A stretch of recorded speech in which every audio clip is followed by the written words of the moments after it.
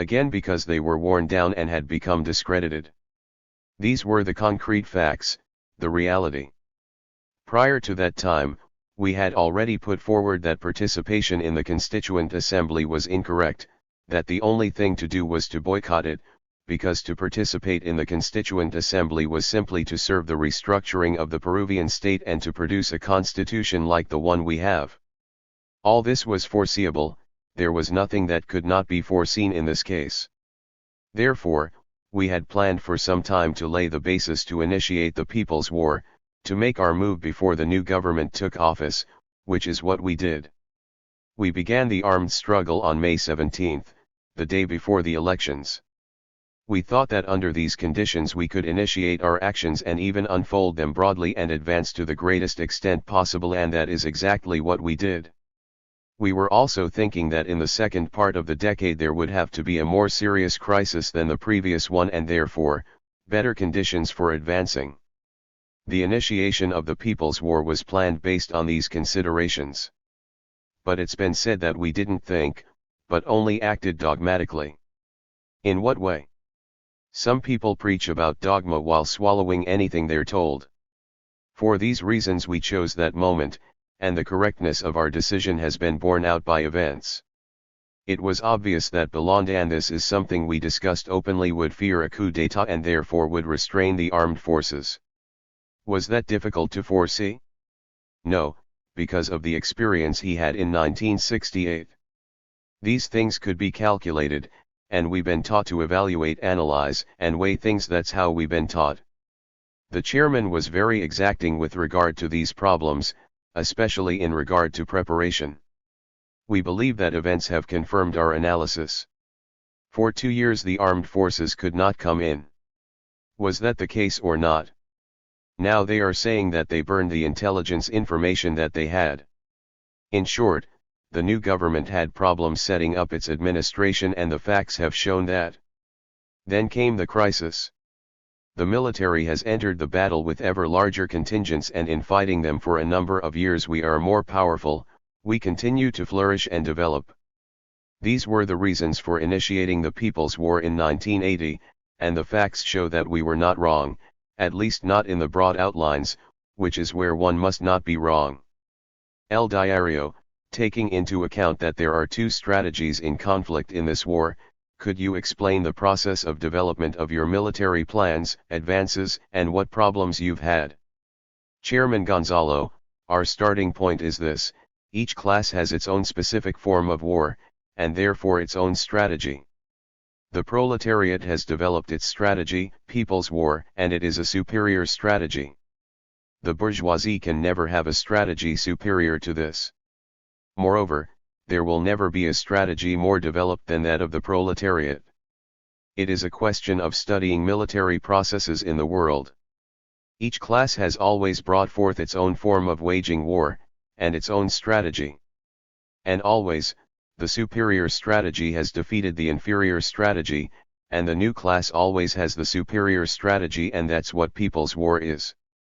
There is evidence to prove this. There are military analysts who put it like this: communists, when they have applied their principles, have never lost a war, they have only lost wars when they have not applied their principles. Therefore, our starting point was that we have a superior strategy, a universally proven theory. Our problem was how to wield it to make our revolution. Therein lies the problem and the possibility of making errors. The first thing that we established was the need to avoid a mechanical application of People's War, because Chairman Mao Zedong warned us that a mechanical application leads to opportunism and defeat. In 1980, which is when we decided to begin the People's War, we decided in the Party Central Committee to pay strict attention to developing a concrete application, not a dogmatic or a mechanical one. This is how we formulated it. This was our starting point. Well, here we can point out the first problem that we had. The first problem that we had was an antagonistic struggle against a right opportunist line that opposed starting the People's War. This is the first problem that we had. We settled this question fundamentally in the IXTH plenum, and the remnants were swept away completely in the February 1980 plenum. That was the first problem we had, and from there we had the struggle to purify the party that we talked about before.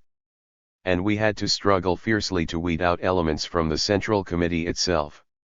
That's the way it is, but that is how we strengthened ourselves and were able to enter the process of initiating the People's War. We already had a plan for waging war in the countryside and the city. The first plan that we proposed was the plan to initiate. The Political Bureau was asked to determine how to develop armed actions, and it was this body that presented the plan, based on detachments as the military form. This plan was presented the plan, based on detachments as the military form. This plan was brought to its conclusion in I-980, but it is important to note that 2 weeks after initiating the armed struggle there was a meeting of the expanded Political Bureau in order to analyze how it had gone, and it concluded that a new thing had been born, and this was the People's War, armed actions, detachments. Then we developed the plan to unfold. This was a longer plan, comprising 2 years, but it was accomplished through several campaigns. It was at the end of this plan that the new forms of power crystallized and the People's Committees arose. At the end of 1982, the armed forces came in. The CC had anticipated this for more than a year. It had studied the involvement of the armed forces, and concluded that it would increase until the army had substituted for the police, who would then assume a secondary role. This is how it has been, and given the situation it could not have been otherwise. We had prepared ourselves, but nevertheless, we had a second problem. The introduction of the armed forces had its consequences. They came in applying a policy of genocide from the beginning. They formed armed groups, called mesnadas, forcing the masses to join and putting them in front, using them as shields.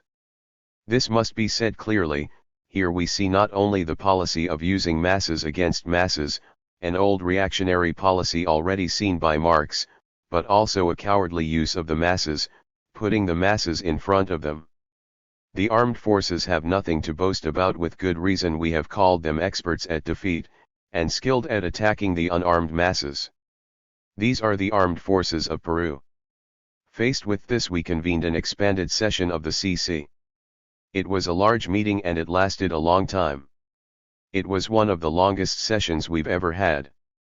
That's when we established the plan to conquer base areas, and the People's Guerrilla Army was created to respond to a force that was obviously of a higher level than the police. It was there that we also raised, among other things, the problem of front state. Thus arose the second problem, the problem of confronting the genocide of 1983 and 1984. It is in the party documents. It's not necessary to go into it a lot, but we do want to stress the fact that it was a vicious and merciless genocide. They thought that with this genocide they would wipe us off the map. How real this was is shown by the fact that, by the end of 1984, they began to circulate among their officers documents concerning our annihilation. The struggle was intense, hard, those were complex and difficult times. In the face of reactionary military actions and the use of mesnadas, we responded with a devastating action, La Canamarca. Neither they nor we have forgotten it, to be sure, because they got an answer that they didn't imagine. Forgotten it, to be sure, because they got an answer that they didn't imagine possible. More than 80 were annihilated, that is the truth. And we say openly that there were excesses, as was analyzed in 1983. But everything in life has two aspects. Our task was to deal a devastating blow in order to put them in check, to make them understand that it was not going to be so easy. On some occasions, like that one, it was the central leadership itself that planned the action and gave instructions. That's how it was. In that case, the principal thing is that we dealt them a devastating blow, and we checked them and they understood that they were dealing with a different kind of people's fighters, that we weren't the same as those they had fought before. This is what they understood. The excesses are the negative aspect.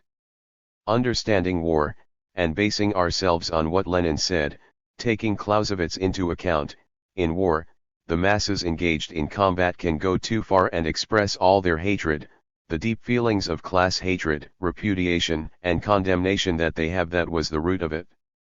This has been explained by Lenin very clearly. Excesses can be committed. The problem is to go to a certain point and not beyond it, because if you go past that point you go off course.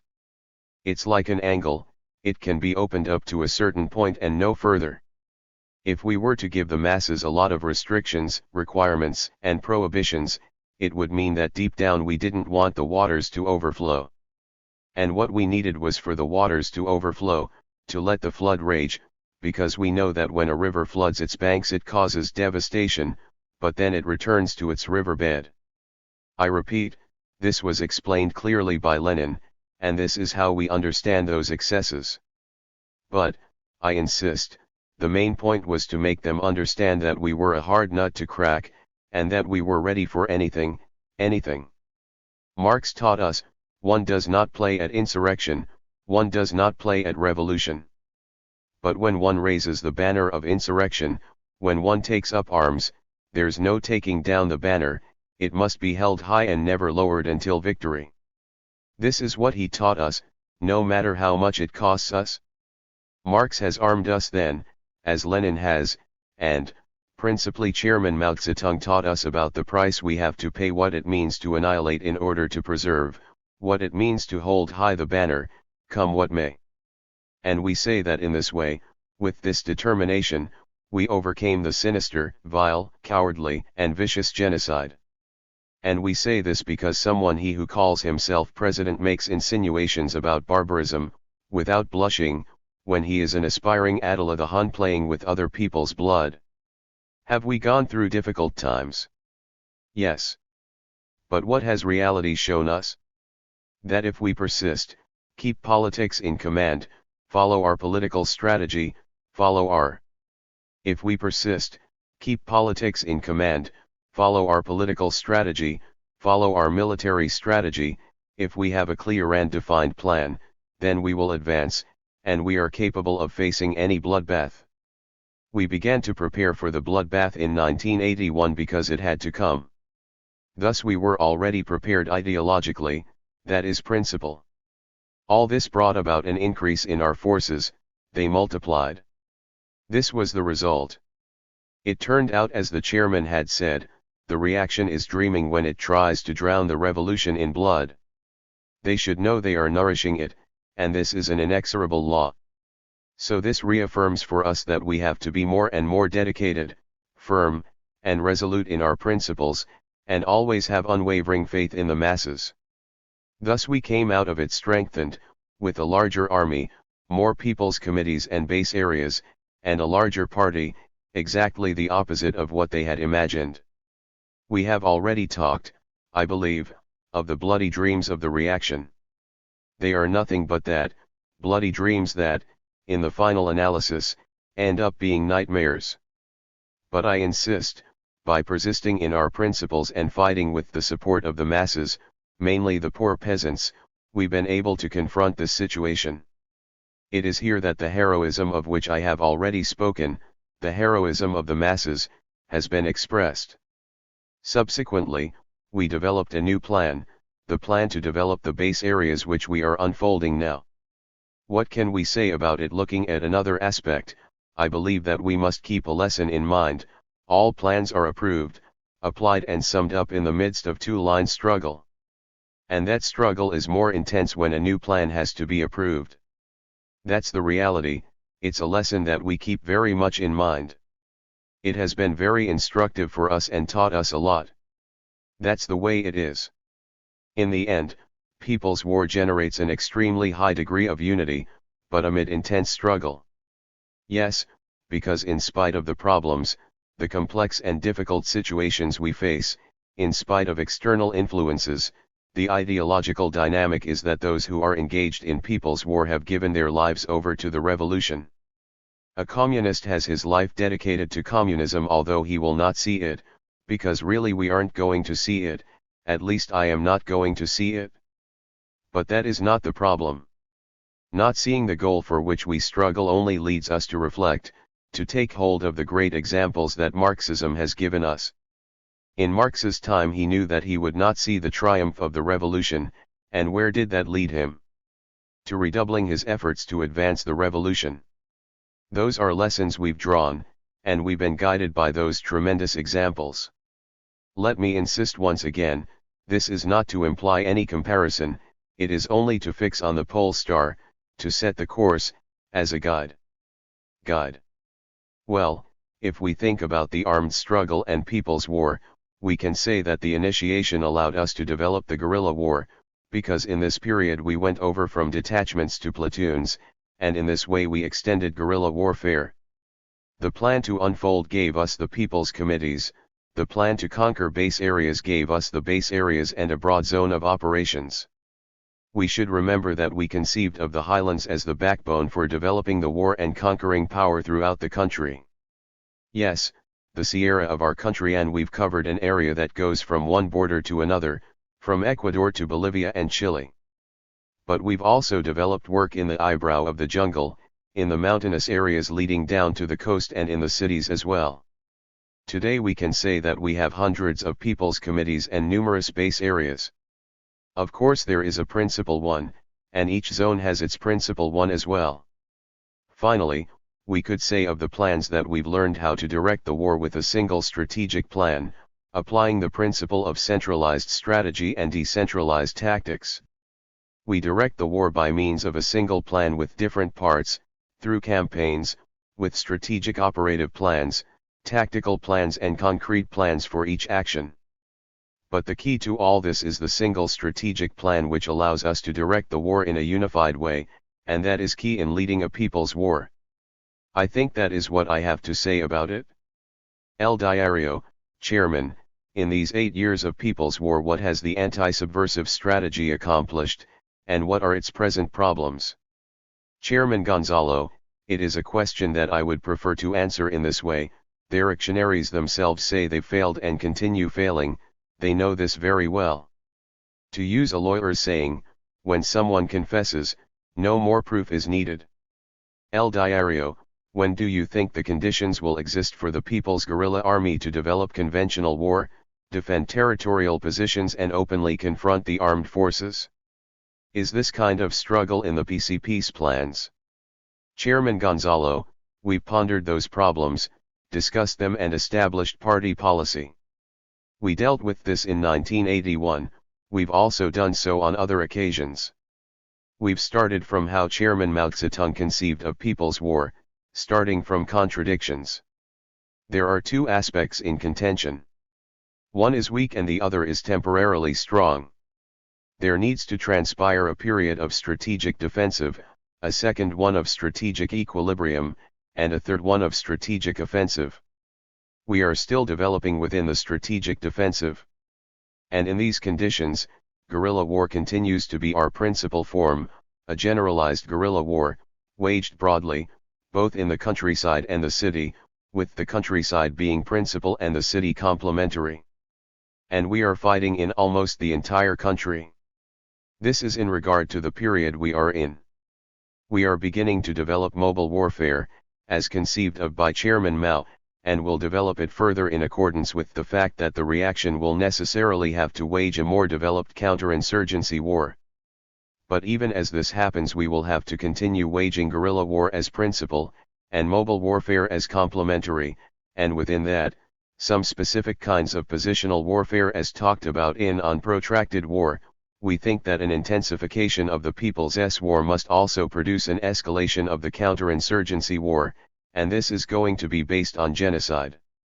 Looking ahead, this is going to lead to the stage of strategic equilibrium, with the understanding, of course, that we persist in a correct ideological and political line and therefore maintain a correct military line, which we have to do. So strategic equilibrium will result from our persisting in all this, coupled with the sinister plans that they are preparing, that will lead to genocide which they want to impose upon the Peruvian people because they feel powerless. But the people cannot follow them because the people cannot go against their own class interests. This will lead to strategic equilibrium, let me repeat, with the understanding that we maintain the correct course in ideology, politics, in military and all related matters. It's at that point that we'll have to address the problem of how to develop people's war to take the cities and prepare the part that corresponds to the strategic offensive. That's all we can say for now. El Diario, to strengthen the war, as you said, is it going to be necessary to strengthen the weaponry of the People's Guerrilla Army? How do you intend to resolve this? Chairman Gonzalo, yes, this is one aspect. Allow me to take a question of principle as my starting point. We are accustomed to and persist in taking our principles as our starting point. In this way, guided by our principles, we can solve our concrete problems. Chairman Mao Zedong has told us that the main thing is mankind. Weapons are useful. So our task is to aim especially at people, at strengthening them ideologically and politically, at building the army. Ideologically and politically in this case, as well as building it militarily. This is our point of departure. With regard to weapons, the chairman says that the enemy has them and so the problem is to seize them from him, and this is principle. Modern weapons are necessary, but their performance depends on the ideology of the man who wields them. Lenin taught us that. We can assert that we are carrying out ambushes and the armed forces know very well how this is developing and the powerful blows they've been dealt. I'd only like to mention the one related to Cayara, the ambush of Orozco. 25 soldiers were annihilated. Only one survived and he was wounded. That is why they responded with vicious genocide. The facts are not as they portrayed them. The truth is that they moved large forces and were not able to hunt us down. And let's be clear also that we seized their arms. They know this very well. And we didn't blow up just one car, but two, because a whole kilometer of the road was mined and they had no way to escape. What was shown on television and in the newspapers by he who calls himself president, and those who've gone to Cayara from this so-called commission are, as they say, castles in the air, drawings in the water. So it has been some time since the growing transfer of arms from them to us began. And they are obligated to bring them to us, it is their obligation to bring them to where we are. And we have to recognize that they've begun to do so. Why do we put things this way? Because we've forced them to spread out, to open different fronts, and have made them sit and wait passively. They're like an elephant stuck in the mud, and therefore easier to attack. This is something the army and the armed forces in general must seriously think about. What I am talking about is none other than the application of what Chairman Mao Zedong taught us when he said that Chiang Kai-shek, by the end of the war, deserved a medal because he acted as a good quartermaster, a good arms supplier. So that has already started, and the armed forces know it very well. And the plan they are cooking up, all their scheming, the great offensive they want to carry out, is all welcomed. It will not hinder the transfer of arms, and they will fail because they will not succeed in getting the Peruvian people to go against their own interests. And they are the blackest, most rotten of reactionaries, led today by this fascist, corporativist, oprista government headed by a vile and miserable mass murderer. History has shown that the Peruvian people do not follow fascism, and will not allow themselves to be corporativized. That has already been established, and this is not just an issue in Peru today, but has been one for decades. So the enemy's weapons, which we seize from them, are our principal source. Seize from them, are our principal source. Furthermore, humble dynamite will continue playing an important role, and mines are weapons of the people. As for us, our principle is to look for the simplest weapons that everyone from among the masses can wield, because our war is a war of the masses. Otherwise, it would not be a people's war, and ours is. This leads to a second question, the manufacturing of weapons. We are striving to advance in the manufacture of arms, which the other side also knows very well by now. Direct notice of this was given to the presidential palace, launched with mortars made by our own hands, by the hands of the people. They don't say so, but we know. The other common way is to buy them, because there are three ways. The main one is to seize them from the enemy, the second one is to manufacture them, and the third one is to buy them. The last one is a problem because of the high cost of weapons, and we are carrying out the most economical people's war on earth. It's that way because we have very few resources, and those that we do have are those that the masses provide us with. To reiterate one more time, how is the problem solved? Lenin said that large quantities of arms must be seized, at whatever cost. And I have already talked about what Chairman Mao taught us. This is what we are putting into practice. El Diario, can you foresee that the triumph and advance of the revolution that you are leading will provoke a U.S. military invasion? What would the PCP do in that case? Chairman Gonzalo, although Yankee imperialism is already intervening, on this question I would concretely say the following. The United States can mobilize our neighboring countries. We should not forget, I insist, that there are even pending territorial claims and border disputes, even though they are silent on this, and we all know the role that Brazil has been assigned. They could intervene directly, with their own troops. They already have people training here. Some time ago we decided in the Central Committee that whatever enemy comes to trample on this land, we will confront him and defeat him. In those circumstances the contradiction would change, the oppressed nation imperialist contradiction would become principle, and that would give us an even broader basis on which to unite our people. El Diario, reactionaries, revisionists, and opportunists of the IU all say that you are isolated from the masses. What can you say about that? Chairman Gonzalo, I believe that from everything we are saying it can be seen that there is support from the masses. To those who say such things, to the revisionists and opportunists, we would ask, how can they explain the existence of a movement that has developed a people's war for 8 years without international aid if it doesn't have the support of the masses? El Diario, for 8 years, the groups and parties of the right, the revisionists, the opportunists, and all the reactionaries have said and even screamed that the PCP is a demented, messianic, bloodthirsty, Pol Pot-ian, dogmatic, sectarian, narco-terrorist organization. The Partido Unificado Mariateguista, PUM, adds that you have trapped the peasantry in the middle, between two fires, that you are militarists. Recently, Villanueva has said you are genocidal terrorists and other things. What do you have to say about these charges? What's behind them? Chairman Gonzalo, to me they represent lies and the inability to understand people's war, and I understand that the enemies of the revolution will never be able to understand people's war. With respect to the charge that the peasantry is caught between two fires, this is an elaborate invention because it is precisely the peasantry that makes up the vast majority of the people's guerrilla army. What must be understood is that the Peruvian state, with its armed forces and repressive apparatus, wants to drown the revolution in blood. This is our understanding, and we would recommend that these gentlemen study a little about warfare in general, revolutionary war, and mainly about people's war and Maoism.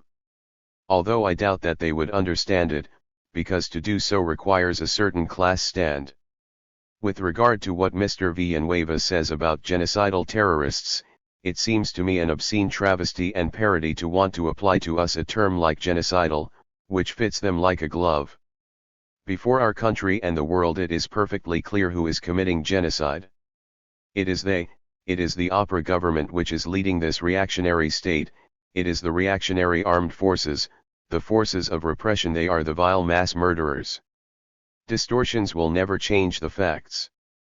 History has already been written, tomorrow it will be confirmed.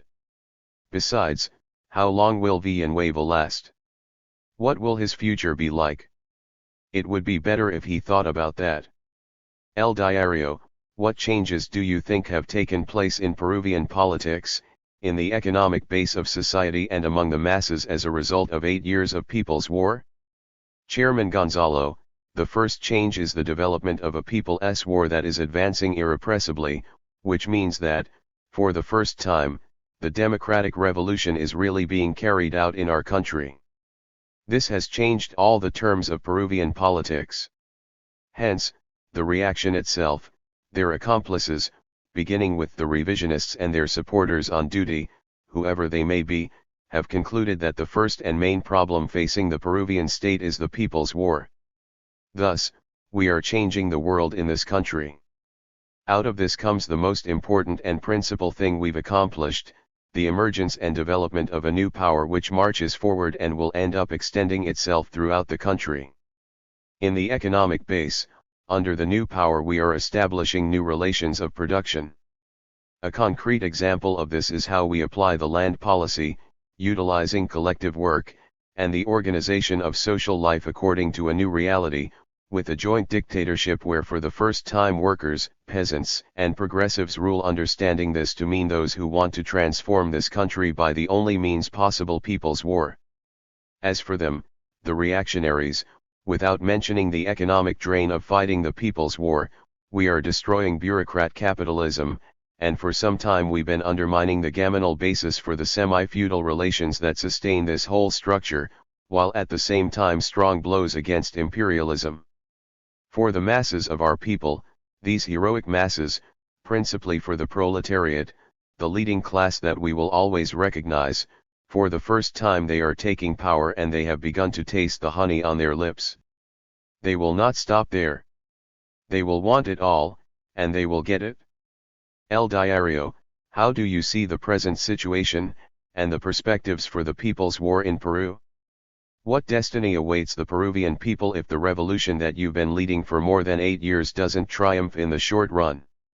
Do you believe that this government or another one can find a way out of this crisis? In the document Basis for Discussion, the PCP indicated that we are entering decisive years in which opera continues to be without a strategic plan. Could it be that we are on the threshold of the victory of the revolution, and of the seizure of state power by the PCP?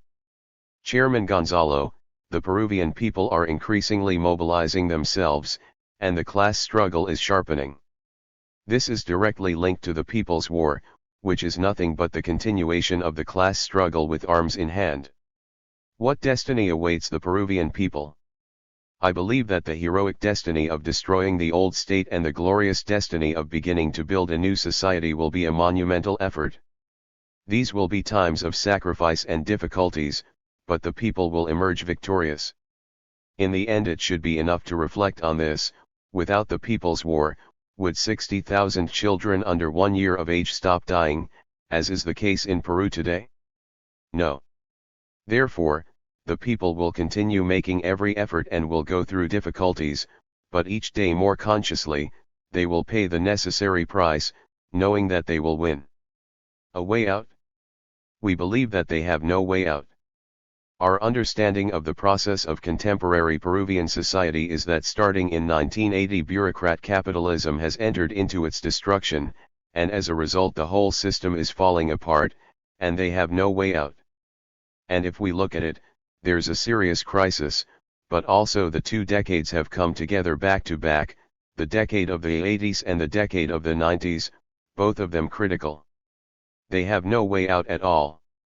In regard to the decisive years, we understand by decisive years a more powerful storm between People's War and counter-revolutionary war, and we believe, once again, that from this will emerge the stage of strategic equilibrium. As for time, Chairman Mao said the more and better we fight, the less time will be needed. For our part, it is our obligation to do this. We are doing it and we will do it. On the other hand, we have extraordinary objective conditions. The conditions of general crisis which the decrepit system of Peruvian society has entered into reveals to us that things can accelerate in these decisive years, and in fact these decisive years will powerfully accelerate the conditions and develop the revolutionary situation. What are our tasks today? In sum, more people's war, more new power, more army, more involvement of the masses, and this is how we believe our victory will come. El Diario, finally, could you lay out your position with regard to worldwide people's war? In the case of a world war between the superpowers, what would be the results for humanity? Chairman Gonzalo, could there be a world war?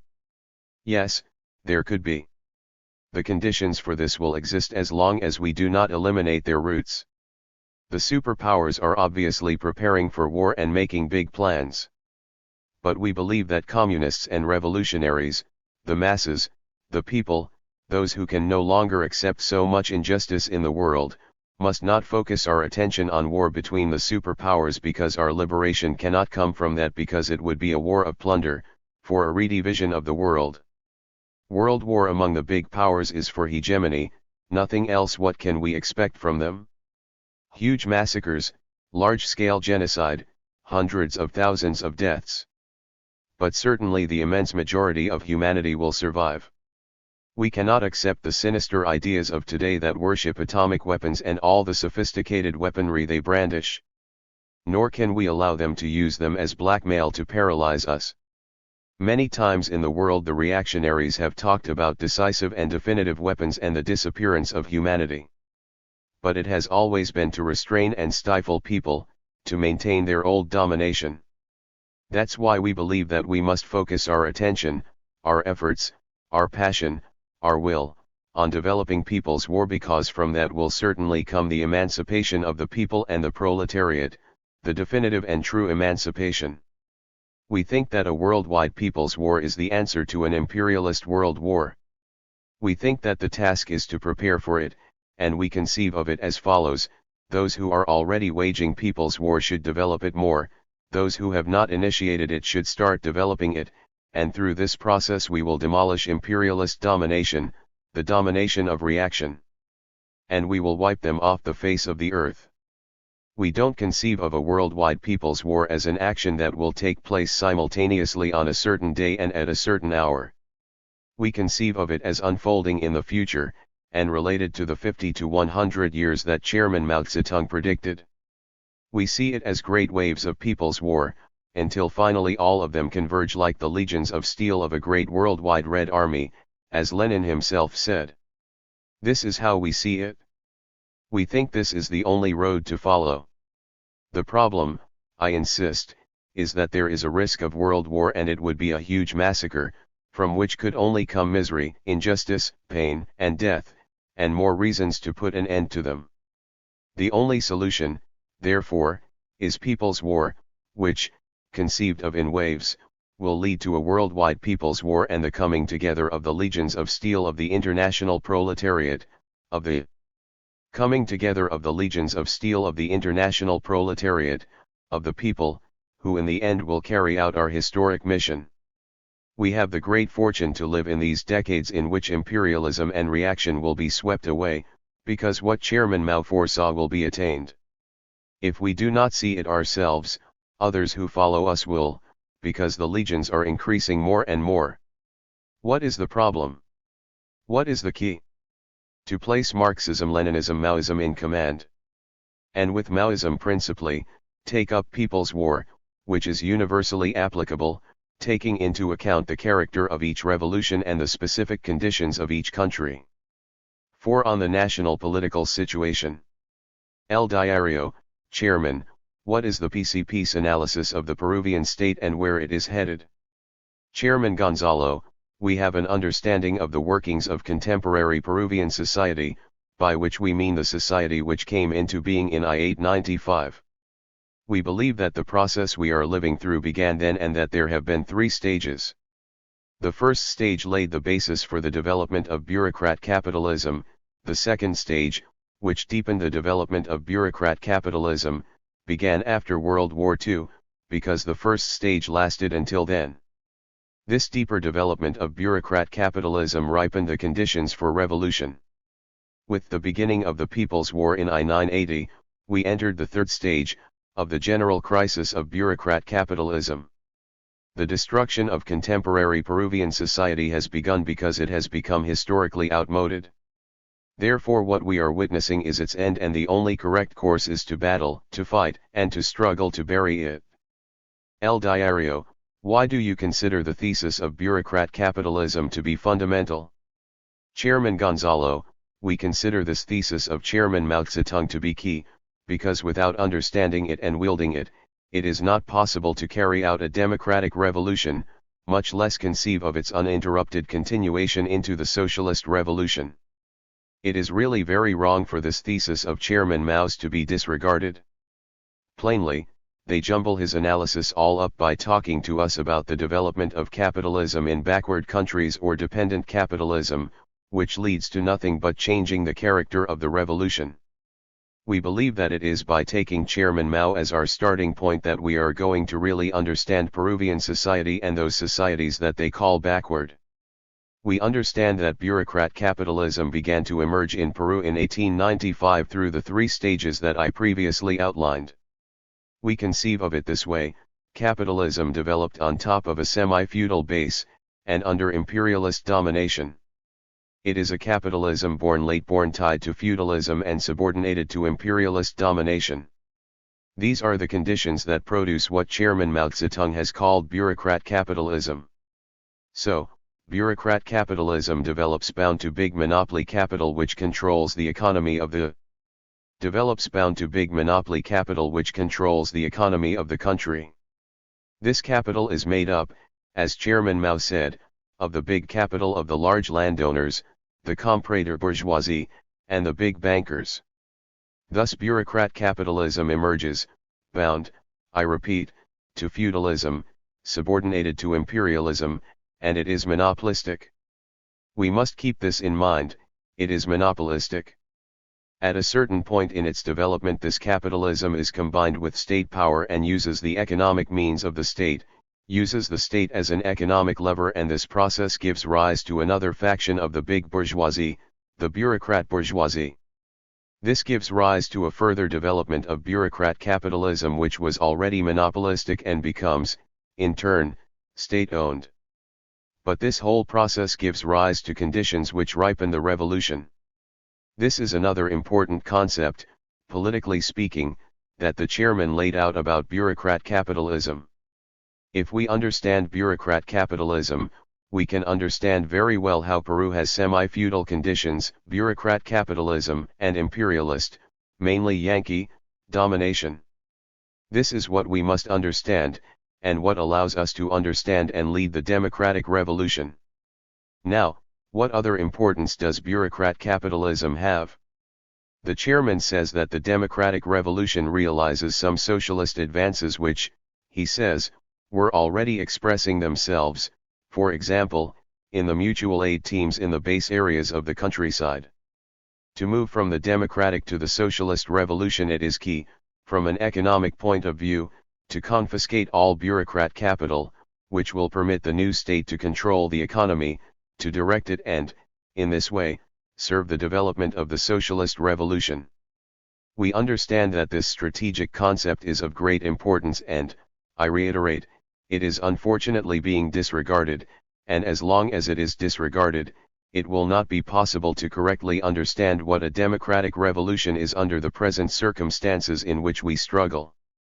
It is erroneous to think that bureaucrat capitalism is the capitalism that the state develops with the economic means of production that it directly controls. This is erroneous, and it does not conform to Chairman Mao's thesis. Just think of it like this: if bureaucrat capital were only state-owned capitalism, and you confiscated this state-owned capital, in whose hands would the other, non-state-owned monopoly capital remain? In the hands of reaction, of the big bourgeoisie. This view, which identifies bureaucrat capitalism with state monopoly capitalism, is a revisionist concept, and in our party it was upheld by the left liquidationists. Hence, we understand this problem to be a very important one. Furthermore, politically it allows us to differentiate very clearly between the big bourgeoisie and the national or middle bourgeoisie. And this gives us the means to understand, so that we don't pin ourselves to the tail of any faction of the big bourgeoisie, either the comprador or bureaucrat bourgeoisies, which is what revisionism and opportunism have done and continue to do in Peru. There have been decades of this perverse policy of labeling one faction of the big bourgeoisie the national bourgeoisie, hence progressive, and supporting them. Grasping bureaucrat capitalism permitted us to more clearly understand the differentiation, I repeat, between the national bourgeoisie and the big bourgeoisie, and grasp the correct tactics to carry out, taking up again precisely what Mariátegui had established. For this reason we consider the thesis on bureaucrat capitalism to be of utmost importance. El Diario, how would you sum up your political and economic analysis of the present conjuncture and its prospects? Is this situation perhaps favorable for the PCP? What does it pose for the reaction, revisionism, and opportunism? Chairman Gonzalo, we believe that bureaucrat capitalism has entered into a general crisis. Moreover, we believe that this bureaucrat capitalism was born sick, because it derived from semi-feudalism, or is tied to it, and from imperialism. Semi-feudalism is obviously outmoded, and imperialism is moribund. What kind of child could come from these two parents condemned to death by incurable disease? A sick, stunted monster that has entered its phase of destruction. We think that the crises will become sharper and sharper, that, even as some economists say, there have been more or less 30 years of crisis from which we have not emerged except for some small ripples of recovery. Or, as opera says in its own internal documents, this is a crisis that has existed since the middle of the 70s. We can see that each new crisis is worse than the previous one. And if we add to this the two critical decades of the 80s and 90s, back to back, the situation becomes clear. What do they themselves say?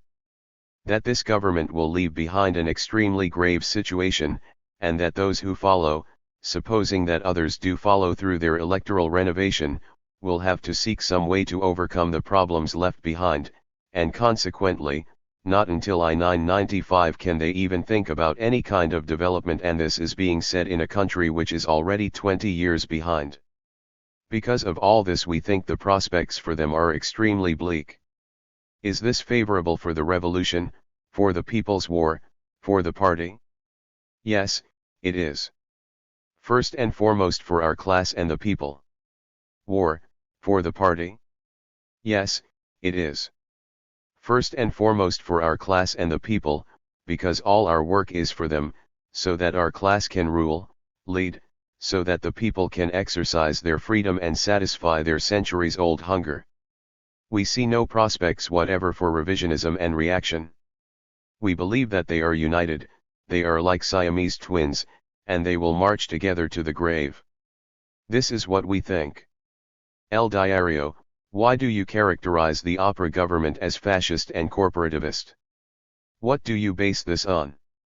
What is your opinion of Alan Garcia Perez's speech at the Opera Youth Congress in Ayacucho and the one he gave in Peta? What is your opinion of the economic measures of the new cabinet? Chairman Gonzalo, concerning the characterization of the opera government.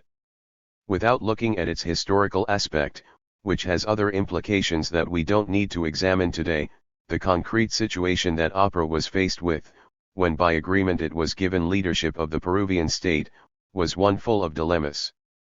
There existed two tendencies within it. One was fascist and the other was demo-liberal. This is what was going on in opera, and we understand that in this case the demo-liberal position meant the maintenance of the reactionary constitutional order established in 1920, in 1933, and in 1979. That's what we mean by the demo-liberal order. Opera had a problem: its need for investments to be able to push forward the economy, or more exactly, to showcase some successes. This is what they have done, use up what little they had in order to present us with a showcase of successes as fragile as glass. And we are seeing the proof of this today. So there is no way you can say that opera's plan was a good economic plan, because if it was such a good plan, why are the results so bad? It doesn't make sense. So opera had to resort to using capital from the comprador bourgeoisie, and they, obviously, demanded certain conditions. In opera's own documents they say that by the end of I-985 the big bourgeoisie, particularly the comprador bourgeoisie, was already beginning to recover and to cash in. The year I-986 was like paradise for them. They made billions of dollars in profits, as they themselves have said, thinking that later they would reinvest. But this plan was not going to work, the economy was bound to go into crisis and fail, and therefore they could not reinvest. Since then the conflict between them has sharpened further, hence the struggles between the two factions of the big bourgeoisie. On the other hand, opera, with regard to the people, was confronted with the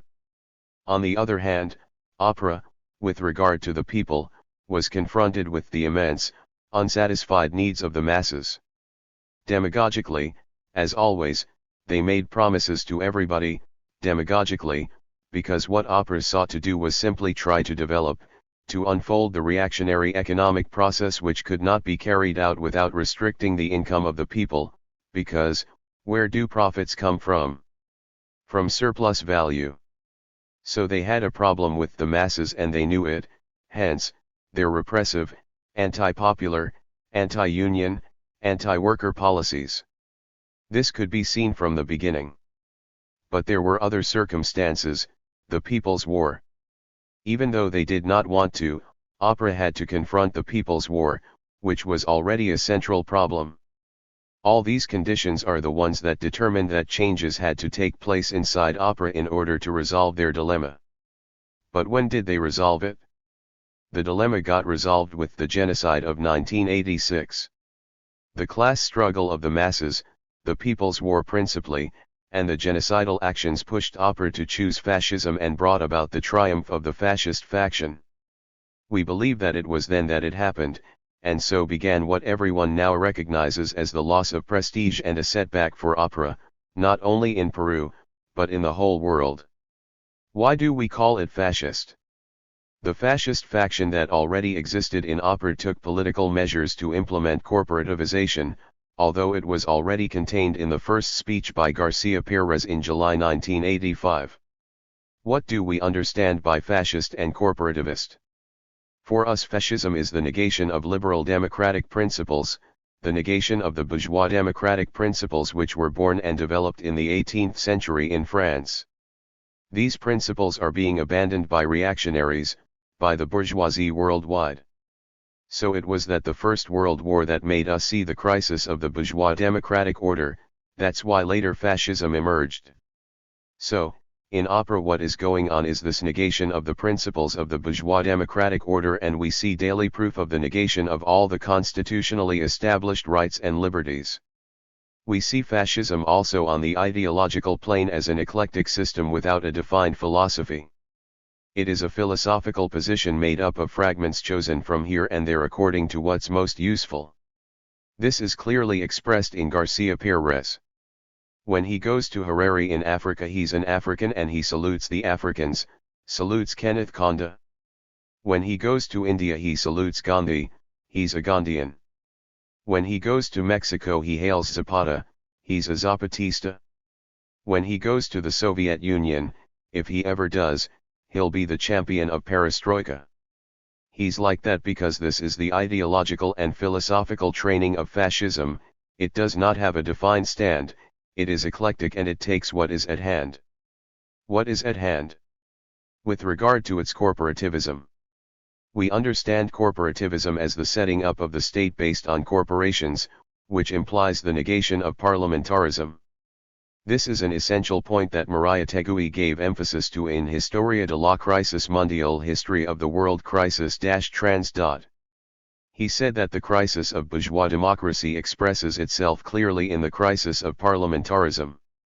Looking at the parliament here, while it is true that in the last decades it has been the executive branch that has produced the most important laws in this country, it is during this opera government that the executive has monopolized the creation of all the fundamental laws for its own purposes. No important laws have come from the parliament. This is a fact, and everything has been aimed at giving powers to the executive so that it can do and undo as it pleases. Everything is a negation of parliamentarism. The problem of corporativism in our country is not a recent one. Already in 1933, during the second restructuring of the Peruvian state in this century, when the constitution was being debated, Victor Andrés Belanda put forward the corporativization of Peruvian society. Villarán, who was the chairman of the reporting committee of the constitution, opposed it, stating, "How are we going to corporativize if there are no corporations?" It was a way of dodging the issue. Those are precedents. Now that they are talking so much about Mr. Belanda, whose works have just been published, it is fitting to remember his stand, in the face of liberalism which focuses on money and communism which negates the individual. What we need are corporativist systems modeled after those of medieval times. It is good to keep this in mind in order to see corporativism's affiliation and its roots, and also keep very much in mind that it is intimately linked to the positions set forth by the papacy starting in the past century. Velasco also tried to corporativize the country. That's why he started the formation of corporations of agricultural producers, for example. His own agrarian law 17,716 had the political aim of establishing corporativist bases. The industrial law did, too. How? Through the industrial community. His famous political organization, which was never consolidated, also put forward positions which were clearly fascist and corporativist. But they didn't succeed in carrying it out in Peru. And what are they trying to do? What do they want?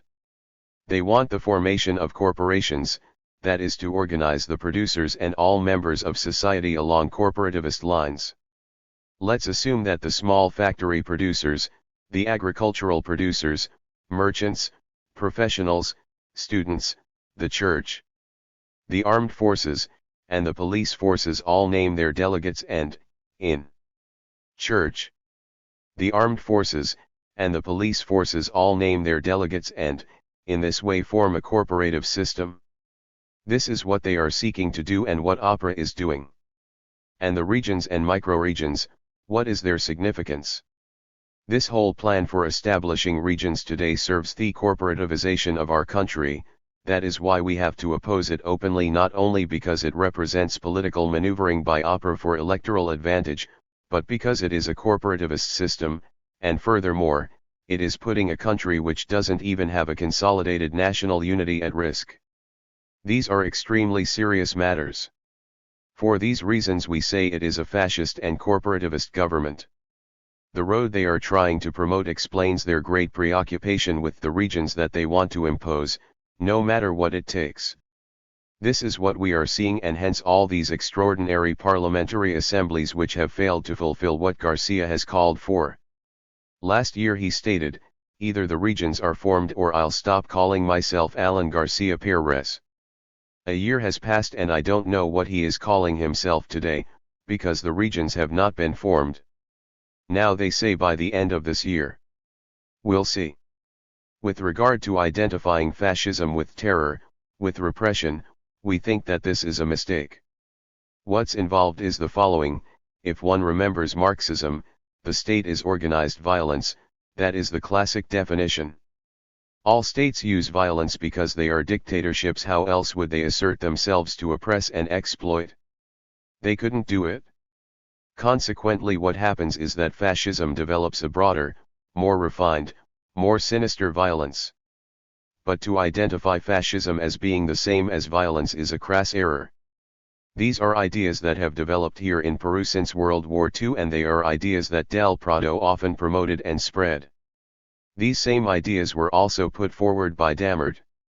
Identifying fascism with terror means not understanding Maria Tegui, who in Figuras y Aspectos de la Vida Mundial, Figures and Aspects of World Life trans, when talking of H.G.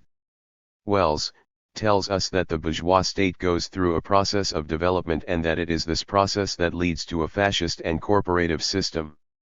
This can be understood very well if we study Maria Tegui's works, the previously mentioned Historia de la Crisis Mundial or La Escena Contemporánea, the contemporary scene trans. Let's not forget that he lived it, studied it, and came to know it directly. In this country, we have to look at fascism in its different aspects, beginning with its ideology, its politics, and its organizational form, how it uses violence, its terror. Today we see how it practices a skillful violence, more developed, broader, more brutal and vicious. This is what is called terror. But apart from broader, more brutal, and vicious, this is what is called terror.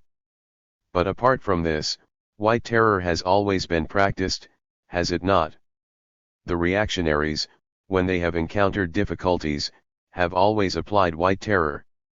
So we should never identify and reduce all fascism simply to terror.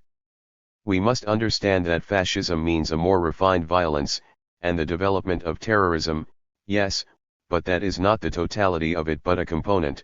It is fascism's means of unfolding reactionary violence. As for Garcia Perez's speech at the Opera Youth Congress, in sum, there is an intense struggle in opera, which has to do with their next Congress, and the problem consists in whether Garcia Perez will maintain his control over that party or not, while keeping himself in power in collusion with the armed forces. For some time it's been apparent that the opera youth have questioned the work of the government, and this expressed itself in a big way at this Congress in Ayacucho. And Garcia Perez had to make a desperate trip in order to explain himself and to present himself as the savior.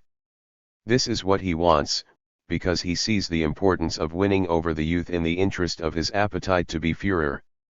I believe this gets to the essence of it. Concerning what he said about our party, and the supposed admiration he says he has for it, this simply reveals the struggle inside opera, because someone who is a genocidal assassin, who daily murders the people, the fighters, the communists, can't have admiration for us. This is demagogical posturing, uncontrollable appetites linked to the opera congress and related to his political prospects, because he can still play many cards. The man is quite young. Concerning PETA, the PETA speech, essentially it was a fascist speech, openly fascist. It was not, as some say, to give the parliamentarians who were raising a ruckus a slap on the wrist. That kind of thing is commonplace among them and there is nothing extraordinary about it. But that was not what this was about, it was a strictly fascist speech. Garcia Perez wants to become Führer. There's a reason why they call him conductor. Many times Congressman Roca himself has called him conductor. Isn't conductor the same as Führer? It means the same thing in German. Therefore I think it's correct when some call him the apprentice Führer. But in the end what he is showing us is that he's just a cheap demagogue with a big, unrestrained appetite, ready to do anything to satisfy it. I think self-idolatry is one of his characteristics. As for the economic measures of the new cabinet, as was inevitable, no one agrees with them. Of course no one agrees with them, and the people least of all, which is what interests us. So a double contradiction emerges. The first one is, which is what interests us. So a double contradiction emerges. The first one is with the comprador bourgeoisie, because the economic measures are insufficient. They ask the opera government for more measures and they demand a definition of the plan, because this plan is for 18 months, but consists only of a general outline, without dealing concretely with important problems. For its 5 years in office, opera is going to proceed like this, from one emergency plan to another and yet another. From emergency to emergency, which amounts to the total unraveling of the plans it had thought to implement during its term. I am referring here to their own documents. And the second contradiction is inevitably with the people, whose belts are being tightened in the interest of generating new capital. How and from where can capital be obtained? By reducing salaries. These are, in sum, the measures, and that's why they have created more problems for opera than they already had. Meanwhile they continue, demagogically, postponing what the very order within which they operate imposes on them and what they themselves bring on by being puppets, because they have long been in collusion with the United States, with imperialism. Their ties with the World Bank and the International Development Bank, IDB, are extremely clear, and these are the instruments that the imperialists are using more now due to the discrediting of the IMF, although the prospects are that opera will return to the fold. So those economic measures are not resolving the situation, they are worsening it. And we are going to have an extremely grave and critical economic situation which will develop even further, becoming a tremendous burden on the backs of the masses. El Diario, Chairman, how do you see the upcoming elections shaping up, and the possibility of a coup or a coup backed by the government itself? Chairman Gonzalo, if you'll allow me, I'd like to say that the main thing about the elections is the need to boycott them, and if possible, prevent them. Why do we say this? What do the people have to gain? Nothing. The people won't gain anything through an electoral renewal. I think this can be seen very clearly in this country's history. In the document, desarrollar la guerra popular sirviendo a la revolución mundial develop people's war, serving the world revolution trans. We pointed this out, we showed this to be the case and no one has disproved it. We showed how the percentage of votes for the IU was what prevented the majority from expressing their opposition to the elections. I believe this has been shown. We have therefore put forward, and the facts have borne out, that the tendency in Peru is to expect nothing from elections or from a new government. The tendency is to reject elections. Where does the problem lie? In the way revisionism and opportunism continue promoting elections, that's where the problem lies. So what is the key point here? To strike blows and expose what the electoral process means, that it means nothing except allowing the renewal of the authorities of this old and rotting order, that it means nothing else. Because they won't be able to tell us that it means maintaining the democratic arena. This is an old story that no one is going to believe anymore. This is the story that those who today belong to the PUM told us at the time of the Constituent Assembly. And then, in 1980, they said that there was democratic space, that we were in a pre-revolutionary situation, and that by using the parliament as a tribune we could go over to a revolutionary situation, only to tell us later that we had to focus on defending the existing order. I think that this is the main thing for the people, that the majority express their repudiation of the elections, even if by simply casting a blank vote, even if it is just by doing that. This is important because that is how the will of the masses of people, the immense majority who already understand that the electoral road offers no solutions, will be expressed. I think they have wanted to make use of the elections, putting forward the electoral campaign, in order to get the people to focus their attention on the elections. But we see that this plan has failed for two reasons. The first is the serious problems that the people have, and how their fighting spirit is growing daily, which the people's war serves to push forward. Secondly, the very contradictions that have thrown all the existing political institutions into great turmoil. The IU is a jumble of contradictions, so is the so-called Fredmo, and opera is a pot brimming with party hacks. That's how it really is. And if their eager plans to divert the attention of the people have failed, and if the conditions are those of a people's war with great prospects, as is really the case, all revolutionaries who want to see this country transformed must push for the people to reject this process. Let them figure out how to replace their authorities. It's their problem, not ours. That's how we see it. About a possible coup d'état, well, in this country the possibility of a coup always exists. And we understand that the army itself is already alarmed, pointing out that they don't see any political force capable of confronting the people's war. If the army is saying that, then it means that a coup could occur at any moment. But it could occur in many different ways, and that's another question. It could be something similar to what happened in Uruguay with Bordaberry, which would be Garcia Perez in this case. It could be a self-engineered coup. That's another card that Garcia Perez has up his sleeve, because a coup would remove him, as a victim and not as the political failure that he is. And since he's young, sometime later he could come back as a martyr, and since he's young, sometime later he could come back as a martyr and defender of democracy. That's why this is another card this demagogic expert in sleight of hand might pull from the deck. And looking deeper, the armed forces really do have to more and more unfold an increasingly developed counter-revolutionary struggle that strengthens their power. That's the way it is. And we think that the movement of the contradiction is in such a direction that we will have to confront each other, the revolutionary forces, the Communist Party of Peru leading the People's War, on the one hand, and on the other hand, the reaction. The armed forces leading the counter-revolutionary war in Peru. El Diario, Chairman, would you accept talks with Alan Garcia? Chairman Gonzalo, the idea of talks is being bandied about, and it is also part of the superpowers game, especially the social imperialists. We see the situation this way: there is a time in the development of a people's war when relations and diplomatic dealings become necessary and do occur. For example, the meeting between Chairman Mao and Chiang Kai-shek. This is something people are familiar with. We also saw it in the case of Vietnam. It is a facet in the development of a revolutionary war and, even more so, of a people's war. But we must start from the understanding that in diplomatic meetings agreements signed at the table only reflect what has already been established on the battlefield, because no one is going to give up what they have not obviously lost. That is understood.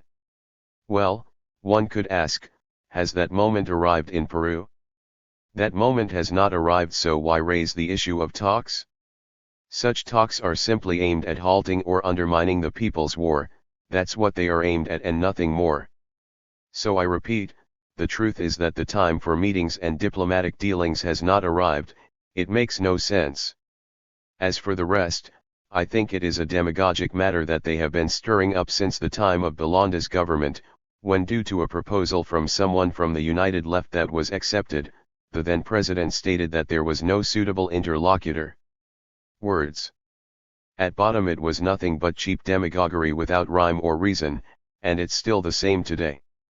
And who talks about talks? The revisionists, the opportunists, and those who have hope for opera, for this demo-bourgeois order, for this reactionary order. They are the ones. But are they not at the same time the ones who are promoting pacification, our destruction? Are they not the same ones who make proposals about how to pacify better, which means how to sweep us away, because such are their sinister dreams to satisfy their appetites? They are the same ones. What a coincidence. So then, these talks are a sinister betrayal. Furthermore, one could ask, how can? So then, these talks are a sinister betrayal. Furthermore, one could ask, how can they talk about dialogue, those who even made an amnesty pact with Garcia Perez, which he never honored? So for me all this jabbering about talks is nothing, I repeat, but looking for a way to undermine the people's war, because it doesn't correspond to reality. When the time comes, the people's war will necessarily have to undertake diplomatic dealings. But our diplomacy will be aimed at seizing power countrywide, fully and completely. We don't want a North Vietnam and a South Vietnam, we don't want a North Korea and a South Korea. We don't want a North Peru and a South Peru, we want only one Peru. This is our condition, full, complete, and absolute surrender. Are they ready for that? No. What they are plotting is our destruction, and so talks are nothing but a part of that same plan despite all their demagogic and Philistine cackling. El Diario, what do you think of the United Left and its political line? What destiny do you foresee for this revisionist front? And what is the PCP's stand on the National People's Assembly Assemblée Nationale Populaire, ANP, trans. Chairman Gonzalo, concerning this I would like to be very brief. First, because what is the line of the United Left at this time? We don't know. In earlier documents they state that the IU is a mass front of the socialist trend, and it has focused, as is evident, on parliamentary cretinism. What is at the heart of their positions? A very simple matter, they think they can take over the government, and then, as they say, take over power. Well, they must understand that they cannot take over one without seizing the other.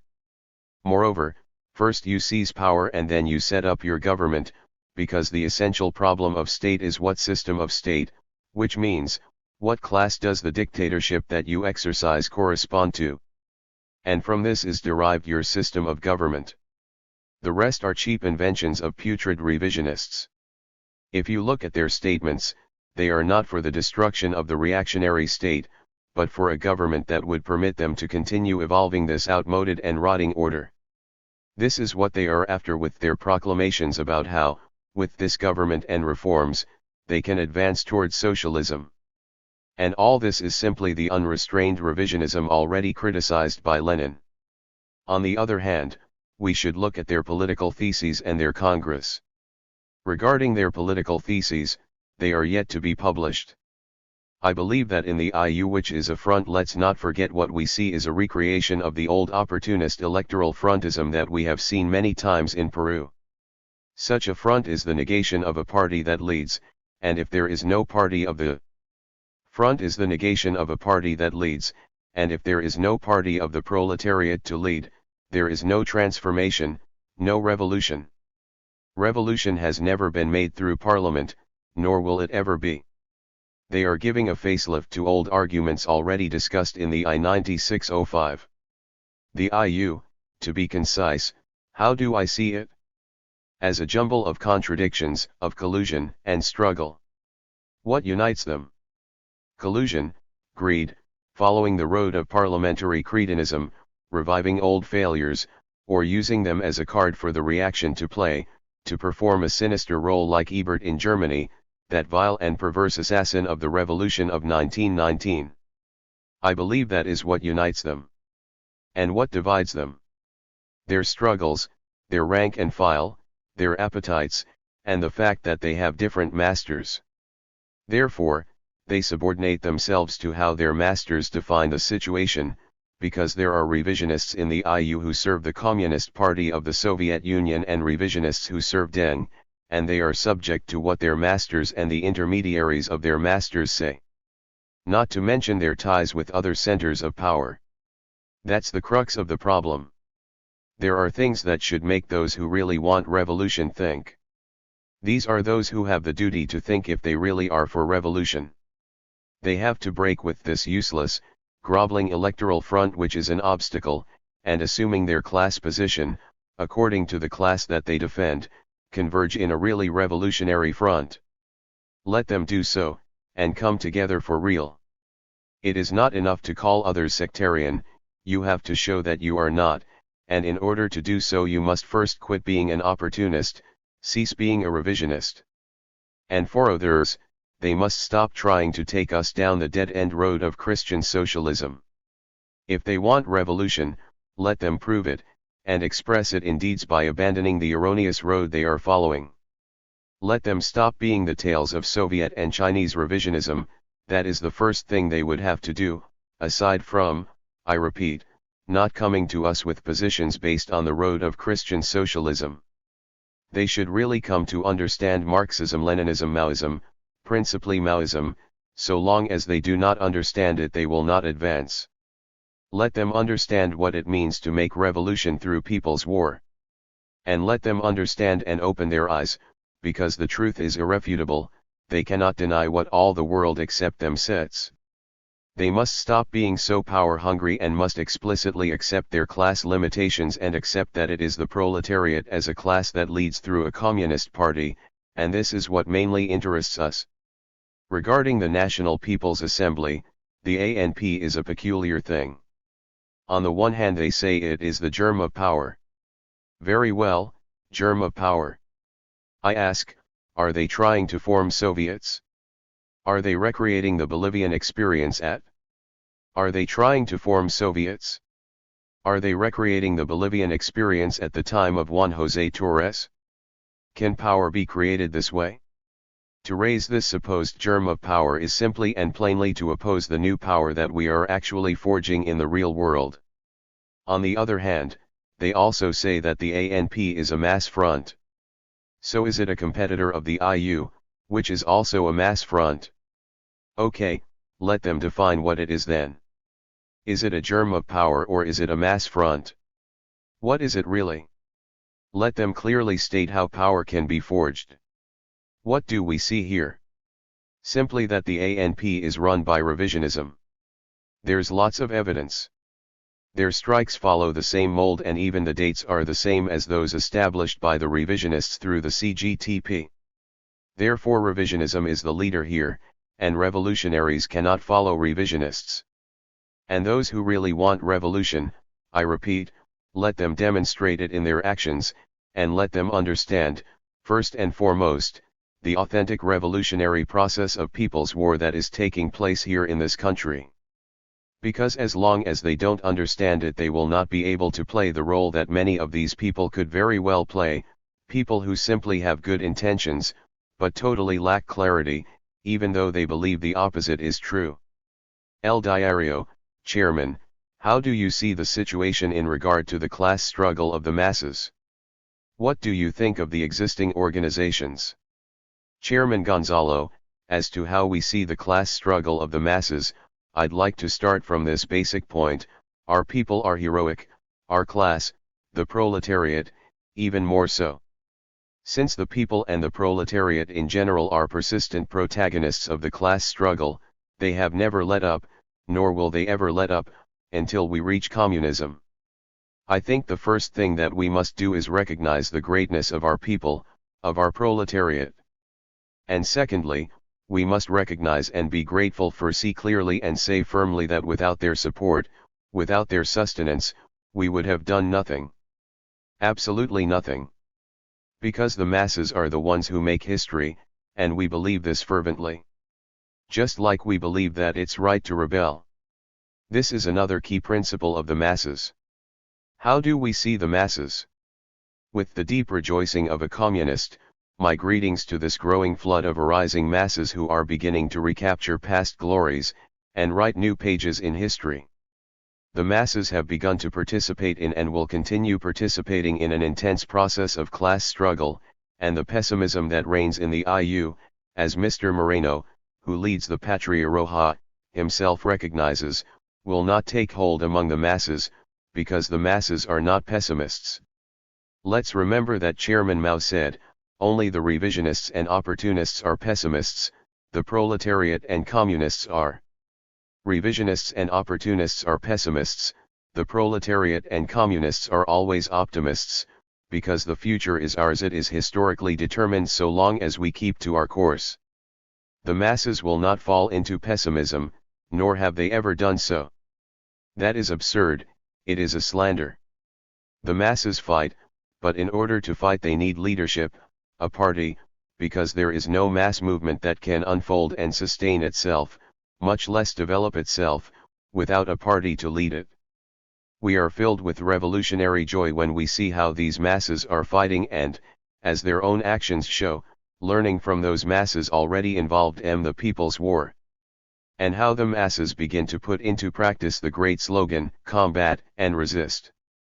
This is not a time to just receive, we must be gracious and give in return, and do so doubly, so as to be doubly gracious. And I think that the masses are doing that, giving really outstanding examples that make us see the brilliant future, the future the masses themselves will see. Because they are the ones who make revolution, the party only leads them. I think this is a principle that we all know, but it's useful to repeat it. In regard to your question about the organizations, we believe that today more than ever we have to seriously study what Lenin taught us in his work, The Collapse of the Second International, Chapter 8. He says that the state of the exploiters, the bourgeois state, the reactionary state, allows the existence of organizations that sustain and serve it so that it can maintain itself and survive. And what do these organizations do, in order to maintain themselves? They sell out the revolution for a mess of pottage. I believe this saying fits them like a glove. But Lenin tells us more, that the revolution can expect nothing from these organizations. The revolution has to create its own organizations in times of war and revolution like the ones we are living in now and will live in from now on. And in the future, the revolution will triumph. So Lenin tells us that we have to create new organizations that serve the revolution, even though we have to go over the heads of those who sell out the workers, of the traitors to the revolution. I believe that those are Lenin's words. They deserve immense respect from us, and should move us to profound and serious reflection. Otherwise we would not be serving our class, or the people. And we have to emphasize the urgent necessity to help everyone acquire more and more class consciousness so that they live as what they are, as the working class or as the people, with interests that are opposed to and antagonistic to the exploiters. And they should feel clearly the power that they have when their strikes stop production. And let them understand and feel and carry forward a strike as a school of warfare, as a school of communism, and continue unfolding their strikes as the main form of struggle in the economic sphere, because that is what they are. But under the struggle in the economic sphere, because that is what they are. But under the present circumstances, these struggles must be inseparably linked to the conquest of power. So let's unite the struggle for economic demands with the struggle for the seizure of power with the people's war. Because it is in the defense of their class interests, of the interests of the proletariat, of the people. That is what we need, and that is what we believe the masses are pushing forward evermore. In our party, we came to the conclusion a long time ago on what we call the law of the masses, the law of incorporation of the masses into the war and into the revolution, like the one we are unfolding. And this is what applies here. The masses are joining the struggle in surges, bigger and bigger surges. This is the course that we are following, and we will unite 90% of the Peruvian people. What for? So that the masses bring about the victory of the revolution and the culmination of the work that they initiated 8 years ago, and have been carrying forward with their own blood. Because the revolution is theirs, it has arisen from them, from their depths. They, the masses, make history. I repeat, the party only leads them. I believe this is true. El Diario, Chairman, in what political and social sectors does the PCP seek its allies?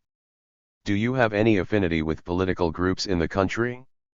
The opportunists claim that you are sectarian. How do you determine your united front policy? What is the strength of the party in the countryside, in the workers' movement, among the people as a whole? Chairman Gonzalo, if you will allow me, I will start from how we see the front. We have already explained how we are carrying it forward, but what we need to state clearly here is how we conceive of the united front which Chairman Mao spoke of. While I'm on the subject, let me say that it was Mao who established the laws of the front, the 6 laws of the front. There were no such laws before him. In accordance with these criteria of Marxism-Leninism-Maoism, our goal is a front of classes, with the proletariat as the leading class, the peasantry as the main force, the petty bourgeoisie as an ally which we must pay attention to, and in particular the intellectuals, because they are necessary to the revolution, as Chairman Mao also taught us. And in this front, under certain circumstances and conditions, even the national bourgeoisie can and does participate. This is what we understand by the united front. This front has a foundation, which is the Worker-Peasant Alliance, forged in the countryside. We are forging it today, and have been for 8 years with arms in hand. Why is the Worker-Peasant Alliance necessary? Because without it the proletariat would not have hegemony, and this front requires a communist party to lead it. This is our position. We are absolutely opposed to the revisionist theory being applied in Central America, and that they want to spread elsewhere, that everyone is revolutionary, everyone is Marxist. There's no need for the leadership of a communist party, it's enough to simply unite everyone and base oneself on a front in order to lead a revolution. That is the negation of Marxism. It is the negation of Marx, of Lenin, and of Chairman Mao. No Marxist has disregarded the need for the leadership of a party. Without it, how can the hegemony of the proletariat be concretized? Only through a really genuine communist party, that is, a Marxist-Leninist-Maoist party that firmly and consistently serves the interests of the class and defends the interests of the people. This is how we see it, and this is what we are forging and developing. For us the issue of the front has to do with the aforementioned thesis, that the party is the selection of the best elements, and is the necessary leadership, but it does not make the revolution, because it is the masses who make it. Therefore, there is the need for a front to bring together 90% of the population, the immense majority.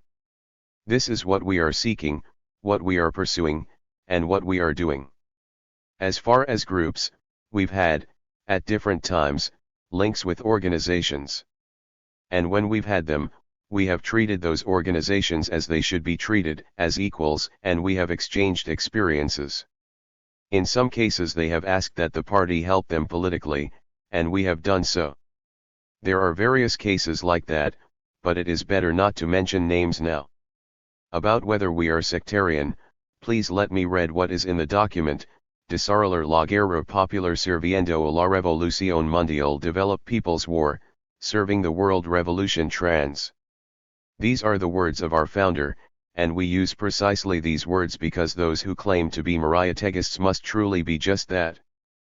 But you cannot be a follower of Marayategui without being a Marxist-Leninist Maoist.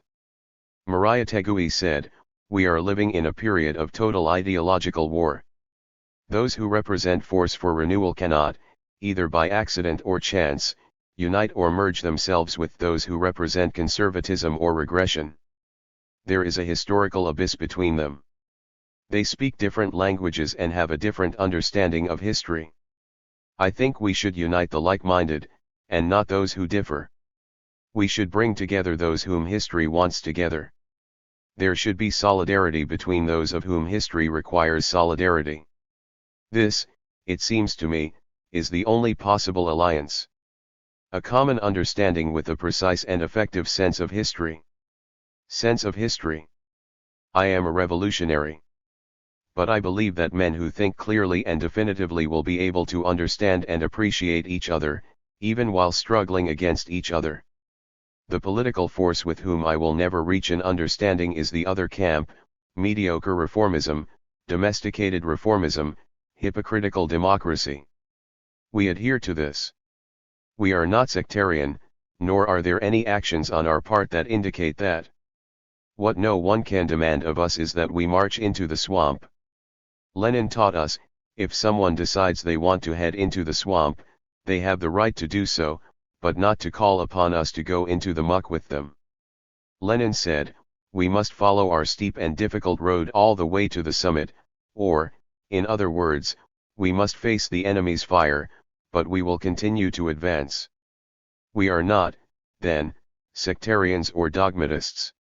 We are simply communists, and we adhere to those wise words of Marayategui.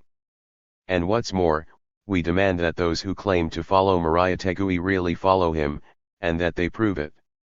As to the strength of the party in the countryside, what I can say concretely is that the majority of our members are peasants, the vast majority. And a limitation that we have is the insufficient number of workers. This is a serious limitation, but we are making, and will continue to make, more efforts to correct it, because we need proletarian communists. The workers offer temperanel, their steel-like quality, because this characterizes them as a class. Moreover, we know how our strength and influence is growing among the people as a whole. We can say that the people's guerrilla army is made up of masses, of peasants, of workers, intellectuals, people from the petty bourgeoisie. We are talking about thousands of people. We have hundreds of people's committees organized in base areas. And we exercise power over tens of thousands of people.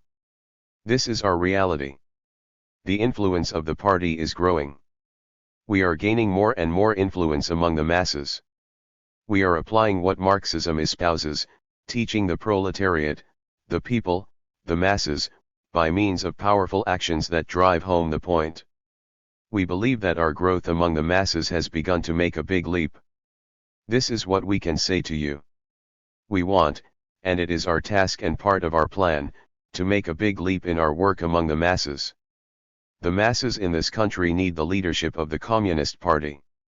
We hope that with more revolutionary theory and practice, with more armed actions, with more people's war, with more power, we can reach the very heart of our class and the people and really win them over. What for? To serve them. That is what we want. For. To serve them. That is what we want. El Diario, Chairman, other organizations either don't define or talk vaguely about socialist revolution in Peru. Why does the PCP say that the Peruvian revolution has stages? What is the democratic revolution? What will the socialist revolution be like, and what will the proletarian cultural revolutions that the PCP will lead after the defeat of the counter-revolutionary forces be like? Will they be like the ones Chairman Mao led in China? Chairman Gonzalo, defining the character of a revolution is a key question. For us, in keeping with what was established in our own party Congress, the revolution is a democratic one. Adhering to Maoism, we have been able to develop a more complete understanding of the situation in our country. We think that Peru is a semi-feudal and semi-colonial society in which bureaucrat capitalism has developed. Therefore, the revolution is a democratic one. We think that the democratic revolution must confront three mountains: imperialism, mainly Yankee imperialism, bureaucrat capitalism, and semi-feudalism. This democratic revolution demands that we undertake a people's war. That is why we have insisted on this course. This people's war is what will allow us to destroy these three mountains and seize countrywide power, in our opinion, in the not-too-distant future. That depends, in the end, on the increased effort that all of us who fight in the people's war exert, and on the masses rallying more and more to the people's war. This democratic revolution must be followed immediately by a socialist revolution. I want to spell this out. Basing ourselves on what Chairman Mao taught us with great farsightedness, thinking of the situations that might arise, he tells us that the democratic revolution ends the very day that power is seized countrywide and the People's Republic is founded. That very day and hour, the socialist revolution begins. And in the socialist revolution we have to unfold a proletarian dictatorship and thus carry forward fundamental transformations in order to develop socialism. We think that there is a third kind of revolution. By studying Chairman Mao Zedong and the resolutions of the CPC, we are increasingly understanding the importance of the great proletarian cultural revolution as the continuation of the revolution under the dictatorship of the proletariat. It is indispensable. Without it the revolution cannot continue its march towards communism. We believe there will be successive cultural revolutions, but we think that those cultural revolutions will have to be forged in practice. While we should base ourselves on the chairman's thesis and the monumental experience of the CPC, we have to apply them to our own reality. In this we are also anti-dogmatic. We have to apply them to our own reality. In this we are also anti-dogmatic. We cannot be mechanical, that would be going against Maoism.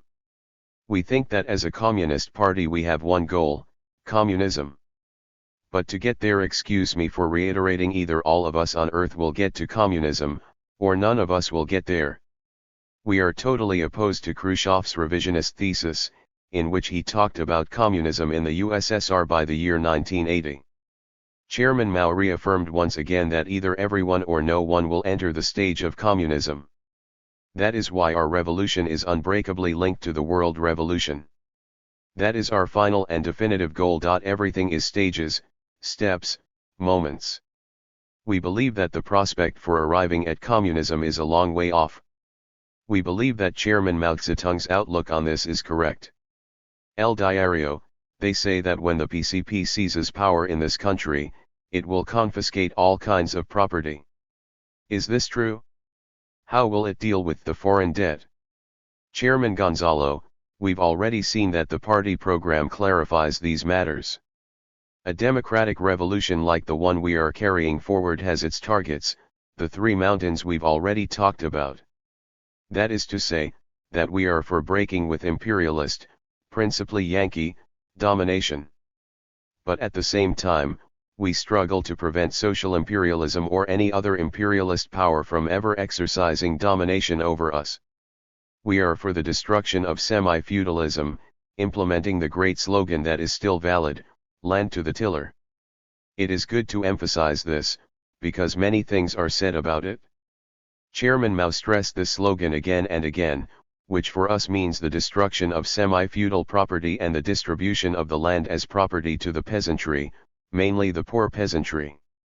And we are for the confiscation of bureaucrat capital, and I repeat again, this is very important because it gives the new power an economic foundation from which to direct the economy and lead the way towards socialism. We are against those three mountains. As for the national, or middle, bourgeoisie, the policy is to respect their rights, and we adhere to this. Further than that we cannot go without changing the character of the revolution. The idea of confiscating all property is nothing but one of the tales, one of the lies, that they have always spread against communists, as Marx so masterfully explained. To oppose communism, the reaction and the enemies of the revolution have always concocted falsehoods and lies.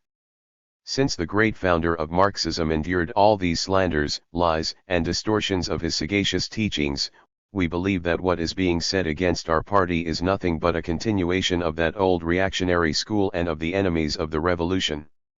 El Diario, what will the party do about the foreign debt?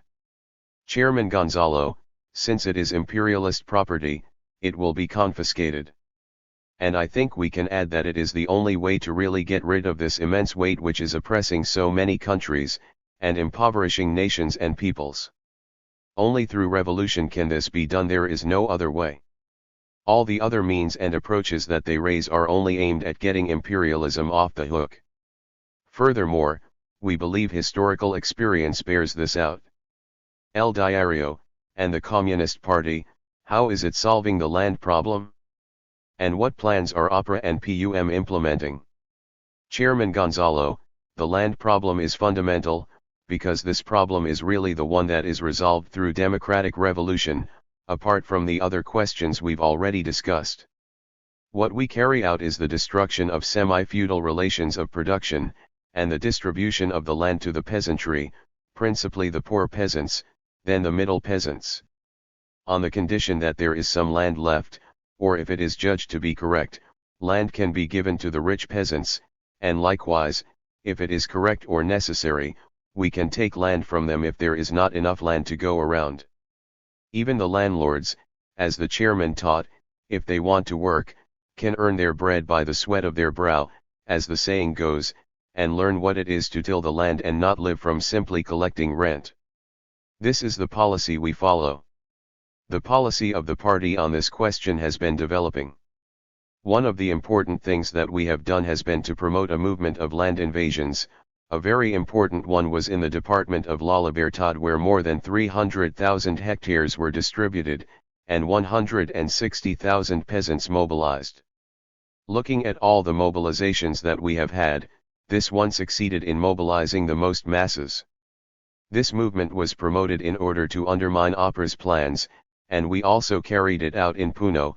We were the ones who started the land invasions in Puno, while PUM was arguing with APRA about what to do and how to do it. This is the plain and simple truth. Later, the government was obliged to issue decrees for Puno in particular, decrees that they have not enforced. In this case, as in others in the Andean region, APRA has aimed to carry out the redistribution that Morales Bermudez proposed when he was president. The dispute with PUM has been over how to do it, whether the government should do it alone or if other organizations would take part. What have the government and PUM sought to do? To keep the river from. What have the government and PUM sought to do? To keep the river from overflowing its banks. This is what they've tried to do, and once more we see them doing what they did in I-974, when they were the revolutionary vanguard, with the land seizures in Apurimac where thousands of peasants were mobilized. And for what? To negotiate based on Law 17,716, a corporative law of Velasco's fascism.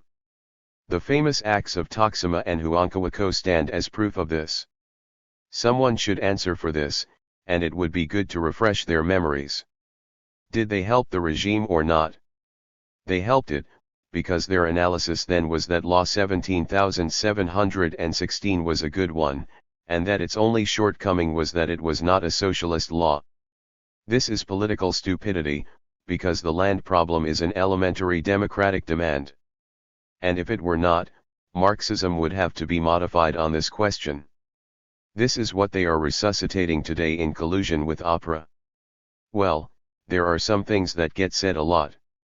But it would be good if, being what they are, they would put their hands on their chests and make an act of contrition and come clean as to whether they have served the enemy, even serving as informants, with the result that our forces were attacked.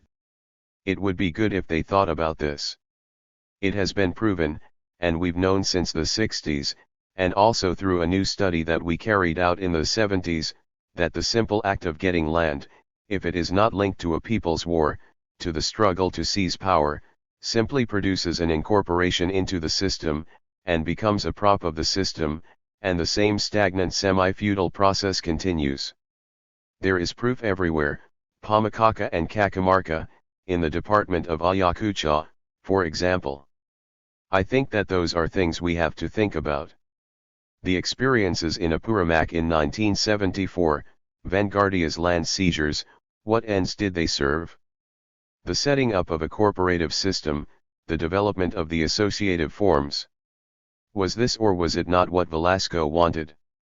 Consequently, this represented consolidation into the system, the evolution of feudalism, when the point is to demolish it, to destroy it. This is what PUM still does not understand today. Nor will they understand it. It requires analyzing things from another ideological viewpoint, from Marxism, in order to understand how to take and how to defend the land, with guns in hand. That's the point. Furthermore, opera has other plans.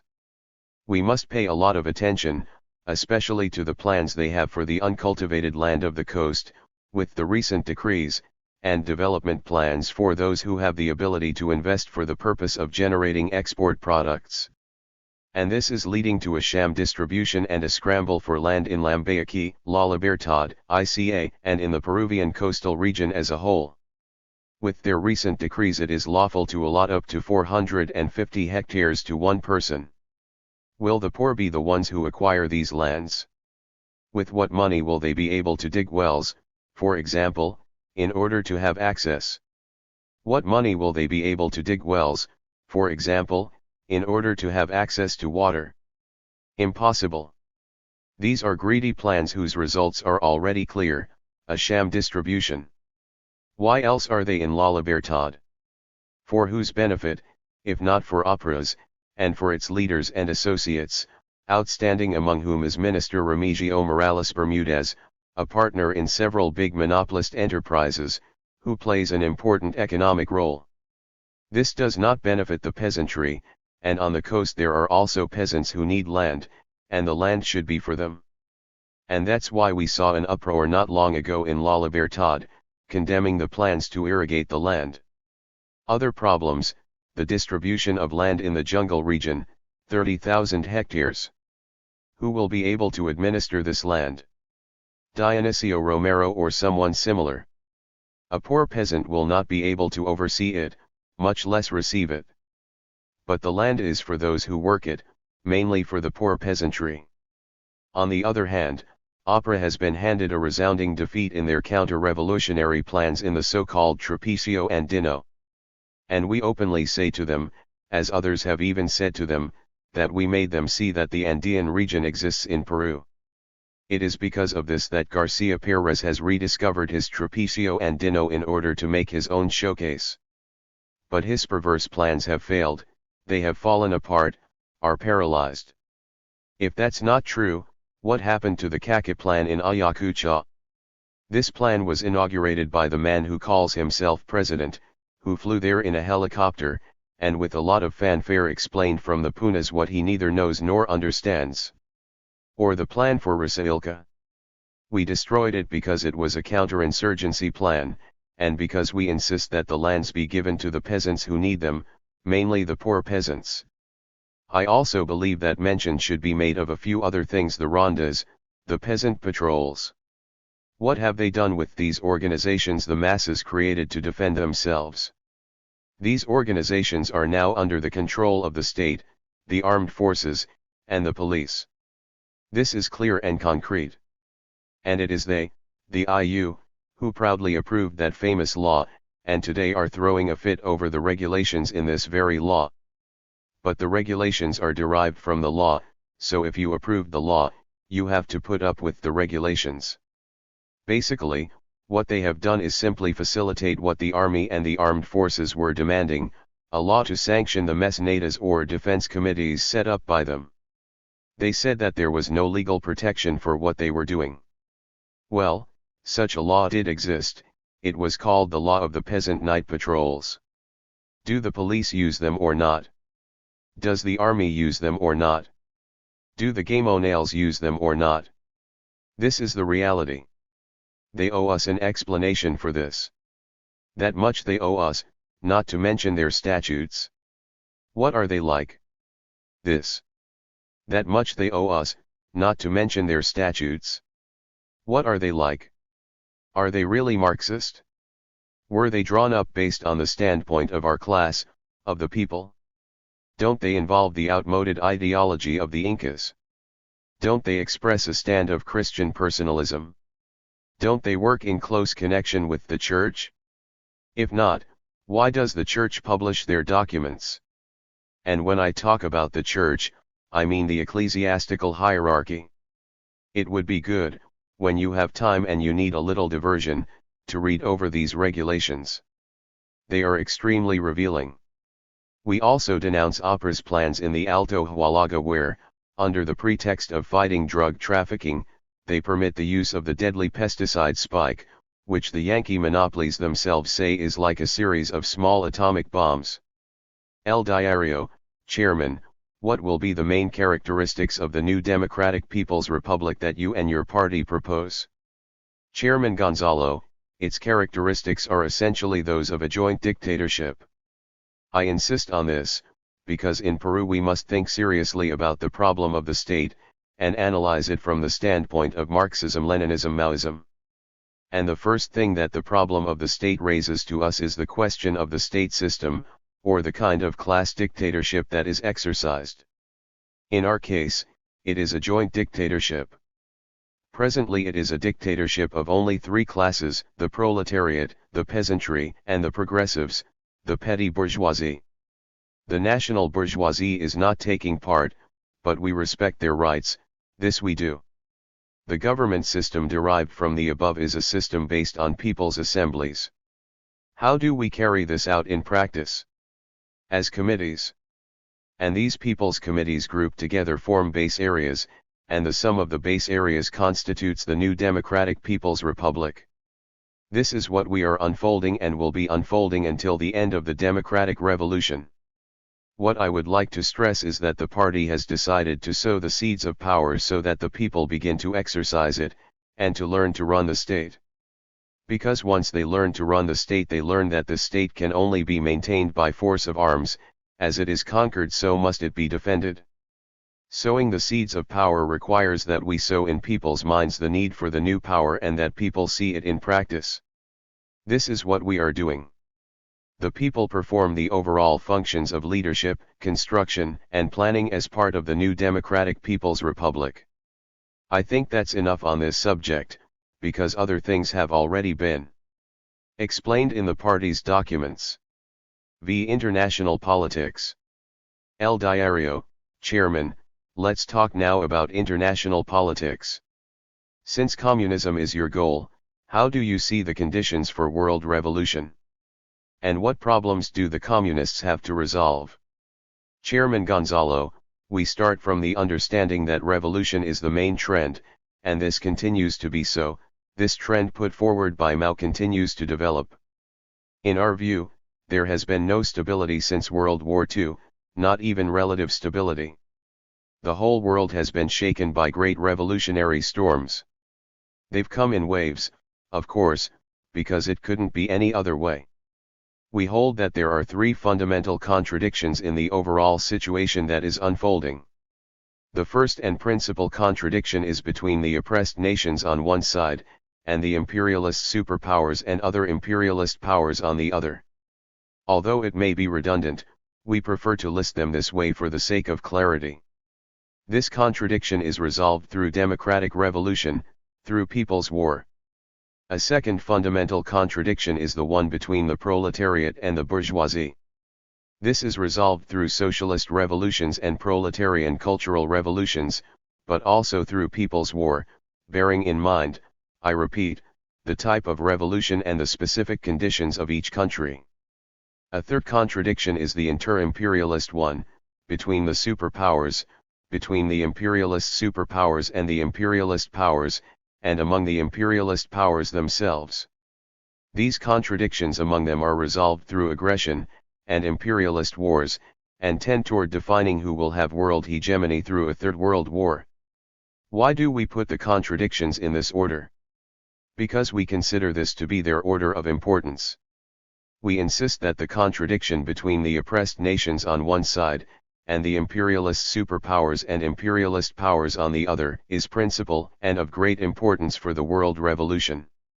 It has to do, in our opinion, with the weight of the masses in history. It is obvious that the great majority of the masses who inhabit the earth live in the oppressed nations.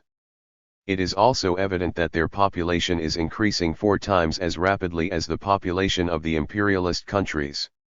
We apply the principle that the masses are the makers of history, and we take into account the fact that World War II caused the masses to stand up politically, something that even reactionary US analysts recognize. We think that should the inter-imperialist contradiction generate a world war, it would be a new inter-imperialist war for world. Generate a world war, it would be a new inter-imperialist war for world hegemony and redivision of the world, and therefore it would be to divide up the spoils of war, and the spoils are the oppressed nations. They would therefore have to proceed to occupy our countries in order to rule us. And so, once again, the contradiction between the oppressed nations on one side and the imperialist superpowers and imperialist powers on the other would become principle. We firmly believe in this, and it is not because of chauvinism or of being, as some say, inhabitants of oppressed countries or nations. It is not. This is the trend that can be seen in history, and this is the weight of the masses in history. And, moreover, facts continue to demonstrate that where imperialism is more and more being defeated and undermined is in the struggles that are being waged in the oppressed nations. Those are irrefutable facts. Therefore, we consider this principal contradiction to be of great importance, and think that it is going to be decisive in eliminating imperialism and reaction from the face of the earth, provided that Marxism-Leninism-Maoism is put in command of the world revolution, that communist parties develop based on this ideology, and that they take up people's war again, in accordance with the type of revolution and the specific conditions. This is the way we understand the great importance of the principal contradiction that we uphold. There are some who don't agree, and think that what's really going on is that we don't believe in revolution in the imperialist countries.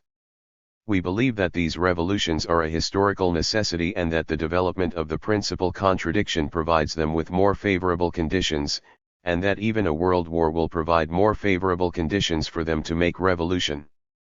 And revolution will be made because it is a necessity. In the end, the two great forces, the two great revolutions, the democratic revolution and the socialist revolution must converge so that revolution may triumph in the world. Otherwise, it would not be possible to eliminate imperialism and reaction from the whole planet. That's what we think. The question poses itself, what is the key point? It is Marxism-Leninism-Maoism, because it is a question of having a correct ideological and political line, and you can't have a correct political line unless you have the correct ideology. For that reason, we think that the key to everything is ideology, Marxism-Leninism-Maoism, principally Maoism. Secondly, the development of communist parties. Why? Because the masses thirst for revolution, the masses are ready and crying out for revolution. So the problem does not lie with them. The proletariat cries out for revolution, the oppressed nations, the peoples of the proletariat cries out for revolution, the oppressed nations, the peoples of the world cry out for revolution. So we need to develop communist parties. The rest, I repeat, will be done by the masses. They are the makers of history and they will sweep imperialism and world reaction away with people's war. El Diario, what role is US imperialism playing in the world? What do you think of Star Wars? What about the so-called disarmament plans of the USSR and other European countries? Chairman Gonzalo, in sum, US imperialism arose after World War II as the gendarme of world reaction. But later it entered into a contest for world hegemony with social imperialism. Thus, both of them make big plans to win hegemony. The issue of Star Wars, or the Strategic Defense Initiative, which is its official name, is related to this. The US government, particularly with Reagan, has started to elaborate big strategic plans that encompass decades of the next century. That is, they are thinking of their survival, and how to maintain hegemony and defeat social imperialism. Within this, Star Wars is nothing but a plan that seeks to deploy a shield that would prevent missiles with atomic warheads from reaching their cities, and in turn allow them to protect themselves if they carry out an atomic attack against social imperialism. But these are only plans and wishes, because up against one plan is another. Not long ago the Soviets retaliated by saying that there were ways to overcome this would-be shield, and consequently the supposed invulnerability of the US would not exist. As to the issue of disarmament plans between the superpowers, the US and the USSR, we have to start from what Marxism as well as our own founder teaches us: the more they talk of peace, the more they prepare for war. A lot of empty talk, a lot of deceptive demagoguery is being made in relation to the disarmament agreements they've signed for the withdrawal of medium-range missiles from Europe. What is being disarmed is the missile, that is the vehicle, but they keep the warhead in order to use it for whatever suits them. That is the essence of the farce. The European powers are obviously in the line of fire of both superpowers, and if there is a world war, they would like to prevent it from taking place in Europe. That's what they want, because at bottom they are eager, as is Japan, that the two tigers fight each other so that later one of them can emerge as a great power, as the supreme ruler. Such are the dreams of Japan, West Germany, etc. But a world war would also be waged in Europe, and the two superpowers are very. World war would also be waged in Europe, and the two superpowers are very aware of the Europeans' desires. So the situation creates contradictions among the powers and the superpowers, which unfold as a complex process involving collusion and contention. It could not be otherwise. How these powers fight to fulfill their dreams is also evident: Japan for dominance over Asia and South America, Europe over Africa and Latin America. And they don't restrict themselves to these regions, hence their bustling about and mediations, their separate and conflicting policies, because they each defend their own interests. We believe that these are all demagogic debates that only serve to conceal big plans involving contention for world hegemony. That is what we believe, because imperialism will not cease to exist until we sweep it away. Its essence won't change. Its essence is to exploit and oppress, to reduce nations to the state of semi-colonies and, if possible, to colonies. While I'm on the subject, it's high time that we go back to using these terms, because they are terms scientifically established by Lenin. But the point is that in the face of these plans the main thing is not simply exposing them, but getting prepared to take them on. And there is but one way to prepare, and that is by means of people's war. Chairman Mao said, "We have to prepare ourselves and prepare ourselves right now against an imperialist war, and principally against a nuclear war." How will we respond? Only with people's war, in no other way. That is the most important thing. Exposing them is part of carrying out a propaganda campaign that shows the world their sinister and hideous plans for mass genocide. But this will never stop a war, as Stalin dearly stated. These campaigns never stop wars, so the only thing to do if we want to prevent war, is to develop revolution. As the chairman taught us, either revolution will prevent world war, or world war will give rise to revolution. This, I believe, is how we should view the situation. El Diario, Chairman, what do you think about the Soviet state? Lately they've been talking a great deal about perestroika. How do you see this question? What is your opinion of the attacks on Stalin? Chairman Gonzalo, lately, the subject of perestroika has been bandied about. Perestroika, as far as I have been able to see, because I think it is necessary to study it carefully and understand all the revisionist filth it contains, is part of this new offensive of modern revisionism that we communists are facing. Gorbachev is thoroughly revisionist, a revisionist from head to toe. He claims that the XXTH Congress of the CPSU was a historical event of enormous importance in the USSR. That was the fateful Congress in which the dictatorship of the proletariat was attacked under the pretext of attacking Stalin.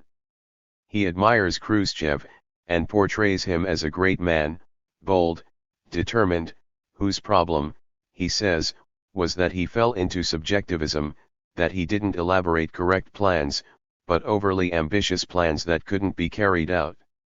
Khrushchev was Gorbachev's teacher. And Gorbachev learned lessons from him, as well as from his other teacher, Brezhnev, even though he would like to distance himself from Brezhnev. We have to focus on a key question with regard to perestroika. Gorbachev himself says that perestroika may be defined in many ways, but if we focus on the key that expresses its essence most accurately, then we can say this: perestroika is a revolution. But there are those who don't see it that way. We have to pay very close attention to this.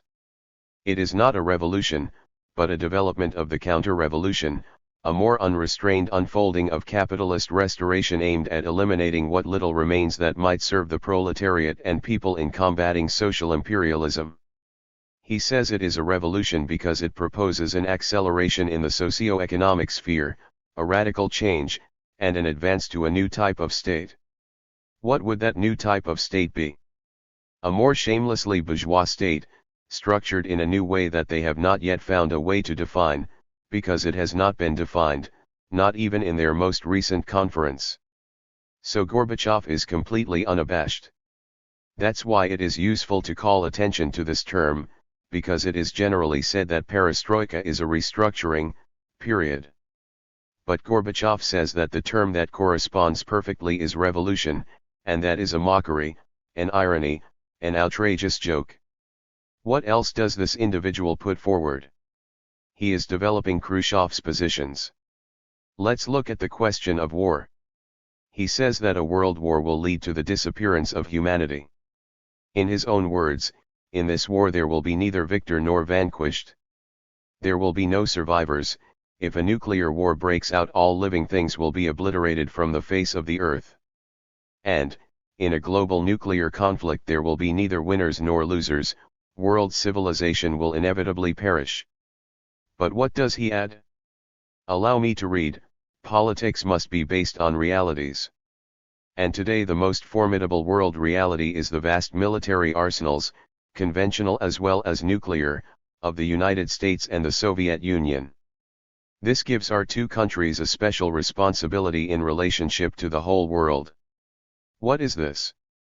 Unabashedly he is telling us that his might is based on military superiority, and he brandishes it alongside the military power of Yankee imperialism, clamoring that they are all that matters in the world, and as a result, we are dependent on them. This is what he espouses, the most shameless, blatant superpower politics that we have seen. But according the most shameless, blatant superpower politics that we have seen. But according to him, it is not only a nuclear war that puts humanity at risk, but conventional war as well. Given the sophisticated and deadly weapons that exist today, it could bring the same results. Thus Gorbachev tries to impose on us the most monstrous policy of subjugation. Faced with this, we raise even higher Chairman Mao Zedong's banner, its right to rebel. This high Russian official's revisionist inventions lead him to propose a new thought. Listen clearly. A new thought that takes into consideration, beyond ideologies and differences, the highest interests of humanity. What happened to the formal mention of a class viewpoint? Isn't this a revival on a higher level of Khrushchev's preachings? Clearly it is. And an essential part of this thought is that war is no longer the continuation of politics by military means. In his own words, Clausewitz's maxim that war is the continuation of politics by other means, which was classic in its time, now turns out to be ever more desperately outdated. It is destined for the libraries. But this thesis was upheld by Lenin and reiterated by Chairman Mao in this century, and it is key in the military theory of the proletariat, and we are guided by it in the People's War. Thus, Gorbachev clashes openly with Lenin, as did Khrushchev. And the so-called new conditions that lead to the revision of Marxist principles is an old story that has been used since the days of the old-style revisionists, so it shouldn't serve as any type of comfort to this new revisionist standard-bearer, according to whom, so much the better that in the West just as in the East new thoughts and new men are emerging, men who are beginning to see how they can reach agreement, because cooperation is the only thing possible. But we say that this collusion between the two superpowers goes on so long as the conditions have not yet emerged for fighting a third world war if we do not sweep them away first. That is the essence of things, and I believe that it is necessary to point out clearly how Gorbachev, who perversely opposes Lenin, is so brazen in his deceit that he calls himself a follower of Lenin who is bringing about a return to Lenin and has learned a lot from Lenin. This is what he tells us, and I believe these things are very corrosive. On the other hand, after he advocates basing international politics on moral and ethical norms common to the whole human race, Gorbachev says, what will happen to the military-industrial complex? They ask.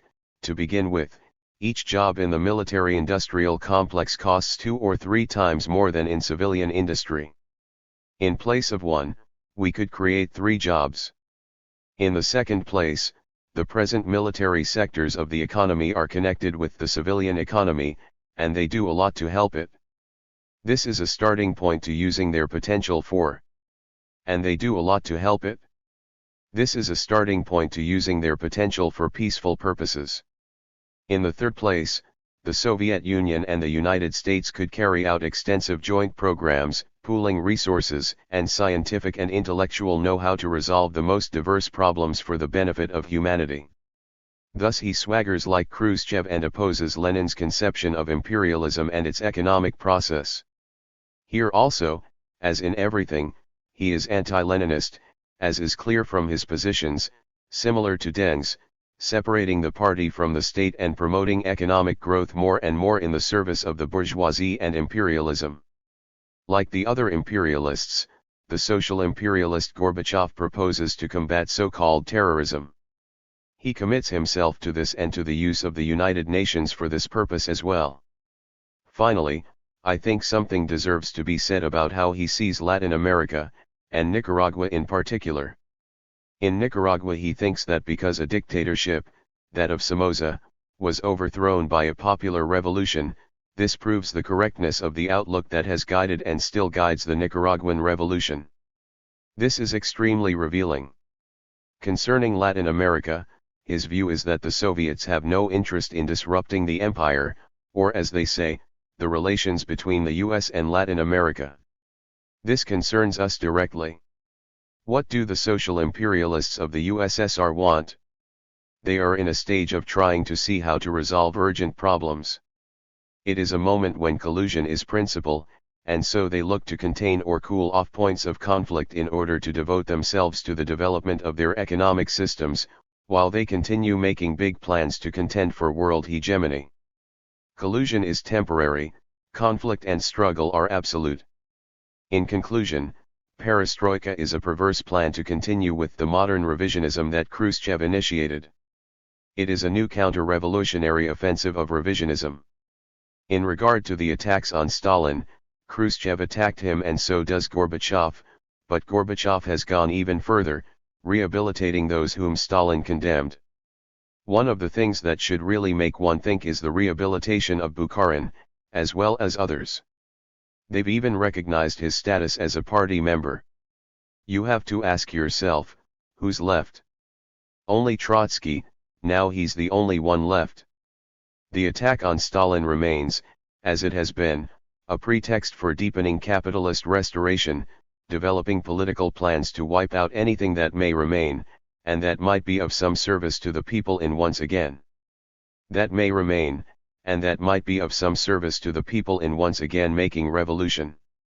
That is their dream, but it will amount to nothing but a dream, pure and simple. Concerning Comrade Stalin, the revisionists say a lot about him and attack him. What is deplorable is that others should do the same, accusing him of all kinds of errors and maligning him. We believe that Comrade Stalin was a great Marxist-Leninist. What Chairman Mao said about him is correct, his errors amounted to 30%, and the root of these errors was in his limitations in grasping dialectics. But no one can deny that he was a great Marxist. The attacks on Stalin by Gorbachev and his henchmen should make others, who claim to be communists and who also attack and denigrate Comrade Stalin, think. They should really think about these coincidences. There is something important behind these attacks. El Diario, how do you see the present leaders of China? Are they in the counter-revolutionary camp? What is the way out for the Chinese people? Chairman Gonzalo, the present leadership of China is revisionist, and is really led by a perverse character, an old and rotten revisionist, Deng Xiaoping. During the Great Proletarian Cultural Revolution he was thoroughly exposed and the world saw what he was and continues to be, an out-and-out revisionist, a lackey of Liu Shaoqi. It's Deng who is leading China, once a socialist country, in a rapid and all-out restoration of capitalism. It is pertinent to point out that positions espoused by Gorbachev were previously espoused by Deng, in accordance with his own conditions. What camp are they in? China acts like a world power. This is the political road they are following, one of collusion and struggle with powers and superpowers. Their dream is to be a superpower in the next century, that's their dream. The way out of this, as in other cases, is revolution, people's war. Let's remember that Chairman Mao, towards the end of his brilliant life, said to Comrade Chiang Ching that she could carry the flag of revolution to the summit, pointing out to her, if you fail, you will fall, your body will shatter, your bones will break and then once again guerrilla war will have to be waged. He gave us the answer. It's part of a poem. I don't remember the text very well, but that's the basic idea. The central point here is that guerrilla war will have to be waged again, people's war. El Diario, Chairman, do you think there are socialist countries in the world today? Chairman Gonzalo, frankly no, I don't think so. There are those who believe, for example, that Albania is a socialist country.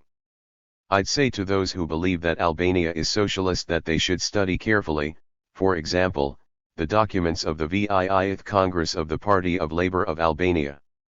That would be a good thing to study, because it says there that the center of world reaction is US imperialism and Soviet imperialism. What happened to the two enemies we have to fight? It was always just words.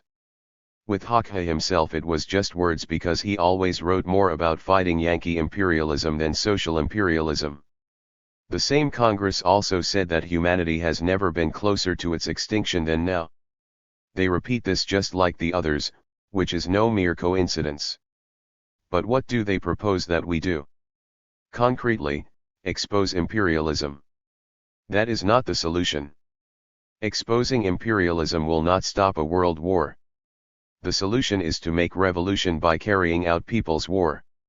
And if one looks at everything that is said there about the serious economic problems they have, one can see quite clearly the road that Albania has taken. However, it was not Ramiz Alia, the present leader, who chose this road, but Hakka himself, who in 1978, in a speech before the electorate, stated that in Albania there were no antagonistic classes.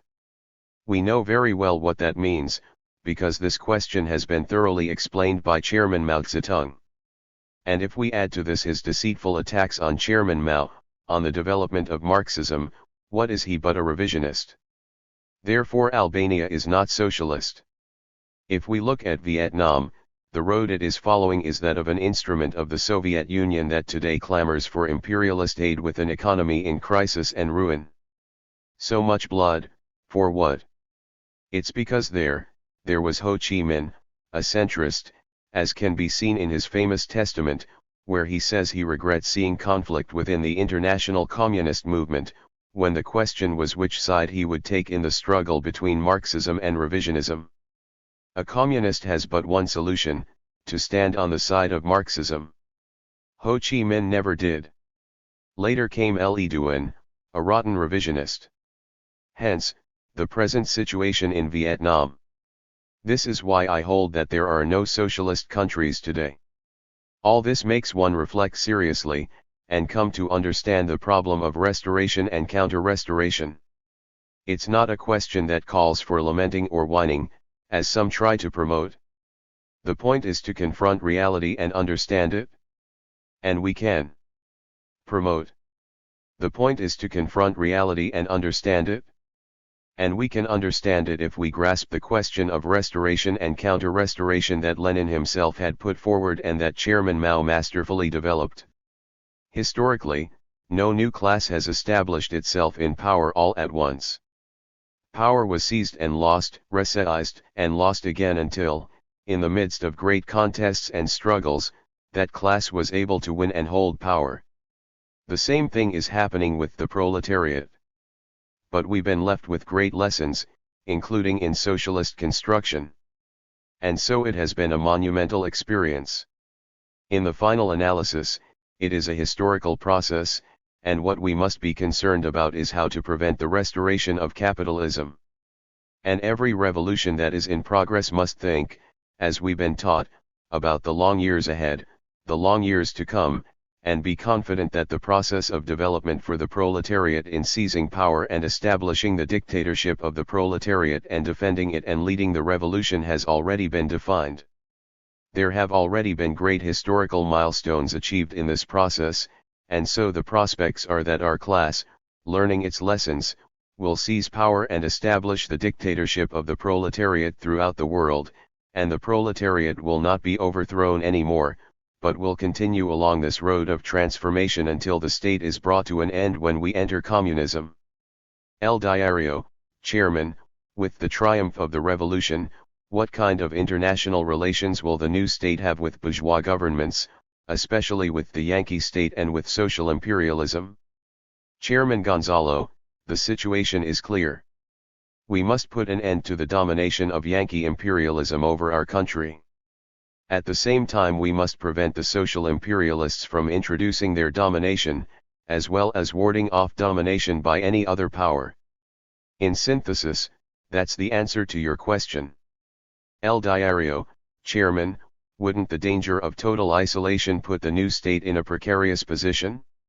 Chairman Gonzalo, we believe the following, that we must keep to the path that will lead us to the emancipation of our class, the path that will take us to communism. And this path demands that we maintain our independence, so as to fulfill the interests of the proletariat in the world revolution. We believe, as is known, that there are disputes and contradictions among the imperialists, and these can be made use of, for example, to acquire certain resources. Since the market is getting tighter and tighter, and there is a real trade war, we may find those who will sell to us. Of course, they will demand an exorbitant price and, as Lenin said, we will pay them with our curses. But at the same time, there are oppressed nations, revolutions in progress, there is the international proletariat, there are the people throughout the world, and communist parties. They will help us and we will have to learn, because based on proletarian internationalism they will respond to our call and they will be well received. We are already seeing how ties between backward countries have been initiated, even how barter is used. We will find the appropriate forms. We have not studied this question sufficiently, because it involves problems that will pose themselves in the future. We have general guidelines, but we agree with what Lenin said, you want to know what war is like? Wage it. And let us have inexhaustible confidence in the international proletariat, in the oppressed nations, in the people of the world, and most particularly in the communists, in the parties and organizations, whatever their level of development. Holding fast to our ideology, Marxism-Leninism, Maoism, we will advance, even if we begin by feeling our way in the dark, finding temporary solutions for certain situations or for brief periods of time, until we find the definitive one. As Lenin taught us, no revolution can be planned out completely ahead of time. And many times it must grope its way forward uncertainly, finding temporary or momentary solutions, but that's how it advances. This is our approach, because our fundamental weapon is our ideology. We take what Marx said as our starting point, how easy it would be to undertake a revolution if we were absolutely certain of winning and having the whole problem resolved. It would be easy, but revolution is not like that. The question is to commit ourselves to it and carry it forward, no matter what the cost. Since the masses are the makers of history, our people will rise to the occasion, and since it falls to us to arm them with the overall weapon Marx has given us, then we will defend our state by force of arms, because no revolutionary state can maintain itself on the good graces of imperialism and reaction. And in this way, with this firmness, with this determination, with the conviction that Marxism-Leninism, Maoism, principally Maoism, gives us, we will find the way, and we will find new roads. Chairman Mao has taught us that we must think in new ways and generate new forms. This is a fundamental question. He laid out that, in economic matters, the question comes down to a clear political line, organizational forms, and great efforts. In regard to all problems, especially those we face that have not yet been resolved, we begin with a firm Maoist conviction that while there are communist parties and masses, all manner of miracles will be achieved. Communist parties and masses, all manner of miracles will be achieved. El Diario, how does the PCP see proletarian internationalism today, and in the future? Chairman Gonzalo, first of all, we see it as a principle, a very important principle, because, as I'll say again, the proletariat is an international class and we communists are internationalists, because in no other way can we serve communism. Our party has always been concerned with training its members, its fighters, and the masses in proletarian internationalism, concerned with educating them in Marxism, Leninism, Maoism, to serve the world revolution and to fight untiringly and unswervingly so that communism may flower on earth. For a time we lost our links with other parties. Later on, those ties were re-established, and we are contributing in struggling for the international communist movement, which is why we are members of the revolutionary internationalist movement, which we consider to be a step in the regrouping of the genuine communists. We think that this is a complex task, because, if it is complex and difficult to form a party and carry it forward, how much more complex will it be to struggle so that the communists, through their different parties and organizations, can unite. We know that this is an enormous but indispensable task.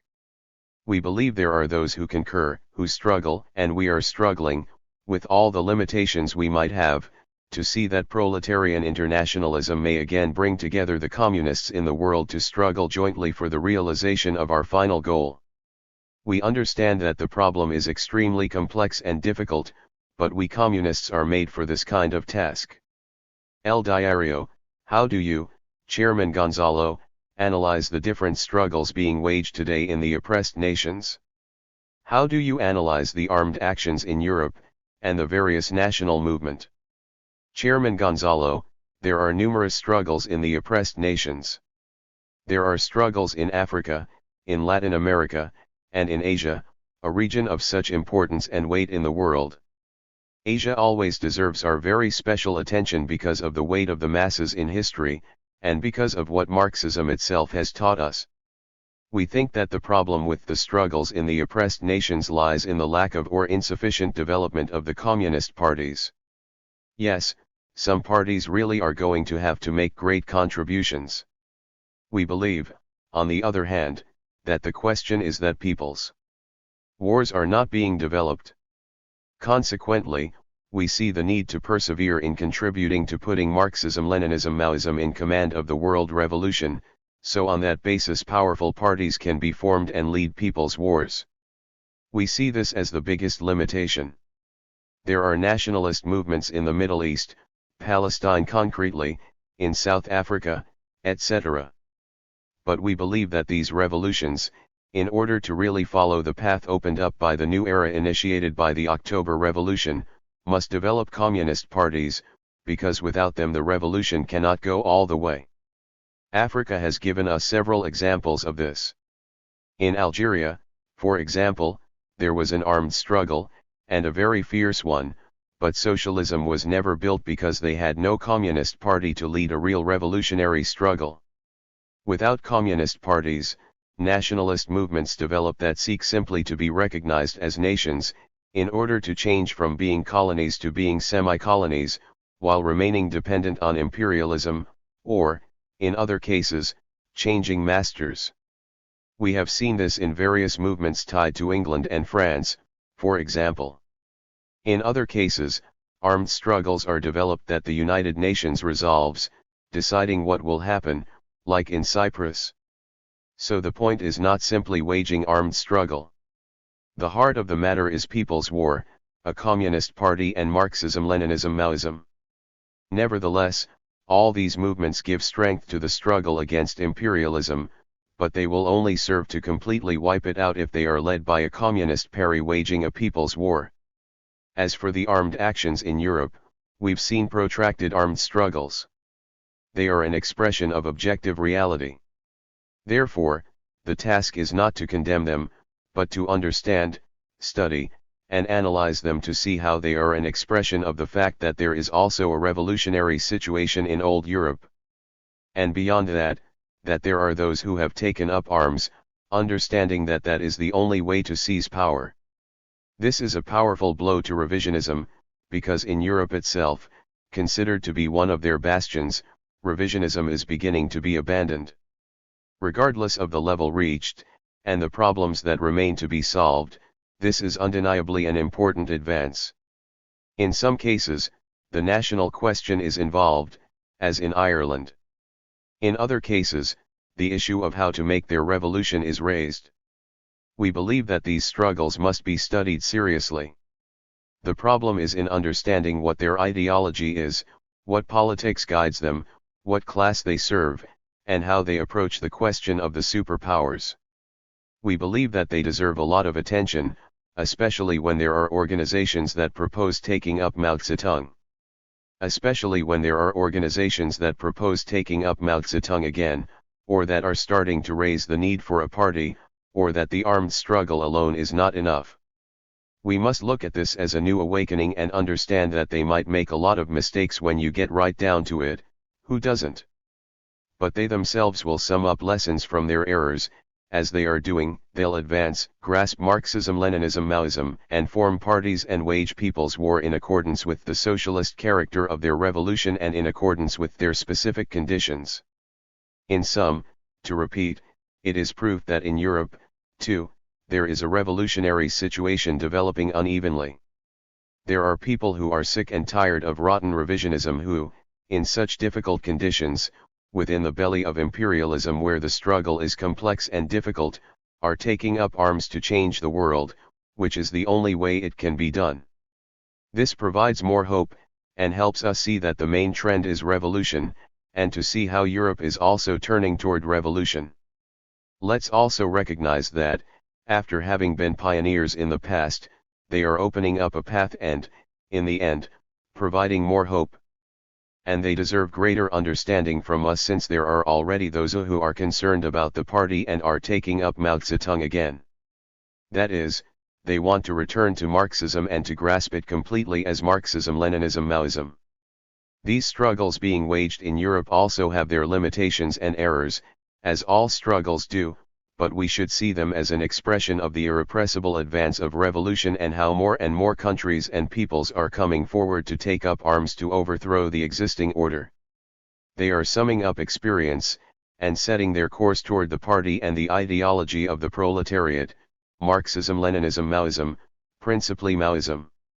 For me, seeing revolution begin to open a path in Europe is reason to rejoice.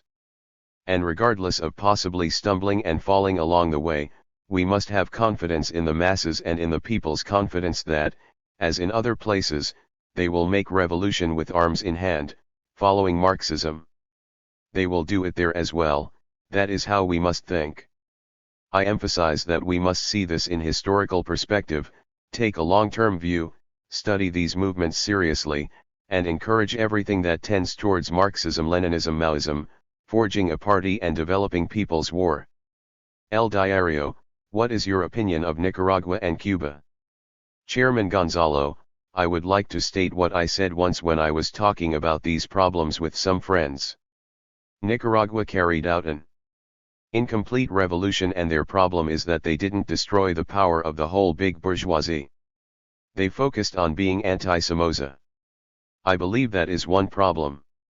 A democratic revolution must wipe out the three mountains, and in Nicaragua that has not been done.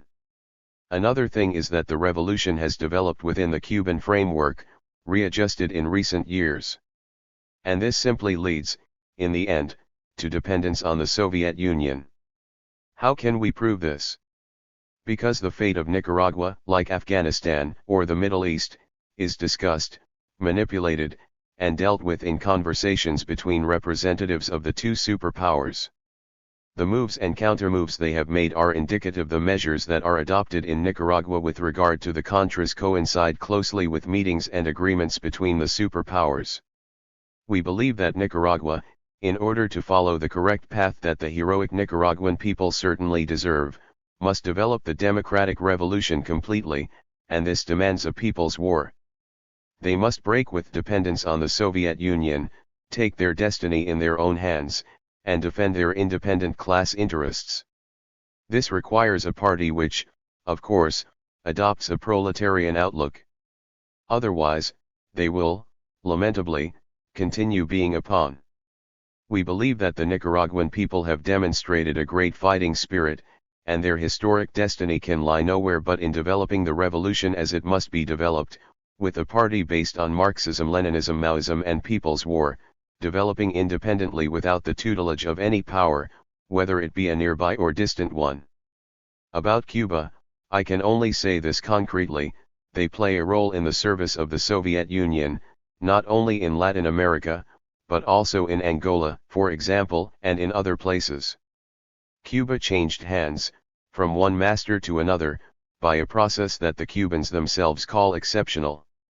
One must recall clearly the basis that they laid out to guide their struggle, that there is no clear differentiation of classes, and what is needed, in sum, is a collection of saviors to redeem the oppressed.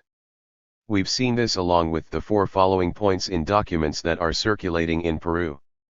The problem here is not taking the class struggle as their starting point, socialist revolution or a caricature of revolution, which means upholding a one-stage revolution in the oppressed countries, a united front of 3 classes without the national bourgeoisie, no need for a communist party, which means dismissing the leadership of the proletariat, and the negation of people's war, starting with rejecting the need for base areas.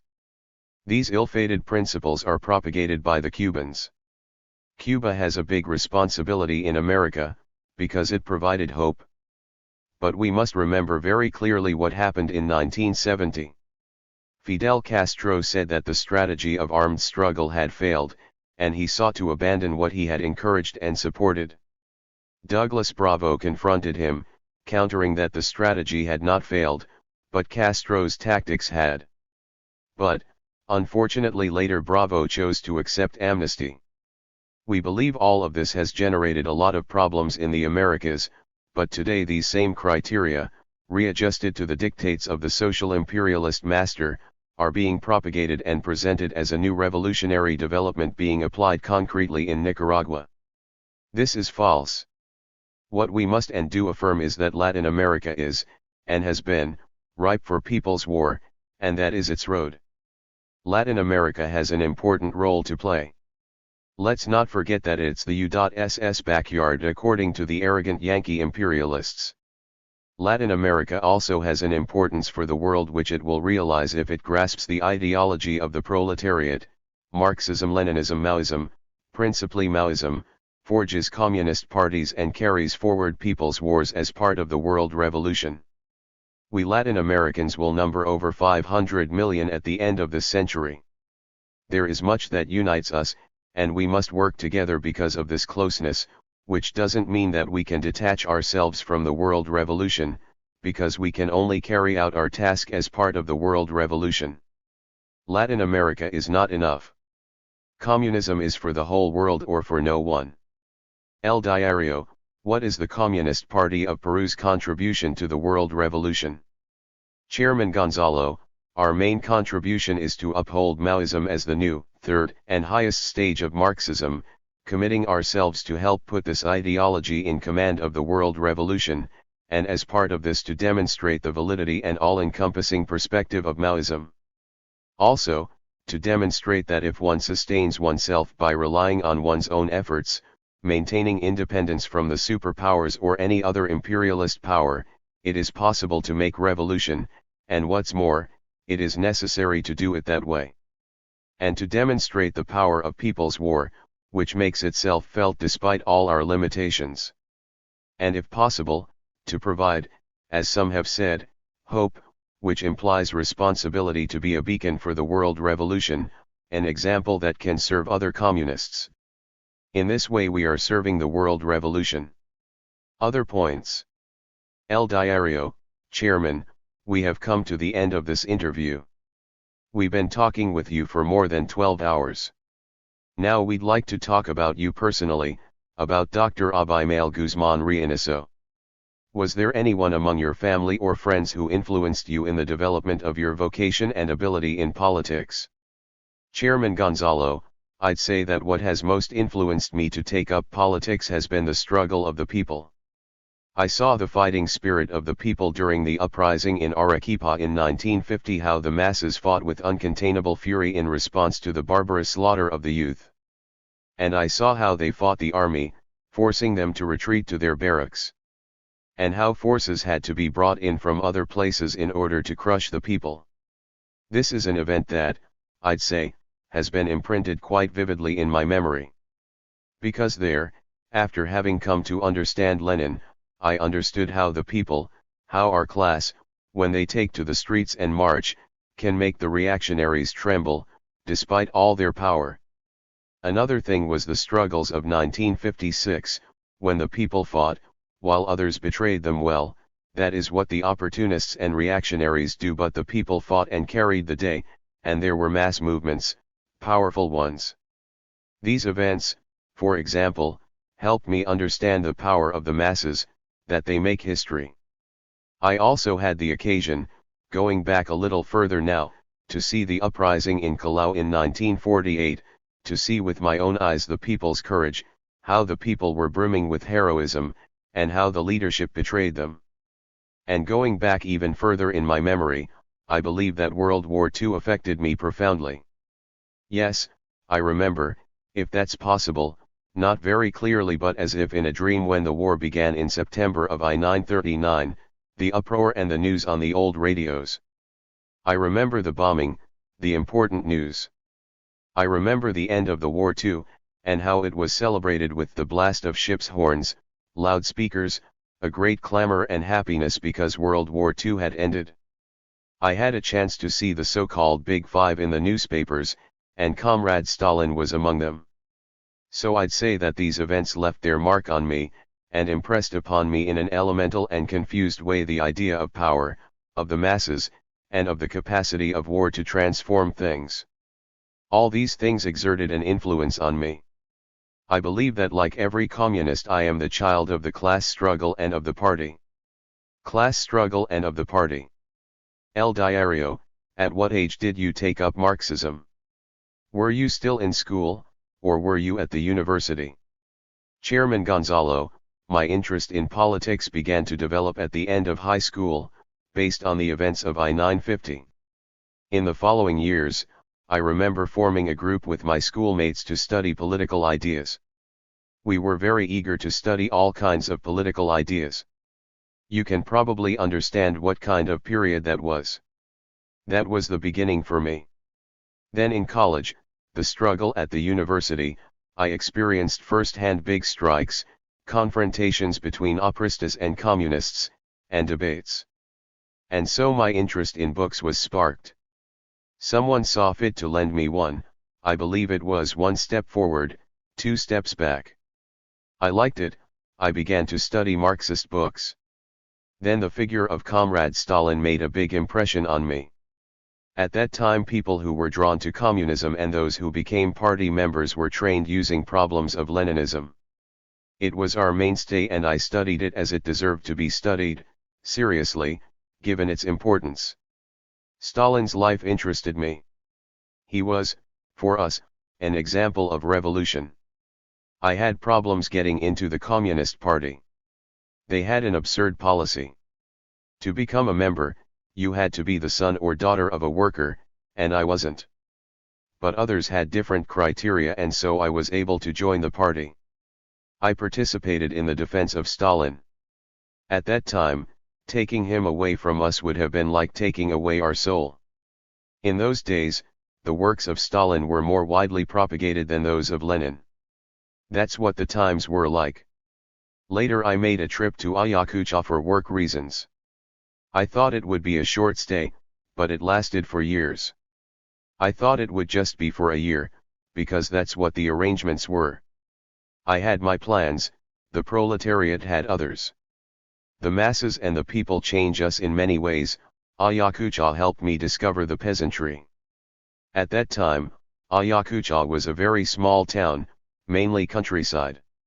If you go to the poor sections, even today, you find peasants there, and if you walk towards the outskirts, in 15 minutes you're already in the countryside. There too, I started to understand Chairman Mao Zedong. I advanced in understanding Marxism. The conflict between Marxism and revisionism has been very important in my development. Some unlucky soul lent me the famous Chinese letter, a proposal concerning the general line of the international communist movement. He lent it to me on the condition that I'd return it. Obviously it was an understandable theft. The condition that I'd return it. Obviously it was an understandable theft. The letter led me to get more deeply into the great struggle between Marxism and revisionism. I committed myself to work within the party and to wipe out revisionism, and I believe that together with other comrades we achieved it.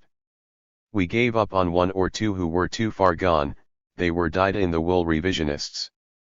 Ayacucho was of enormous importance for me. It has to do with the revolutionary road and Chairman Mao's teachings. So through this whole process I was becoming a Marxist, and the party was molding me, resolutely and patiently, I believe. El Diario, many people know that you've been to China. Did you ever meet Chairman Mao? Chairman Gonzalo, I was not that fortunate. I was only able to see him from a distance.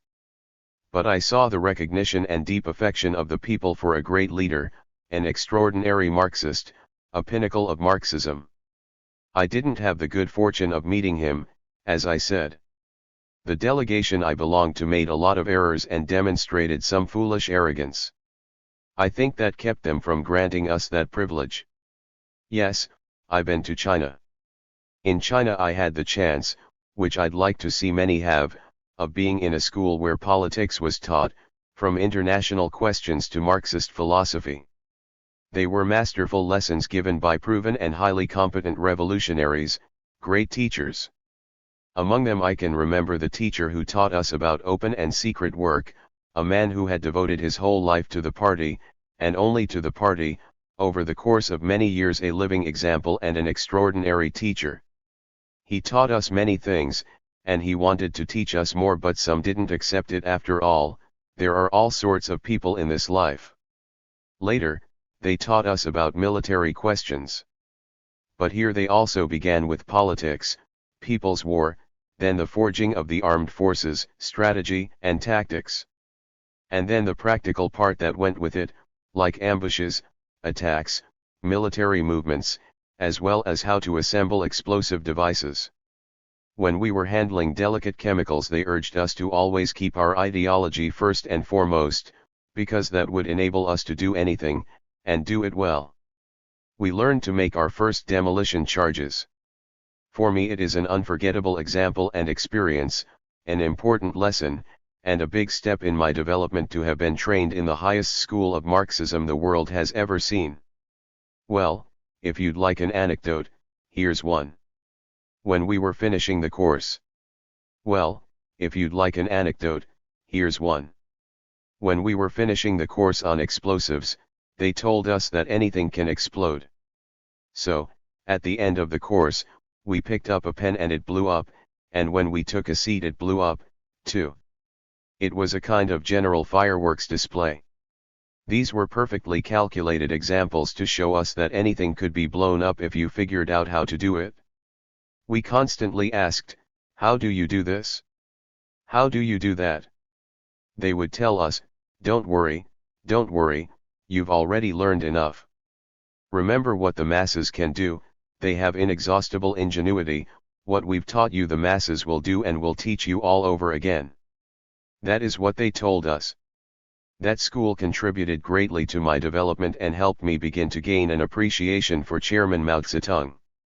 Later, I studied some more and I have tried to apply it. I think I still have a great deal to learn from Chairman Mao Zedong, from Maoism, as well as from Mao's practice. It isn't about trying to compare myself to him, it is simply using the highest pinnacles as a reference point for achieving our objectives.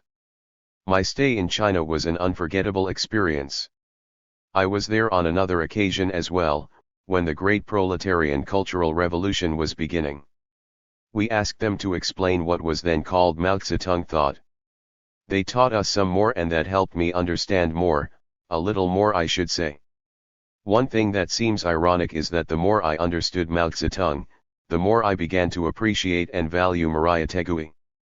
Since Mao urged us to apply creatively, I went back and studied Maria Tegui again, and saw that we had in him a first-rate Marxist-Leninist who had thoroughly analyzed our society. It seems ironic, but it's true. El Diario, how does it feel to be the man most wanted by the repressive forces of the government? Chairman Gonzalo, it feels like you're doing your job and working hard at it. What remains is to shoulder more responsibility for the revolution, the party, Marxism-Leninism, Maoism, for our class, the people and the masses. And to always understand that we carry our lives on our fingertips. If that weren't so, we couldn't be communists. So they have their reasons. Mine are those established by the party, to which I wish to be more and more true and useful, because life can become entangled anywhere along the road, moreover it has a beginning and an end, more time, less time. El Diario, is there anything you're afraid of? Chairman Gonzalo, fear. I believe that fear and lack of fear form a contradiction. The point is to take up our ideology, and unleash the courage within us. It is our ideology that makes us brave, that gives us courage. In my opinion, no one is born brave. It is society, the class struggle, that makes people and communists courageous. The class struggle, the proletariat, the party, and our ideology. What could the greatest fear be? Death. As a materialist, I know that life will end someday. What is most important to me is to be an optimist, with the conviction that others will continue the work to which I am committed, and will carry it forward until they reach our final goal, communism. Because the fear that I could have is that no one would carry on, but that fear disappears when one has faith in the masses. I think that the worst fear, in the end, is not to have faith in the masses, to believe that you're indispensable, the center of the world. I think that's the worst fear, and if you are forged by the party, in proletarian ideology, in Maoism principally, you understand that the masses are the makers of history, that the party makes revolution, that the advance of history is certain, that revolution is the main trend, and then your fear vanishes. What remains is the satisfaction of contributing together with others to laying the foundation so that someday communism may shine and illuminate the entire earth. El Diario, what do you do when you're not busy with politics and the war? What books do you read? Chairman Gonzalo, many times I don't have time to read what I'd like to. What do I like to read? I read a lot of biographies. I think that literature is a great form of artistic expression.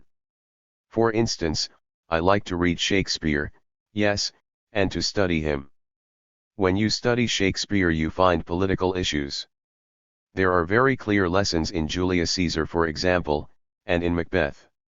I like literature, but politics always wins out with me, and leads me to look for the political significance, what is behind it.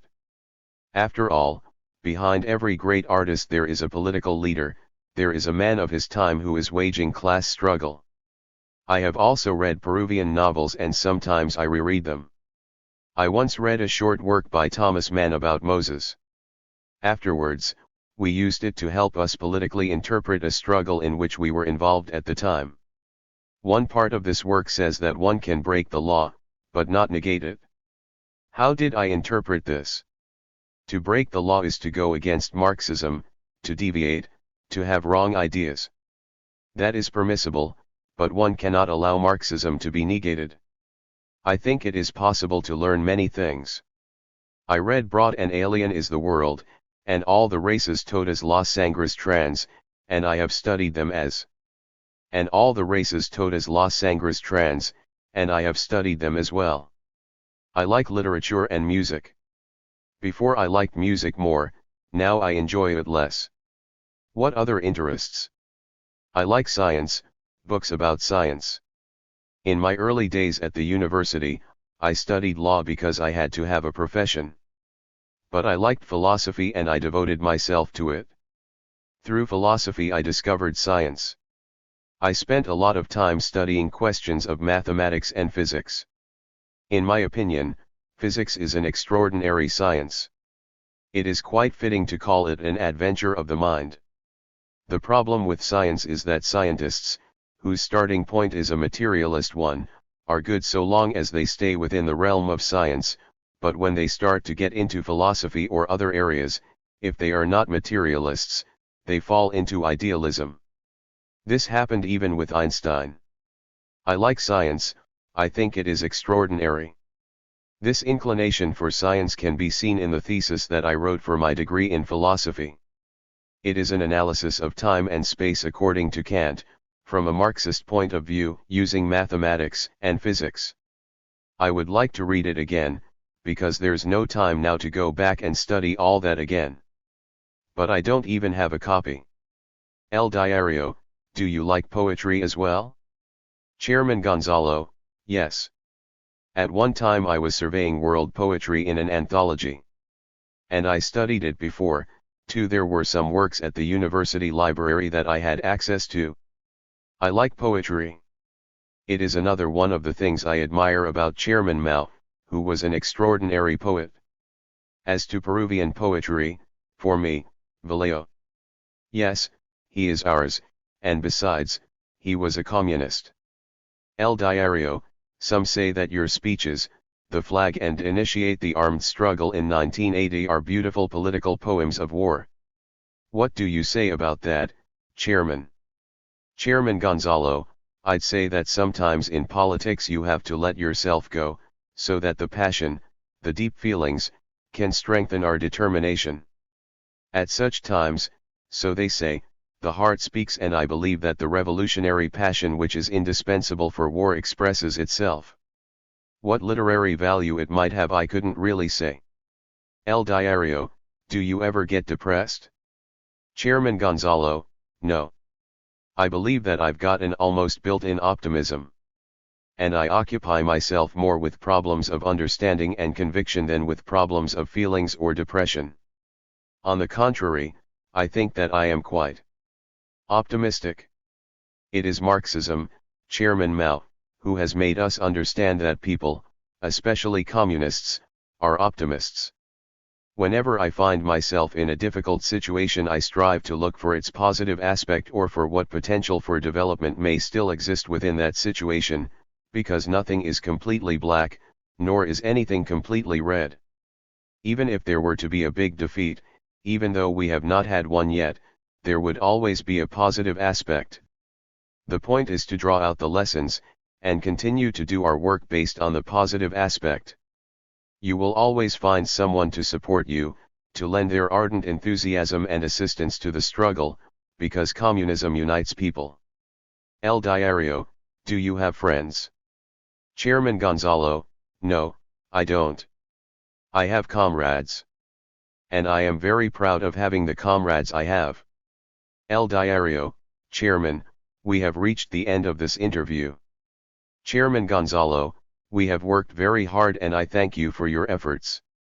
I very much appreciate the difficulties you've had to go through in order to meet with me and be able to publish this first interview, which will reach the people through El Diario, a newspaper that has fought tenaciously to serve the people.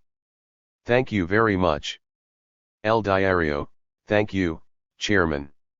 July, 1988. 1990, elections, no. People's War, yes. Contents. 1. Elections, no. People's War, yes. 1.1 Chapter 1.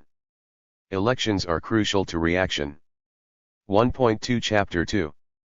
The political crisis increases. The contradictions deepen. 1.3 Chapter 3. The boycott develops the people's tendency against the elections and serves the people's war. 1.4 Guerrilla actions. Plans and campaigns during 9 years of People's War. 1.5 Combat actions and armed strike. 1.5.1 Agitation and propaganda. 1.5.2 Sabotages. 1.5.3 Selective annihilation. 1.5.4 Guerrilla combats. 1.5.5 Armed strike. 1.5.6 Plan of strategic development. 1.5.7 Theater of operations. 1.6 Plans and campaigns of the People's War. 1.6.1 Concrete actions. 1.6.2 Ayacucho, the heroic struggle. 1.6.3 Apurimac, area of intense confrontation. 1.6.4 Huancavelica, place of devastating ambushes. 1.6.5 The Central Region. 1.6.6 The Hualaga Valley. 1.6.7 The South. 1.6.8 The North. 1.6.9 About the New Power. January 6, 10 The reactionary dream split in Sendero. January 6, 11 The boycott, an undeniable success. 1.7 Chapter 4. Elections, no. People's War, yes.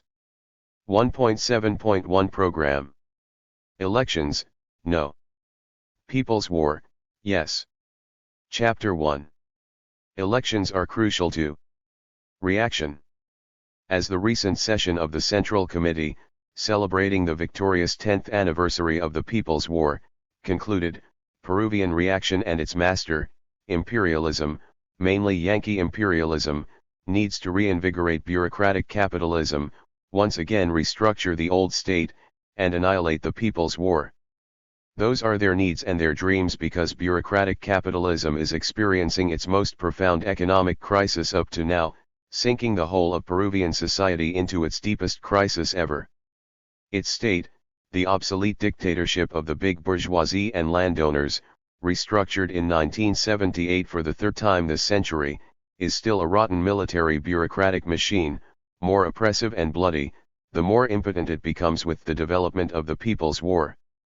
Because the People's War, over these 10 victorious years, mainly supported by the masses of poor peasants and under the leadership of the party, has achieved the really thrilling prospect of conquering power throughout the country for the proletariat and the people.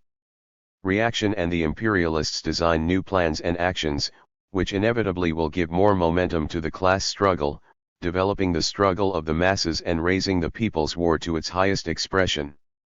The above is happening at a time when the superpowers and the powers, all of them imperialist or social imperialist, in collusion and contention, stir up the contradictions on a global level, oppressed nations versus superpowers and imperialist powers, superpowers versus themselves and other imperialist powers, and the bourgeoisie versus the proletariat.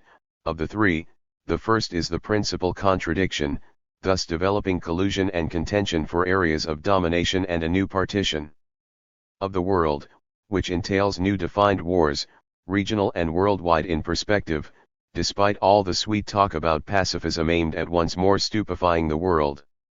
Within these circumstances, from the middle of the last decade, a new counter-revolutionary revisionist offensive is developing led mainly by Gorbachev and Deng Xiaoping, Deng.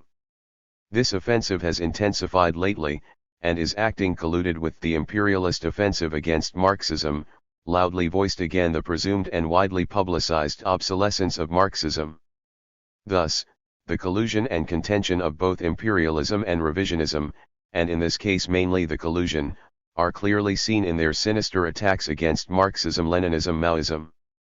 Under international conditions in which revolutionary struggles, and increasingly the People's War, conditions in which revolutionary struggles, and increasingly the People's War acquires greater transcendence in the oppressed nations, they become the base of the world proletarian revolution as the main tendency in world history.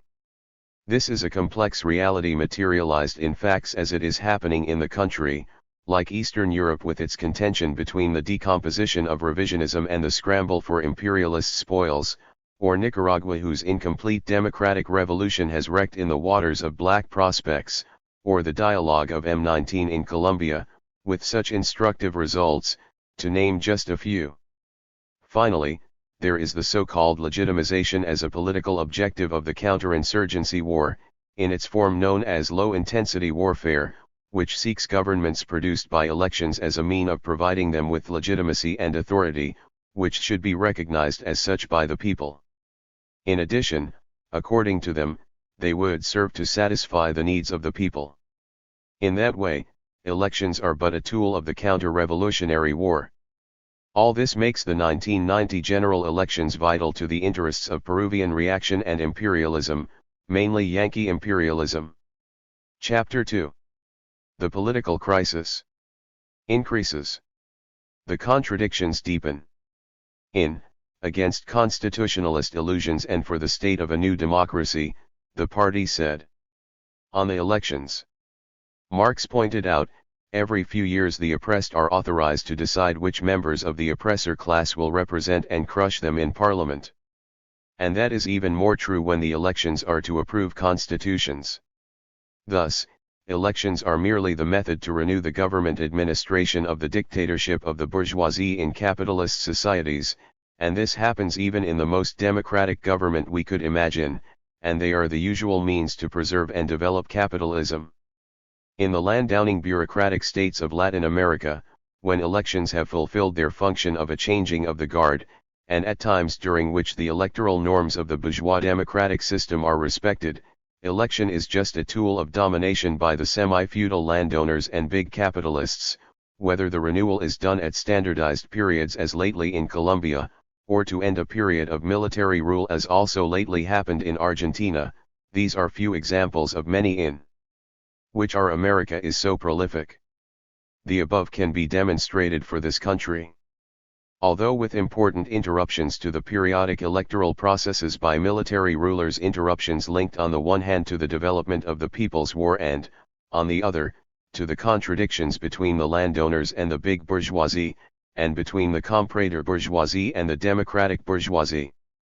Highlighting that the military governments themselves have been instrumental in implementing elections, be it to legalize its own situation, or to end its rule, or to guarantee them. Elections in Peru have helped to preserve or develop the character of Peruvian state, the formal republic, the dictatorship of the semi-feudal landowners and the big bourgeoisie. Thus, elections have been, as couldn't be otherwise within the established social order, a tool first in the hands of the comprador bourgeoisie and then in the hands of the bureaucratic bourgeoisie. This has been the main characteristic in the electoral processes of the Peruvian state during this century, which has determined the class character of elections in this country. These fundamental matters establish the following. 1. The Peruvian state is landowning bureaucratic, a dictatorship of a feudal landowners and big bourgeoisie, under ultimate control by Yankee imperialism, against whom the people struggle for the construction of a state of new democracy, which requires the destruction of the existing old order. 2. The Peruvian state, like every state, sustains, defends and develops itself by the use of violence, in the face of which the people need revolutionary violence, following the road of surrounding the cities from the countryside. 3. The elections are means of domination by the landowners and big bourgeoisie. For the people they are neither instruments of transformation nor a means to overthrow the power of the current rulers. Therefore, the correct orientation is using them only as a means of agitation and propaganda. That was said in 1978 and it is still valid. Let's point out that the elections of 1980 and 1985 proved it with facts. Thus, within this function of elections in Peru, similar to that of other countries, and being as they are crucial to reaction, the 1990 general elections showed and developed themselves in defense of the obsolete existing order and evolution of Peruvian society. It was in this context that parties like APRA, IS, Socialist Left, IU, United Left, Fredmo and Cambio 90 sustained and defended very similar objectives and goals which only differ in form and means of utilization. The mobilization of troops for the elections amounted to 300,000 members of the police and armed forces, the largest ever for an election, as the state itself has recognized. In addition, they added tension and put into motion all state institutions.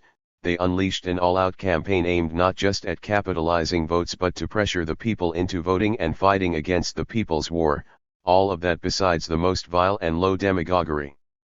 Let's highlight clearly how the open intervention by the Catholic Church in Peruvian politics is increasing by the day, as shown in these elections, but at the same time we must see with concern the role of the evangelicals in these elections, and behind which is the invisible hand of Yankee imperialism. Thus, while the armed force is still the big elector and warrantor, the so-called spiritual power of the Church rises more and more as political power. These elections show more clearly than others held previously in the country that everything is valid in order to win elections, and how reactionaries, in their own intestine fights, are capable of snatching from the rest of the pack the best parts in the interests of their own groups or factions. So, what would they not do in their struggle against the people and the revolution? The current general elections have set on their way to additional revolution. The current general elections have set on their way to additional reactionary offspring, racism and religious struggle. The first is a nefarious fly-by-night ideology of purported superiority, which are totally opposed to the forging of a nationality in formation like ours, and the second, the religious struggle, is a sinister utilization of religion not just as an instrument in the class struggle, which it really is, but to pit masses against masses, derail the people's struggle and fetter the advancing revolution, the people's war. But not only have those foul elements been put into motion, the reaction and the classes, factions, and groups that compose it, maneuver perversely with the threat of a coup d'état, its useful instrument, while cynically declaiming themselves in favor of bourgeois democracy. All that, in addition to well-known machinations, tricks, chicanery and fraud at the vote counting, take place along with repression and genocide in the countryside. In that manner the electoral process smells of the dense foul odors of fascism. Based on the review of data from the total compilation of the April 14 general elections, by the National Board of Elections and of the National Consolidated Presidential Results published by the same body, JNE, on May 11, 1985, the results are shown below as well as others in which we will refer to later on. General results. Registered voters 9,983,400. Not voting 2,116,600. Voting 7,866,800. The table shows that those not voting are 21.2% of the registered and 27% of those voting. Voting percentages. Fredmo 27.6. Cambio 90, Fujimori, 24.6. Opera 19.1. IU, United Left, 6.9. IS, Socialist Left, 4.0.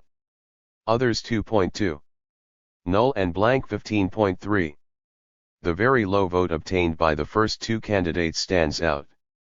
Neither one of them, Vargas Llosa or Fujimori, reached even 30% of the votes cast, very far, then, from the 50% plus 1 votes their constitution demands to assume the presidency. It was also very clear, and we will return to it later on, that absenteeism, simply staying away from the polls, has increased noticeably, reaching 21.2% of the registered and 27% of the voters, that is, the highest vote-getter only obtains 0.6% more than absenteeism. There you see the self-proclaimed triumph of the so-called democracy and their purported defeat of the so-called terrorism.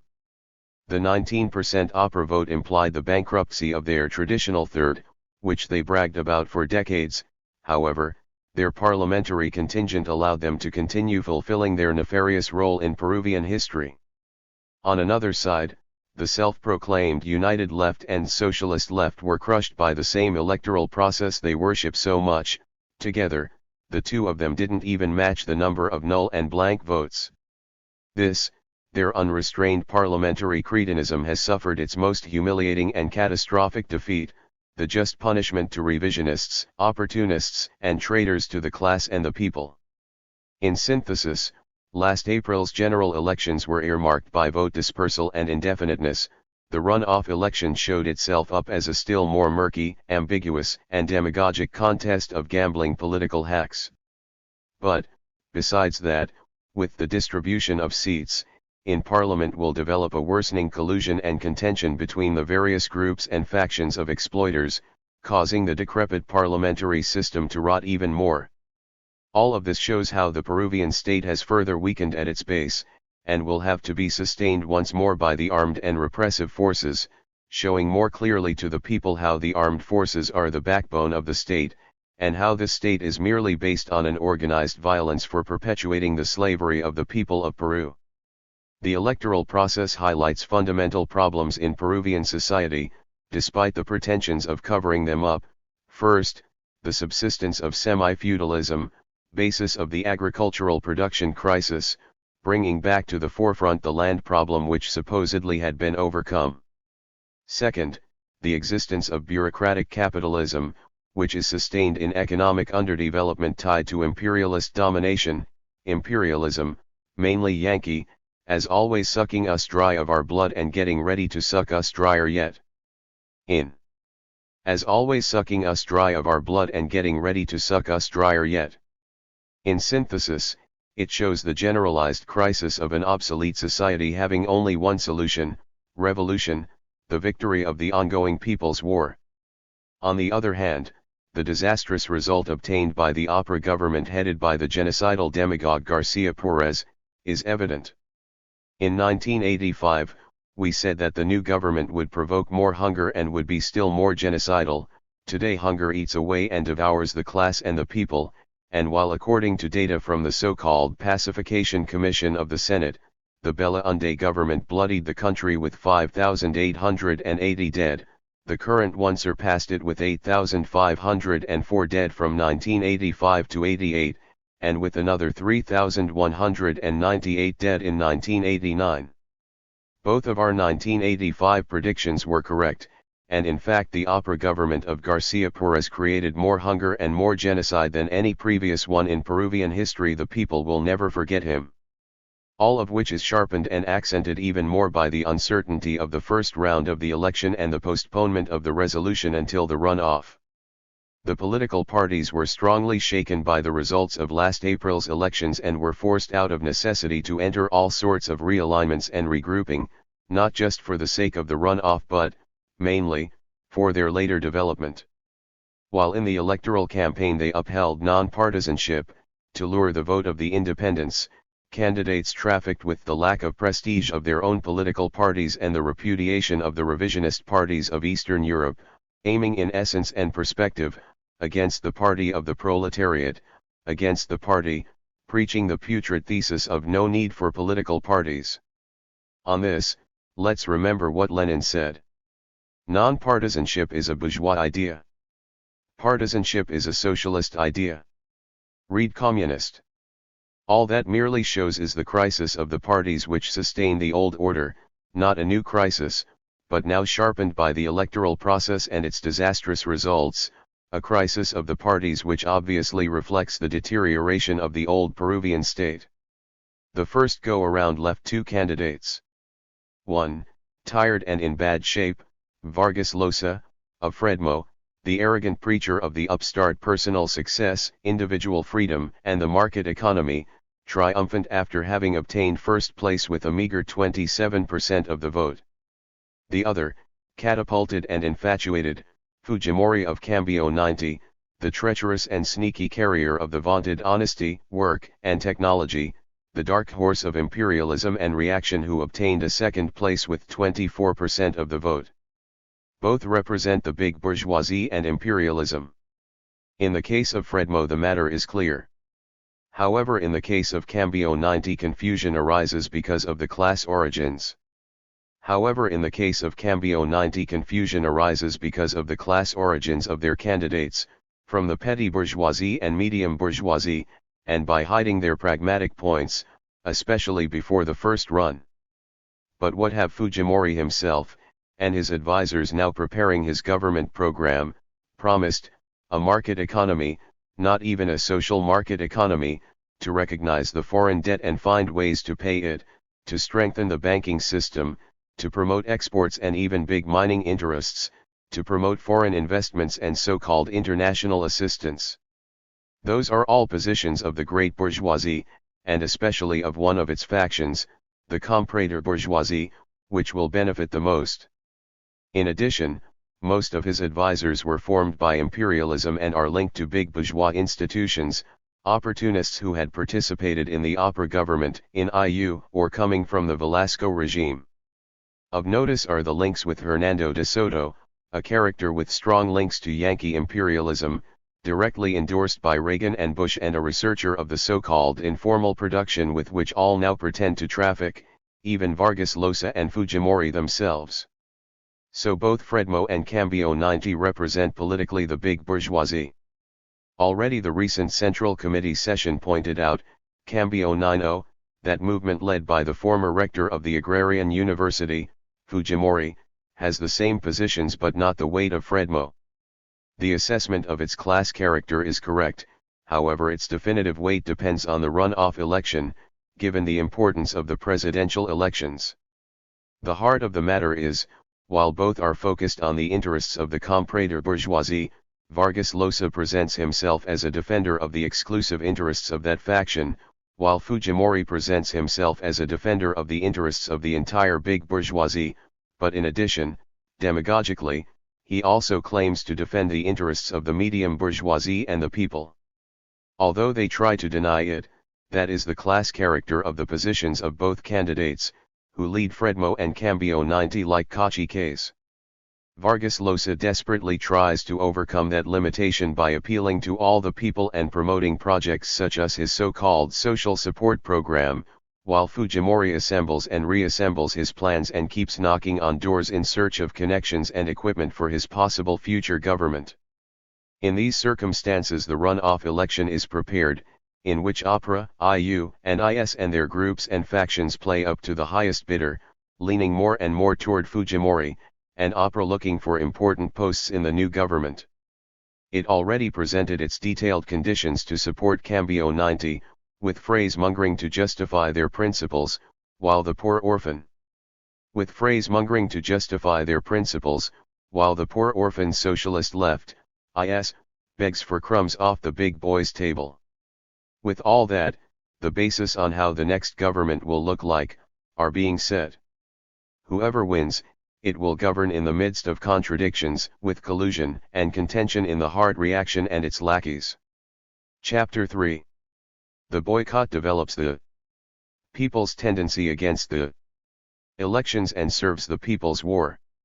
Once more the defeat of terrorism is preached to the four corners of the world, from the genocidal demagogue Garcia Perez, to the various self-proclaimed and well-paid senderologists, and from the political parties of reaction and their flunkies, to the bloody police forces, from the muddled and desperate presidential candidates, to well-maintained hacks of all sorts, in unison, as should be expected, all shout at the top of their lungs the purported and worn-out defeat of Sendero, so they, in defense of Peruvian reaction and especially of the big bourgeoisie, of social imperialism and of imperialism, mainly Yankee, can create counter-revolutionary public opinion for the benefit of the old state and the armed forces counterinsurgency plans. Once more their cruel black dream of forever crushing the people and annihilating the people's war sets in motion the fraud of the defeat of Sendero, which will materialize, they claim without proof, as ghosts labeled strategic failure, or the first and foremost loser, and split and surrender of Sendero. As their notorious wishful thinking prays, the People's War got into the swamp in 1989, the elections would show the great defeat of the boycott, and the party would split, and the fighters of the People's Army of Liberation would surrender. Let's begin with the so-called strategic failure due to Sendero's falling into a swamp in 1989. Nothing better than starting from the report on great fulfillment of the pilot plan, presented to the Central Committee in June of last year, one of whose parts we transcribe below. Guerrilla actions. Plans and campaigns during 9 years of People's War. The process of forging and development of 9 years of People's War contains 4 milestones. 1. Definition. 2. Preparation. 3. Beginning and 4. Development. The People's War, strictly speaking, has developed as a process of qualitative leaps by means of 4 plans up to now.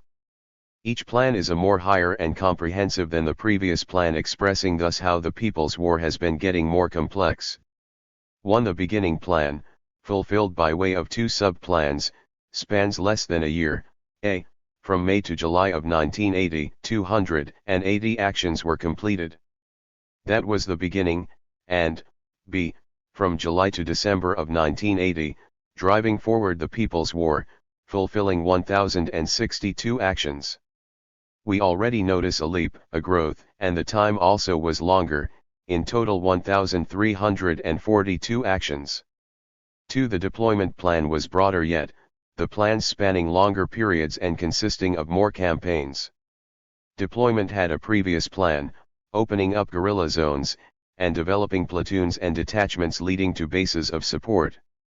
Since the objective was to unfold the war fanning throughout the country, 3 campaigns were conceived. A. Conquering weapons and resources. B.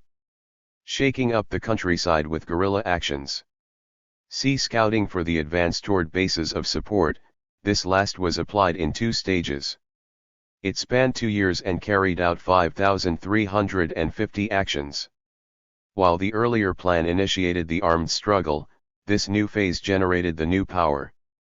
By the end of this plan, the armed forces entered directly to fight us, December of '82. This plan was more complex. Several campaigns began to be managed as part of the same plan, each campaign marked by the definition of political strategy and military strategy. 3. Plan of conquering bases, from May 1983 to September of '86.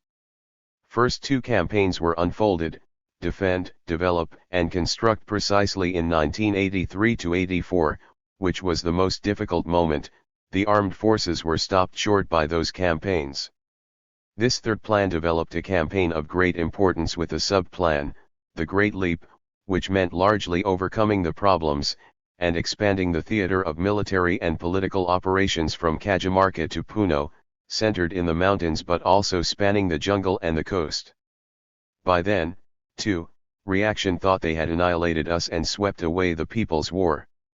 The plan of conquering bases took 3 years, 4 months, and consisted of 28,621 actions. It provided support bases and the entire support system, guerrilla zones, zones of operation and points of action. 4. Great Plan of Developing Bases, GPDB. With this we entered a very transcendental process because the support bases are the core of the People's War. There is no People's War without support bases. The Central Committee decided to apply the plan first as a pilot plan, from December 1986 to May '89, 2 years 8 months more or less, with 3 campaigns, the third one in 2 parts. It consisted of 63,052 actions. It showed its merits and exceeded the objectives. Now we begin its definitive approval. Thus, we have in 9 years a total of 98,365 actions. Counting the complementary actions there were more than 100,000, mainly, the great final conclusion completed in July, as a second special ending. The plans are strategically centralized and tactically decentralized. They are strategic plans that include actions and construction. They are developed through campaigns. Later the plan begin to be more complex and of longer duration. Later still sub-plans are developed, or limited plans developed within the general plans, and finally on entering into the GPDB, we propose applying it as a pilot plan. Each plan has its political and military strategy. They are tested and implemented in battle. The results show the readjustments to be made, and above all the subsequent conditions for the success of the subsequent plan. All the subsequent conditions for the success of the subsequent plan. We concretize our judgment of the results in clear phrases that allow us to wield them easily. For example, the great completion of the pilot plan. The Central Committee approves strategic operating plans, such as the 1979 Expanded National Conference agreed upon, strategically centralized plans, which also takes into consideration the operational situation and establish the 4 forms of struggle. 1. Agitation and propaganda. 2. Sabotage. 3. Selective annihilation and 4. Guerrilla combat. They determine the parts, establish periods, and fix the chronology. We must always pay close attention to strategic centralization, since that's what determines our ability to within the plan and to develop the revolutionary waves systematically and simultaneously hit diverse and broad areas with all possible forms and means, to deliver hard and serious defeats to the enemy. Those who have studied the principles and military theory of Chairman Mao always point out that he established a strategically centralized plan, a key point that allows us to develop the actions. Applying it has enabled us to deliver hard and simultaneous blows to the enemy in almost the entire country, thus causing them more difficulties. We must insist on strategically centralized plans, without forgetting they are tactically decentralized. Apply strategic operating plans because these establish the nexus between strategy and tactics. Already Comrade Stalin had suggested visualizing the bond joining the strategic whole with the concrete actions. Let's point out how we began out of nothing, because that is how Chairman Mao taught us.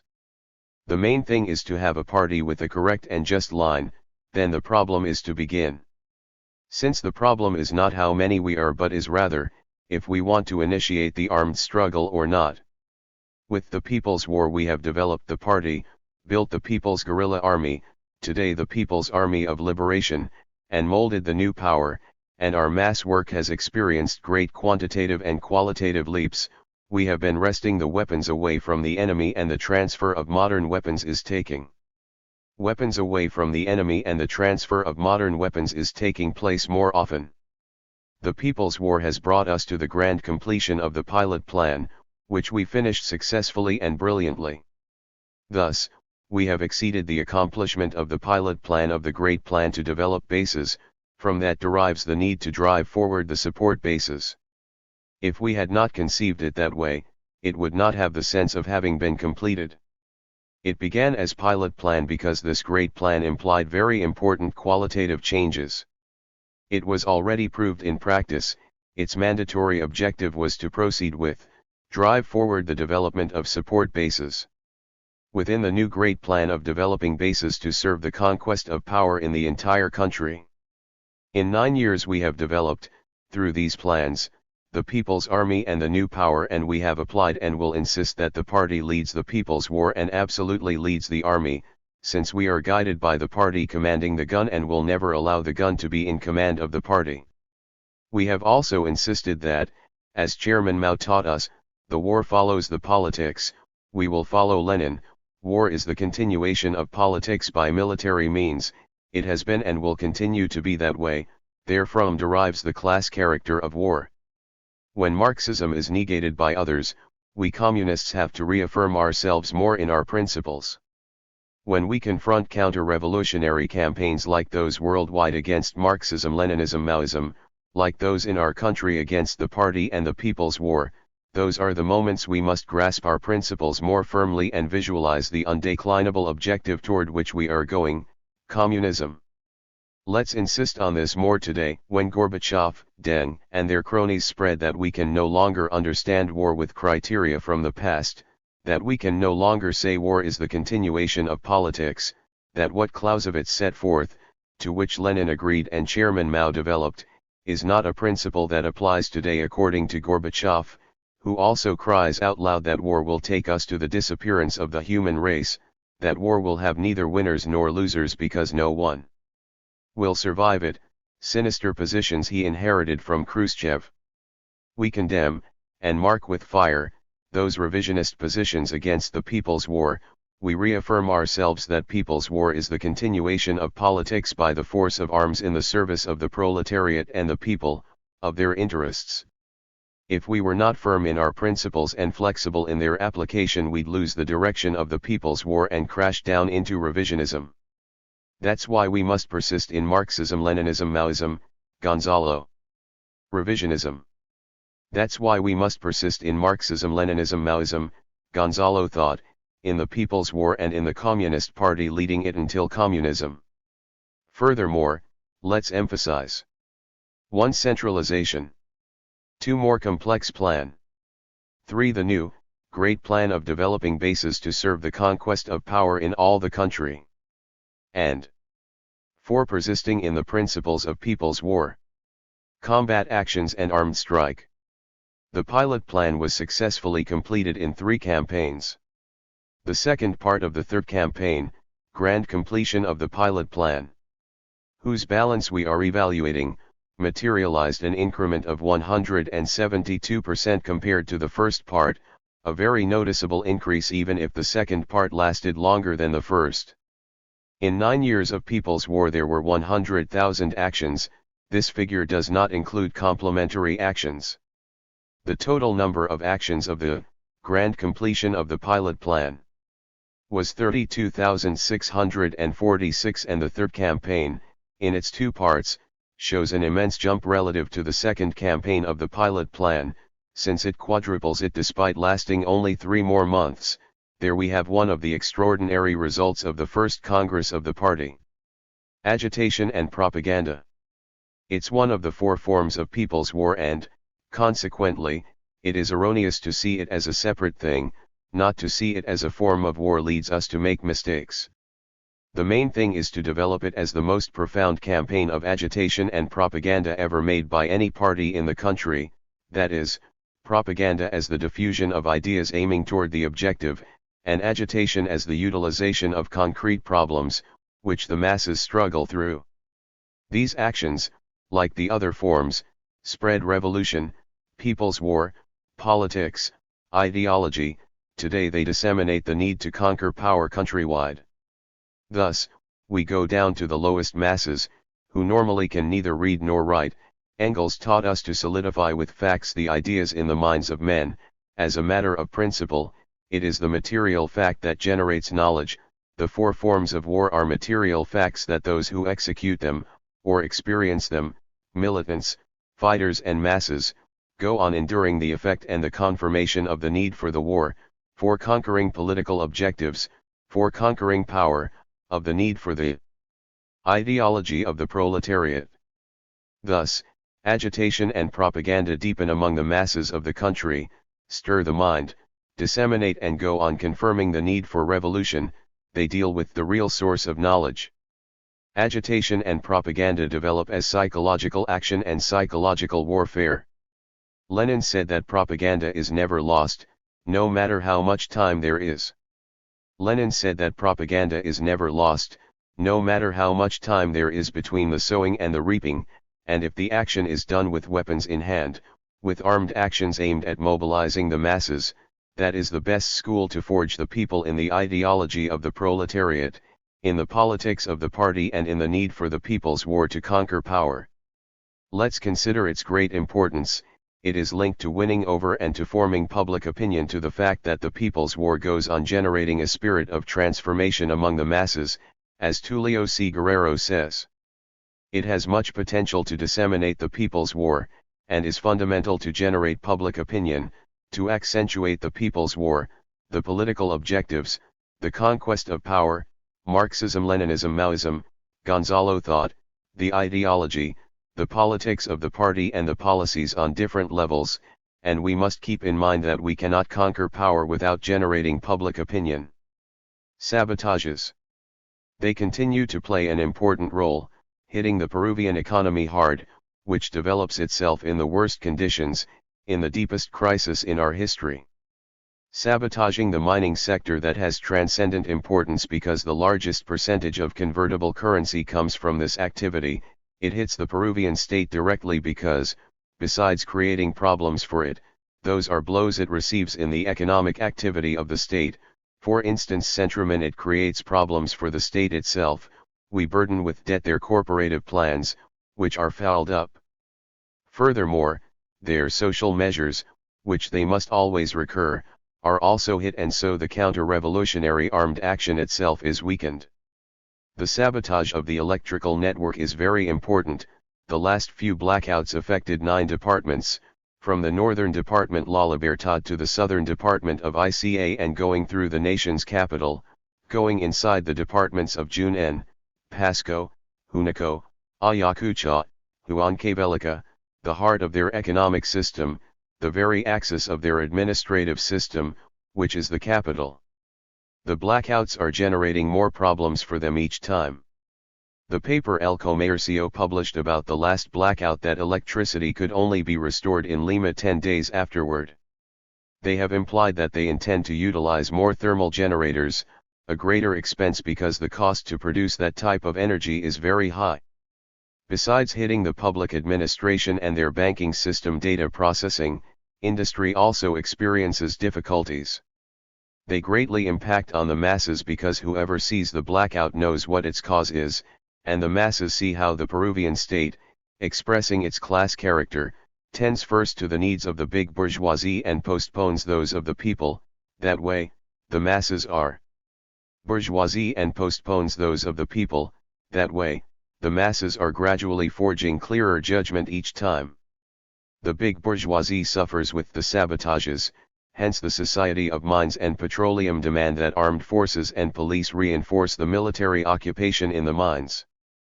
The main thing is to let the effects of sabotage be felt in the most important, most advanced economic zone, in the Central Economic Zone, which at the same time is the most strategic zone to restructure the old Peruvian society, their old state. Selective annihilation. It is increasing and hitting hard the authorities. We reaffirm that this way the functioning of the state apparatus is beheaded and paralyzed. Some, the reactionaries and their cronies the opportunists, say how is it possible to vilely murder mayors elected by the people?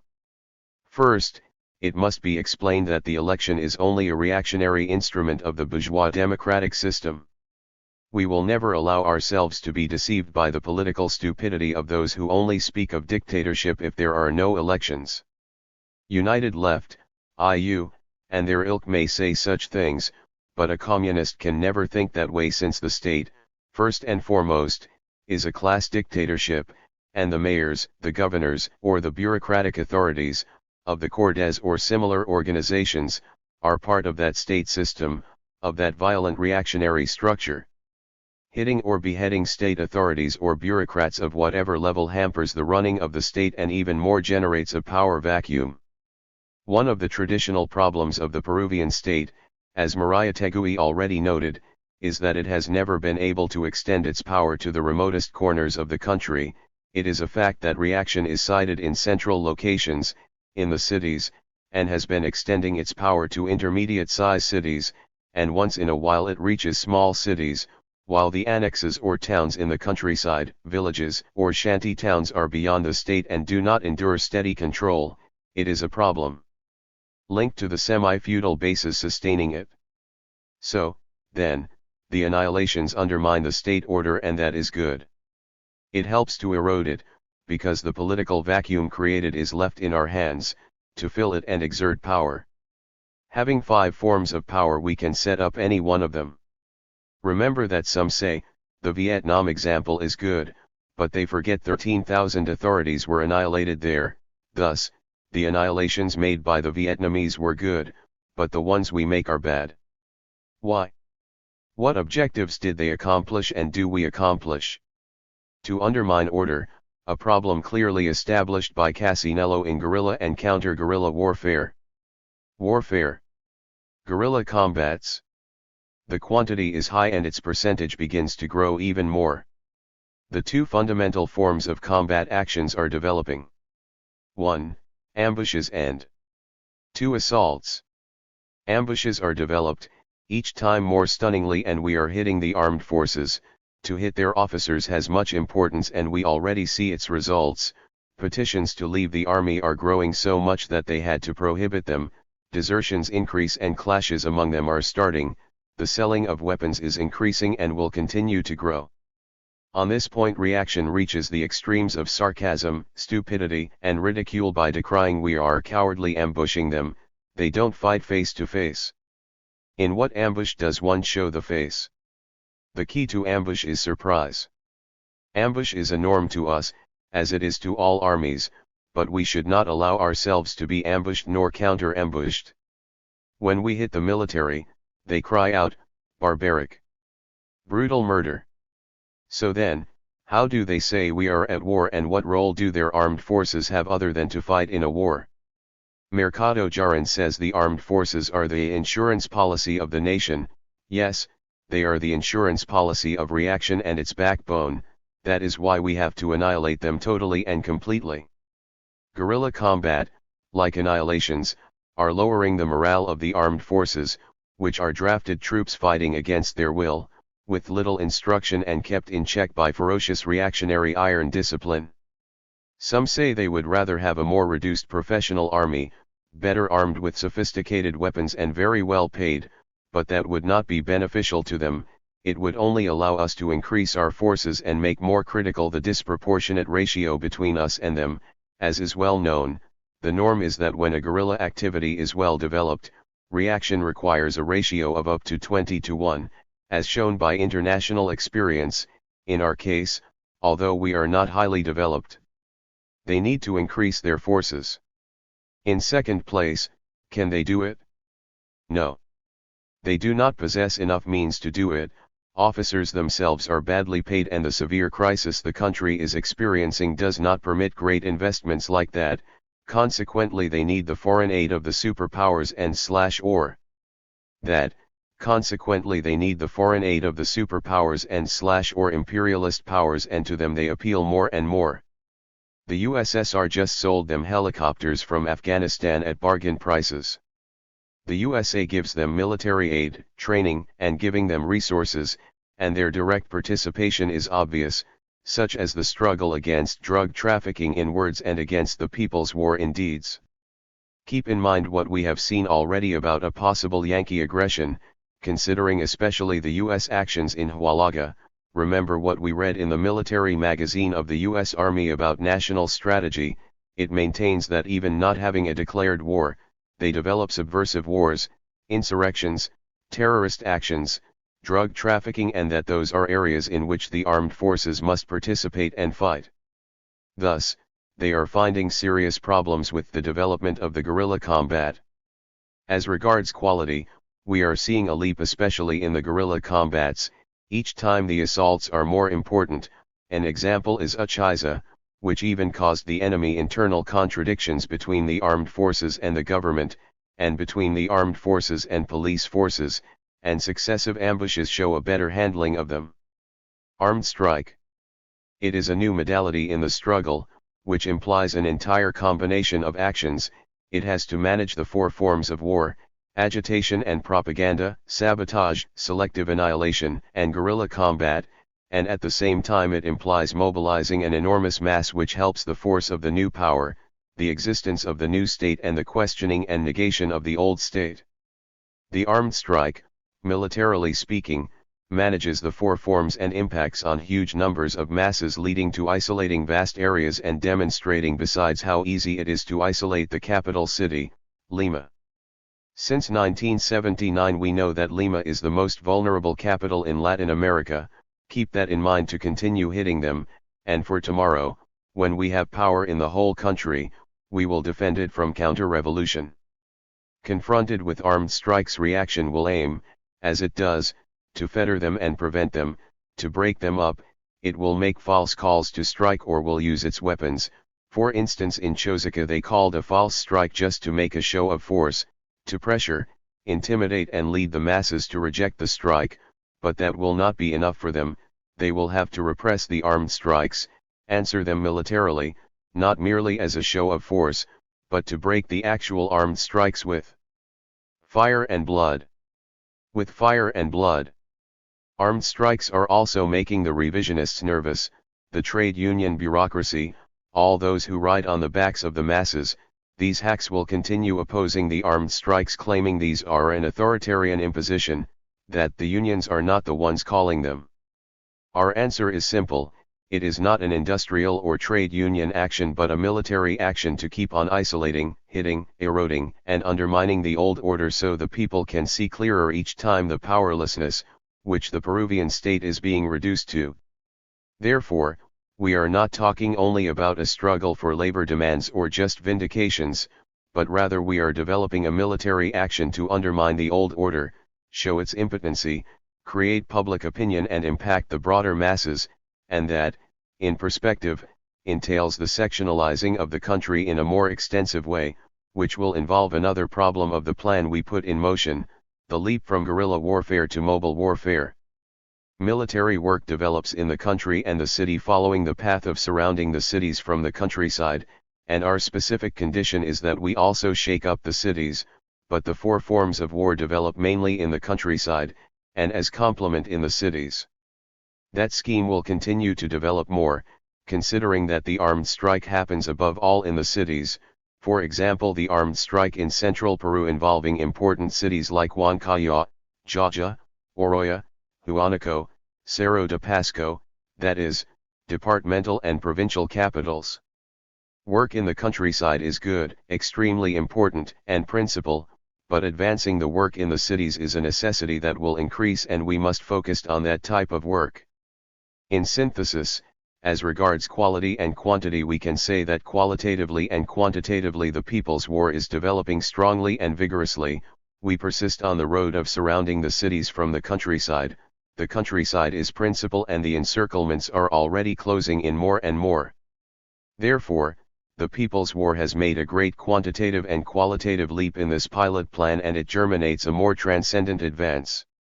Plan of strategic development. Our investigation shows that everything remains firmly grounded within the main points, the axis, sub-axis, directions, and mobile lines. They are well established and are being managed even better. What derives from this is that at this moment we have no need to change things, it would even be inconvenient to alter them at this time.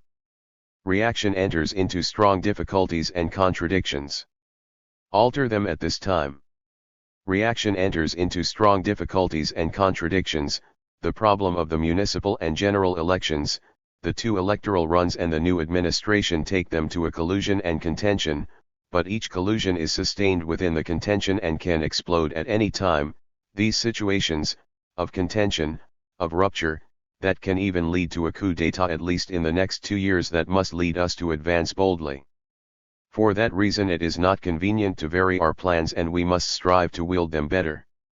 Don't forget that all of our party's work is developed within the strategic development plan, provided that the party leads everything. Theater of operations. It remains even clearer that we are developing within the Sierra region of the country. Historically Peru has had a vertebrate axis, the center-south mountains. It was that way at the times of the Incas. In the war with Chile it was the area defending itself better and where forces can retreat before a foreign attack. We also develop within the jungle strips, areas which are showing good fighting conditions for the masses. Most peasants there are linked to coca growing. The Upper Huallaga is the largest producing area in Latin America, larger than those in Colombia and Bolivia. For that reason as well it is important to reaction. We are also developing within the Apurimac jungle strip and we must emphasize our penetration into the central region. The perspective is to cover all the jungle strips. The theater is also being extended on the coast. From the edges of the coastal areas, you can penetrate into the Sierra, for example the mid-north, Norte Medio, and the mid-south. This leads us to develop the other coastal zones, especially the work in the northern and southern coast of our country. Also, to develop more the cities in the Sierra. It is very important to focus the struggle in the cities. It has to do with the insurrection. If we don't prepare for the seizure of the cities, mainly the largest ones, to complete the final stage of the People's War, the conquest of power in the entire country will be delayed. The work in Lima must be developed more, considering that it is the capital. Also the theater enables us to develop incursions, which facilitate developing the theater or retreating during enemy offensives. In synthesis, the theater is showing its expansion and the interrelation between the committees, also the capacity of incursion between the one and the others. Consequently, the perspective of the theater is to vertebrate the entire People's War. With the development of the war, we will have to redefine the committees, above all to conform to the development of the EGP, People's Army. Thus, the theater shows how it is expanding and we see a process of vertebrate in which the encirclement of the cities is setting in, not just the capital but the rest of the cities too. This ends the partially transcribed report. But let us consider the following outline. Plans and campaigns of the People's War. Third milestone, beginning of the People's War I initiation plan, May-Dec 1980. Initiate the armed struggle drive forward guerrilla warfare 1, 342 actions. Fourth milestone, development of guerrilla warfare 2. Deployment plan, Jan 81 Jan 83. Open guerrilla zones. First campaign, conquer arms and resources. Second campaign, rock the countryside with guerrilla actions. Third campaign, stir 1 and 2 to advance toward the support bases. 5. 350 actions. 3. Plan to conquer bases, May 1983 to September 1986. Defend, develop and construct I and 2. Great Leap. First campaign, initiate Great Leap. Second campaign, develop the Great Leap. Third campaign, develop the People's War. Fourth campaign, cap off the Great Leap. First part. Cap off the Great Leap with the Golden Seal. Second part. 621 actions. 4. Great plan to develop bases. Pilot plan, Dec. 4. Great plan to develop bases. Pilot plan, December 1986 to May 1989. First campaign, pilot plan to develop bases. Second campaign, to brilliantly fulfill it and establish a historical milestone. Third campaign, to consolidate and develop the Great Completion. First part. Great completion of the pilot plan. Second part. 63,052 actions. V. Great plan to develop bases and to serve the conquest of power, AUG 89. First campaign, to drive forward the development of support bases. The partial implementation to the end of 1989. 23,090 actions. Total number of actions 121, 455. Note, up to this time 4 milestones have been specified in the development of the People's War. First, definition, whose center is the 9 plenum of the Central Committee, June of 1979. Second, preparation, centered in the expanded National Conference, November 1979. Furthermore, this table does not include the actions carried out within the complementaries. This shows clearly the immense progress and great development of the People's War, unless someone tried to sustain the absurd claim that the leap was quantitative, a change, but not qualitative. It is seen clearly and convincingly how each subsequent plan implies a higher leap than the previous one. If we compare plans 3 and 4, although plan 3 took 3 years and 4 months, and plan 4 only took 2 years and 6 months, the number of actions in the latter plan more than doubles the former. On the other hand, if we consider the application of the new Great Plan to develop bases in service of the conquest of power just begun in August of 1989 with the first campaign of driving forward the development of support bases, in its 4 months of execution, until the end of development of support bases, in its 4 months of execution, until the end of last year, it materialized 23,090 guerrilla actions. Consequently, considering that 4 months is half the duration of the grand completion of the pilot plan. The second part of the preceding plan, the new Great Plan has already achieved the notable increase of 41.5% in its guerrilla actions, an increase whose importance is better understood if we keep in mind the enormous increment that the completion of the pilot plan implied. And if we compare results, the 23,090 guerrilla actions involve 19% of the total actions up to December of 1989, 23.5% of the actions in the 9 years before this plan started and 36.6% of the actions in the entire pilot plan. In about 4 months we achieved almost 37% of what we achieved previously in 30. There it is, the new Great Plan has begun resolutely and victoriously. Finally, if we center on 1989, the year of the proclaimed and supposed swamping, considering from October 88 to December 89, a period in which 32,644 actions were registered in the completion referred to above and 23,090 in the new plan, we have a total of 55,736 guerrilla actions, that is about 46% of all the actions completed. There you have the great defeat of Sendero. Concrete actions. With regards to concrete actions in this period, we emphasize the following: regional armed strike in Ayacucho, lasting 1 week, in February of '89, while rural nucleations built by the armed forces were destroyed. Harvest campaign took place in Huaycan, in the capital itself in the same month. 2,000 people were mobilized with the support of the EGP, People's Army, who annihilated the manager and a foreman of the Fundo under attack. The masses appropriated the produce by sharing it. Assault on the police counterinsurgency base DUS 6 at Uchiza, March 27. The base was taken, the contingent of 48 military surrendered, among them 15 wounded, 3 dead officers and 7 police dead. The taking of Pampacangalo, in April, the 600 soldiers were kept at bay and unable to leave their barracks while the town remained under the control of the People's Army, EGP.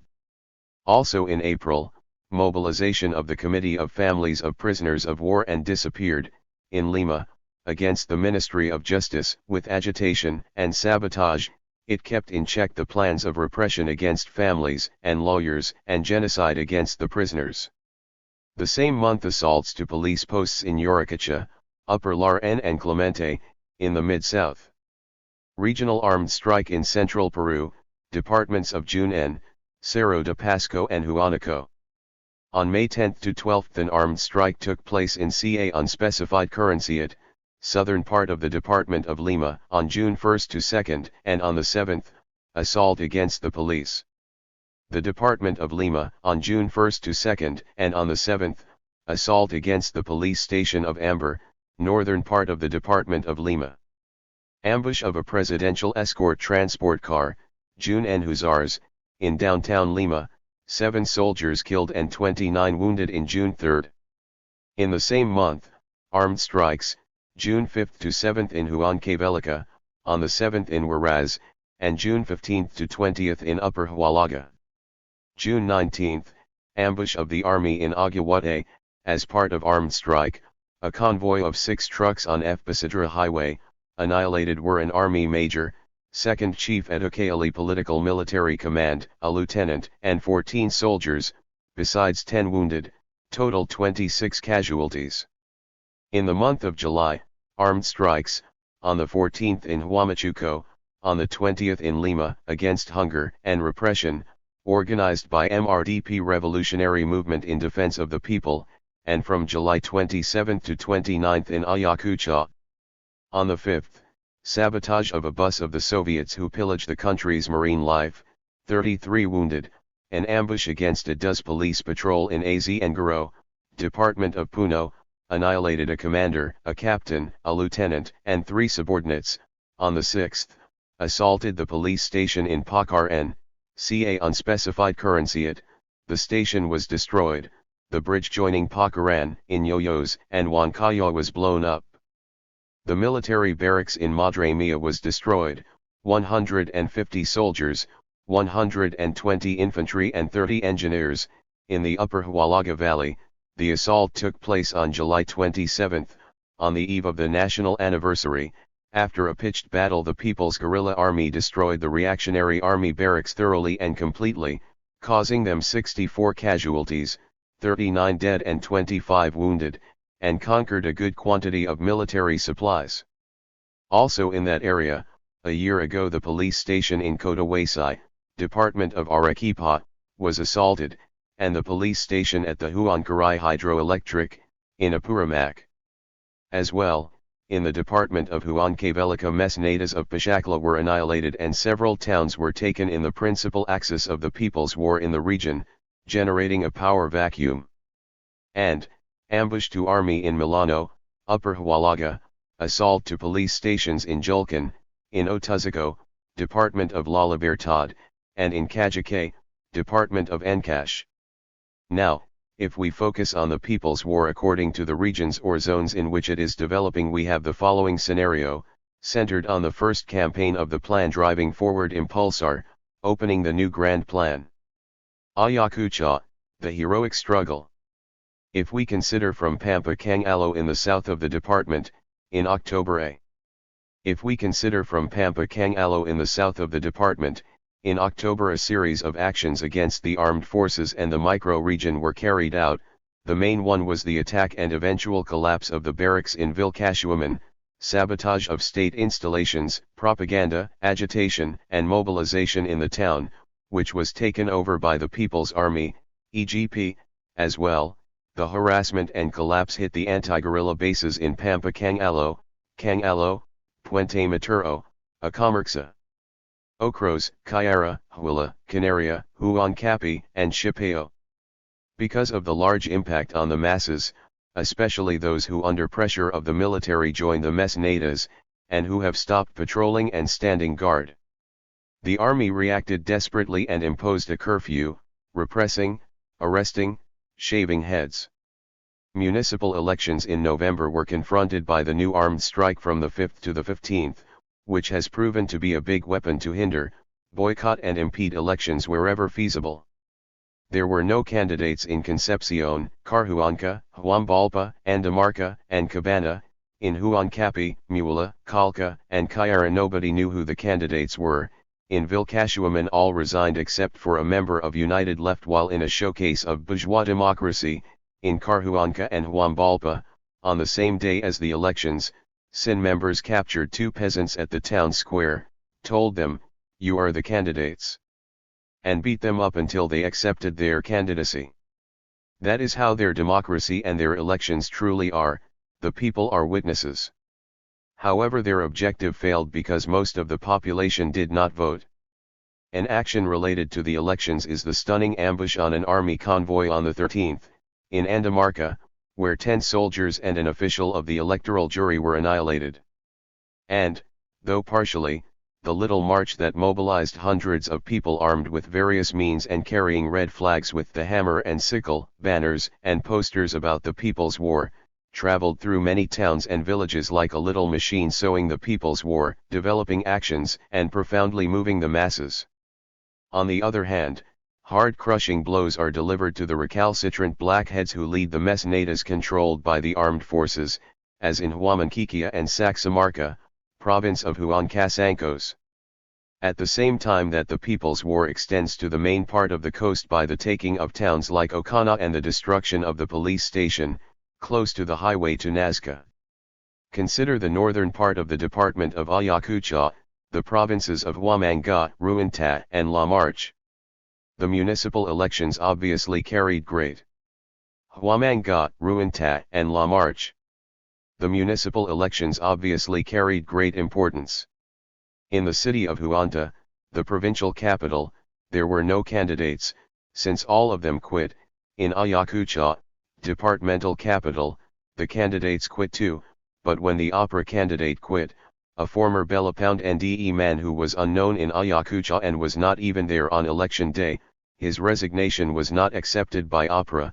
When the resignation of the United Left, IU, candidate, violating electoral norms, was withdrawn with the opposition of the rest of his ticket, he persisted in resigning, disowning his candidacy. Applying the boycott, as in other parts, the party carried out the armed strike on November 11 to 13. Throughout the area, from the 10th, transport was paralyzed by blocking and opening ditches across highways. Through radio broadcasts, the masses were even asking for the electoral process to be halted. The armed forces, the police military command, answered them by applying a 6 p.m. to 6 a.m. curfew. On the day following the attack of the 9th, the simultaneous capture of Ayacucho and Huanta by the People's Army, EGP, the armed forces decreed a suspension of public activities until the 13th, making large roundups and threatening arrest and other draconian sanctions to anyone who did not vote, according to the provisions repeatedly broadcasted through the radio. On the 12th, Ayacucho woke up amidst great explosions and under a huge deployment of military and police forces. The genocidal demagogue Garcia Perez came the same day to stage the triumph of democracy in Ayacucho. He proffered orders and counter-orders as he saw fit. As he does daily, he conducted a rally of opristas, opera members, mesnedas, paramilitary peasants, and soldiers dressed in civilian clothes in which very loudly, histrionically, and egotistically he announced his personal victory and the defeat of Sendero, the triumphant and exemplary electoral process and the boycott failure. But elections were not held in Huanta nor did Ayacucho elect a mayor, since the leftism chosen by some vanished amidst the over two-thirds of blank and null votes, of the small minority who voted at all. That too was the victory which United Left celebrated euphorically, loudly shouting, "We won at Ayacucho." At the end of the counting, even the JNE hacks had to declare the results invalid. In addition, like in 1985, in some places the masses were forced to vote by soldiers and police kicking and hitting them, such as in San Jose, or their electoral books were simply stamped, then soldiers filled in the ballots for them, such as in Pisha and Acacro, while in Loshigua and Chicampa voting simply was done at the military barracks. In Julcamarca the People's Army, EGP, captured the town and after keeping the anti-guerrilla base at bay burned the municipal council, Constjo Municipal, and prevented the elections. In Acacro it Municipal Council, Constjo Municipal, and prevented the elections. In Acacro it forced them to be stopped, and the same in Pacaisasa, where soldiers abandoned protection of the tables leaving their lieutenant alone. In synthesis, the boycott was a brilliant political triumph. Absenteeism was massive and even the minority who voted mostly in blank or null ballots. But notwithstanding the importance of the boycott, part of the People's War, a basic question in its development can be seen in the great advancement of work in cities such as Ayacucho and Huanta, the taking of both, by siege, on November 9, applying containment to prevent the police and armed forces from massively leaving their quarters, and forcing the foreign mercenaries to keep away and hide like rats in their nests at the airport, is clear proof of this advance. Also, the incursion into people's cooperation in Ayacucho, against the Aprista candidate, annihilating his police escort in October, and the attack on the Technical Police Departmental headquarters annihilating a lieutenant and a corporal and wounding 2 others, in the same month, or the car bombs, one at the office of the Director of Education, and the other 30 meters away from the main square, Plaza de Armas, respectively in October and December. However, the main and more transcendent development of the People's War is still in the countryside, the destruction of the mesnadas in 5 towns and finishing off 50 of their most recalcitrant members, the demolition of the nucleations in Vicas and Huayalay and the annihilation of their blackheads, and nucleations organized and sustained by the armed forces against the will of the masses, especially of the poorest peasantry, the ambush against mesnadas in Pichahuilca or to an army truck.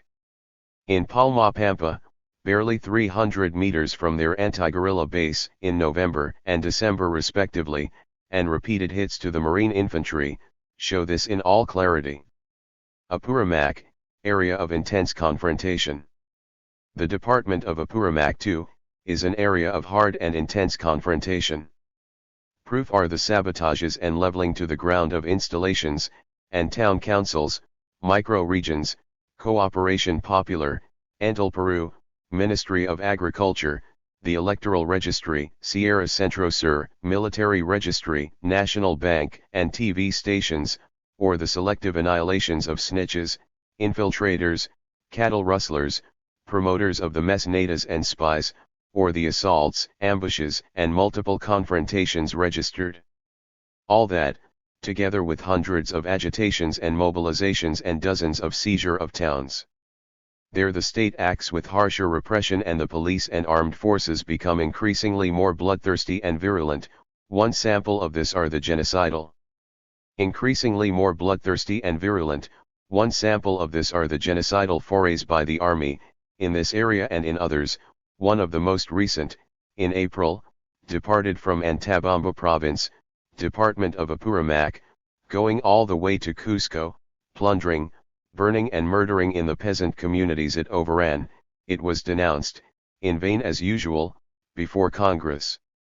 But responding to the slaughter, guerrilla actions rose up vigorously, pushing forward the People's War in those areas, such as the assault to the Vilcabamba police station, province of Grau, on May 14, 1989, executing in combat a policeman, a lieutenant, wounding several more, and generating a blackout in 7 districts. That is the truth and not the deceit. Fairy tales, printed by the reactionary press. About 15 terrorists were killed in the surroundings of Cotabombas. Or the ambush to the army in Caraibamba, on October 5, 1989, annihilating 3 soldiers, and 1 lieutenant and wounding 7 soldiers. Close to that area we have the actions in Caravelí province, Department of Arequipa, and the taking of Caravelí, on December 1, 1989, where 2 police stations, the military registry, the Bank of the Nation, the electric power plant, a TV antenna and the quarters of the Ministry of Agriculture were sabotaged and destroyed. The old authorities ran away and took refuge in the port of Ataco.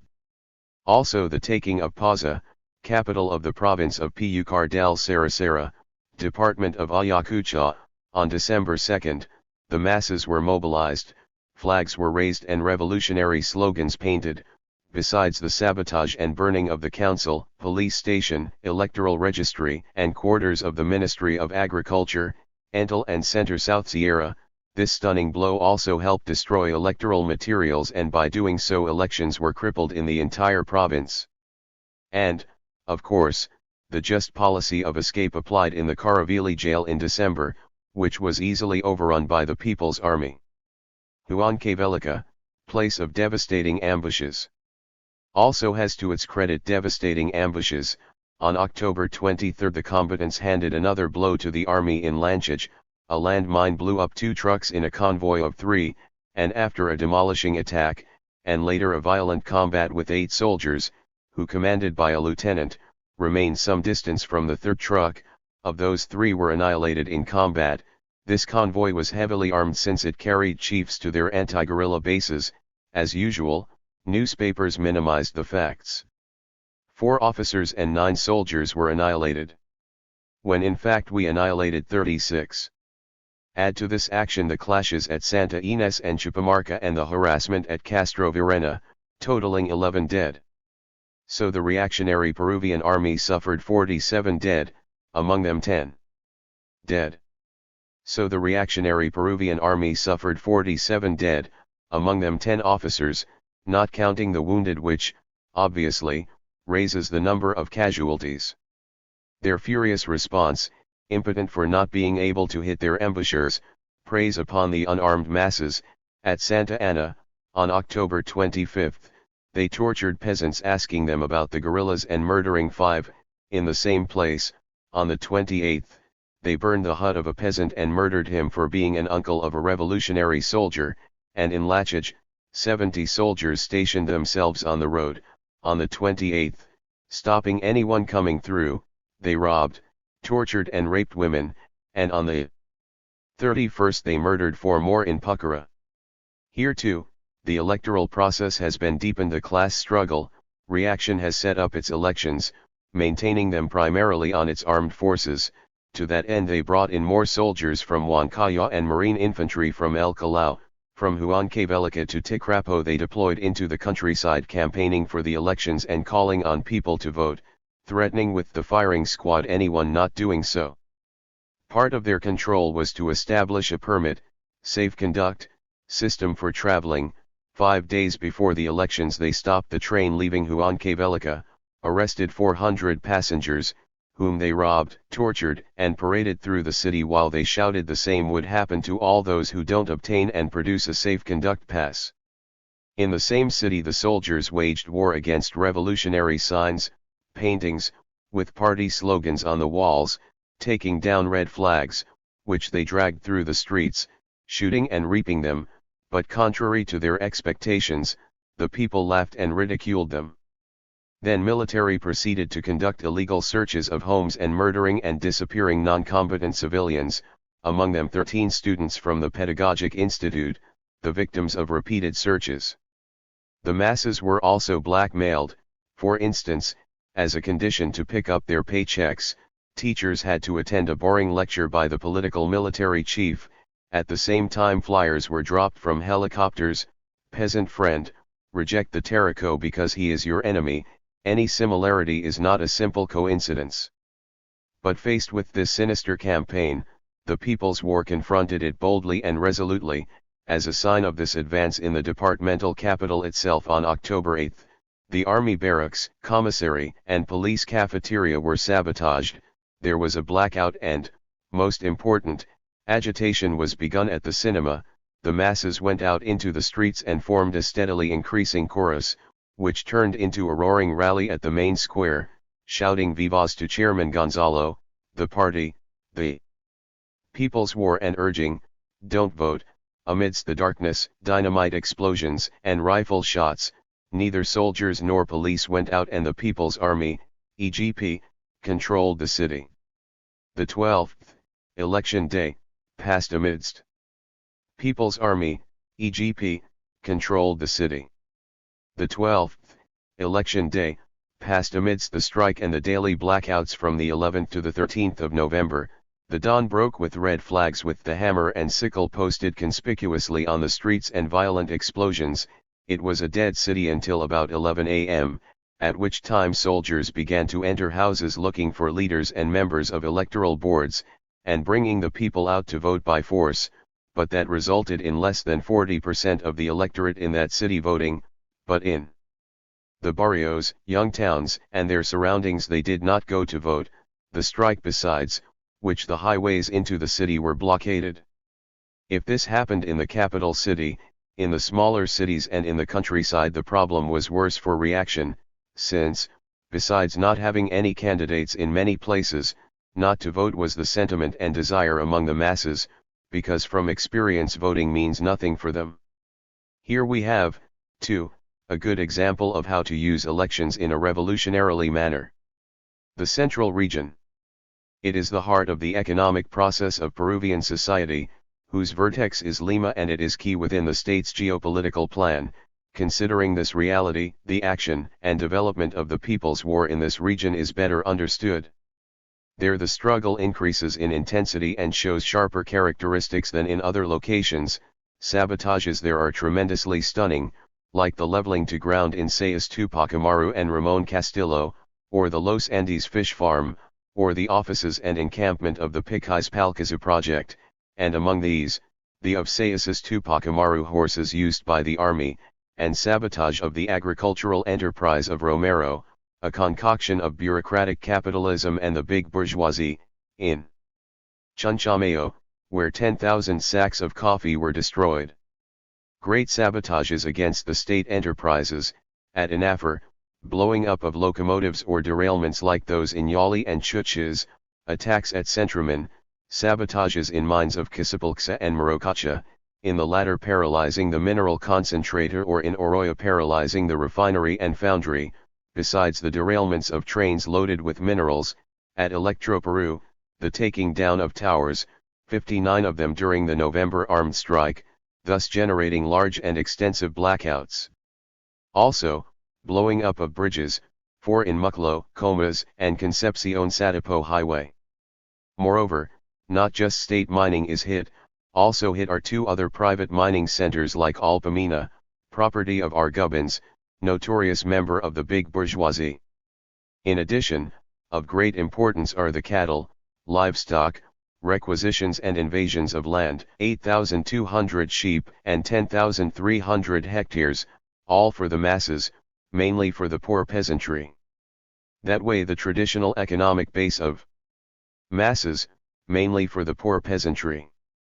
That way the traditional economic base of Peruvian society is seriously hit and the basis of the old state deeply undermined in this region, as in others.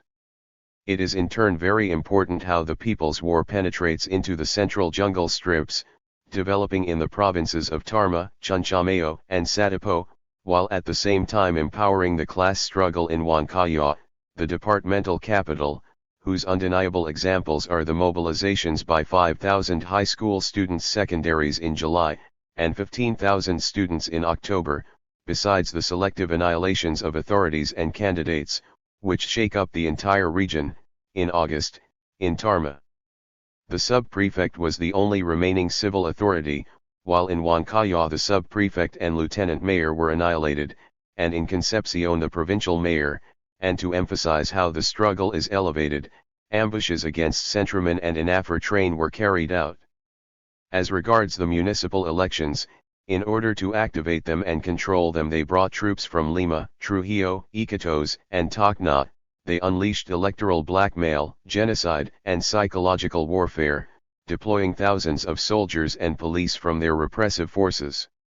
There too, the party applied the armed strike from the 11th to the 13th throughout the region.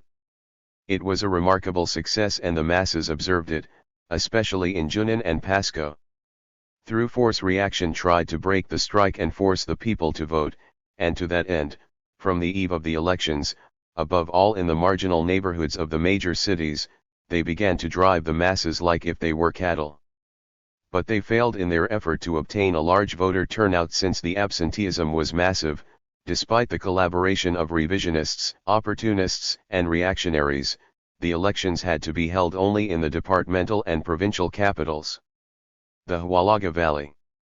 The Huallaga region, and above all the Upper Huallaga, is strategic, and each day of greater importance, not only because of its huge potential in natural riches, whose plundering by the World Bank, the International Development Bank, and imperialist enterprises in collusion with the great bourgeoisie and the Peruvian state have been planned for years, but mainly because of the vigor with which the People's War develops there.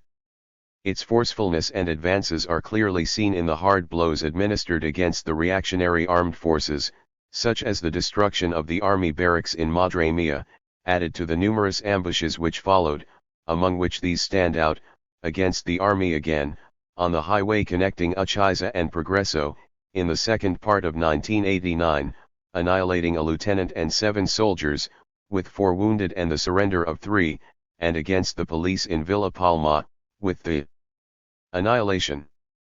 surrender of 3, and against the police in Villa Palma, with the annihilation 6 police and 2 wounded, both in September. And in October, the ambush against an army convoy with 35 troops, of whom 1 officer and 4 soldiers died, and leaving 12 wounded. Guerrilla actions which, given the conditions of their development, considerably increase the annihilations against authorities, snitches, infiltrators, spies, and enemies of all kinds. Around the elections, as in the entire country, these actions increased, especially against municipal authorities and candidates, paralleling an intense campaign among the masses calling on them not to vote. With all this, in spite of the bloody genocidal electoral repression, it could not prevent a high degree of absenteeism. On the other hand, it is of substantial importance for revolution and counter-revolution, or its risk, the greater repercussion of the People's War each day in the areas bordering the north of San Martin, all of Huánuco and Ucayali. Obviously this prospect, as that in the rest of the country, increases the nightmares of reaction, disrupting still more their uneasy sleep of a cornered beast. But the struggle there also justly hits the genocidal demagogue himself, Garcia Perez, capturing and flattening the cattle ranches Acuario and Misu unspecified Currencio, of his property, located at kilometer 35 on the Federico Basadre Highway, and at kilometer 7 on the highway to Nueva Requena, attacked on May 24 and June 5 of 1989, respectively, distributing the confiscated goods and cattle among the masses. More than 700 persons participated, among these were 188 cattle and 50 calves, 6 horses, 15 pigs, etc., and destroying calamine, dozens of drums of petroleum and oil, 10 tractors, 3 large electric generators, etc. Of course, that is nothing compared to the immense crimes committed by this sinister individual. Meanwhile, let us get one hair out of the wolf, someday the people will do justice. The situation in the Huallaga region raises an important concern of a possible direct intervention by Yankee imperialism. This matter revolves around the prospect that the contradiction nation versus imperialism might become principle, which would represent a basic change in the strategic and development of the People's War in Peru. A magazine of the United States Army states. Finally, and more seriously, the United States confronts one aspect of the insurgency in Latin America which offers a greater threat, but one which perhaps could still provide us with the weapon allowing us to recover the moral superiority, which we apparently have lost.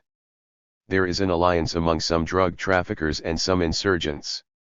Several countries in Latin America confront the corruption of their rulers and military. Countries in Latin America confront the corruption of their rulers and military officers. These countries make an effort to treat the problem with the uncertain support of the United States and with varying degrees of success. The dollars earned by the drug traffickers are delivered to the boxes of certain guerrillas or, possibly, in the form of weapons and material, to the hands of the guerrilla. A solidification of this connection in the public perception and in Congress will carry us to the necessary support to counter these guerrilla terrorists/drug traffickers in this hemisphere. It would be relatively easy to generate such support once the connection is proven and a total war is declared by the National Command Authority. Congress would have difficulty preventing the support for our allies with the training, advising and security assistance necessary for them to fulfill their mission. The religious and academic groups who tirelessly have supported Latin American insurgents would see themselves in an indefensible moral position. Above all, we would have an unblemished moral position from which to launch a coordinated offensive effort, for which we would count the resources of the Department of Defense and the rest of the sources. The recent operation in Bolivia is a first step. Instead of answering defensively to each insurgency according to the individual case, we could initiate actions in coordination with our allies. Instead of immersing ourselves in the legislative mesh and the financial constraints characteristic of our position of security assistance, we could answer the threat more swiftly. Instead of debating each separate threat, we can begin to perceive the hemisphere as a unity, and at last arrive at developing the vision that we so much need. Military Review, Spanish-American edition, May 1987, pages 49-51. Thus, drug trafficking is a weapon to recover the moral superiority of Yankee imperialism, providing it with a moral position for a coordinated offensive and with the hemispheric vision, which it now lacks. These criteria, obviously more developed than before, guide Yankee politics. We see very clearly how sinister is the plan to slander the People's War as narco-terrorism and whose interests it serves, and what the aim of the old state is, of reaction, of revisionism, of the opportunists and their lackeys of all kinds, whose arch-reactionary campaigns for many years have slandered and charged the People's War with narco-terrorism. The objective of such slander is plainly and simply to promote the aggression and intervention by Yankee imperialism, serving and defending their interests, as well as those of Peruvian reaction. That is why we must expose even further the counter-revolutionary essence of presenting the People's War as terrorism or narco-terrorism. We must denounce the People's War as terrorism or narco-terrorism. We must denounce the increasing Yankee intervention and its plans of aggression. Let's develop and popularize our anti-imperialist campaign of Yankees Go Home. Let's aim better and make an effort to unite the Peruvian people, the immense majority of them, on the basis of the Peasant-Worker Alliance, to prepare ourselves ideologically, politically, and organically to continue developing the People's War under any circumstances, raising even higher Marxism-Leninism-Maoism, Gonzalo thought, to go on fighting each day persistently and relentlessly to conquer power in all the country, as part of the world proletarian revolution, to which we are linked. Stronger than ever in the overflowing cause of communism, and to hit our enemies accurately and stunningly, whoever they are, and even more so Yankee imperialism, as we already did in the attack of Santa Lucia, its military base of anti-national aggression, on April 7, one day before the general elections of 1990. The South. In the south of the country the People's War develops mainly in the department of Puno. Among its noticeable actions we have the assault and taking of Anania, province of Sanday, where we hit simultaneously the 2 police stations, and annihilated the governor, the mayor, the judge, and 9 policemen, including 1 wounded and 2 who surrendered. In Yungio, on the Bolivian border, sabotage destroyed the sub-prefecture, meeting nearby were Garcia Perez and the Bolivian president. This action generated, once again, patrol incursions by the armed forces of the neighboring country, as in Anania, it was carried out in October. In November, while Azangaro was taken, People's trials and anti-electoral propaganda were made, the candidates resigning en masse as in Huancane. In December, Oruro, province of Melgar, was taken and people's trials and selective annihilations were applied. But actions were not restricted to Puno, also in the departments of Cusco, Arequipa, Moquegua, and Tacna, although these departments' sabotage and armed agitation and propaganda develops more. The North. On its turn, in the north of the country, the city of Huamachuco, capital of the province of Sanchez Carrion, was taken over in October, the mayor was annihilated. In November, annihilation of the mayor of San Agustin, as well as in Trujillo, capital of the department of La Libertad, 5 sabotages shook the city, in the near vicinity the ministers of foreign relations of the Group of 8. In the near vicinity the ministers of foreign relations of the Group of 8 countries were meeting, the satellite TV antenna was sabotaged, a simultaneous action was done against Channel 7 in Santiago de Chuco and 2 radio stations run by revisionism in Cajabamba, department of Cajamarca. And in December, an attack on Cacacatan and assault on the Malabamba police station. The actions developed too on the northern coast, besides Trujillo, Chimbote, Chiclayo, Pira, and Tums are, as cities, the 3 last ones are departmental capitals, theaters of the People's War, developing in them not just propaganda and sabotage but selective annihilations, against an army captain and 2 policemen in Tums and Chiclayo respectively. Both in the north and in the south the land problem is fundamental, and where the party's policy is applied, developing, with arms in hands, the invasions and distributing land, as well as defending them later on. The issue is to defend and conquer the land with the People's War, and in a like manner to conquer and defend the necessary conditions to develop production for the benefit of the people. Both in the south and north as well as in the rest of the country, the campaign to boycott the municipal elections were carried out successfully. Armed strikes were promoted to raise the political conscience of the masses, and they were organized only in places where it was possible to guarantee its success, such as in the provinces of Azangaro, in Puno, and in Santiago de Chuco, Otuzaco and Sanchez Carrion in the department of La Libertad.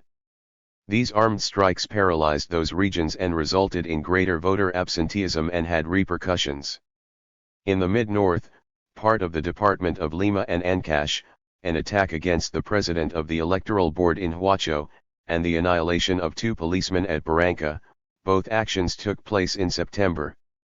A sabotage of a bank in Supe and the blowing up of the municipality and police station in Carcan, destruction of micro-region in Bolognese, in Cajatambo, attack on the police counterinsurgency base, people's trial to the mayor and sabotage to the regional educational direction, on the Callejón de Huelas, for 3 days in a row, electric towers were blown up generating blackouts in 50 towns, red flags with hammer and sickle were raised and anti-electoral slogans were painted, the seizure of Trillos, in Bolognese province, people's trial was held, all these guerrilla actions took place in October. The government decreed a state of emergency in Barranca, Huara, Cajatambo, and Oyan provinces in the department of Lima, and sent an army battalion to Huaraz. The day before municipal elections, the People's Army took over a bus 25 kilometers from Huaraz, the capital of the department of Ancash, and after getting the passengers out, capital of the department of Ancash, and after getting the passengers out dynamited it, the company suspended service, sabotage to the residence of the governor, a general blackout in Ija, Ricuay, Yungay, Carhuaz, and Huaraz. In the mid-south, the southern part of the department of Lima and Ica, violent guerrilla hits in the mountain province of Yoyos took place, bordering the departments of Junin and Huancavelica. The People's Army seized several towns and wounding 1 policeman in a clash in Lincha in September, and in the same month the towers were blown up at Ca unspecified currency, while the newspapers themselves cried out, "They have taken over the Ica countryside." In October, taking over the city of Palpa, provincial capital, the precinct and the investigative police post were smashed, annihilating a captain and 6 policemen. During the same month, a 48 hours armed strike were carried out in the province of Nazca, it was a complete success since the city streets were completely deserted. Also in October, the district of Zio unspecified currency IGA was taken over by the guerrillas, in the province of Ca unspecified currency it, with more annihilations, and topping off the month's actions, the Coiler Bridge was blown up. The November campaign was focused on the boycott, with propaganda and agitation not to vote, actions against government buildings in Nazca, in the districts of San Clemente and Tupac Amaru of the province of Pisco, whose capital experienced a blackout, actions aimed against the residences of the candidates. The Aprista meeting in ICA was interrupted, and in Pisco it was cancelled. In the mid-north, an intense campaign was developed for the boycott and against the municipal elections, and an armed strike was organized in the Calahan de Huelas with multiple guerrilla actions. It was a complete success throughout the Calahan, helping much to increase electoral absenteeism.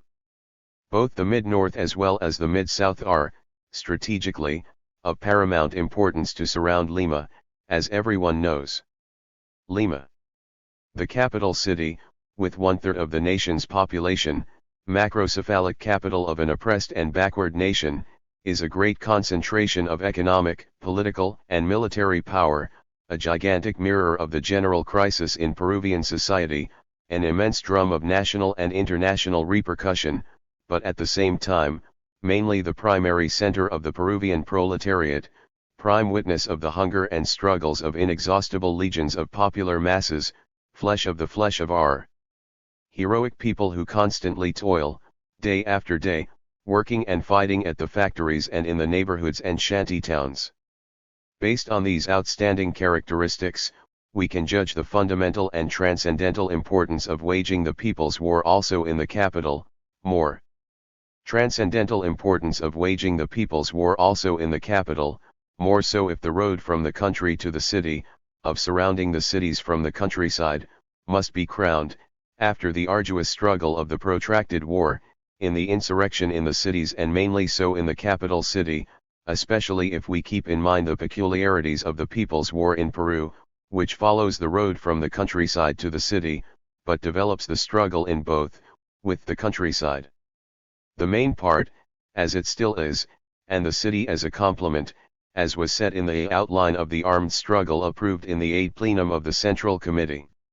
Starting from that premise, part of the party's propaganda reaches the capital to profoundly transform and shape its ideological and political foundations. There the proletariat and the people receive the class ideology, turning into the strength of their arms the messages they get in their minds. The interview to Chairman Gonzalo, the poster 9 Years of People's War, the graphic publication Day of Heroism. 3rd anniversary, Chairman Mao's Nothing is impossible to whomever dares to climb the heights. Lenin's anthology Imperialism is the waiting room to the social revolution of the proletariat, or the pamphlets The Proletarian Revolution and Khrushchev's Revisionism and on the Dictatorship of the Proletariat, or in commemoration of the 40th anniversary of the Chinese Revolution and the Party, the People's War and the Boycott. Among the guerrilla actions shaking up Lima, during the first campaign of developing, in the last third of 1989, we conducted armed propaganda and agitation. The successive campaigns developed with the masses, with the proletariat, the leading class of the revolution and the poor masses of the neighborhoods and shanty towns, the base of party work in the capital, an intensive campaign of flyer distribution in support of the class struggle, always aiming at the deepest sectors of the people, who will transform the old society. This form of struggle consists from the simple painting of slogans in people's boards, up to the conspicuous murals painted at San Marcos University, which proclaim the rebellion of the youth, from the vibrant leaflets in the hands, to the huge posters stamping the words People's War on the walls, showcases, buses, trains, from the red flag commanded by the hammer and the sickle, which announces the new proletarian dawn, to the thundering unleashed by the explosive charge, from the steeled spirit of the class which animates the marches, up to the vigorous overflow of the armed mobilizations which explodes in blockades and flaming tires of Molotovs and noise bombs. In synthesis, from the idea that arms the mind to the shining hands in guerrilla actions. The sabotages to express themselves, like the one at Renaiza, Action in support of the struggling mining proletarians during the month of September. In October. Of the struggling mining proletarians during the month of September. In October, car bombs at the embassies of the USSR and China and at the United States consulate. The actions against the two imperialist superpowers are part of our answer to the new global counter-revolutionary offensive, which is headed by Gorbachev, Deng, and their gangs of traitors. The burning of buses, about 10 of them were burned, as well as others before and after October, is another form of sabotage that has had a great impact, which hit mainly state enterprises, since the state uses those enterprises politically, trying to break up the people's struggles. The electrical blackouts are another type of sabotage that has importance and repercussions each time. In September, October, November, and December there have been blackouts of major dimensions, spanning not just from Maracana, in Ica, up to Chiclayo, in Lambayeque, going through the department of Lima and mainly in the capital, but also hitting all of the coastal and central Sierra, but besides their duration with all their sequels they often last more than 10 days. In observing how the state handles blackouts and their derived problems, we see clearly whose interests it protects and whom it benefits, that is, to whom they serve first and better. Selective annihilation hits hard the snitches, recalcitrant enemies of the class and the people, and other individuals with debts of blood. Let's mention only two. First, the commander of the National Police and sub-chief of Interpol, who in Ayacucho bathed in the blood of the people, murdering the children of the masses. Second, this is recent, the former president of the Social Security, IPSS, FS. Salaverry, who was a sharp knife in the heart of every insured in Peru, a hated trafficker of public health and daily murderer of all the retirees in the country. His annihilation hit particularly hard the bureaucracy, one of the fundamental pillars of the state, the principal one after the armed forces. The hypocritical wailing of some is not truly for the justly annihilated, but a venting of anxiety by the guilty conscience of the big oppressor bureaucrats, over whose heads pen the implacable word of people's justice, which may take a while to be accomplished but it is sure to come. The guerrilla combats materialized in the attack of the main police station at the San Ildefonso market on October 2. Annihilated were a lieutenant and 5 subordinates, according to bourgeois newspapers. On December 15, 1989, an ambush of a Peruvian army bus transporting 35 or 40 effective of the Army Intelligence Service, SIE, trapped at the crossing of Zarumilla Avenue and Giron Pedregal, in the San Martin de Porres district. 4 were annihilated and 15. Pedregal, in the San Martin de Porres district. 4 were annihilated and 15 wounded, some seriously, according to Reaction's own newspapers. The armed strike of November 3 deserves special mention. This strike in the capital acquired great importance since it targeted directly the municipal elections, and for this reason it merited the concentrated fury of the reactionaries, revisionists, and all of their lackeys in general. They mobilized heaven and earth trying to break it up, but when they saw it was uncontainable, they appealed to their usual great argument, unrestrained violence, and there we had the real cause of the brutal and widespread repression at Victoria Square. There, the National Police once more unleashed its bloodthirsty fury, and brutally assaulted the multitude of friends and relatives of those victims of repression who marched in the hundreds, carrying wreaths, flowers, and banners, led by the Committee of Families of Prisoners of War and Disappeared, to the cemetery, in order to render tribute to the heroes of the people fallen in the rebellion in the luminous trenches of combat, and to the rest of the fighters and children of the people who have given their lives for the revolution and shed their blood for the people's war. But the defying courage of the people, the militant defense of the fighters and the support of the masses, shown to confront the reactionary ignominy.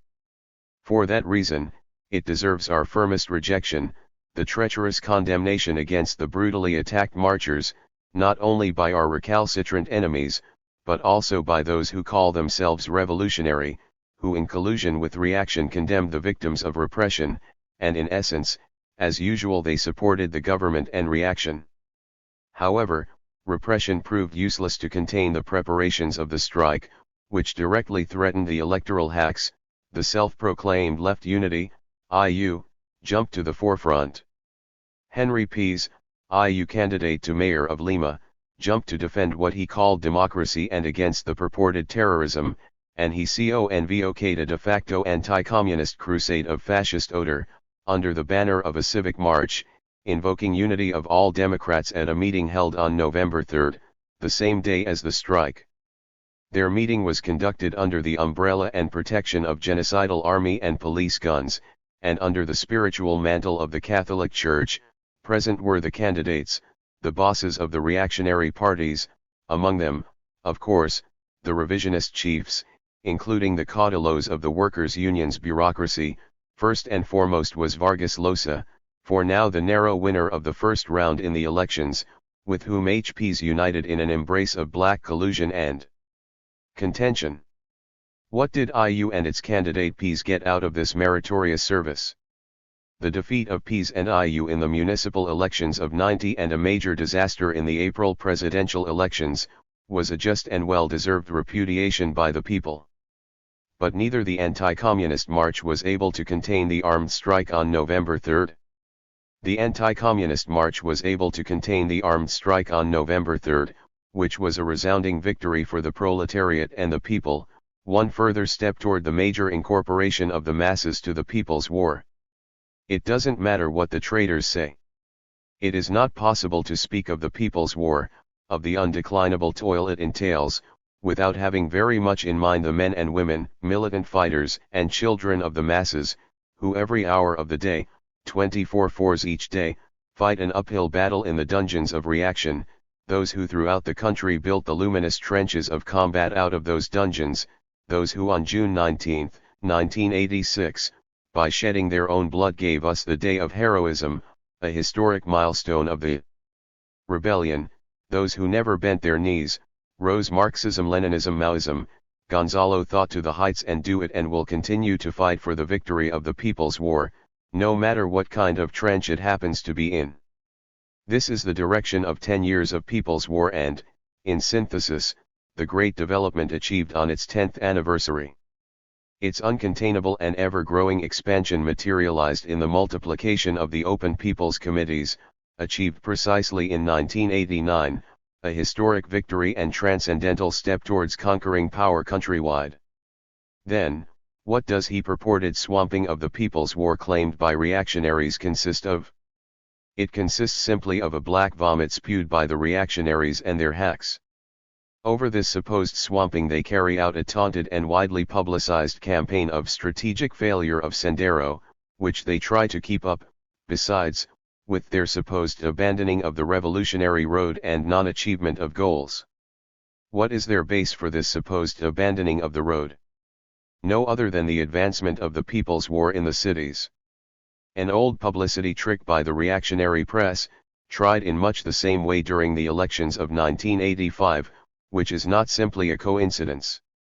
However, what is real and practical are the continuous and victorious actions materialized to date, and how the war flows on the road of surrounding the cities from the countryside and which is applied firmly and consequently. Moreover, according to our specific conditions, we apply this road following the norm of developing simultaneously the people's war in countryside and city, the countryside being the principal and the city a complement. Dialectically, the progress in the cities is an evidence of the development of the road from countryside to city, and the perspective to transfer the vertex of the people's war from the countryside to the city to conquer power in all the country.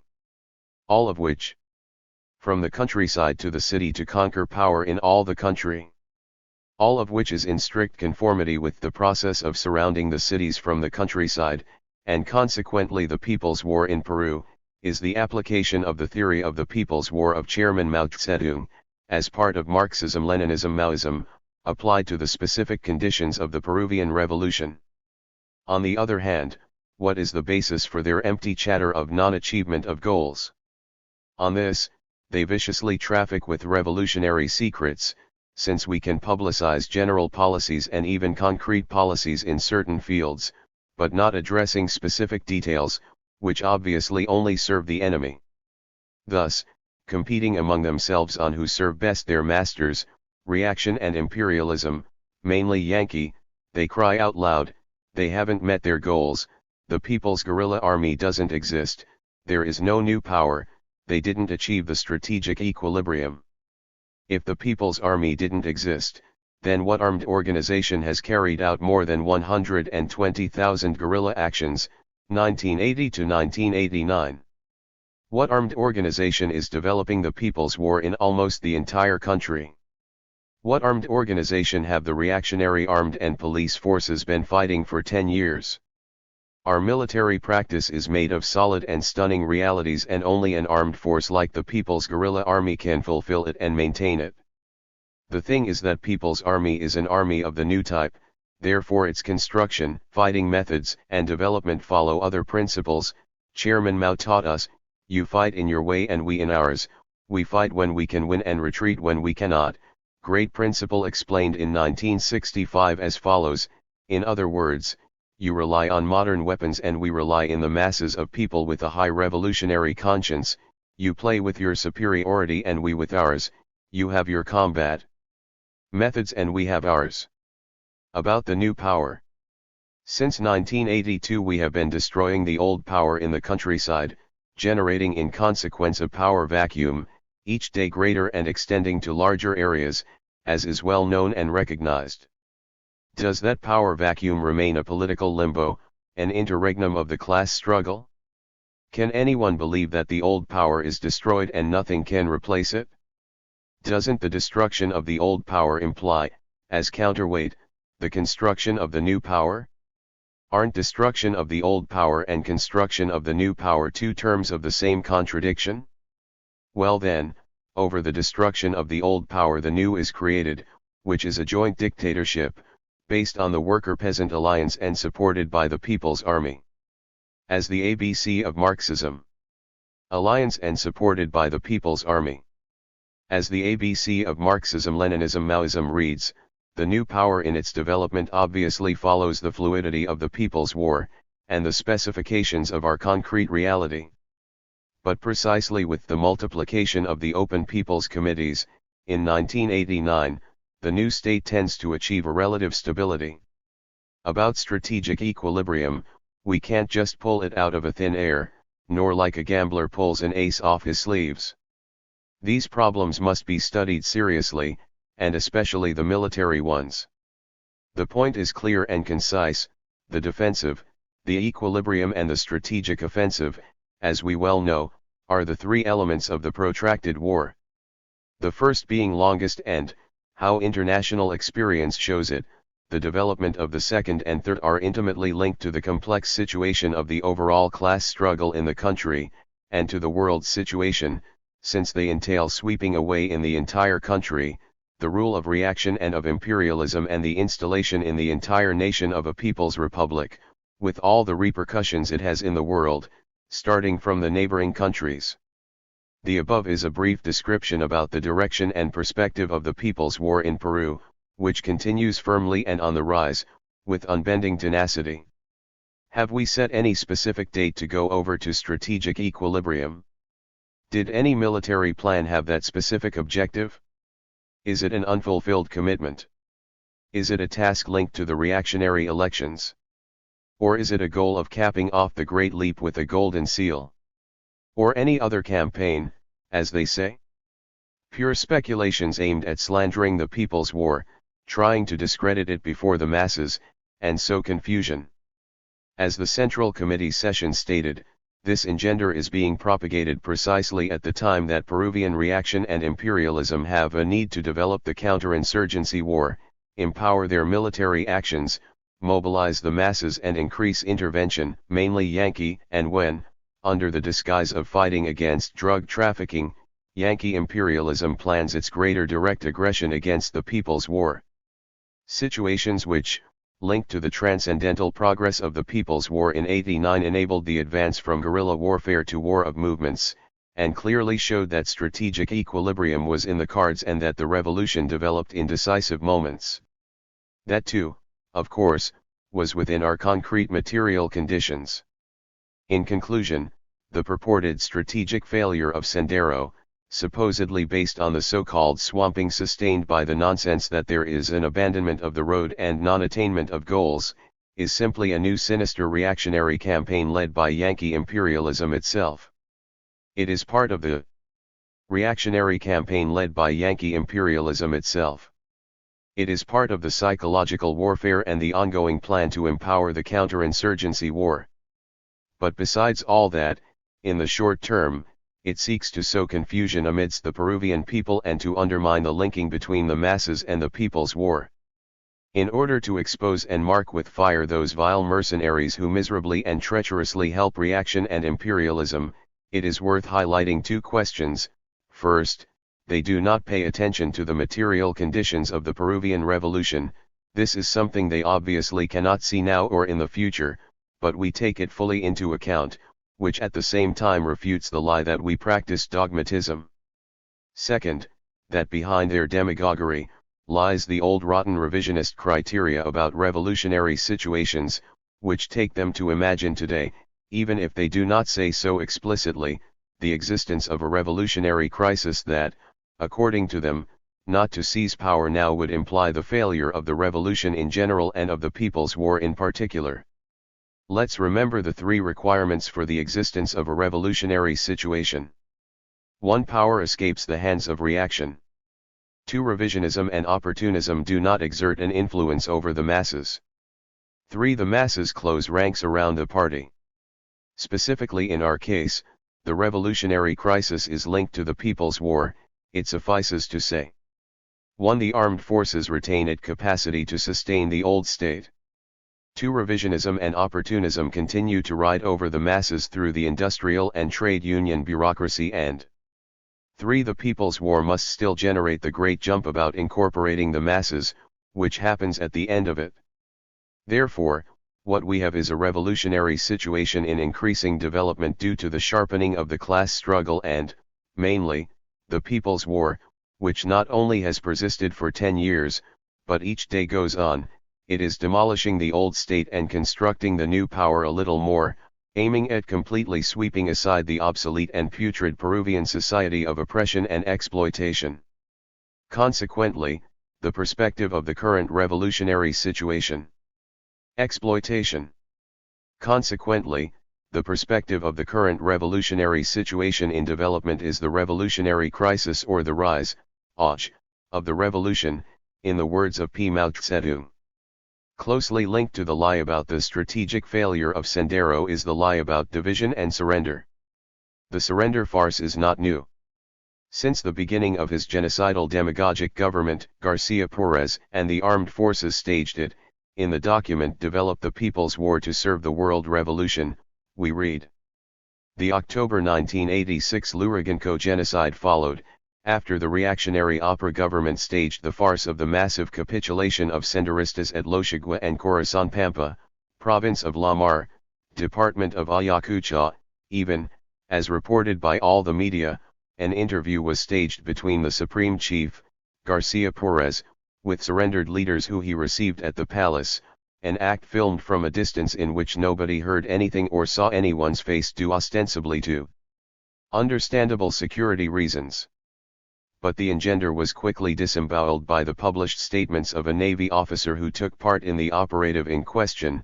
The same officer explained in the interview by this reporter that the 100 or so people who allegedly surrendered, among men, women and children, never got near the bases of Corazon Pampa or Losigua, but were rounded up by Marine infantry at the mountain heights and later on taken to both localities.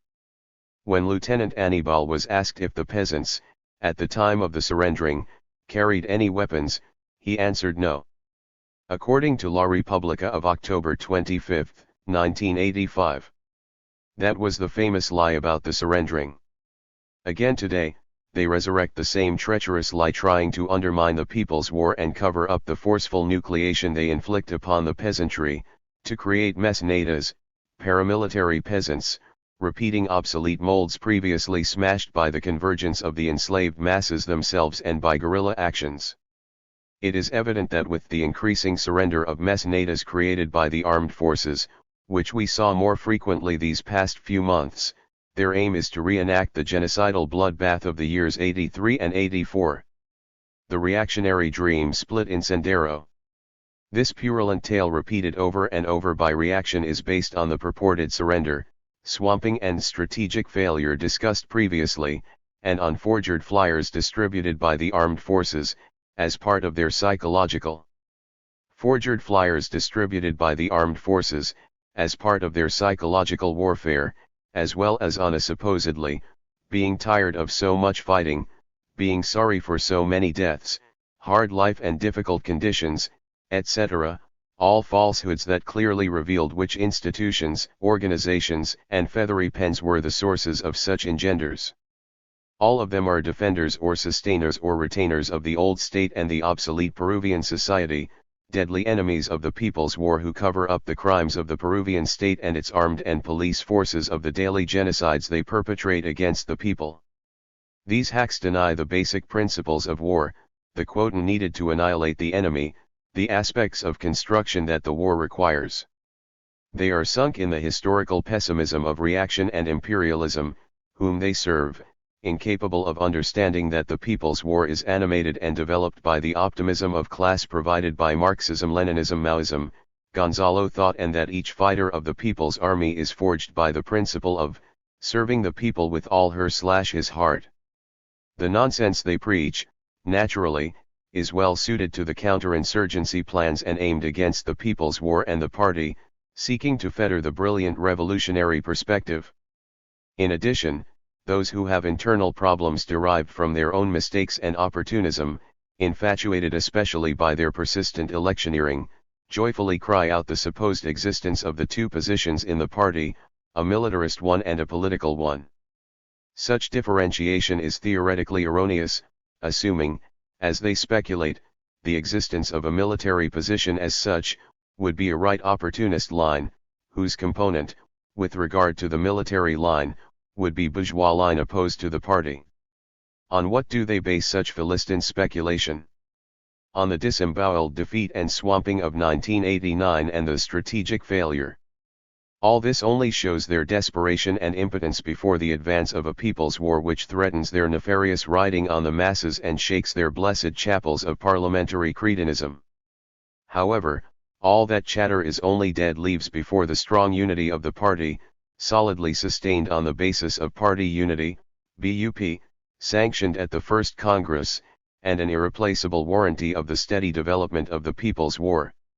In synthesis, what are the bottom causes of the insane fabrication about split and surrender?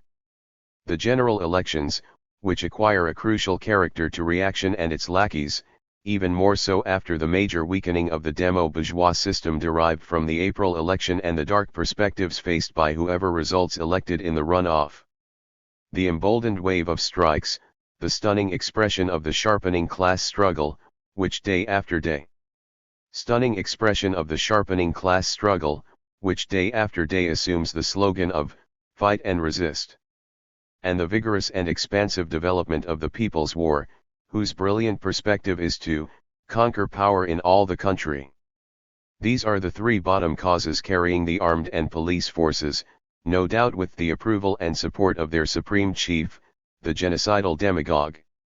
No one with at least a half an ounce of brain can take seriously the crude and ridiculous fabricated lie about split and surrender.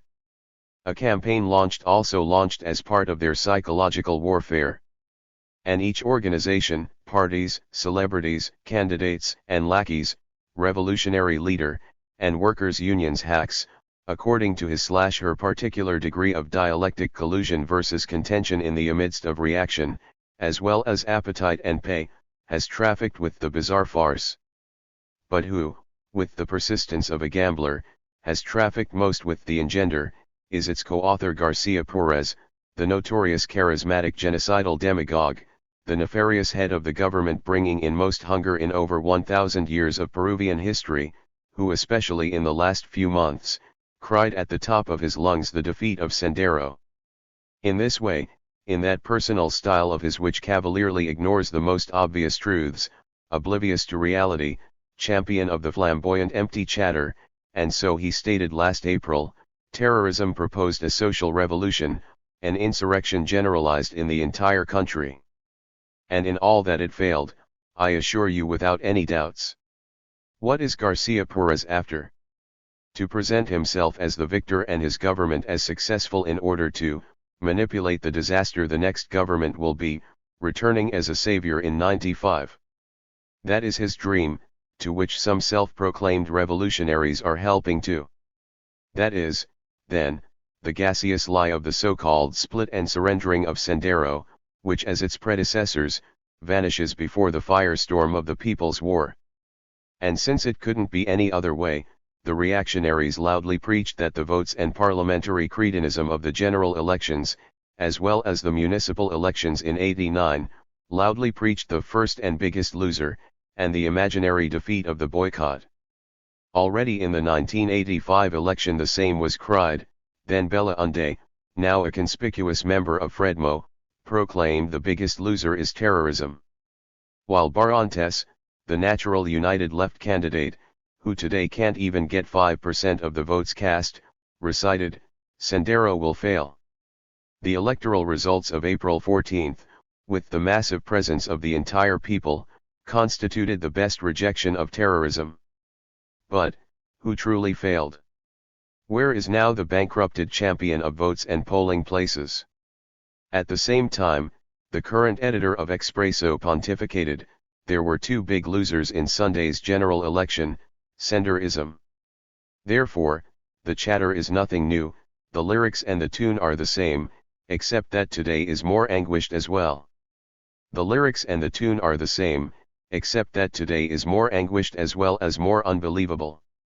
Now Garcia Perez, the non-registered candidate, who prepares his presidential dream for 95, who in the municipal elections called to cast blank or null votes, because, he claimed, the issue was to vote in any way in order to defend democracy against terrorism. On the same April 8, Garcia Perez proclaimed arrogantly and triumphantly, today you will see how the immense majority of the people, 99% according to the Opera's Daily Hoy, participate in democracy by casting their votes, and will bury terrorism by the Electoral Act.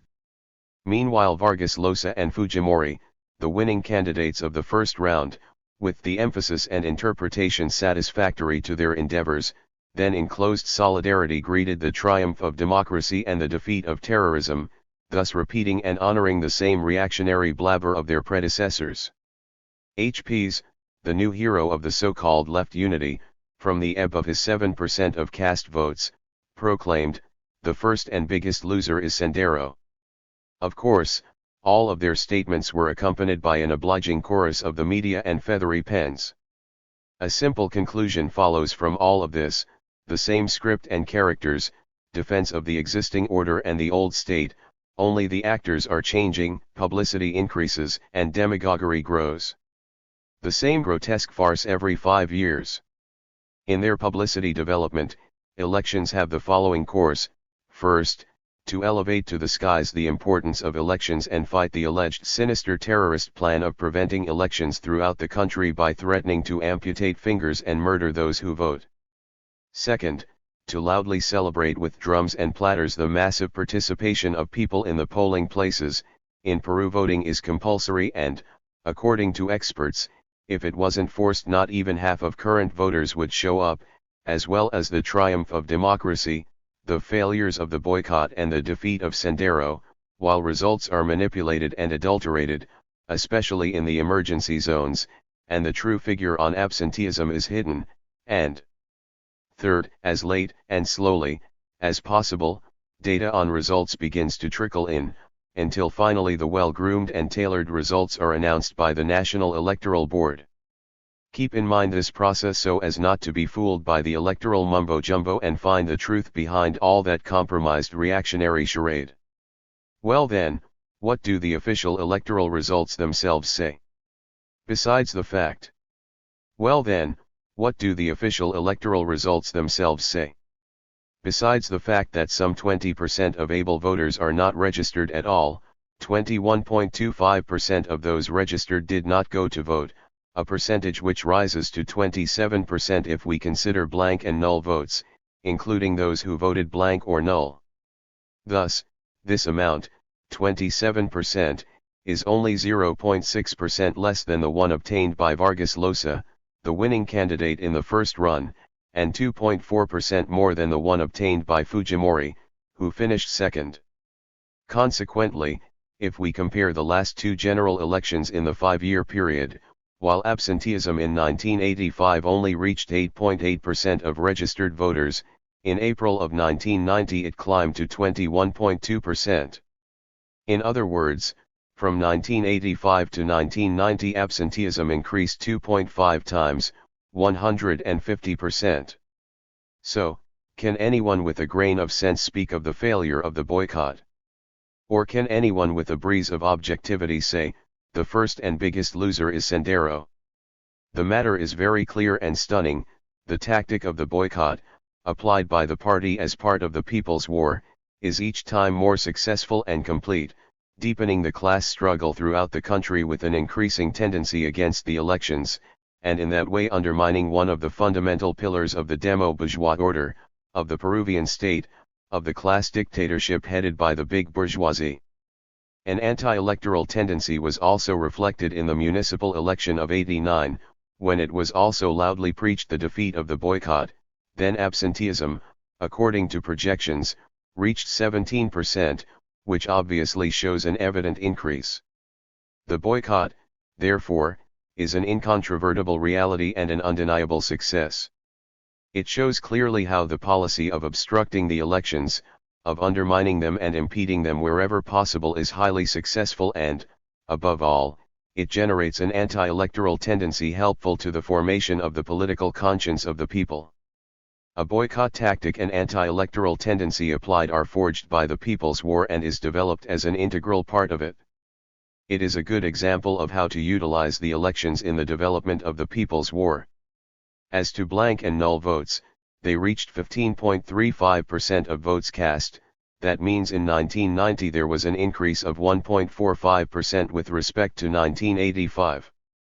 Although null/blank votes went up, however, it was much less than absenteeism, which, reasonably, raises the issue of fraud with this type of votes in detriment of those who cast them. The following comparative table is most expressive. Of importance is the increase of absenteeism, especially in areas in which the People's War develops more intensely. Insert table here. The boycott, an undeniable success. Here we can see the boycott as an incontestable success, a boycott which, besides developing a tendency among the people against the elections, it helps the People's War, and the results of the April 1990 elections, an electoral process which, contrary to what reaction and imperialism wanted, weakened the system, undermining its purported legitimacy, an important matter for the counterinsurgency war, a matter of obvious grave repercussions for the existing order.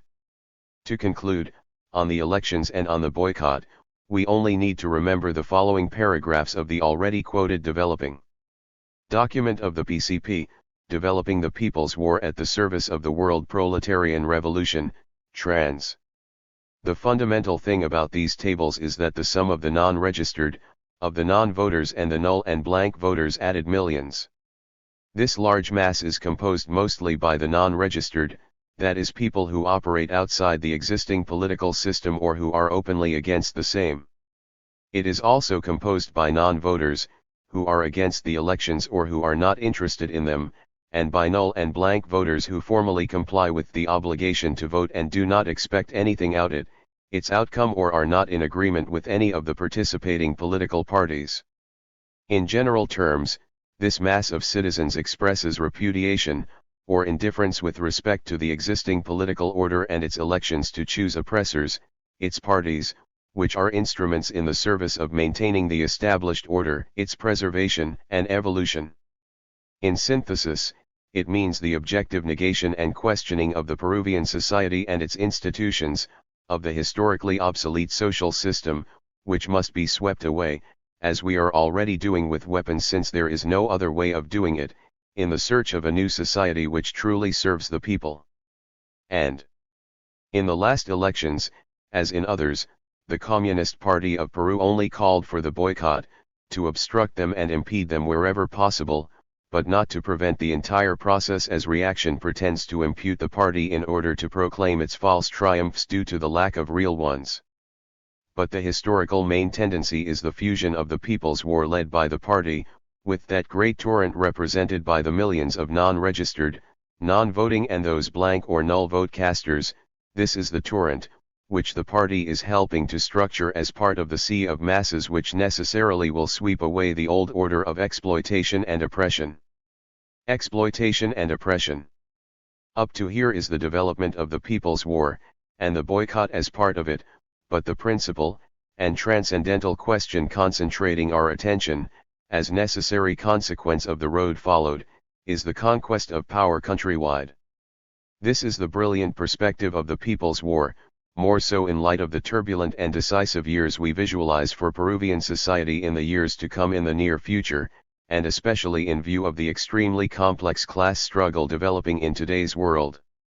For that reason, let's keep more in mind than ever Maria Tegui's words. I am a revolutionary. But I believe that between men of clear thinking and defined positions, it is easy to understand and appreciate each other, even when fighting against each other. Above all, fighting against each other. With the political sector that I will never be able to reach an understanding is with the other one, with mediocre reformism, with domesticated socialism, with Pharisaian democracy. Furthermore, if the revolution demands violence, authority, discipline, I am for violence, for authority, for discipline. I accept them, as a whole, with all their horrors, without cowardly reservations.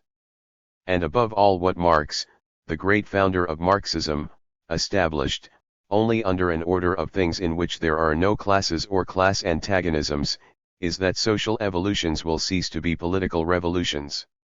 Until such time comes, on the eve of each general reorganization of society, the last word will always be, struggle or die, the bloody struggle or nothing. It is the inexorable dilemma. Chapter 4. Elections, no. People's war. Yes. To resolutely uphold Marxism-Leninism, Maoism, mainly Maoism, it is decisive to conquer power countrywide, build the People's Republic of Peru and serve the world proletarian revolution by assuming firmly the undefeated and unblemished ideology of the proletariat in its three integral parts, the Marxist philosophy, the proletarian political economy and scientific socialism, not only to understand the world, but mainly to transform it. Thus, we must always base our politics on the powerful truth of Marxism-Leninism, Maoism, today more than ever, because Marxism is standing up against the sinister converging attack of both imperialism and the counter-revolutionary revisionist offensive led by Gorbachev and Deng. This is true even more so today, when the bloody world counter-revolution dreams of wiping out the proletariat and its irreplaceable historic role, aiming at the heart of the class, its ideology Marxism-Leninism Maoism class of which Chairman Mao said, the proletariat is the greatest class in the history of humanity. It is the most powerful ideological and political revolutionary class, and due to its strength, it can and must unite the great majority of the people, isolating and smashing the handful of enemies. Toward this end, we base ourselves on the first Congress of the party, which in the first part of the programma, highlights the basic principles. Program. Volume 3, 1991 to 1992. 1991. Sobre las dos colinas, documento de estudio para el balance de la III campana. Proletarios de todos los países, unidos. Sobre las dos colinas, documento de estudio para el balance de la III campana. Contents. 1I Introducción. 1.11. Citas. 1.22. Situación política en que se desarrolló la III campana. 1.32. La guerra contra subversiva y sus aliados. 1.3.11. La guerra contra subversiva. 1.3.1.1a, sobre estrategia. 1.4 Legislation, justicia y guerra contra subversiva. 1.5 Situación de fuerzas armadas y policiales.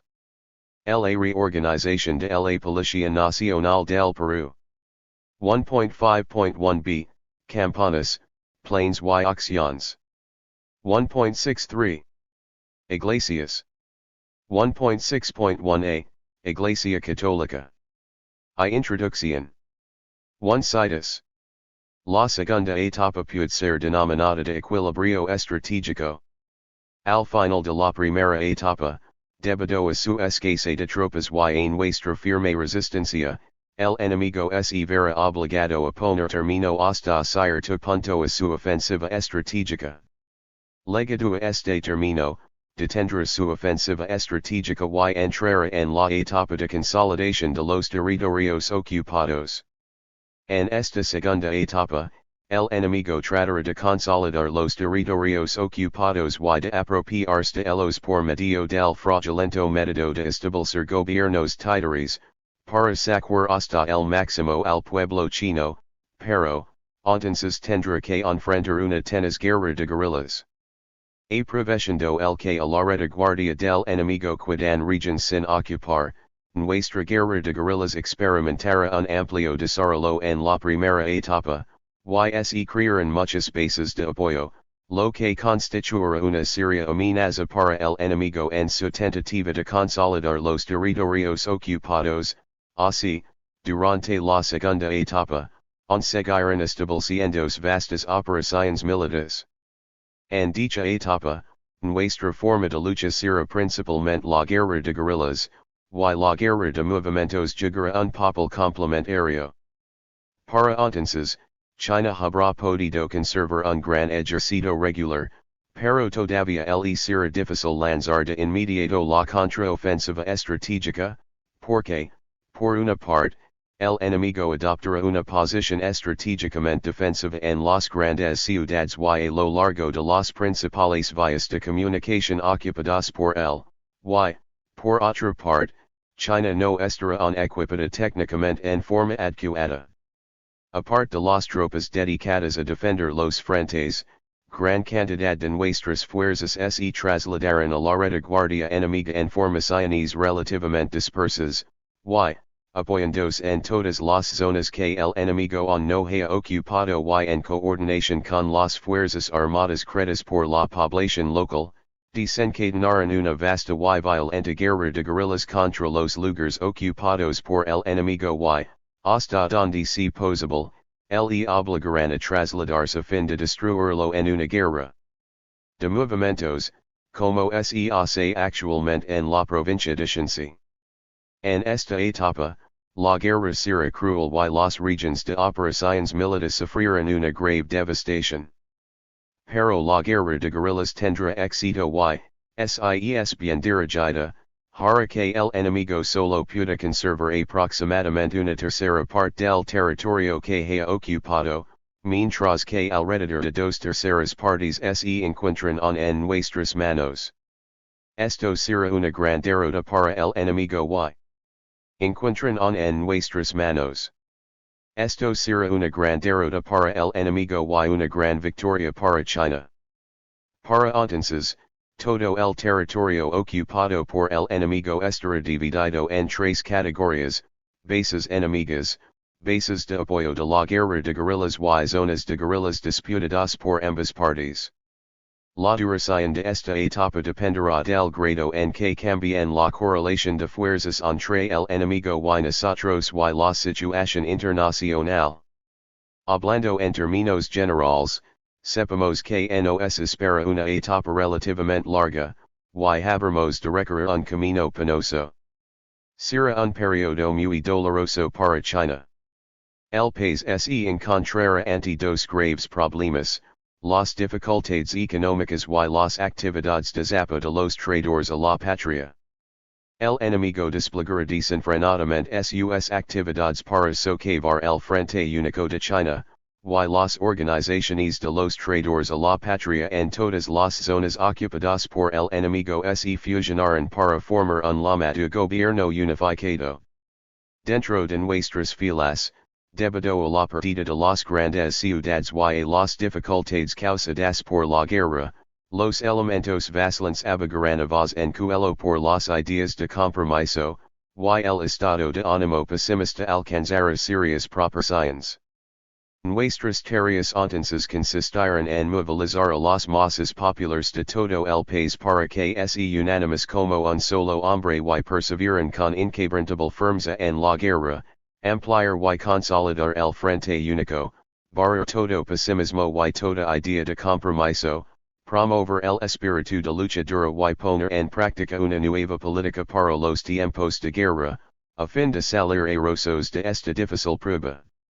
En esta segunda etapa tendremos que llamar a todo el país a que mantenga con decisión un gobierno unificado y se ponga a la división, será necesario mejorar sistemáticamente nuestra técnica de combate, reformar el ejército, movilizar a todo el pueblo y prepararse para la contraofensiva.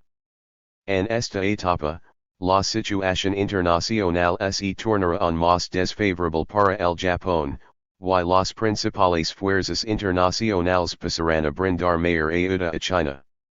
La vasta guerra de guerrillas y el movimiento popular anti-Japón fustigarán a esta enorme fuerza japonesa, desgastándola en gran medida, por una parte, y, por la otra, quebrantando su moral al estimular el crecimiento de la nostalgia y su sentimiento de aversión, e incluso de hostilidad, hacia la guerra.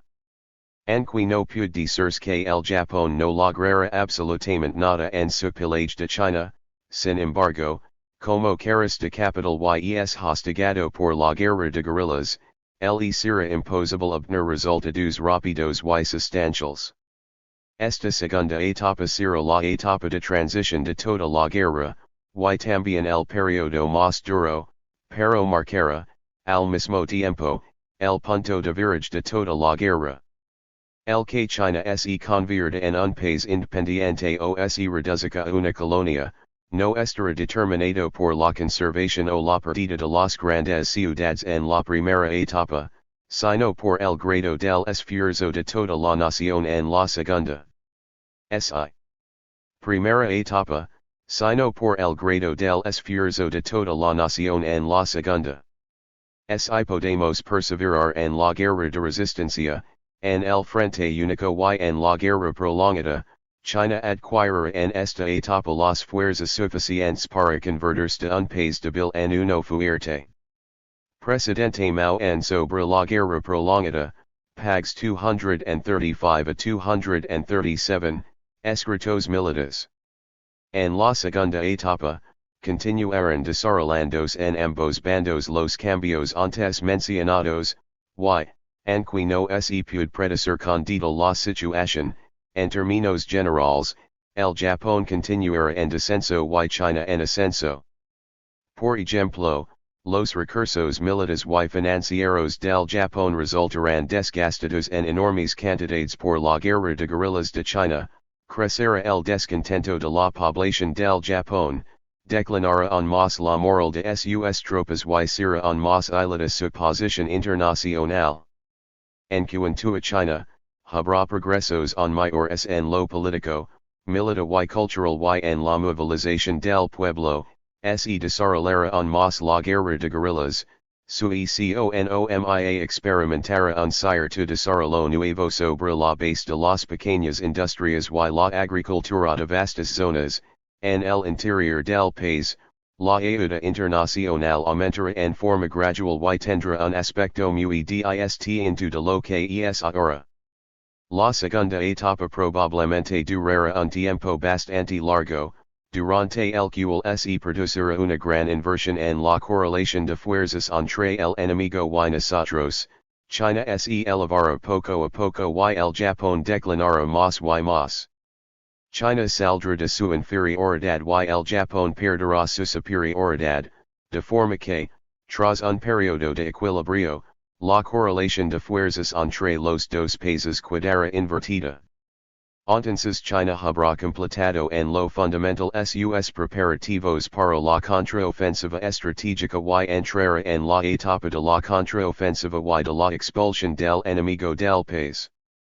es necesario subrayar una vez más que el llamado cambio de inferioridad en superioridad y la conclusión de los preparativos para la contraofensiva, implican el aumento de la fuerza propia de China, el de las dificultades del Japón y el de la ayuda internacional que recibimos. La combinación de estos factores producirá la superioridad de China y dará cima a sus preparativos para la contraofensiva. Ibidem, pags 239 a 240. China pasará de la inferioridad al equilibrio de fuerzas, y luego a la superioridad, y el Japón pasará de la superioridad al equilibrio, y luego a la inferioridad. En este punto, los partidarios de la teoría de la subjugación nacional y del compromiso se presentarán nuevamente decir, para pasar de la inferioridad al equilibrio, China necesita una potencia militar y económica igual a la del Japón. Equilibrio, China necesita una potencia militar y económica igual a la del Japón, y, para pasar del equilibrio a la superioridad, necesitará una potencia militar y económica superior a la del Japón. Pero esto es imposible, y por consiguiente, las conclusiones precedentes son incorrectas. Esta es la llamada teoría de las armas lo deciden todo, teoría mecanicista en el problema de la guerra, reflejo de una forma subjetiva y unilateral de abordar este problema. Nuestro punto de vista es opuesto a esta teoría, no solo consideramos las armas, sino también a los hombres. Las armas son un factor importante en la guerra, pero no el decisivo. El factor decisivo es el hombre, y no las cosas. Determinan la correlación de fuerzas no solo la potencia militar y económica sino también los recursos humanos y la moral. La potencia militar y económica es manejada por el hombre. Ibidem, pag 241. Guerra popular. Guerra de masas dirigida por el partido. Campo centro de la guerra popular y su desplazamiento a la ciudad para conquistar el poder en todo el país. Gran salto en la incorporación de las masas a la guerra popular.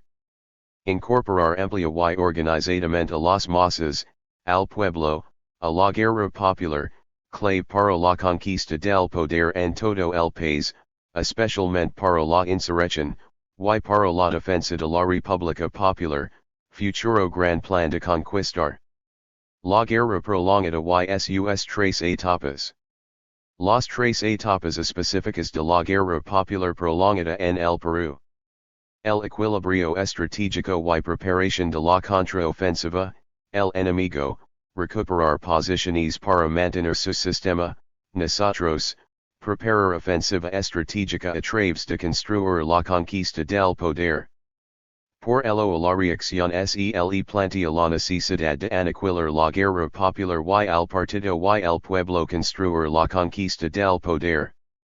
Las tres etapas de la guerra civil revolucionaria tienen características diferentes a las de la guerra de resistencia antiimperialista, en aquella, la defensiva estratégica es más prolongada, y va de guerra de guerrillas a guerra de movimientos que es principal.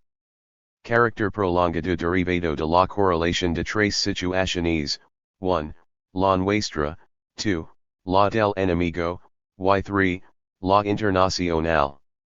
Esta última es la que hoy en perspectiva inmediata presenta problemas, pero aparte de que la revolución expresará más concretamente su condición de tendencia principal acicateta por la propia contrarrevolución, lo principal es apoyarse en las propias fuerzas y conquistando el poder, servir al desarrollo de la revolución mundial, para a su vez seguir desarrollando nuestra propia revolución socialista construyendo socialismo y dictadura del proletariado. Socialismo y dictadura del proletariado. Campanas de cerco y aniquilamiento y contracampanas, forma principal. A través de ellas, ampliándolas y desarrollándolas, principalmente manteniendo la iniciativa hemos legado al equilibrio estratégico. No hemos tenido ninguna gran derrota, prepararnos para que tal no suceda, Pero esse dira, lo que requeriría acción mayor directa o indirecta del imperialismo yanqui, solo sería una derrota parcial y relativa dentro de una perspectiva de desarrollo de la guerra popular apuntando contra el imperialismo yanqui y sus títeres, dentro de polarización nacional y hacia la conquista del poder. Además la situación internacional y sobre todo el internacionalismo proletario y el apoyo de los pueblos del mundo se expresaron más amplia y decididamente. Presidente Gonzalo en tu pleno, consideraciones. Tu situación política en que se desarrolló la 3 campana. La lucha de clases internacionales ha confirmado los planteamientos acertados en el tu pleno del Comité Central.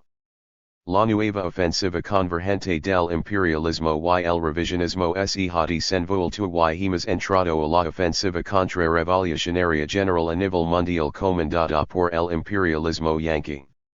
El revisionismo ha pasado de su descomposición general a su bancarrota total, muestra fijación es el fallido puch de la facción fascista contra la facción democrática en la URSS. La política del imperialismo sigue desenvolviendo áreas de dominio y nuevo reparto del mundo como lo prueban la guerra del Golfo, la situación de Europa Oriental, la guerra en Yugoslavia y la aparente solución de viejos puntos a través de la ONU como Kampuchea, Medio Oriente y El Salvador. Y, la revolución como tendencia principal en el mundo se vive con mayor fuerza en la anarquía en la guerra popular del Perú. Marxista-Leninista Maoista, Pensamiento Gonzalo, demostrando la vigencia del marxismo-leninismo-maoismo, principalmente maoismo.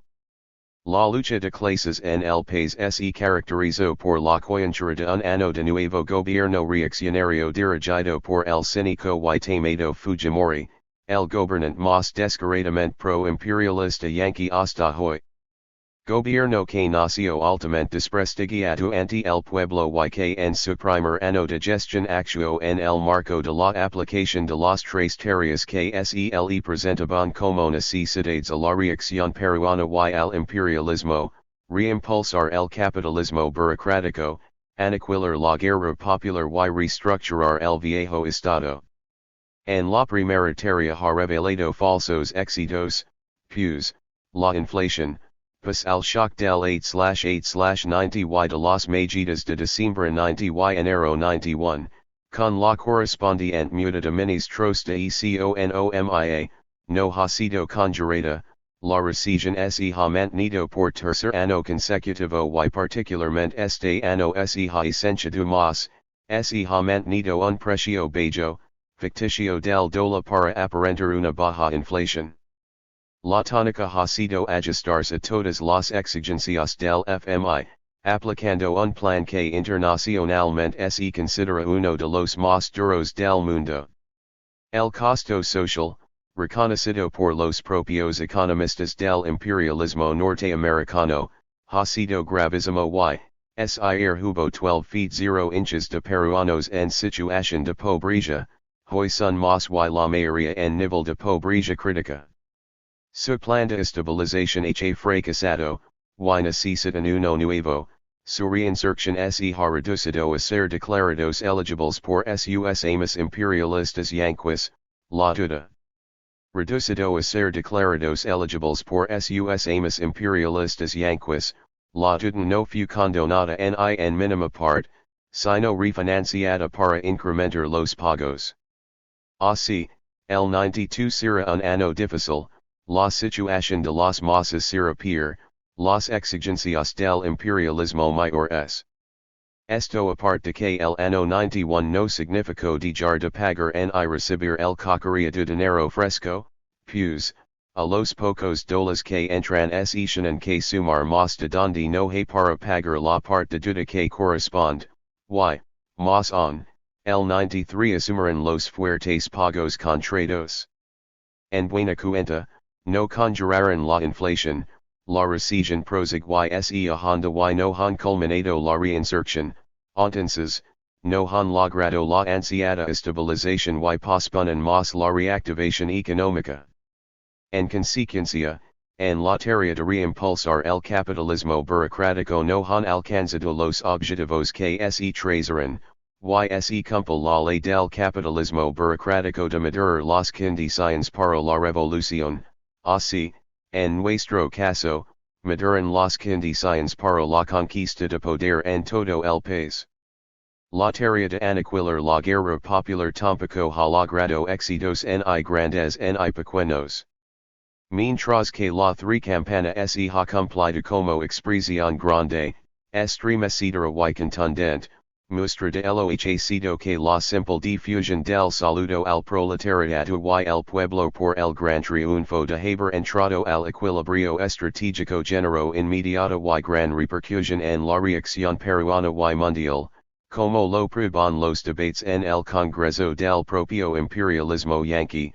La carátula sobre la guerra popular en una de sus revistas con un artículo de 6 páginas, los dementidos y afirmaciones del hamreader mercenario del imperialismo yanqui Fujimori y sus compinches, los ministros de defensa, del interior y del presidente del Comando Conjunto de las Fuerzas Armadas Genocidas y los improperios del revisionismo armado del MRTA y de los adoradores del cretinismo parlamentario como el PUM, además del creciente basuro de laqueos y plumíferos violentólogos, cinderólogos, etc.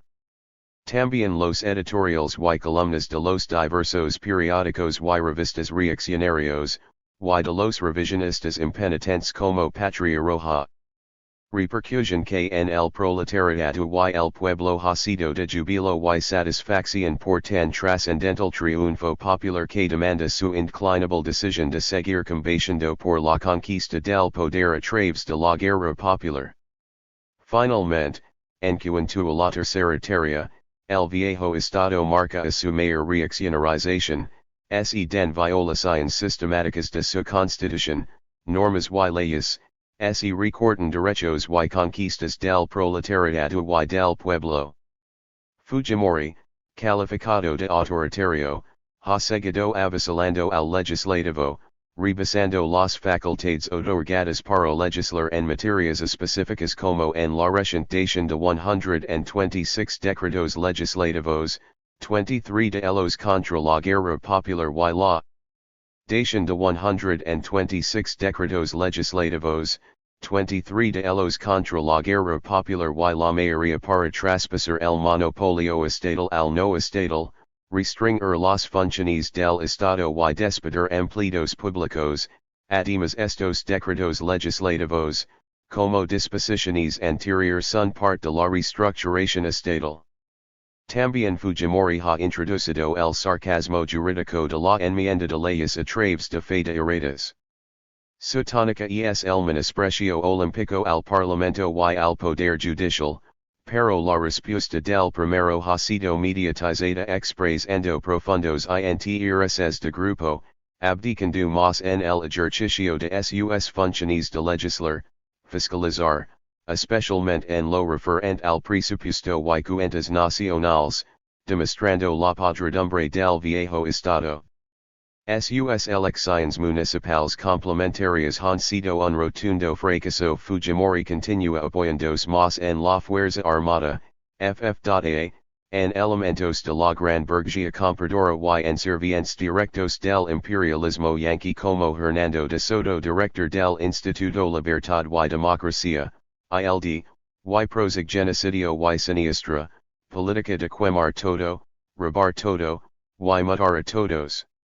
Signos todos que revelan la creciente reaccionarización del viejo Estado peruano, su democracia burguesa y se tambalea, se comprueba más la fragilidad del Estado peruano y de sus instituciones.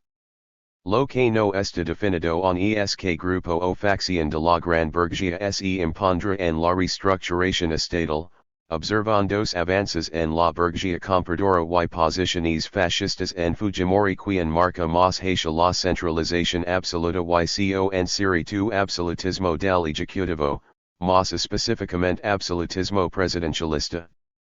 En cuanto a la situación de las masas, la contradicción masas gobierno se ha agudizado, Aprendiendo de la Guerra Popular, potencian y elevan sus luchas y siguen desenvolviéndose dentro de la tendencia hacia crisis revolucionaria, incorporándose ampliamente a la guerra popular.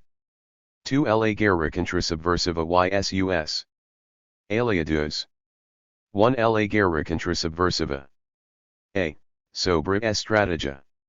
La nueva estrategia. Planteamientos de Fujimori y autoridades.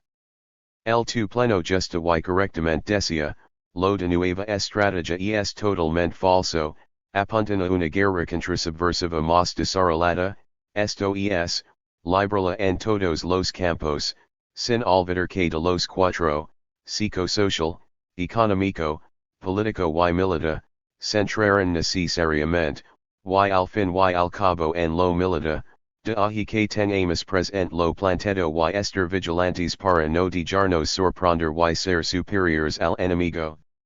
La llamada pacificación es parte de la llamada guerra de baja intensidad del imperialismo yanqui de ahí que buscan participación social y acuerdo nacional y legitimación. Esta previsión es certera y nos arma ante las acciones contrarrevolucionarias de Fujimori.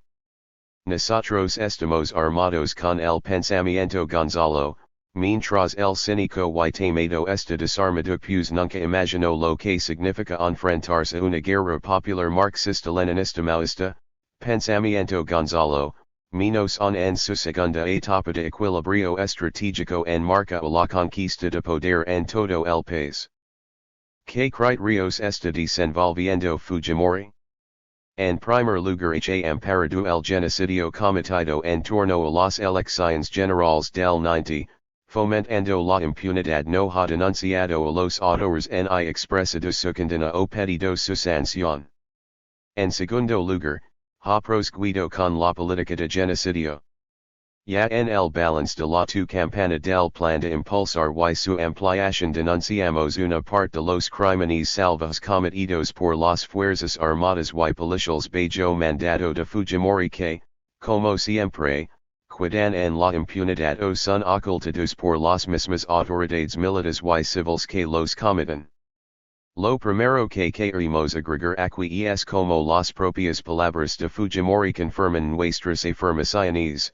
Desde hace 10 años el pueblo del Perú vive sufriendo la violencia subversiva, más de 15,000 víctimas y daños por 17,000 $, DIOESA cifra al asumir el mundo.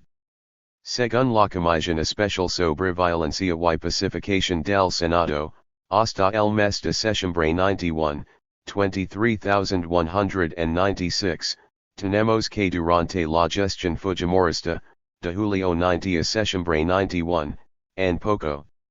Tenemos que durante la gestión Fujimorista, de julio 90 a septiembre 91, en poco más de un año, se habrían producido 3,761 muertos.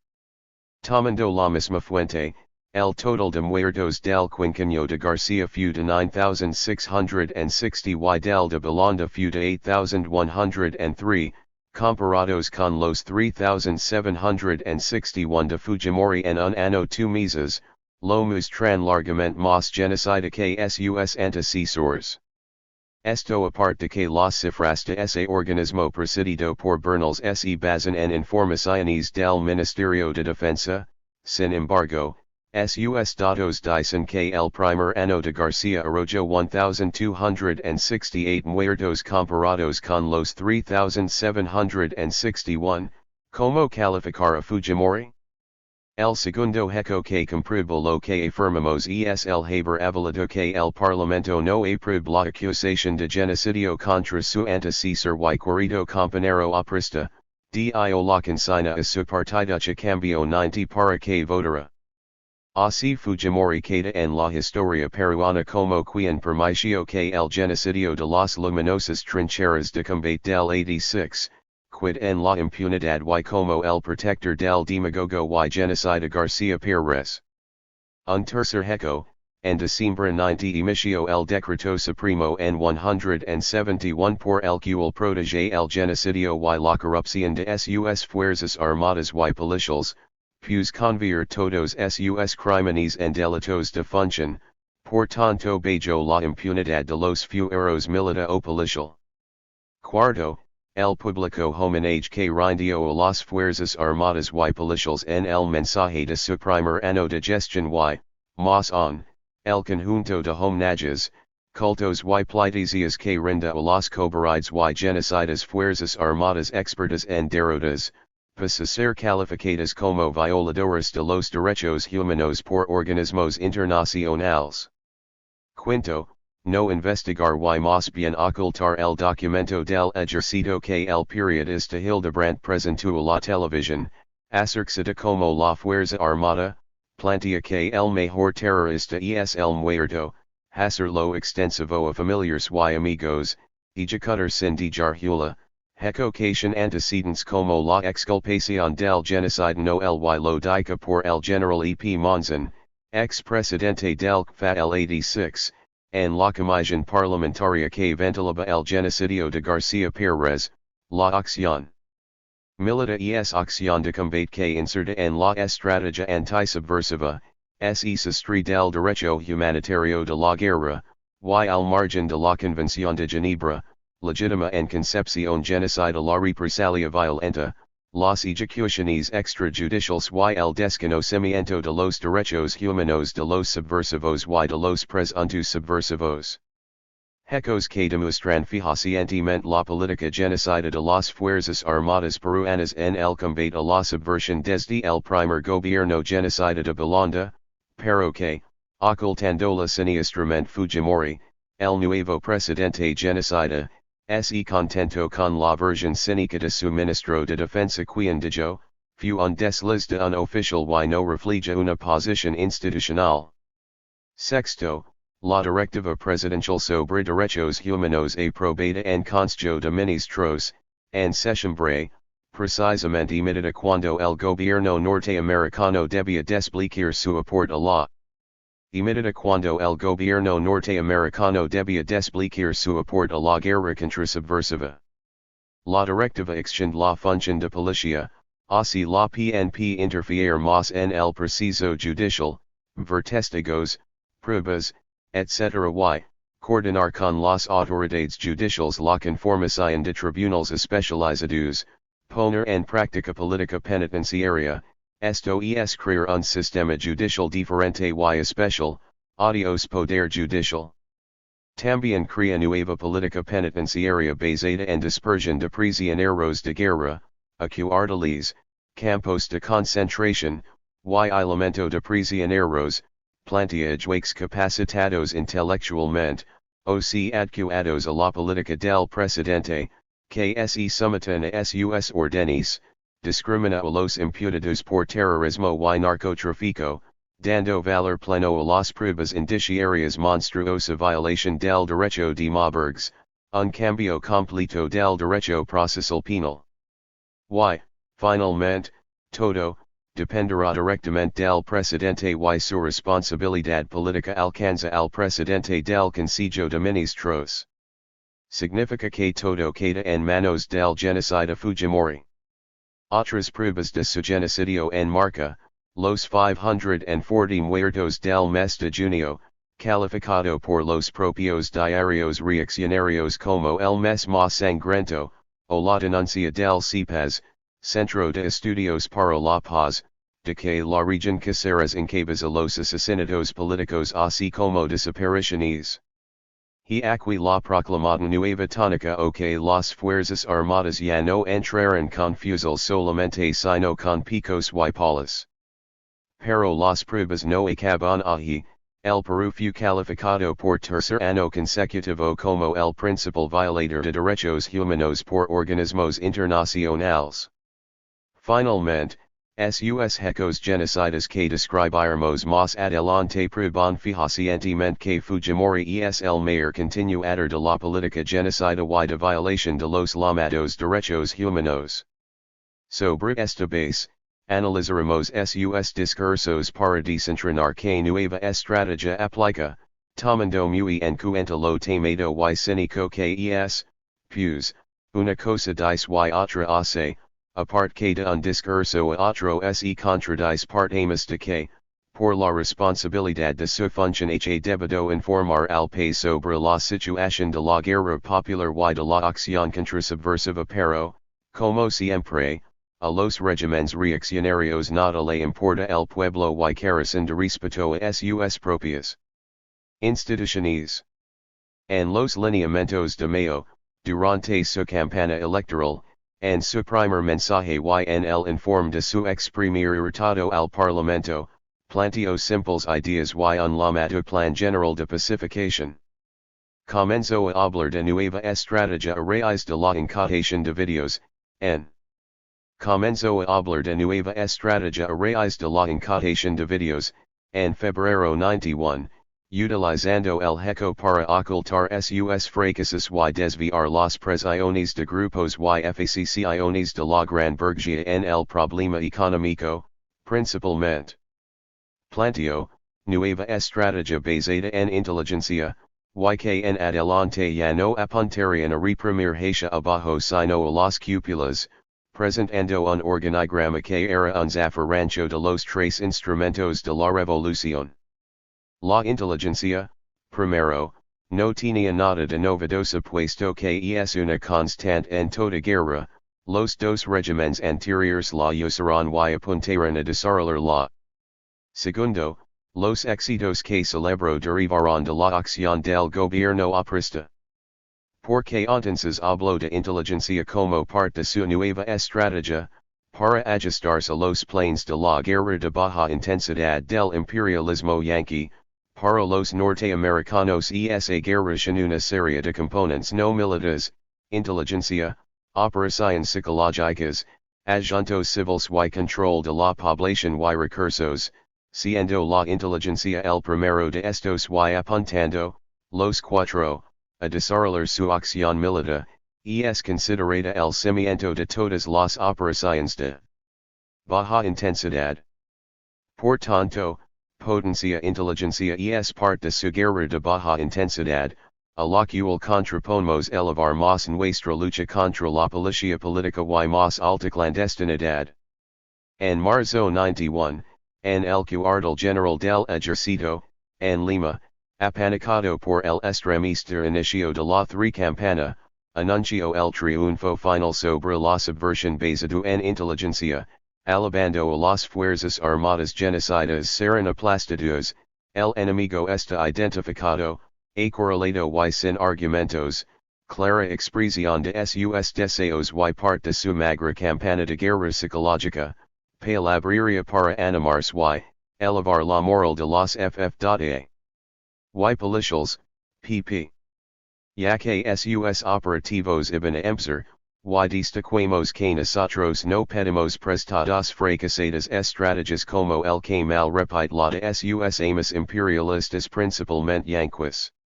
Además, retirando sus alabanzas a los FF.A. Yo, soy testigo, del intenso amor que inspiran sus actos, de su profesionalismo y preparación, aparte de su público pacto de defensa mutua, quira hacer creer que son respetuosos de los llamados derechos humanos y que están capacitados para manejar la guerra contrasubversiva, una de las exigencias de su patrón Bush para dar la ayuda económica. Dentro de su guerra de baja intensidad, los norteamericanos plantean que los gobiernos reaccionarios deben introducir registros de diversa índole, entre ellos la modificación de la conducta de las fuerzas armadas frente a la población, recordemos lo que dicen, el objetivo es fundamentalmente político, dirigido a ganar las mentes y los corazones del pueblo. Un instrumento es la acción cívica, pero otro sustancial es la humanización de la guerra. Es dentro de esto que es muy Fujimori, de ahí que la guía afirmaciones fantasiosas que no. Muy Fujimori, de ahí que la guía afirmaciones fantasiosas que no corresponden a la realidad. La iniciativa ha sido retomada y ahora corresponde que es afines la iniciativa social fundada en la acción conjunta, la solidaridad y la identificación entre las fuerzas armadas y la población civil terminando con otra cínica declaración, todo el país sin confianza en su ejército. Con esto lo que hace es darles más poder, los avala, pues se ampara en las fuerzas armadas genocidas banadas en sangre del pueblo, los que llamas van a ganar en la mente en los corazones del pueblo porque el pueblo es testigo de los crímenes monstruosos y impunes que cometen en forma sistemática, dado el carácter de clase reaccionario del viejo estado terrateno y burocrático que sostienen. Es el objetivo de la guerra de baja intensidad es político, el centra en lo militar, si plantean reformas estas no son sino las tres tareas de reimpulsar, reestructurar y aniquilar.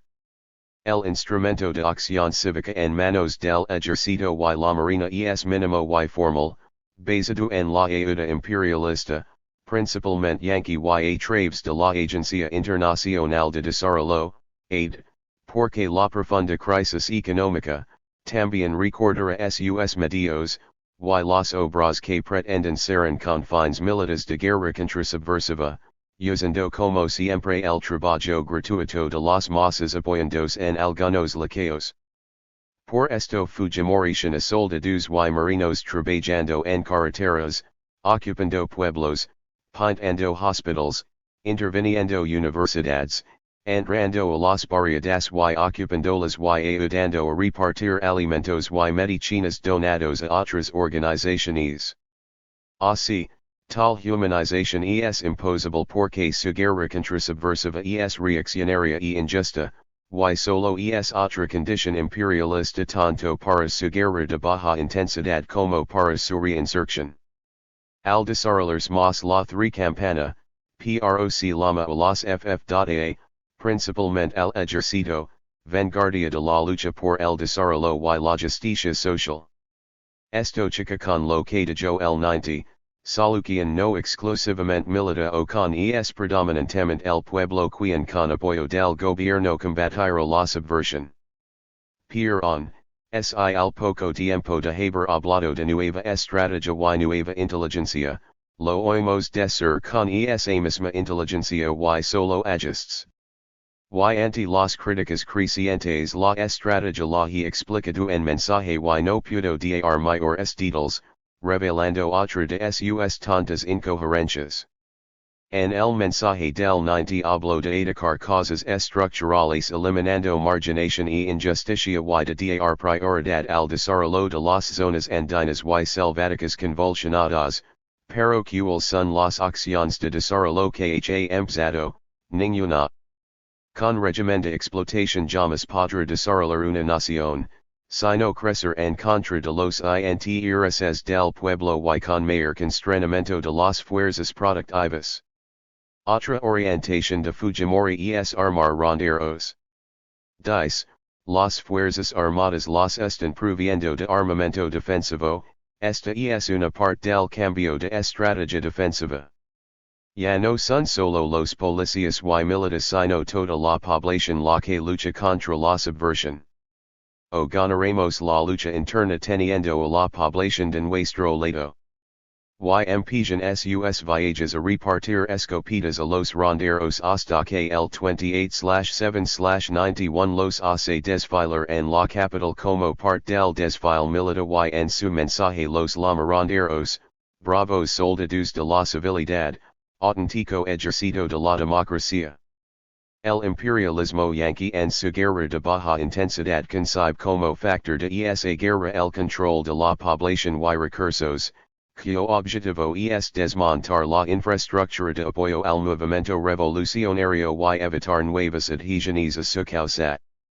Para lograrlo conjuga acciones de inteligencia, operaciones psicológicas, asuntos civiles y otras medidas de carácter militar.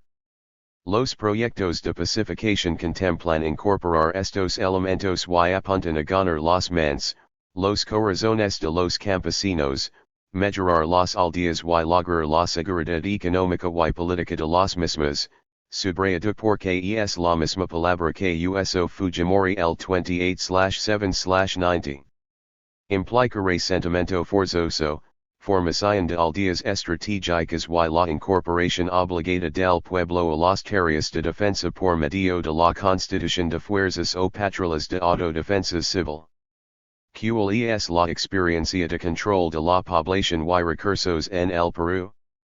Para la reacción peruana las rondas campesinas siguieron como alternativas complementarias a la seguridad pública, organizadas de manera pacífica, democrática y autónoma, al amparo de la ley, que defienden su propiedad, sus tierras, sus costas y sus vidas del banderismo social y político. Para ellos, se han convertido en firmes aliados de las fuerzas armadas y barrera contra el accionar terrorista y contribuyen a la paz social. El demagogo y genocida García Pérez promulgó la ley de rondas con la anuencia de la IU y los puso bajo control de las fuerzas armadas y del Ministerio del Interior, pero están ligadas a los criterios de defensa civil de Velasco, y además, el genocida no el los aplicó al ingresar el ejército a combatirnos por disposición de Belanda el 83. Prueba de esto es la celebración, en abril del 91, del 7 año de las rondas campesinas de Pampa en Huayllay, provincia de Huamanga, cuando desfilaron hombres, mujeres y niños armados con armas fabricadas por ellos mismos, ceremonia presidida por el general, E.P. H. Martínez Alojajif del Frente Huamanga. Así, no tienen nada de novedoso, salvo, que Fujimori los está desarrollando dentro de los criterios de la guerra de baja intensidad. Además, ya el tu pleno nos advertio que entrarían a desarrollar su plan de mecenadas pero. Ya el tu pleno nos advertio que entrarían a desarrollar su plan de mecenadas pero en nuevas condiciones de 11 años de guerra popular, las rondas campesinas están siendo confirmadas como fuerzas contrarrevolucionarias complementarias de las fuerzas armadas, pues estas son insuficientes para combatirnos, que a los ronderos y los soldados de la democracia, implica concebirlos como fuerzas populares de autodefensa basadas en nativos organizados de acuerdo a sus condiciones étnicas, sociales, religiosas, de raza, etc. y parte del control de la población y recursos, según la teoría de la guerra de baja intensidad de imperialismo yanqui. Es a partir del 89 que van a infiltrar marinos y soldados, como también lo hicieron el 83 antes del primer gran baño de sangre, y van a conformar compañías de 50 to 100 hombres de falsos combatientes del ejército guerrillero popular para desprestigiarnos ante las masas. En el centro, los marinos del servicio de inteligencia capturados lo confirmaron. Usaron la supuesta división, armaron una red de espionaje y vestidos de civiles arrasaron y asesinaron a las masas, en muchos puntos obligaron a punta de fusiles a organizarse bajo su control so pena de ser aniquilados como subversivos. También han vuelto a basarse en algunos licenciados aparte de laqueos, preferentemente campesinos ricos. La composición de esas fuerzas contrasubversivas armadas es, una parte de cabezas negras, infiltrados y laqueos, otra de apoyantes y una tercera, la gran mayoría, masas prisionadas. Como Marx nos enseñó, los reaccionarios usan la parte más atrasada del campesinado para contraponer masas contra masas. Otra vez como usaron la mano blanda con los servicios de la Iglesia Católica, la IUYLMRTA. Además han prisionado con volantes en los que decían si quieres sembrar tienes que defender contra los turcos o denuncia a los turcos asesinos, etc. Y después del genocidio reparten caramelos envenenados, en sus llamadas acciones cívicas. Pero todo esto lo han hecho enfrentándose feroz resistencia de las masas como lo prueban los 1000 muertos en el centro, las fosas de Huanta, los cadáveres lanzados con helicópteros en Pucallpa, entre otros. Por otro lado, se impulsa el armamento de las rondas campesinas desde mediados de abril 91 cuando el ejército entregó el primer lot a las comunidades de la Sierra Central, en Alto y Bajo Tulumeo, organizadas en rondas. El carácter agresivo de estas organizaciones armadas reaccionarias lo encubren tras la palabreja de autodefensa, pero por sus acciones, son fuerzas ofensivas y sangrantes como lo demuestran los ronderos de Andamarca, Anjunan, uno de cuyos jefes, jefe campesino, entregó 14 cabezas de senderistas al jefe militar. Cuyos jefes, jefe campesino, entregó 14 cabezas de senderistas al jefe militar del Frente Montero, como informa la revista norteamericana Newsweek del 26/8/91. O los rastrellos y matanzas de masas en Huanta, o las acciones de rondas como las de Quinua cuyos jefes son denunciados por su barbarie por algunos reaccionarios inclusive, o las redadas desatadas por los ronderos del Apurimac, en el Pago de Anachocuc, distrito de Julcamarca, en Huancavelica, capturando y vigendo a esposas de los miembros del EGP a quienes acusan de cometer acciones terroristas, así como la captura de dos supuestos senderistas. Las constantes denuncias ante la Fiscalía de Ayacucho contra los ronderos por sus atrocidades, demuestra, más en su carácter reaccionario como el asesinato de un niño, en el de Miraflores, San Francisco, La Mar, o el de un comerciante en Quimbiri, pretendiendo, como es usual, inculpar al PCP, etc. Acciones todas propiciadas o instigadas por las fuerzas armadas porque ellas no solo las han organizado y entrenado en su sistemática política genocida, sino que las llevan al genocidio bajo su mando, complicidad y encubrimiento. Pero, además de sus patrullajes constantes, incursiones y persecuciones, en muchos casos actúan a la vanguardia de las fuerzas armadas y policiales que actúan conjuntamente en porcentaje de 10 to 1, recibiendo el golpe principal de los enfrentamientos, son, pues, carne de canon de los soldados, marinos y policías que se parapetan tras los ronderos. Otras veces actúan solos sin que las fuerzas del orden lleguen a tiempo por mil y una excusas para defenderlos. Todo esto, además de estar encabezados por delincuentes conocidos como el publicitado comandante Huehueco de la Ronda del Valle del Apurimac, hoy preso por asesinato, tráfico de drogas, robo y abuso de autoridad.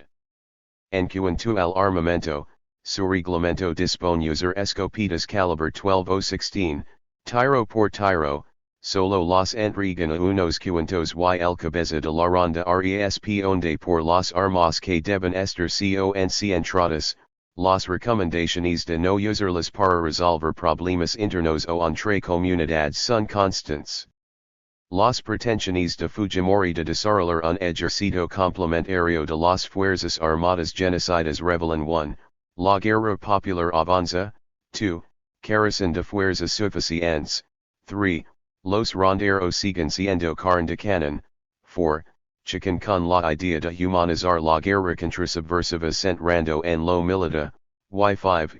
Es parte del control de la población a recursos de la estrategia yanqui de guerra de baja intensidad. En cuanto a las aldeas estratégicas. El 83-84 hicieron nucleamientos, los que penetramos y destruimos con acciones de dentro y desde fuera, concentraciones que en sí mismas ya estaban falidas dado el total cambio de hábitos, el sojuzgamiento, la prohibición de salir a sembrar y cosechar solos, pues, solamente podían hacerlo escoltados por los soldados. La tendencia hoy es a solamente podían hacerlo escoltados por los soldados. La tendencia hoy es a descentralizar y que las comunidades asumen su labor productiva, organizan en las propias comunidades comités de defensa civil o rondas armadas, le dotan de un responsable local que es el más laqueo sino uno de los entrenados para este tipo de trabajo. La voladura de nucleamientos no es sino la destrucción de cuarteles de fuerzas contrarrevolucionarias complementarias de las fuerzas regulares, y los enfrentamientos constantes son coques armados, son combates con esas fuerzas entrenadas y adiestradas militarmente, no es por tanto la matanza de campesinos que nos imputan y propagandizan. Estas rondas armadas desarrolladas por el gobierno de Fujimori han encontrado diversas respuestas, desde el apoyo más altisonante como el eco del senador Fujimorista Bernals, quien pregona, es correcto armarlas en defensa propia, hasta las posiciones de una parte de la gran burguesía por considerarlas violatorias de la Constitución, como la del periodista Ricketts, pasando por los fergantes apoyos de quienes dicen es insuficiente, como la de es Petrolio de la IU. O las de algunos jerarcas de la Iglesia Católica que con en la simplicidad de considerarlas un show que no resuelve nada, en tanto sacerdotes bendicen las armas que el gobierno entrega a los ronderos, anque ultimamente se pronuncian en contra de ese armamento, actitud hipocrita pues argüen que no están preparados para portarlas. Dentro de esta gama transcribimos la del periodista premiado por el imperialismo yanqui por su artículo Terror en los Andes, publicado en la revista New York Times, positivo armar ronderos para autodefensa, posición entrega de armas a ronderos encierra un tono de racismo y desconfianza a las organizaciones populares campesinas, sorprendente sobre todo si viene de la izquierda. Yo confío más en un agricultor que defiende el trabajo de su vida. Así como encubra la aplicación de la estrategia yanqui en la guerra contrasubversiva del Perú, en esta opinión oculta tras organizaciones populares campesinas el engendro de fuerzas contrarrevolucionarias complementarias a las fuerzas armadas regulares, porque como periodista, sabe que son cabezas negras, campesinos ricos, laqueos, y campesinos medios y pobres prisionados. Pero, así como dice que es un avance, considera que a la vez es un peligro porque los podemos revertir o convertir en vehículo de traspaso de armas como pasó en Vietnam, por eso demanda que ese plan debe ir acompañado de una estrategia de defensa interna agresiva, creativa y comprensiva. Aquí podemos ver el papel que cumplen los periodistas de la reacción peruana pagados por el imperialismo para implementar sus planes de guerra contrasubversiva, son activos elementos contrarrevolucionarios. Finalmente, han generado la proliferación de tipos de rondas, así el obispo. Finalmente, han generado la proliferación de tipos de rondas, así el obispo Gurruchaga de Ancash organizó las rondas por la paz y acogó en su diócesis a voluntarios combatientes por la paz en el Perú organizados y dirigidos por el Papa. En la misma región Chavan se organizaron, a decir del prefecto, rondas federadas de la IU contrarias a las confirmadas por esta autoridad, las rondas democráticas. Pero como la guerra popular se desarrolla en todo el país y se expanda a las ciudades, en el Parlamento empezaron a plantear rondas urbanas, a propuesta del PPC, amparándose en el concepto de defensa civil y autodefensa, que coordinarían con la PNP y el Ministerio Público. Rondas urbanas aplaudidas por el Ministro de Defensa quien, según expreso del 17/7/91 anti-50 corresponsales extranjeros, afirmó que si la ciudadanía decide por propia iniciativa formar rondas urbanas, contará con el apoyo de las fuerzas armadas.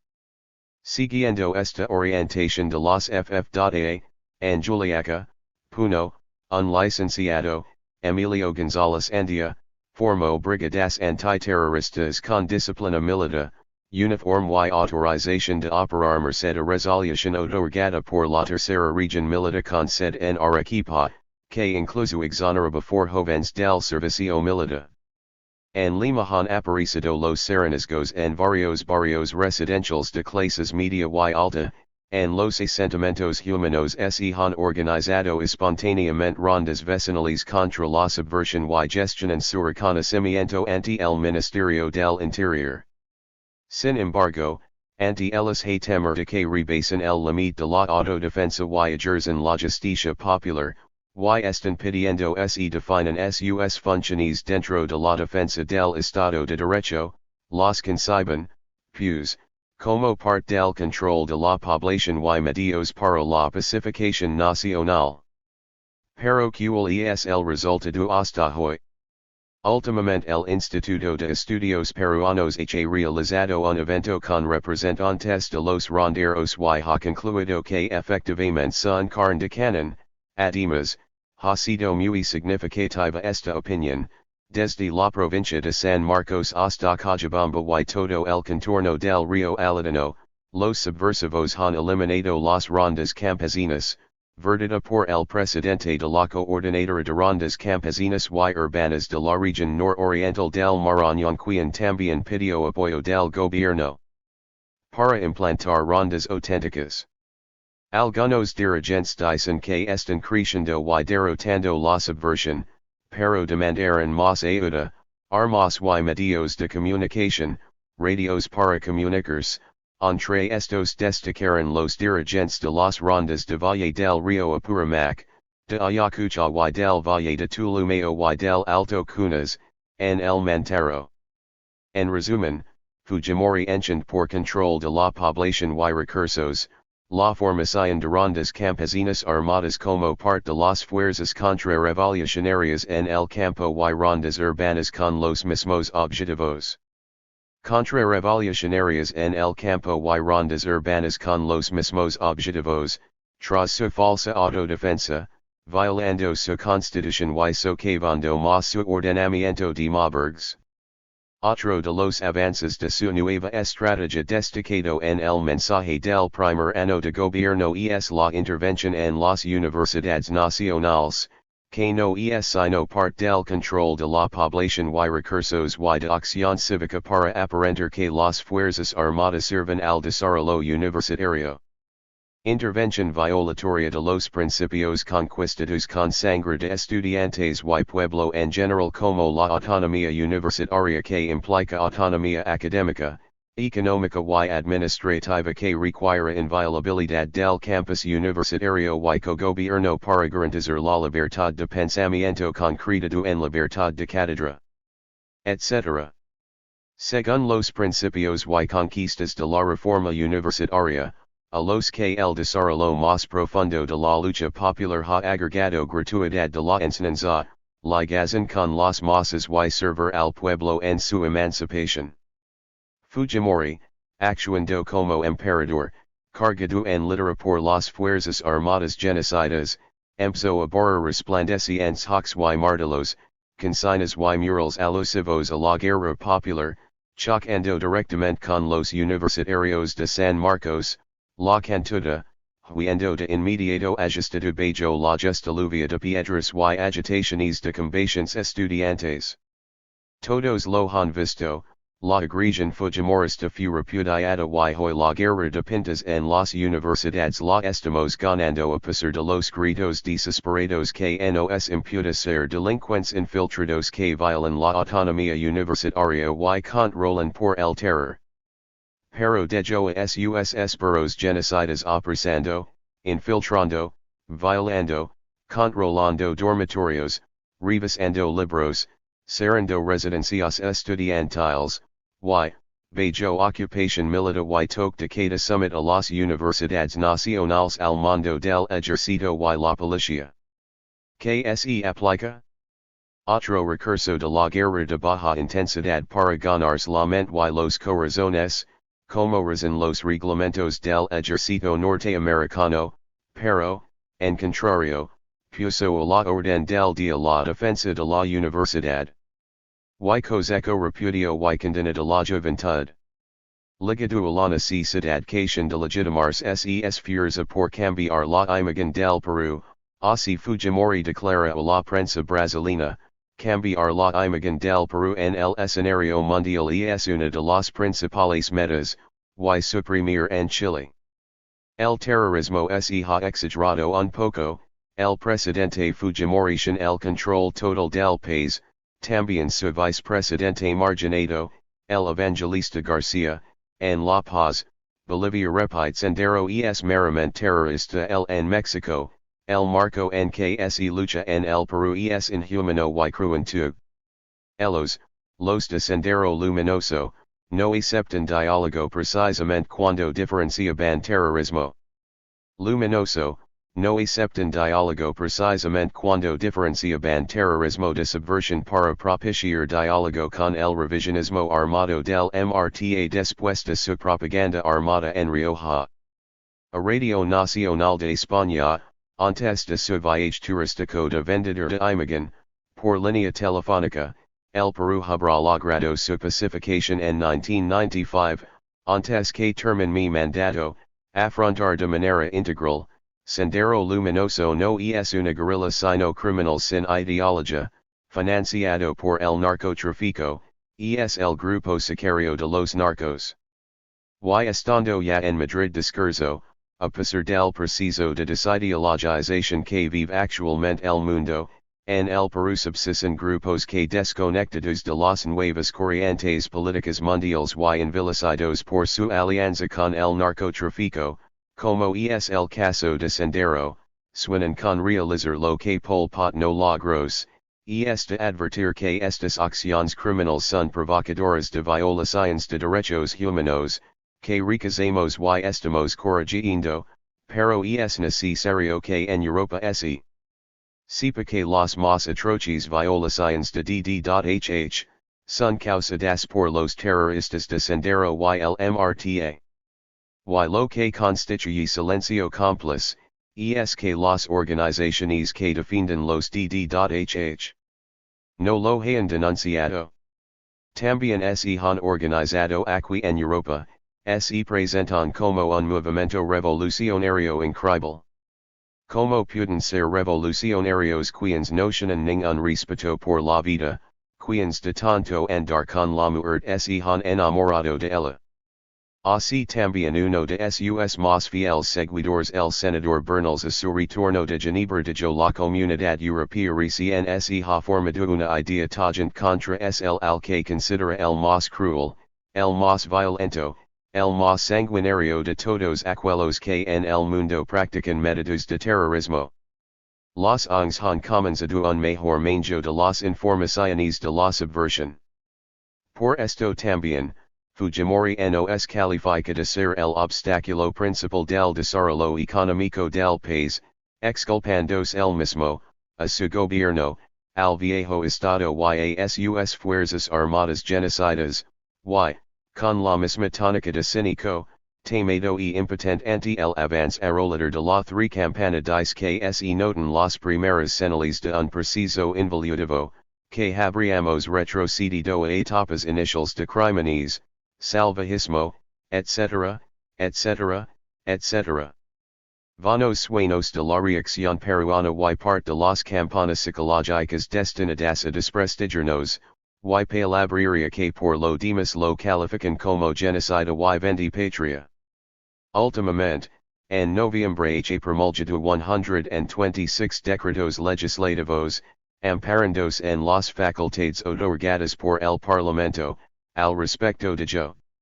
Existe una auténtica estrategia integral contra el terrorismo, que la hemos dado a conocer al país a través de los últimos decretos legislativos, son integrantes de una concepción de lucha contra el terror, sin verticalismo alguno. Por el contrario, el plan de pacificación nacional que hemos trazado es el resultado de. Contrario, el plan de pacificación nacional que hemos trazado es el resultado de las diversas expresiones sociales de autodefensa y participación organizada de los pueblos del Perú, y destacó la unión entre la acción militar y la participación cívica, porque solo así se logrará el sentido de la solidaridad nacional, German para triunfo final sobre del terror, agregando, mi gobierno no justifica una sola violación de los derechos humanos por parte del Estado, porque conozco muy bien las armas de la democracia. En diciembre en la escuela militar de Chorrillos dijo que para erradicar el terrorismo vía realizar acciones de desarrollo en las zonas atrasadas y superar así las disparidades sociales y económicas, desarrollar acciones de inteligencia para ubicar a los cabecillas y impedir acciones, resaltó que las FF.A. Conjunto con el pueblo son la única garantía que asegura y que los ff.a. Son base primordial de la pacificación nacional, y criticando el aumento del presupuesto a la Cámara de Diputados, hay que dejar bien en claro que el combate contra esta lacra social, la subversión, no se realiza en las cámaras legislativas sino en los más elevados campos de la soberanía. Y al Washington Post declaró que espera que su gobierno erradique la subversión antes del 95. Sintetizando, amparando y prosiguiendo el genocidio, la nueva estrategia invocada por Fujimori y nunca explicada, se basa en alabar y dar más poder a las fuerzas armadas y policiales genocidas y corruptas, basándose en ellas, principalmente en las primeras, desarrollar actividades de inteligencia y de acción cívica, armar ronderos y pretender organizarlos como fuerzas contrasubversivas complementarias a las fuerzas regulares buscar también contractola la población barrial y universitaria. Apuntar a cambiar la imagen del Peru, imputándonos genocidio y violación de derechos humanos y calificarnos de narcoterroristas para recibir mendrugos del imperialismo principalmente yanqui. Todo lo cual implica que actúa dentro de la estrategia yanqui de la llamada guerra de baja intensidad, apuntando a una guerra contrasubversiva más desarrollada, criterios que, sin embargo, los aplica a medias, sobrevalor a lo militar, menosprecia a los propios partidos reaccionarios y pretende someter a las organizaciones populares, no logra hasta hoy la concertación para la llamada pacificación que manifesto era fácil alcanzar. La legitimación la reduce a respetar, de palabra los pregonados derechos humanos y a mera campana publicitaria que encubren mayor genocidio, preparar condiciones para una mayor intervención yanqui con el objetivo de aniquilar la guerra popular. Debate sobre estrategia y dirección de la guerra. El presidente Mao nos enseña. Si. Los sistemas de gobierno de tiempos de guerra pueden dividirse. Si. Los sistemas de gobierno de tiempos de guerra pueden dividirse generalmente en dos tipos, uno es el centralismo democrático, el otro, el centralismo absoluto, según lo determina la naturaleza de la guerra. Todas las guerras en la historia pueden dividirse, de acuerdo con su naturaleza, en dos categorías, guerras justas y guerras injustas. Por ejemplo, la guerra europea que estaló hace más de 20 años fue una guerra injusta, imperialista. Los gobiernos de los países imperialistas de entonces forzaron a los pueblos a combatir por los intereses del imperialismo, yendo así contra los intereses del pueblo. Estas circunstancias requieren gobiernos como el de Lloyd George en Inglaterra. Lloyd George reprimió al pueblo inglés, prohibiendo el hablar contra la guerra imperialista y proscribiendo toda organización o reunión que expresara la opinión popular contra la guerra, aunque subsistía el parlamento. Este era simplemente órgano de un grupo de imperialistas y no servía sino para votar dócilmente el presupuesto de guerra. La ausencia de unidad entre gobierno y pueblo en la guerra de origina un gobierno de centralismo absoluto, que necesita solo centralismo y no democracia. Pero, en la historia, también ha habido guerras revolucionarias, como la de Francia, la de Rusia, y, actualmente, la de España. En tales guerras, el gobierno no tiene la desaprobación del pueblo, porque es el que más desea sostener esa clase de guerra, basándose en el apoyo voluntario del pueblo, el gobierno, lejos de temer a se esfuerza por despertarlo y lo orienta a expresar sus puntos de vista, de modo que participe activamente en la guerra. La Guerra de Liberación Nacional de China goza de la plena aprobación del pueblo y no puede triunfar sin su participación. Por eso, el centralismo democrático se ha convertido en una necesidad. En China, la victoria de la expedición al norte de 1926 a 1927 se logró igualmente gracias al centralismo democrático. Seveack, cuando los objetivos de una guerra reflejan directamente los intereses del pueblo, cuanto más democrático es el gobierno, más eficazmente puede llevar adelante la guerra. Tal gobierno no tiene razón alguna para temer que el pueblo se ponga a la guerra y, en cambio, lo que deben quitarle es que el pueblo vaya a permanecer inactivo o indiferente ante ella. La naturaleza de la guerra determina las relaciones entre el gobierno y el pueblo. Esta es una ley de la historia. Entrevista con J. Bertram, T2 Obras Escogidas. En la sesión preparatoria del tu pleno del Comité Central, en las páginas 355 a 357, el presidente Gonzalo comenta esta cita, tales comentarios son absolutamente válidos. Es dentro de este marco que en el Perú se desenvuelve el debate sobre estrategia y duración de la guerra. Algunos sostienen que se puede dirigir una guerra contrarrevolucionaria con democracia, pero se estrellan contra la realidad, como lo estamos viendo en el país, porque una guerra. La realidad, como lo estamos viendo en el país, porque una guerra contrarrevolucionaria solamente se puede dirigir con centralización absoluta, y implica imposible unidad verdadera entre el pueblo y el gobierno reaccionario, y que todas las instituciones se tornan cada vez más formales hasta devenir en negación completa de la democracia de burguesa. Precisamente, esta es la tendencia que se expresa con el gobierno de Fujimori quien ha prosguido el camino de sus antecesores, mayor reaccionarización del Estado peruano y mayor centralización absoluta, y por más disfraces democráticos y demagogia que se derroche, el gobierno de Fujimori marca una centralización absoluta, expresada en un absolutismo presidencialista basado en más poder para los FFA. Este camino es el que imprimen hoy los imperialistas en los regímenes reaccionarios del tercer mundo para aplicar su guerra de baja intensidad, promoviendo que se legisle en materia de guerra contrasubversiva para actuar dentro de marcos legítimos, aunque esas leyes erecen sus principios burgueses, pues, le basta la formalidad legal, la apariencia democrática. Otros decían que no había estrategia, hoy dicen que es incompleta. Como hemos visto, Fujimori habló de una nueva estrategia, lo con Siri 2 es que, en el fondo, se trataba de reformular la estrategia contrasubversiva que aplicaban, sacando lecciones de lo hecho y dar mayor participación al imperialismo yanqui que actúa en la guerra popular del Perú en forma creciente.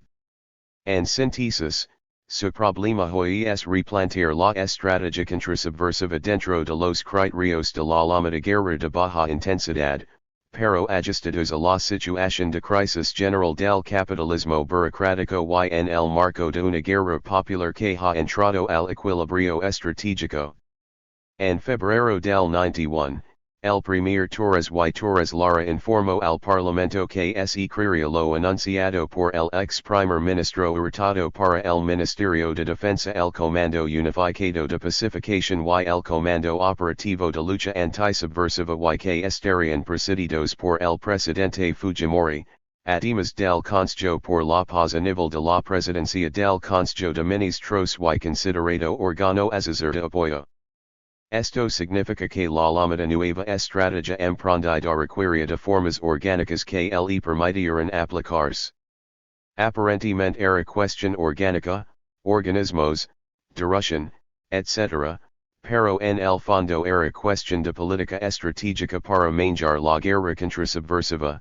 Fujimori quería contractola la estrategia para en los hechos darle ese control a la fuerza armada. Al no le interesaba ese organismo de pacificación y el aparato operativo era para darles más poder a los militares genocidas y ponerse por encima de los partidos políticos, su objetivo era manejar directamente, llegar a acuerdo nacional para dirigir el personalmente el preciso. Directamente, Legara Acuerdo Nacional para dirigir el personalmente el proceso de pacificación amparándose en las fuerzas armadas. Así se generó un farragoso debate sobre estrategia y conducción de la guerra contrasubversiva, vimos algo de ese debate. Entre los llamados senderólogos, el sociólogo y malabarista verbal, ignorante de la teoría de la guerra popular y de su especificación en el Perú. Raúl González, como defensor de Fujimori y laqueo de las fuerzas armadas y policiales, repite su cantaleta de derrota estratégica de Sendero y saluda que aquel asuma personalmente el comando unificado de pacificación. Un nuevo senderólogo, el plumífero transfuga Spigliosi, discrepa que existe nueva estrategia y plantea que se centra en lo militar, se soslaya los partidos políticos y organizaciones civiles, populares, regionales, municipios, etc. Entre los de la IU, Ames, el Farizia seguidor de Gustavo Gutiérrez, demanda una guerra contrasubversiva en todos los planos de ají que sostenga, falta precisar estrategia, Sendero morará por asfixia and las necesidades mínimas de la población de las zonas donde actúa, se pone que ingresan las fuerzas armadas y policiales a las zonas donde es el ha ganado terreno, porque significaría el arrasamiento de comunidades campesinas, dice que mejorar las condiciones de vida del pueblo. Para resolver el problema de la violencia hacemos más autoritario y represivo al Estado o lo hacemos más democrático obliga incorporar dirigentes sociales de la población alcalde, gobernador, prefecto, subprefecto y los representantes de los gobiernos regionales. Mientras el pseudo teórico arribista de Gregorio describe, desde 1589, se advierte una estrategia más fina de las fuerzas armadas, los golpes a Sendero son más selectivos, ya no se fosas comunes, por ejemplo, pero se desaparecidos. En tanto que la is, encargada de la propuesta de pacificación, a través del rastrero puestista Tapia propone una movilización política contra Sendero y comités distritales de pacificación y desarrollo, y llama a unirse todos a la cola de Fujimori para combatir el fascismo de Sendero. Quienes así claman están dentro de la guerra de baja intensidad del imperialismo yanqui y pretenden traficar con la movilización del pueblo para desenvolverla como aspecto político de la guerra contrasubversiva más desarrollada, todos son defensores del viejo orden, enemigos de la revolución, de la construcción de un nuevo orden. Ellos están por aniquilar la guerra popular y su divergencia con Fujimori está en que oportunistas y revisionistas quieren contractola el preciso para seguir cabalgando sobre las masas y beneficiarse o vender más caros sus servicios, aparte de que algunos se ponen al peso político creciente de las FF.A, su temor al golpe y a lo que llaman la militarización de la sociedad peruana. Entre los parlamentarios, el senador del Movimiento Libertad, Hoy Independiente, Ferrero Costa, se pronunció así, ojalá el cup no se quede en palabras y que de una vez por todas el presidente asuma. Otro, García Belanda, Acción Popular, es del criterio de primero aniquilar la guerra popular para luego desarrollar, criterio de reducir a lo militar que aplicó Belanda del 80 al 85 principalmente. Entre las ONGs, el Instituto de Defensa Legal, IDL, organismo no gubernamental que defiende los derechos humanos al servicio del imperialismo principalmente yanqui de por fin nace el CUP por encima de las fuerzas armadas, también, terrorismo sigue creciendo, carencia de estrategia capaz de pacificación, siguen violaciones de derechos humanos, la contraofensiva, de FF.A. YFF. El costo duras bajas a sendero luminoso así como detenidos y hasta que punto son confiables las normas que pueda dictar el ejecutivo al amparo de facultades legislativas, como siempre sirviendo a las exigencias de sus amas imperialistas y actuando como la mano blanda de estos, contra el marxismo y la guerra popular y deslindando y hasta criticando a los gobernantes reaccionarios cuando el imperialismo lo necesita. El coronel E.P. R. José Bailey, del Instituto de Investigación de Defensa Nacional, INIDEN, Otraong, dice no hay en la solido con la sociedad civil, no hay conquista de la mente y los corazones del pueblo, posición claramente pro estrategia yankee de guerra de baja intensidad.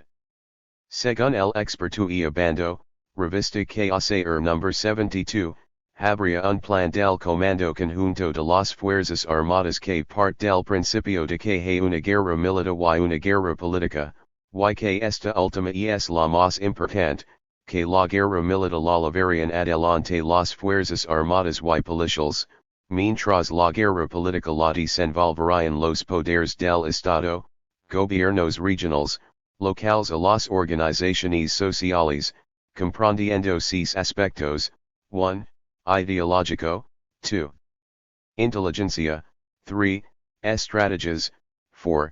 Guerra psicológica, 5. Guerra de organización antisubversiva, y 6. Guerra de masas que busca ganar a la población. Pero el articulista vaticina también el fracaso del plan por 3 razones, no hay mando único, falta legislación de guerra, falta presupuesto. Entre los militares retirados, el general Jeremy pugna por una estrategia de guerra de baja intensidad manejando los 4 aspectos y dándole prioridad al aspecto político. El general E.P. R. Cisneros Vizcarra opino me preocupa que Fujimori diga brazo armado del narcotráfico y el no le compete mando del comando operativo. Sobre la pacificación considera que se debe brindar bienestar para la sociedad, democracia justa y equilibrada, o si para los de arriba reforzar educación cívica, sus símbolos patrios de explotación, que hay. Arriba reforzar educación cívica, sus símbolos patrios de explotación, que hay que destruir los valores de la subversión, que a la fuerza armada hay que dotarla de los recursos necesarios y que se deben resaltar sus éxitos para generar confianza en la población, porque lógicamente no la tienen, ni la tendrán. Entre los periódicos, Expreso y la República reclamaban no hay conducción unificada, y realizaron una serie de mesas redondas sobre pacificación, estrategia y formas de conducir la guerra. Entre las revistas fue oiga la que promovió la discusión apuntando a sistema orgánico para dirigir la guerra contrasubversiva en los 4 planos, pedía un aparato dirigido por un civil que manejara la estrategia durante las 24 horas del día. El periodismo nacional encabezado por el comercio elabora su propuesta de pacificación y la elevó al gobierno, propuesta que tampoco fue escuchada porque Fujimori hace y deshace al margen de todas sus instituciones, salvo las FF.A. En el fondo de estos debates se expresa la tendencia indefectible hacia la centralización absoluta para dirigir la guerra contrasubversiva y la necesidad que tienen de desarrollarla en los 4 planos contando con mando único, pues, siguen actuando con doble mando mientras la contradicción Partido Comunista del Perú Fuerzas Armadas Reaccionarias, se esencia en perspectiva. Sin embargo, la tendencia a la centralización absoluta chica en el propio seno de la reacción con posiciones demagogistas que están en contra de un manejo que sobrevalore lo militar y pugnan por mantener su orden demagogs, considerando lo instrumento clave para contraponerlo al nuevo estado que la guerra popular desarrolla. Esto es parte de la lucha de facciones y grupos de la gran burguesía y de los terratenientes que, dentro de la tendencia a una mayor reaccionarización del Estado peruano, desarrolla la centralización absoluta que hoy se encierra en el absolutismo presidencialista de Fujimori. Así, el debate sobre estrategia y dirección prosigue dentro de la necesidad de desarrollar su guerra contrasubversiva en todos los planos y de contar con un mando único, agudizando la contradicción entre manejo militar o manejo político, siendo su tendencia a la centralización absoluta y el manejo militarista de la contrasubversión. Narcoterrorismo y ayuda internacional otro criterio que ha difundido es el empeñarse en mostrarnos como aliados del narcotráfico para ajustarse a la necesidad de una cada vez más creciente participación del imperialismo principalmente yanqui, de ahí que difunda, con ayuda internacional y combatir la subversión o señores, sendero notion nada que ver ni con el socialismo ni con ninguna ideología. China popular notion nada. Ver ni con el socialismo ni con ninguna ideología, China popular notion nada que ver con sendero, es el brazo derecho del narcotráfico, reunión con periodistas en Palacio, Abril 91. USA el término de narcoterrorismo de Reagan y lo liga a la ayuda internacional, necesidad que buscan hoy para justificar su intervención, es el pretexto ante el pueblo norteamericano y los pueblos del mundo. Es por eso que un seminario de Roma dice los americanos se den cuenta que la situación peruana es muy compleja ya que no se trata solo de enfrentarse al narcotráfico sino además a grupos terroristas que se benefician del narcotráfico, ni los Estados Unidos queremos empeorar las cosas con algún tipo de intervención militar. Las últimas frases son solamente engañafa, porque se trata de adaptar la intervención yanqui a los replanteamientos de su estrategia de guerra de baja intensidad. Parte de esta política es la firma del convenio antidrogas que es un tratado de intervención yanqui so capaz de combatir el narcotráfico, acuerdo firmado a espaldas del Parlamento y la nación entera, duramente criticado por los beneficios que reportará a los Estados Unidos en contra del Perú, y que desarrollan las zonas cocaleras, es otro cuento como lo prueba la experiencia fracasada en Bolivia, además, la parte de la ayuda para desarrollo alternativo, de sustitución de la coca, es mínimo. No más de $1,900. Pues, el colmo del cinismo que Fujimori haya planteado en la OEA en su último viaje a Estados Unidos, estamos convencidos que con apoyo de Estados Unidos derrotaremos al narcotráfico, esta es una verdadera inversión de Estados Unidos en defensa de la juventud mundial pero también de la democracia porque hoy la mayor amenaza a ella, proviene del terrorismo. Con estas palabras abre campo a la intervención yanqui en el Perú, para salvar la democracia, a la que se sumo de Ornelas pronunciandos, en su columna de expreso, por una intervención indirecta al decir que ese sendero luminoso conquista el poder los países vecinos lo invadirían de inmediato. Parte de este plan es su viaje a Chiza con Quainton y representantes de la ONU a la reunión de cocaleros, donde anunció decreto sobre acceso de fiscales a los cuarteles para ver si hay detenidos. En lo referente a los derechos humanos, Fujimori se ha movido entre demostrar que los respetan tanto el como sus fuerzas armadas y policiales y, vociferar que nosotros somos los principales violadores de sus derechos humanos, teniendo incluso que checar con organismos internacionales, abrandos hacia un nuevo frente de lucha. Todo en función de recibir la ansiada ayuda del imperialismo yanqui. En cuanto a que nosotros violemos los derechos humanos. Partimos de que no nos adscribimos a la Declaración Universal de los Derechos Humanos, tampoco a la de Costa Rica, pero si utilizamos sus dispositivos legales para. A la de Costa Rica, pero si utilizamos sus dispositivos legales para desenmascarar y denunciar al viejo Estado peruano, a sus instituciones y organismos, a sus autoridades, comenzando por quien lo encabeza, funcionarios y subordinados que los violan negando sus propios compromisos internacionales. Para nosotros, los derechos humanos son contradictorios con los derechos del pueblo porque nos basamos en el hombre como producto social, no en el hombre abstracto con derechos innatos. Los derechos humanos no son sino los derechos del hombre de la burguesía, posición que fue revolucionaria frente a la feudalidad, así, la libertad, la igualdad y la fraternidad fueron avanzados criterios burgueses en el pasado. Pero hoy día, desde la aparición del proletariado y más como clase organizada en Partido Comunista, con experiencias de revoluciones triunfantes, de construcción del socialismo, nueva democracia y dictadura del proletariado, se ha probado históricamente que los derechos humanos sirven a las clases opresoras y explotadoras que dirigen los estados imperialistas y terrateniente burocráticos. Estados burgueses en general.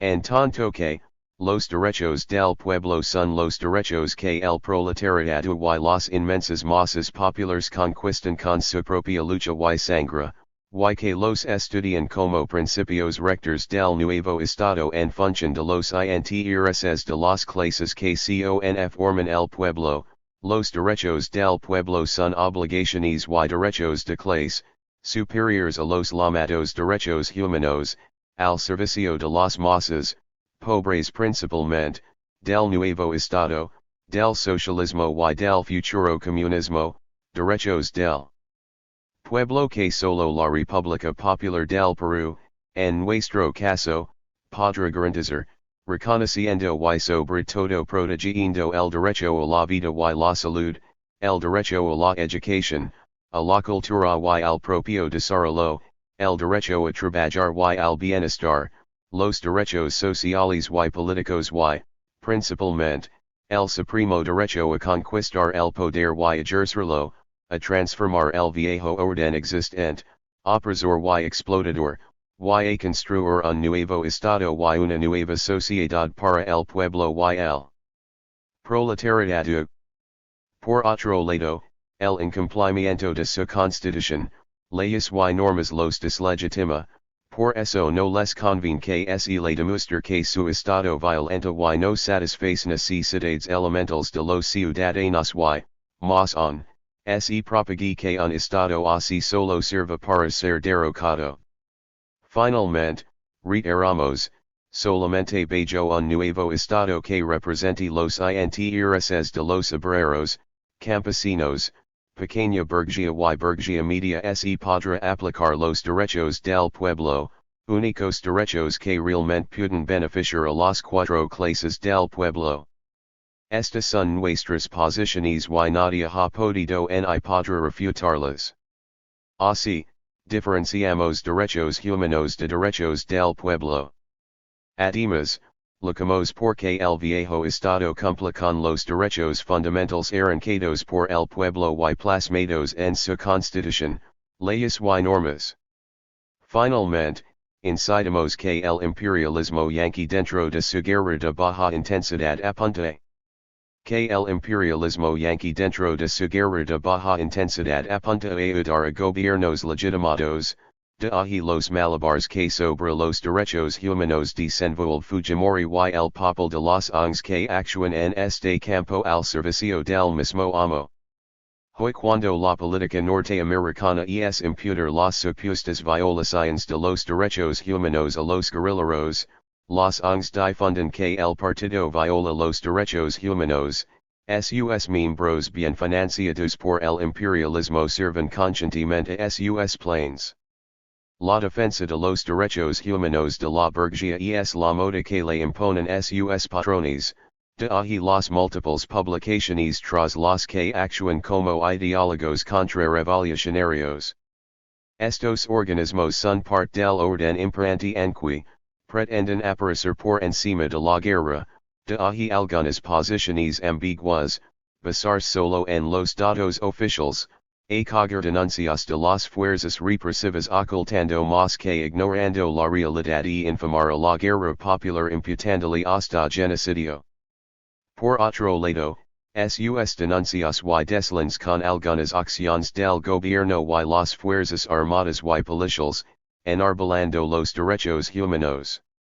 Los hacen en función de buscar la ansiada legitimación del gobierno y el desenvolvimiento de la guerra contrarrevolucionaria de baja intensidad, según las orientaciones del imperialismo y para la defensa de la subsistencia del orden democrático dominante.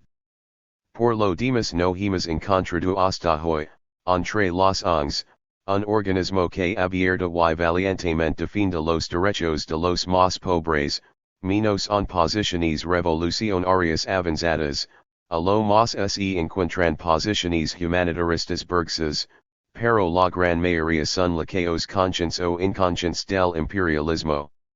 Así, la cantaleta de Fujimori ha sido solo pretender certificado de buena conducta para lograr la ayuda económica derivada del convenio antidrogas. Esto aparte que solamente legitimación se reduce a declamar respetar los derechos humanos y trabajar por el pueblo, de la manera más formal, cínica y demagógica de la tradicional politiquería peruana. En conclusión, mientras combatir al narcoterrorismo le proporciona causa justa y base moral principalmente a la estrategia yanqui y imperialista en general, Fujimori, ajustándose cada vez más a ella, deroca devoción por los derechos humanos clamando por la ayuda internacional. Legislación, justicia y guerra. Contrasubversiva. El tercer poder del Estado, el judicial, también tiene que ajustarse a las condiciones de guerra interna que vive el país, servir a la nueva estrategia, someterse a las demandas de una guerra contrasubversiva más desarrollada y dentro de los criterios de guerra de baja intensidad del imperialismo yanqui.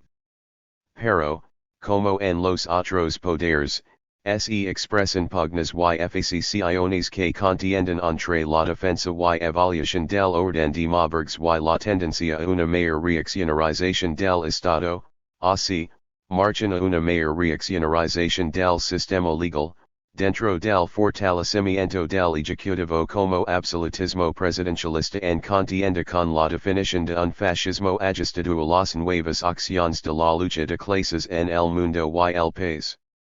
En el plano de la justicia, se viene dando la disyuntiva entre poner de lado las leyes y los trámites judiciales, tomando medidas y soluciones expeditivas de tortura, desaparición y ejecución genocidas, de un lado, y, por otro, la dación de disposiciones legales que amparan la represión y el genocidio, como recientemente con la promulgación, de los últimos decretos leyes sobre la llamada pacificación basada en las FF.A.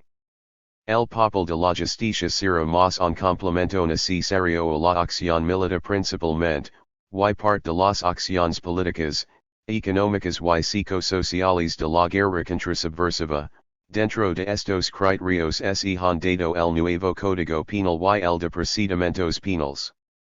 En el Perú, los estados de excepción, como son los estados de emergencia, se han convertido en estado permanente, llegando a abarcar las 3/4 partes de país, incluida la capital. Con Fujimori se ha llegado a levantar el estado de emergencia, caso de Huamanga por ejemplo, para aparentar pacificación, pero, lo cierto es que esto no pasa de ser propaganda para las tribunas del imperialismo, en Ayacucho la acción genocida de las fuerzas armadas, policiales y de las rondas no cesa.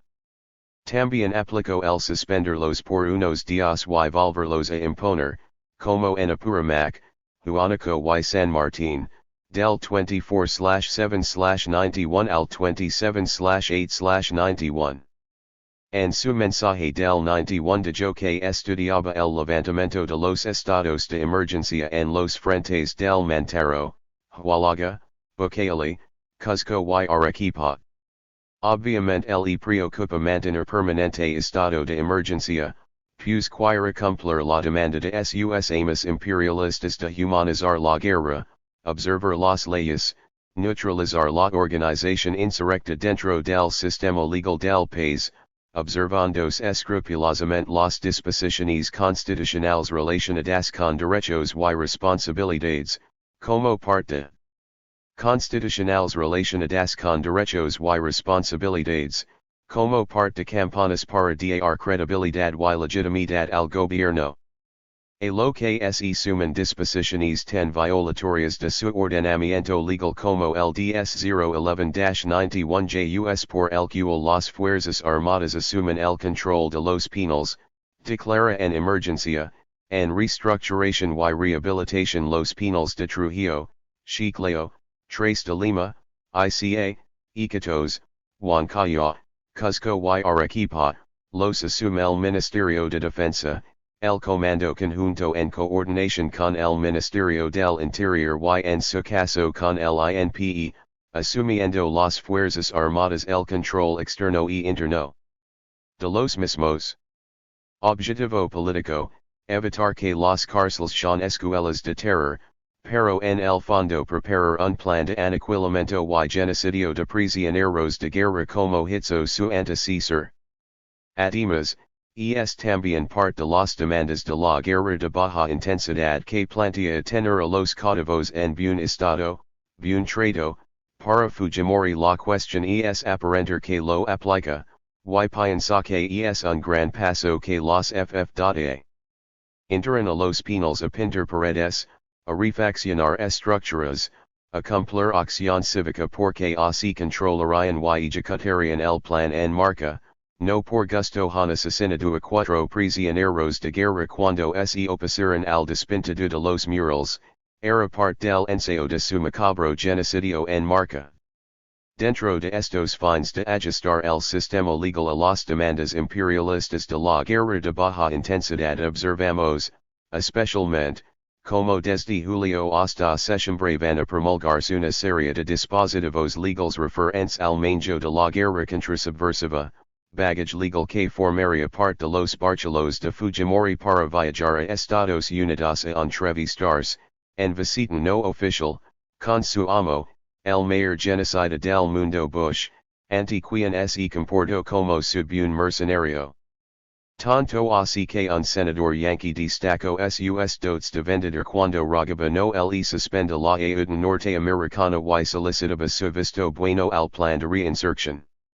Así tenemos, el Consejo Nacional para la Paz, el 31/7, los casos de derecho humanitario para fiscales, el 14/7, la creación de oficinas de derechos humanos en las prefecturas, el 5/8 las comisiones técnicas para analizar el problema de las poblaciones desplazadas, el 8/8, la autorización del Ministerio Público para que los fiscales ingresen a comisarías y cuarteles, el 3/9, y, la directiva presidencial sobre derechos humanos publicada el 13/9. Simultáneamente se, produjo la sintomática reducción de las denuncias por violación de derechos humanos precedida, sin embargo, como el pueblo peruano lo sabe y es testigo, por genocidio y acción cívica del ejército. Todas estas disposiciones chocan con la realidad, por un lado, y recién veremos su aplicación, pero, por otro lado, son parte de los ajustes para combatir la guerra popular teniendo como gran marco el firme y irrestricto respeto a los derechos humanos, como dijo Fujimori en la OEA, con la ley en respeto a los derechos humanos, como dijo Fujimori en la OEA, con la ley en la mano, igual que el demagogo y genocida García Pérez. En este contexto se deben ubicar los 126 decretos leyes emitidos como parte de las facultades que le concediera el Parlamento, principalmente los decretos de pacificación, en síntesis reflejan la tendencia de la centralización absoluta, expresada en el absolutismo presidencialista de Fujimori y en otorgarles más poder a las FF.A. En esta pugna de grupos y de facciones reaccionarias, quienes parten de que las leyes actuales son demasiado permisivas y no sirven para enfrentar a la subversión legalmente, incluso dicen que en todo país donde el sistema legal no permite enfrentar a la subversión, surge la guerra sucia. Otros, como el arzobispo Cipriani Thorn, difunden posiciones recalcitrantes, así plantea. Moralizar el poder judicial, establecer un sistema de juicio que permita al juez actuar con libertad, limpiar la policía, bajas no son suficientes y, lo principal, se debe determinar un nuevo marco jurídico que defina con precisión la situación legal de los lugares que se encuentran en la llamada emergencia. El poder legislativo debe estudiar esta ausencia de legalidad, se debe estudiar y instaurar mecanismos de legalidad compatibles con las situaciones existentes, pero sin suspender las autoridades civiles. Solo he señalado algunos aspectos jurídicos que deben ser estudiados para superar el engaño de las zonas llamadas de emergencia. Cualquier apología, castigo ejemplar. No estamos en diálogo con los terroristas, ni ante un estado totalitario que oprime su pueblo. Estamos, ante una banda de asesinos que destruye la libertad de los más pobres y pretende desestabilizar al estado a través de la ruptura de sus poderes. He como piensa un siervo de Dios y jerarca de la Iglesia Católica, por algo trabaja en Ayacucho, quien nos califica de generar el mayor genocidio de nuestra historia, y el que hizo España cuando nos conquistó a sangre y fuego y nos exterminó disque para que nos redimiramos y adoptáramos su religión católica, o el mayor atropello de los derechos humanos en Latinoamérica en este siglo, y Pinochet el fascista pro-Yankee catolicismo? Y Argentina? Y García Pérez? Y Belanda? El abogado penalista del ILD, José Carlos Ugaz, sostiene, para que la legislación sea eficiente, la subversión requiere de una estrategia antisubversiva democrática, aparte de considerar el estado de crisis del poder judicial, considera que la administración de justicia, en el caso de guerra interna, se ve obstaculizada por una legislación que no se adecua a la realidad. Propone unidad de investigación que supone la unión de los servicios de inteligencia y cambiar las leyes para agilizar los procesos de terrorismo suprimiendo la tan invocada falta de pruebas. Invocada falta de pruebas. El procurador Daniel Espicán es punta de lanza del imperialismo y la reacción peruana en el plano judicial.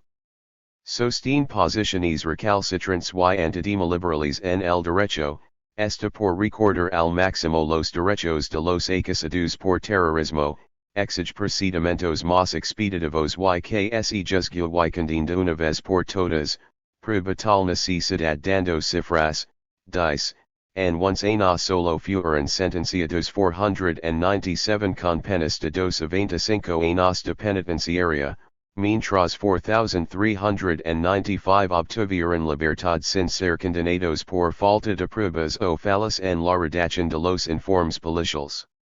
Solo 10% de condenados, 90% salió en libertad, por ello Espicán plantea que por falta de pruebas no deben soltar a los sospechosos de terrorismo, y sin sistemática aversión contra los jueces que ajustándose a las leyes otorgan libertad a los acusados, incluso, después de haberlos alabado por sugestión.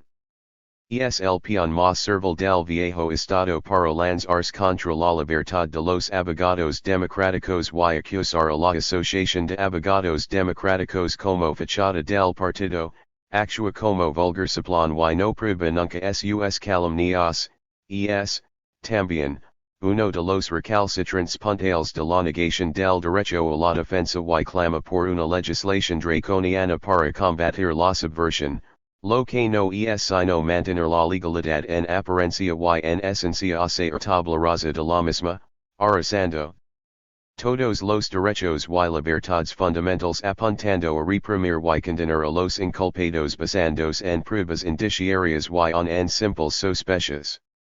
Contrariamente, hay quien sostienen que cuando se enfrenta a una organización armada, el objetivo no debe ser castigar ni reprimir sino neutralizar al adversario, piensan que no se debe sobrevalorar el elemento de represión penal y que no se deben salir del marco de respeto a los derechos humanos, que el Estado debe encarnar el orden y los valores sociales, la superioridad moral respecto a la ciudadanía y no puede responder al terror sin perder consistencia frente a los problemas que le son sometidos, como escribe el jurista Oscar Schiappa Pietra.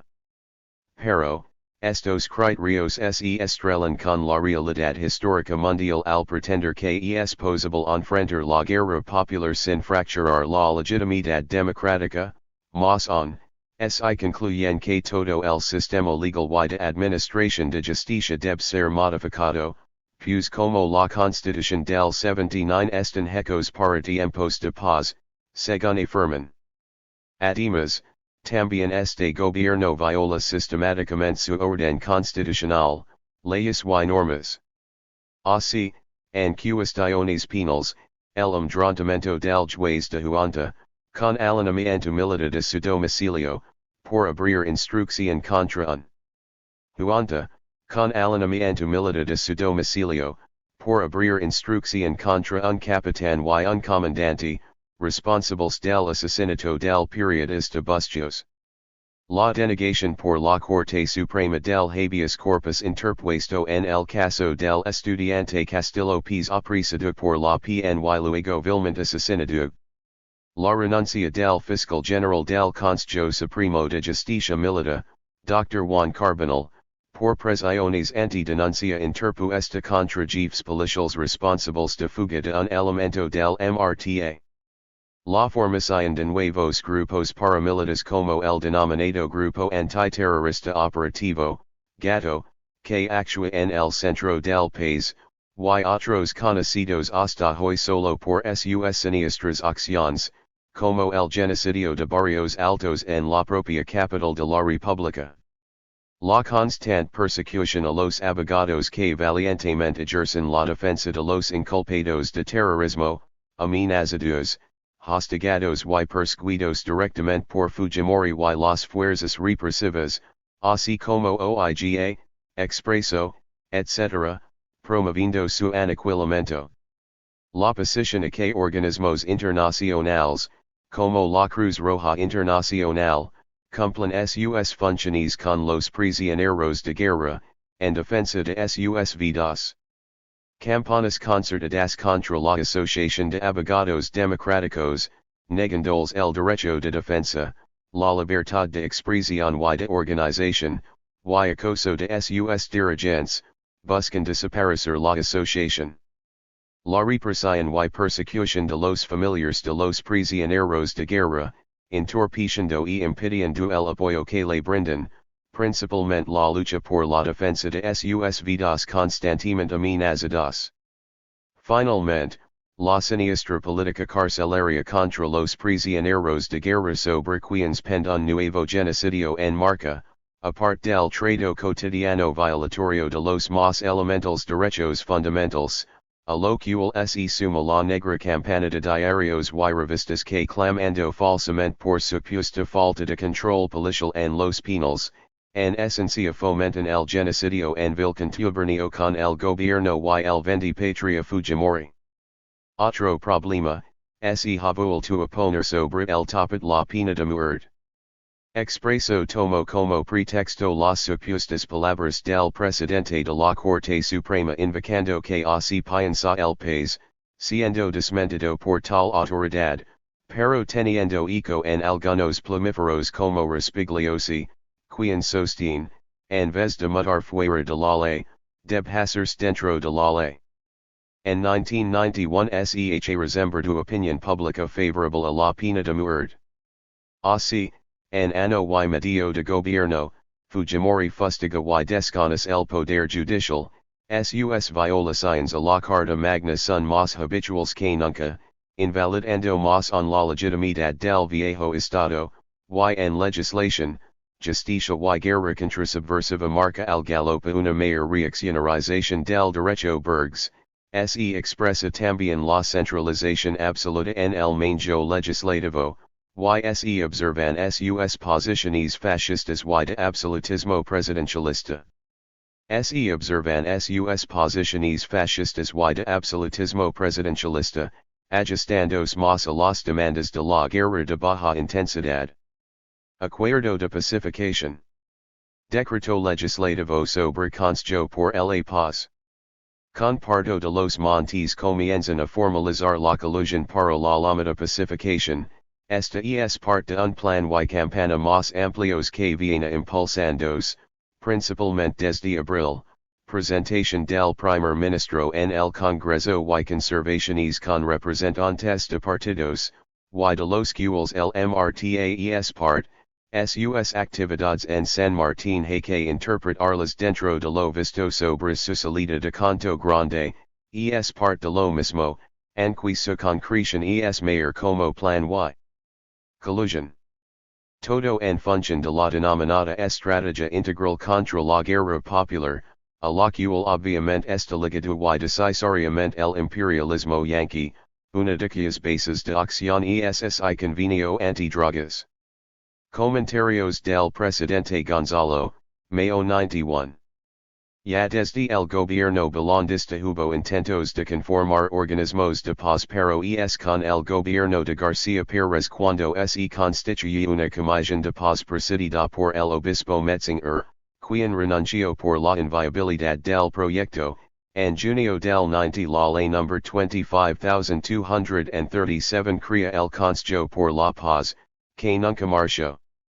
Por su parte, el revisionismo siempre ha sostenido el criterio de paz con justicia social, el 83, Barrantes convocó a una marcha por la paz y entonces se agitó también la pacificación. Hasta que el gobierno actual el 31/7/91 promulgó el decreto legislativo 652 por el que se crea el Consejo por la Paz. Las ideas que los guían son aniquilar la guerra popular para aplicar desarrollo que conjure la injusticia social, en su concepción burguesa, no conciben que las clases explotadas se rebelen para ponerse su sistema y pregonan sometimiento total, a lo más y para encubrir su falsa democracia permiten discrepancias dentro del mantenimiento del orden explotador. Esta posición de fondo es la que una reaccionarios, revisionistas y imperialistas en general. Más aún, en el plano internacional, el imperialismo a través principalmente de las dos superpotencias y de estas la que pretende ser superpotencia hegemónica única, el imperialismo yanqui, en especial, busca sojuzgar pueblos y dominar el mundo pregonando era de paz mundial, desarme, a la vez que incorpora leyes internacionales para justificar el arrasamiento de naciones y pueblos, violando su independencia y autodecisión con crueles matanzas como la que hizo recientemente contra el pueblo árabe en Irak. Son los imperialistas, las superpotencias y potencias las que enarbolan el diálogo, cantaleta para acabar precisos armados y conjurar la tendencia principal del mundo a la revolución. Es la Iglesia principalmente católica, la que en arroz depositaba los planes del. Es la Iglesia principalmente católica, la que en arroz depositaba los planes del imperialismo y difunda sugestión a los explotadores en la tierra y el cielo después de la muerte. Fujimori, desde su campaña electoral señalaba que en materia de pacificación sería simple concertar, pero desde su asunción del mando hasta julio 31, en contradicción con primer ministro, armaba su plan propio y daba largas al Consejo por la Paz, al punto que se reunió con las fuerzas armadas y policiales para ver el CUP y el correspondiente comando operativo de lucha antisubversiva con el fin de presidir el y analizar la situación de todos los frentes de guerra, reunión a la que asistieron. Incluso los jefes político-militares de todos los frentes antisubversivos, por el mes de abril. Nuevamente vemos su criterio de soslayar las llamadas organizaciones políticas o sociales y apoyarse en las fuerzas armadas y policiales genocidas. Y la jefatura del CUP, en que cuento. El premier, así las cosas y bajo presión de los partidos políticos, la Iglesia etc. convocó mesas por la paz congregando primero 14 partidos políticos, que tomaron acuerdos bastante generales, ya que los debates entrampaban la marca hacia su pacificación.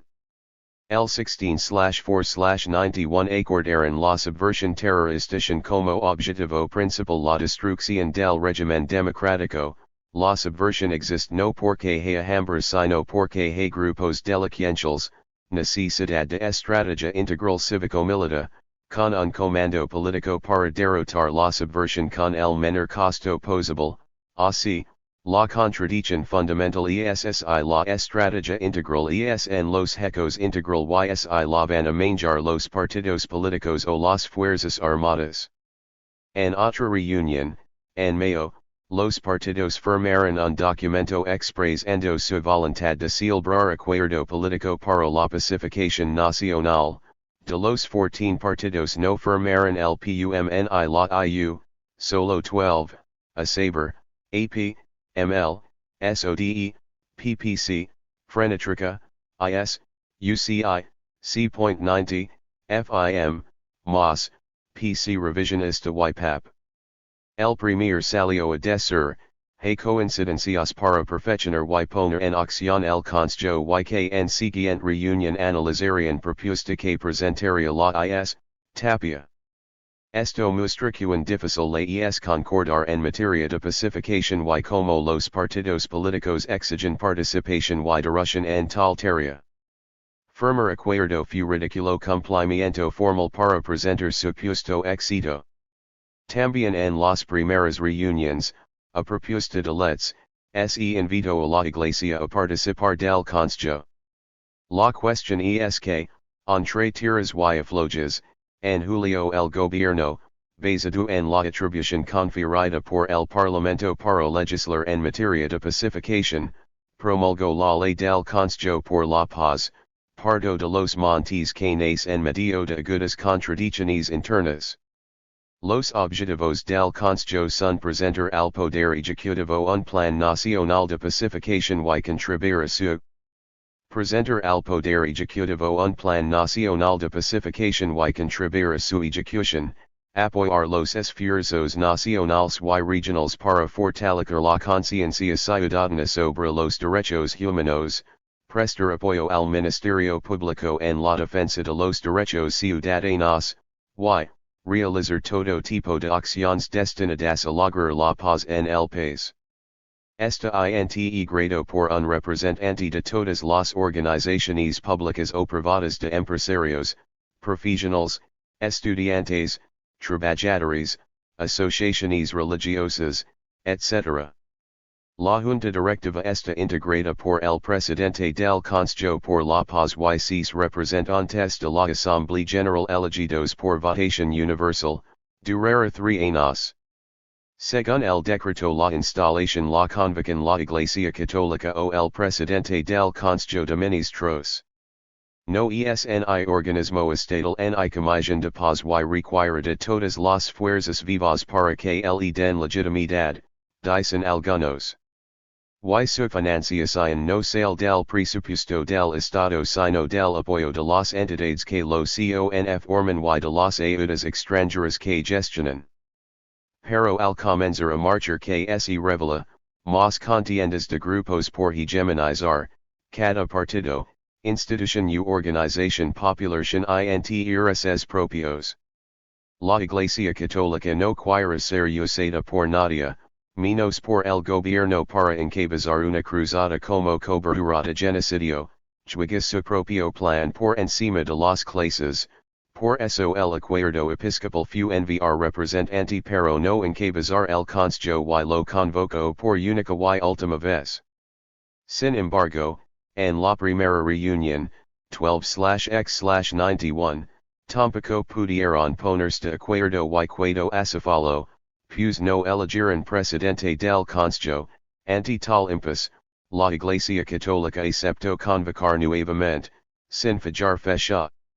Damart Belito, el presidente de la conferencia episcopal, opinó días antes que sería el último esfuerzo por la pacificación del país, en esta jerarquía van afines de presidir el consejo y hegemonizarlo, pero chica con acuerdos de su institución que insiste en no encabezar y marchar por sus propios reales e intereses.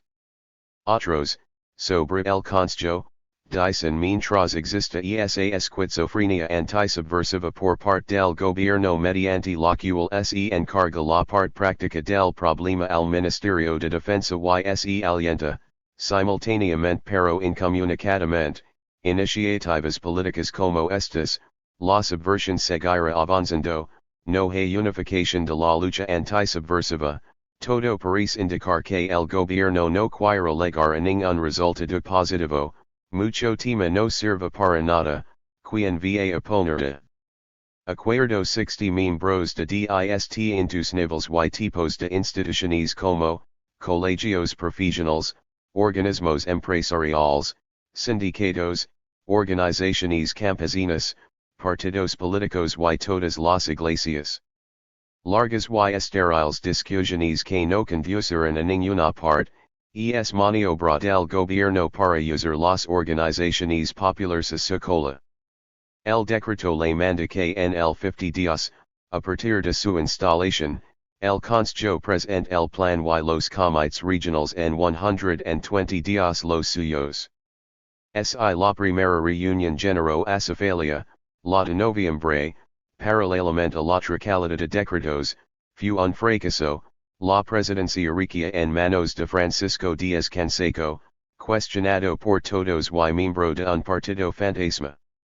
Y así, se constituyó el Consejo como un espantajo que manja Fujimori a través del secretario de cambio 90, Regardo, siendo sus componentes personajes sin ninguna representación popular. En el discurso pronunciado por el obispo de Cajamarca y presidente de la Conferencia Episcopal Peruana, Damart Bellido, al instalar el Consejo por la Paz, encontramos los criterios siguientes, Juan Justicia y Paz, Pazige de la Conciliación de Clases. Dice, a los antiguos y graves problemas económicos y sociales hoy día se asumido el flagelo de la violencia política, plantea no combatir la violencia reaccionaria que ejerce el viejo Estado como dictadura de clases explotadoras contra los explotadores, y apunta contra la violencia revolucionaria. Anad, la ausencia de paz significa muerte y destrucción y nuestro pueblo demanda vida, respeto por los derechos humanos y desarrollo integral. Porque, creemos en la democracia y en la convivencia civilizada es que debemos comprometernos con la paz. Predica la paz de los muertos por hambre, en el mundo de hoy las 3/4 partes de la humanidad están sumidas en el hambre por el sistema imperialista, Asia, África y América Latina viven en el hambre y el atraso, y en el Perú, por el único sistema dominante mueren anualmente 60,000 niños menores de un año, según datos del 90, cifra que obviamente ha sido mayor por el azote del cólera. Compares con las cifras de muertos, oficialmente informados, en la guerra entre revolución y contra-revolución en el país, en 10 años de guerra popular el tercio de los niños menores de un año muertos por el sistema del Estado peruano en un año, esto al margen de que la inmensa mayoría de los muertos en 10 años de guerra son producto de la política genocida del gobierno y sus fuerzas represivas. ¿Quién asesina niños en la cuna? Fujimori y el viejo Estado. Contra la paz de los muertos que predican la iglesia y Damart, enarbolarnos la paz perdurable del comunismo, el que se construye con las armas de la guerra popular barriendo de la faz de la tierra todo sistema de opresión y explotación. Habla de destrucción. Quien destruye las fuerzas productivas de una nación en formación como la nuestra. Quien prohíbe al campesinado trabajar la tierra que fue suya por generaciones, quien lo condena a laborar la tierra con instrumentos desechos por la historia hace cientos de años. Quien exprime al proletariado hasta chupar la sangre por un miserable salario. Quien impone que de cada 10. Hasta chupar la sangre por un miserable salario. Quien impone que de cada 10 trabajadores solo uno pueda hacerlo adecuadamente. Quien genera desocupación, alza del costo de vida, pésimas condiciones de trabajo. Quien engendró la crisis que mul al pueblo y bar la pequeña y mediana propiedad. Quien dilapidan vuestras riquezas por pagos irrisorios depredando el mar, hundiendo el campo, cerrando minas, esquilmando selvas, ahogando ciudades en la miseria. Quien agabia a la nación con dudas descomunales, sojuzgándonos más. La semifeudalidad, el capitalismo burocrático y el imperialismo, ellos son los destructores, y el Estado peruano que los representa y a sangre y fuego los defiende con la bendición de la Iglesia. El partido, la guerra popular, el proletariado y las masas son los auténticos constructores de un verdadero mundo nuevo, que en el futuro será un mundo sin propiedad privada sobre los medios de producción, sin clase, sin Estado. El reino de la libertad.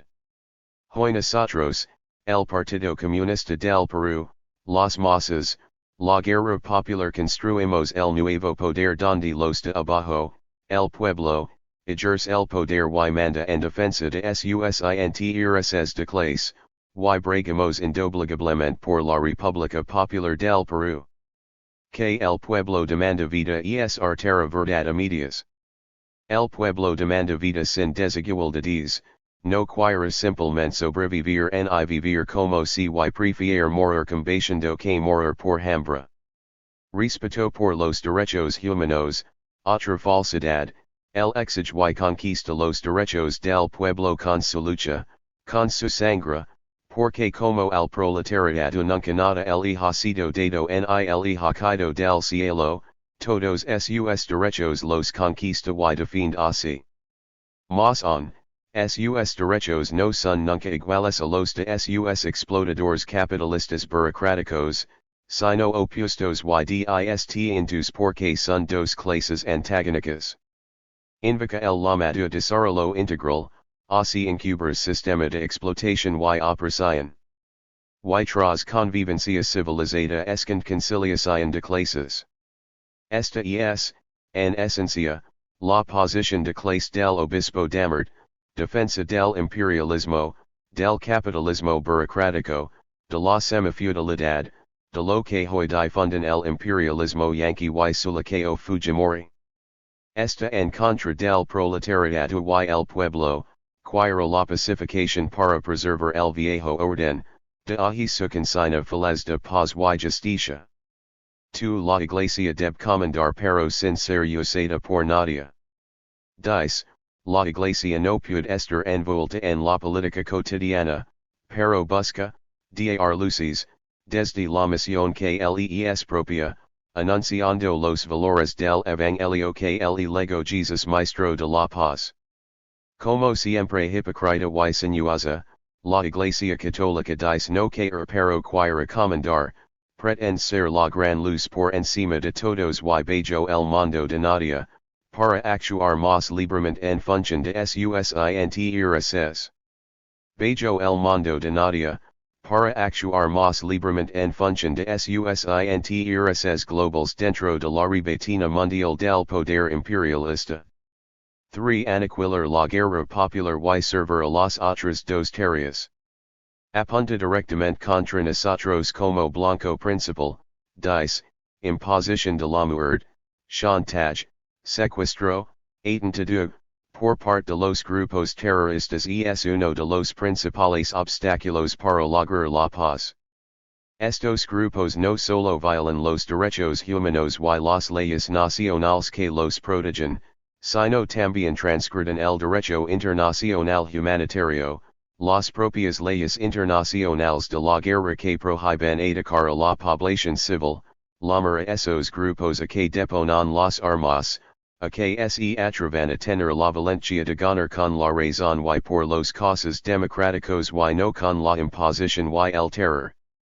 Para lograr sumar a todos los peruanos a la tarea de la paz ellos deben sentir que este es su estado, deben sentirse protegidos y no atacados por ese estado, y es todo lo que critica al viejo estado. 4. Mis propuestas.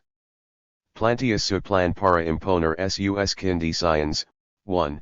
Campana de educación para la paz y contra la guerra, con los niños, los jóvenes, la familia, user a maestros organizaciones sociales, fuerzas armadas y policiales, medios de comunicación social asociaciones de empresarios, de trabajadores, de pobladores, de mujeres, de campesinos.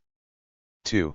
Promover una política económica que supera la miseria y el hambre, es apoyar en la primera tarea de la reacción, reimpulsar el capitalismo burocrático. 3. Formas de acercar el Estado a la sociedad, es reestructurar el viejo Estado, tercera tarea. 4. Abrir caminos para el diálogo nacional, escuchar y en especial organizar a la gente sencilla y promover la participación de las organizaciones populares, es parte del plan de movilizar a las masas para que marchen a la cola de la reacción, usarlas para las tres tareas, es traficar con el hambre y hacer que por un mendrugo de pan se vendan, vayan en contra de sus intereses de clase la más siniestra utilización del hambre del pueblo. 5. El Consejo miras respeto y atención preferentes por todos los poderes del Estado. Y llama a todos los partidos políticos y organismos a que apoyen porque el Estado no tiene dinero para atender las funciones que le competen como tal, que el pueblo mismo aporte con su esfuerzo, con sus miserias, con su hambre y con su sangre a seguir siendo explotado y para que no se tan notaria la explotación y opresión a que lo someten, para eso promueven planes de subsistencia viles deseos de los sostendores del viejo Estado. Finaliza poniendo el parche, antes de que fracas, los peruanos ven con esperanza pero también con cierto y fundado escepticismo, pues, son ya varios los intentos frustrados de alcanzar la paz, camino difícil y exigente. En realidad ve negra la perspectiva del Consejo por la paz, engendro reaccionario. Realidad ve negra la perspectiva del Consejo por la paz, engendro reaccionario para aniquilar la guerra popular en primer lugar y apartar las masas de su camino real de transformación y cambio, y lo expresa. Pero, posteriormente, la Iglesia ha reiterado su acuerdo, ha cambiado a su representante y reiterado su apoyo al Consejo. Esto no quita nada a sus planteamientos porque guiara su propio plan. Los subtítulos, son nuestras interpretaciones de sus encabezados. Sintetizando, no han logrado el contubernio que dijeron sería fácil alcanzar en materia de pacificación, el Consejo por la paz es otro fracasado engendro y Fujimori ha puesto un puntal para controlarlo desde dentro, la perspectiva es agudización de la pugna por quien manja la pacificación y cada uno en su plan propio, especialmente la Iglesia Católica, aparte del gobierno. Situación de fuerzas armadas y policiales. La reorganización de la Policía Nacional del Perú. Para el marxismo está claramente definido el carácter de clase de las fuerzas armadas y el papel que cumplen, son columna vertebral del viejo Estado y por tanto, tienen el carácter de clase del Estado que sostienen, en la sociedad peruana, las fuerzas armadas son reaccionarias y columna vertebral del viejo Estado terrateniente burocrático, amparan la semifeudalidad, el capitalismo burocrático y el sometimiento al imperialismo principalmente yanqui, pero además, estando en guerra popular cargan responsabilidad fundamental en la guerra contrarrevolucionaria, las fuerzas policiales son parte complementaria de la acción de las anteriores y están fuertemente militarizadas para combatirnos habiendo pasado va por dos reorganizaciones durante la guerra popular. El presidente de la República es el mando supremo de las FF.A. Y pages, por tanto responsable político de todas sus acciones. Las Fuerzas Armadas, según reza la Constitución peruana, cumplen la función de garantizar la independencia, soberanía y integridad territorial de la República, asumen el control del orden interno cuando lo dispone el presidente y no son deliberantes. Las fuerzas policiales tienen por finalidad mantener el orden interno, preservar y conservar el orden público, garantizar el cumplimiento de las leyes, la seguridad de las personas y los patrimonios público y privado, así como prevenir y combatir la delincuencia, y participan con las fuerzas armadas en la defensa nacional. Pero, ambas fuerzas represivas se autonominan sobre todo la primera, fuerzas tutelares como si la ciudadanía fuese menor de edad o si incapaz de decidir o actuar, también se autonominan garantes de la constitución colocándose por encima de los poderes de un estado llamado democrático, e incluso políticos burgueses que le reconocen este papel. Ultimamente encubren que son fuerzas armadas y policiales tras nombrar fuerzas de seguridad o fuerzas del orden, sobre todo cuando se refieren a sus acciones genocidas y delincuenciales. Once años de guerra popular han desenmascarado cabalmente las entrenas reaccionarias y genocidas de los FF.A. Y pages, y todo el desprestigio que ya antes tenían se ha acrecentado inmensamente en el pueblo, paralelamente a su desenfrenada prepotencia y, más aún, la impunidad inaudita que gozan en su siniestra acción genocida, en una muestra más de esto, un tribunal correccional. Siniestra acción genocida, en una muestra más de esto, un tribunal correccional declaró presenta la causa contra el general E.P.R.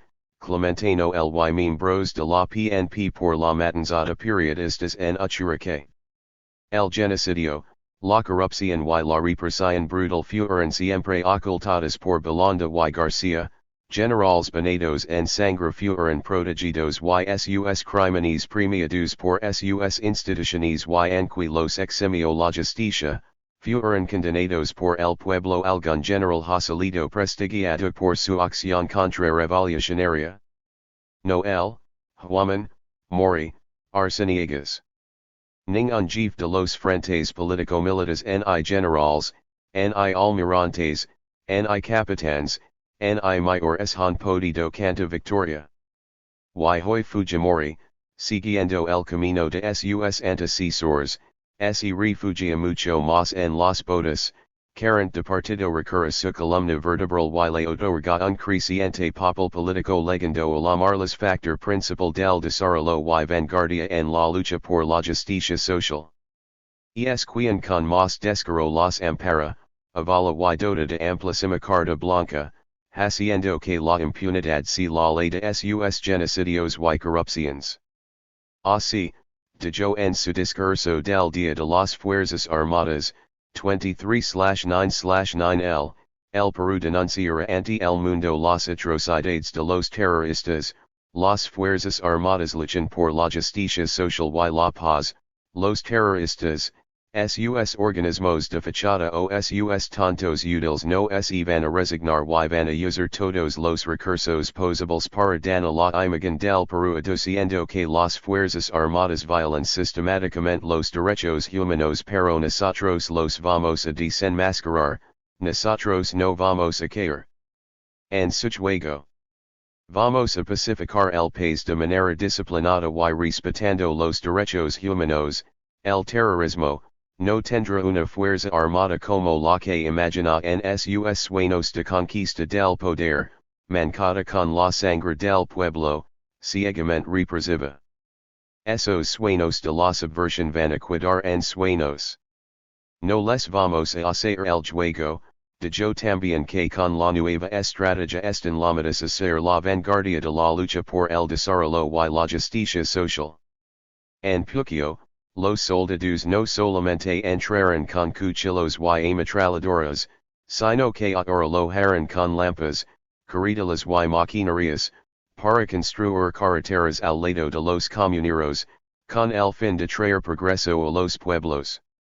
En el Día de la Marina dijo que las Fuerzas Armadas junto con el pueblo actuarán en acciones de desarrollo. Tratemos enseguida algunas opiniones. Del sector de defensa. El ministro de Defensa General E.P.R., Jorge Torres Asiego, en abril afirmó el país vive en estado de guerra por culpa del terrorismo, razón por la cual estamos solicitando facultades legislativas al Congreso para adquirir los dispositivos legales en este campo y poder enfrentar con mayor energía la subversión. Sobre acciones recientes, son actos de desesperación, traten de intimidarlos con un mayor. Recientes, son actos de desesperación, traten de intimidarlos con un mayor petardeo y comparo últimos actos subversivos con el propósito que buscan los jóvenes al reventar cohetecilos. En mayo, hemos detectado la pista de varios cabecillas, en los próximos días vamos a tener buenas noticias. Ellos, se han dado cuenta que nocionan el respaldo de la población y por eso quieren mantener su presencia en este tipo de atentados terroristas. En junio, armas de gran ayuda para la autodefensa, a esas comunidades se las arma y se le deja un nexo de comunicación para que alerten de ataques a algún destacamento cercano del ejército que pueda acudir inmediatamente en su apoyo. Mientras las fuerzas regulares llegan, las rondas pueden defenderse. Entre 10 y 20 escopetas fabricadas por la Marina y el Ejército se darán a comunidades de las zonas de emergencia, escopetas MGP-10 calibre 12 fabricadas por la Marina y Winchester 1300 Ranger, fabricadas por el Ejército, del mismo calibre. También dijo, se están llevando a los niños. Para evitar estos abusos estos organizando los comités de autodefensa y los estamos adiestrando en el uso de armas para que puedan hacer frente a la subversión. Sobre convenio, no vamos a tomar acción directa en la aplicación del convenio pero si continuaremos eliminando a los subversivos que se encuentran muchas veces aliados a los narcotraficantes. Esa misión es estrictamente policial. Las fuerzas armadas van a tener una participación muy general y simple, crear las condiciones para que las fuerzas policiales erradiquen al narcotráfico, pero nosotros directamente no vamos a cumplir ninguna acción contra ese delito. A veces el terrorista seconde con el narcotraficante y entonces surge lo que llamamos el narcoterrorista, a ese delincuente si tenemos que eliminarlo. El 15/7, Comunicado oficial por el cual el gobierno peruano otorga prioritaria importancia a la defensa y promoción de los derechos humanos y brinda apoyo a organismos internacionales de control y a las ONGs inherentes a la dignidad humana como Amnistía Internacional, dice que es inaceptable no denuncian violaciones de los terroristas, y en el Perú no existen presas de conciencia, absoluta libertad de expresión. El presidente del CFA, General Velarde Ramírez, y jefe de la Fuerza Aérea Peruana en reunión con Amnistía Internacional, anuncia pronta creación de un Departamento de Derechos Humanos en el Comando Conjunto, y tiempo después en reunión con la Coordinadora de Derechos Humanos, Pilar Call, recibió la demanda de que se nominara al alto comisionado de DD.HH. El mismo general dijo, mes muy duro, pero lo es también para los delincuentes terroristas, no seguiremos hasta aplastarlos, con una estrategia basada en inteligencia. Actos de terrorismo es traición a la patria. Y el 18/7 publican, la Fuerza Armada estudia el abuso de los derechos. Patria. Y el 18/7 publican, la Fuerza Armada estudia el abuso de los derechos humanos. A los pocos días, en comunicado del Comando Conjunto, se pretende imputar a las Fuerzas Armadas como que estarían avalando una supuesta guerra sucia en el país, la FF.A. Seguirá actuando contra los delincuentes terroristas con respeto a las normas legales y constitucionales en defensa del sistema democrático hasta lograr la pacificación del país.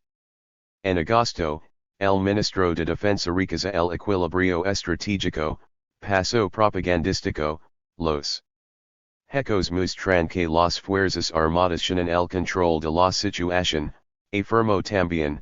Los terroristas no han logrado apropiarse de espacio geográfico y cuando hay combates, el saldo favoris con holgura o las fuerzas del orden, con la excepción obvia de las emboscadas. Días después, estamos sancionando con todo rigor a los militares que cometen delitos y faltas, sobre todo a los que incurren en excesos, hemos tenido batallas triunfales a pesar que las fuerzas del orden han sufrido bajas también, nunca hacemos alarde de las victorias que obtenemos, resultados no quiere decir que delincuencia subversiva se replegado o reducido, tendrán que transcurrir muchos años de persistente lucha. Las fuerzas del orden aplican al pie de la letra la nueva estrategia que consiste en una intensa inteligencia y luego actuar con precisión donde están y quien son los sancionados, no dice, no sabe. En octubre, en Santiago de Chile, el Perú notion el propósito de desatar una carrera armamentista en la región, sería una locura desviar recursos ahora en momentos de una crisis económica que sufrimos. El terrorismo está en retirada. En este momento el gobierno peruano está tomando severas medidas contra la subversión, es el prácticamente ha perdido el control que tenía sobre la población.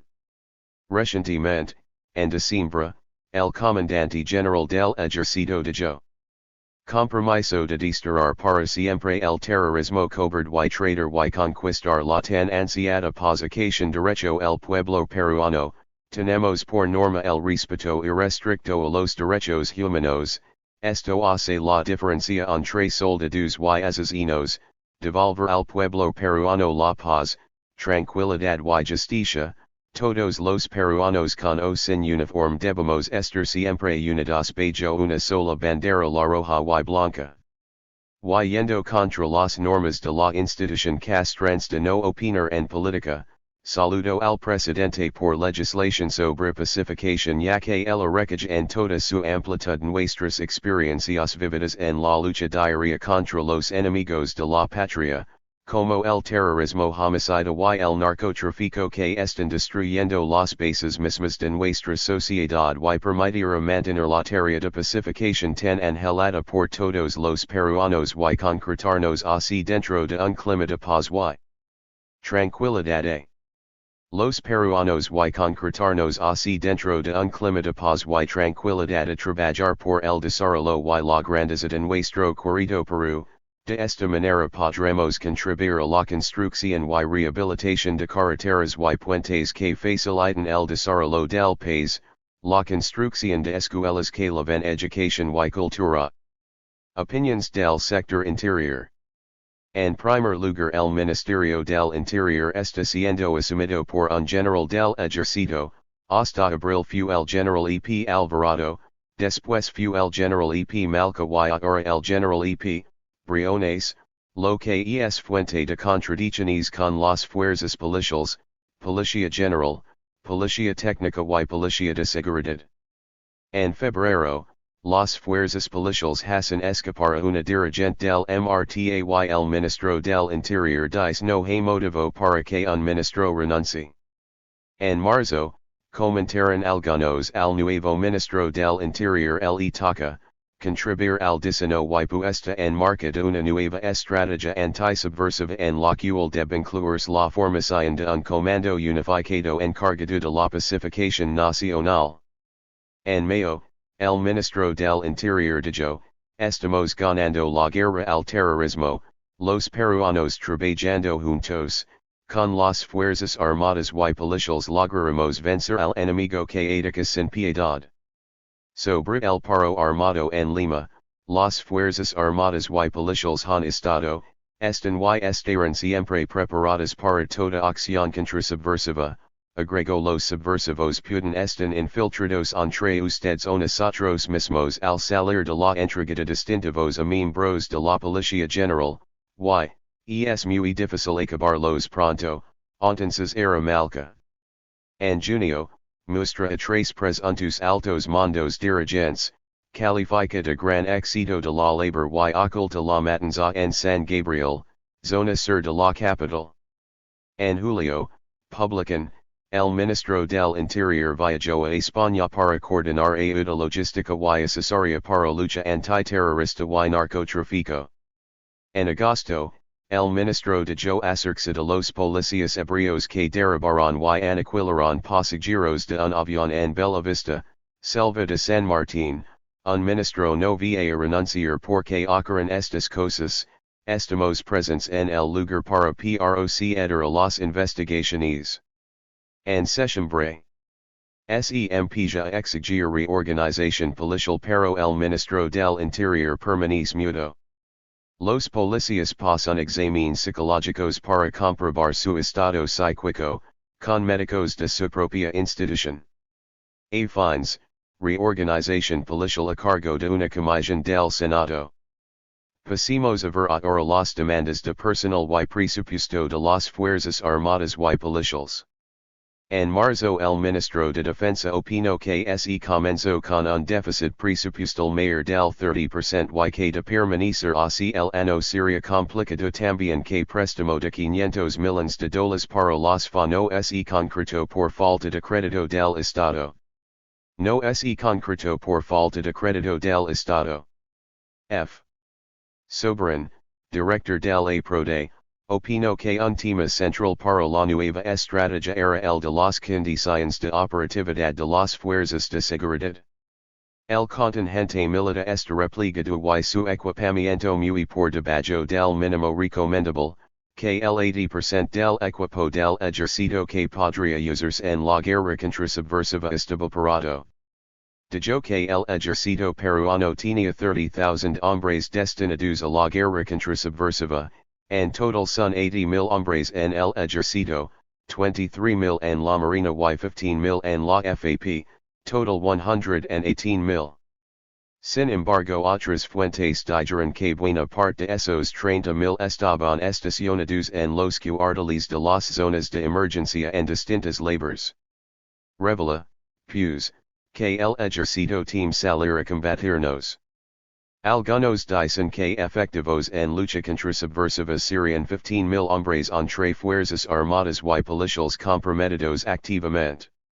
Si fues así, constatamos que sus fa y pp serían insuficientes ya que la relación entre ellos y nosotros, que ya no somos paisanos, es bajísima. Algunos teóricos militares consideran que se necesitaría una proporción de 20 a 1. Soberan concluye, los partidos a nos te obligan a ganar la paz en esta nueva década. G.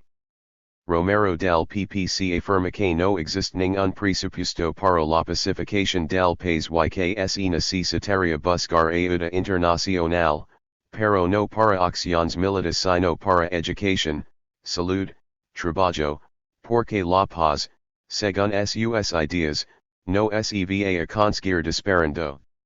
Esto significa que le falta dinero y las ayudas las quieren invertir en acciones no militares. H. de Soto dijo que en la zona cocalera habían 17,000 hombres de las fuerzas armadas y policiales y posiblemente tanta gente de EEWU. Como la que hay en Bolivia, en ese caso la militarización en el Perú es un hecho. E.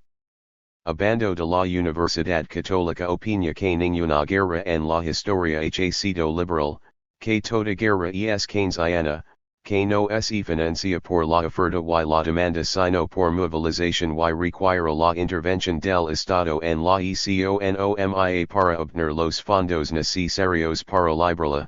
Se refería al debate que se produjo y generó entredichos entre el ministro de Economía y el general Torres Asiego, ex-ministro de Defensa.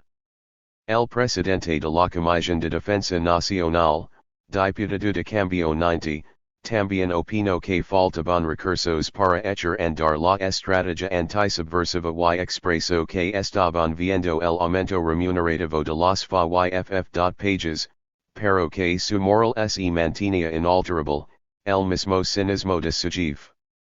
Según el diputado Gilardi del PAP, un general de las FA ganaba $120. Según el diputado Gilardi del PAP, un general de las FA ganaba $120 mensuales, un capitán con 10 años de servicios M69,000, suponiendo que el dólar estuviera en 8,000 serían más o menos $80. De jo que la capacidad de fuego de la Fuerza Armada era de 30% este ano 91, mientras en el 80 fue de 80%, de 18 helicópteros para la lucha contra subversiva solamente 3 funcionan, que el presupuesto de los FA en general antes implicaba más del 30% del presupuesto nacional, pero el 91 bajó a 11% y de este presupuesto, el de la lucha contra subversiva era de 235 billones de en 2000, pero fue recordado en 75% y que en abril y mayo no hubo presupuesto para esos gastos. En julio 91, el propio ministro de Defensa, General E.P.R. J. Torres Asiego, dijo, los 75 millones de dólares otorgados al sector para la lucha anti-subversiva son insuficientes y no descartó la posibilidad de que aparte del dinero proveniente del fondo de emergencia y del presupuesto, se recurra al endeudamiento con el fin de acabar con los delincuentes subversivos. En septiembre, la presión para aumentar el presupuesto de los FA YFF.pp. Aumento, las contradicciones con el ministro de Economía crecieron y se difundió en las revistas locales un cuadro comparativo de lo que ganaban estos, los parlamentarios y los miembros de justicia. OIGA, por ejemplo publicó, FA. General de División, Vice Almirante y Teniente General /165.75. Teniente General, Capitán de Fragata y Comandante S. 104.42. Subteniente, Alferez de Fragata y Alferez S/48.06, y Suboficials de Tercera S/RG 46. Verdaderos o falsos, todos los datos demuestran coincidencia en cuanto a la falta de hombres y recursos, requieren aumentar presupuesto, a especificar un presupuesto de guerra interna y sobre todo aumentar sueldos y beneficios a los implicados directamente en la lucha sobrevivientes, heridos, viudas, etc. Recordemos también que las demandas de aumento de sueldos de los policías llevaron a movilizaciones agresivas de sus esposas y de los retirados, legando a vocearse un nuevo paro policial. Hemos planteado que, como parte de la política de desintegración de los FF.A. YPP debemos apuntar a diferencia los golpes, no apuntar a subalternos, pero también debemos impulsar el trabajo de infiltración para desarrollar la organización de los policías. Organizarse es un derecho de los soldados y policías para luchar por sus reivindicaciones, así como por derechos sociales y políticos. Un ejemplo del descontento creciente existente entre las fuerzas represivas se vio cuando Fujimori viajó a la base de Santa Lucía en el Hualaga, el jefe policial le presentó sus quejas, falta de éxitos, rancho, vestimentas, pertrechos, hombres, y denunció los abusos y prepotencia del personal yanqui de la DIA, remarcando que las propinas del gobierno norteamericano no les alcanzaba ni. Remarcando que las propinas del gobierno norteamericano no les alcanzaba ni para una buena comida. Hasta aquí hemos querido demostrar la falta de hombres y de recursos para combatirnos, esa es una ley dentro de la cual se van a mover porque su guerra es injusta, es contra-revolucionaria y solamente podrán acudir a formar carne de canon y llana humas, teniendo que recurrir necesariamente a la participación más directa del imperialismo yanqui o de sus aliados. Pero, es mala su situación económica, las condiciones políticas de su acción son ultra-reaccionarias, pese a la palabrería demagógica de Fujimori, las fuerzas armadas y policiales del Estado peruano, no solo mantienen su política genocida sino que la han desarrollado dentro de la concepción yanqui de la guerra de baja intensidad.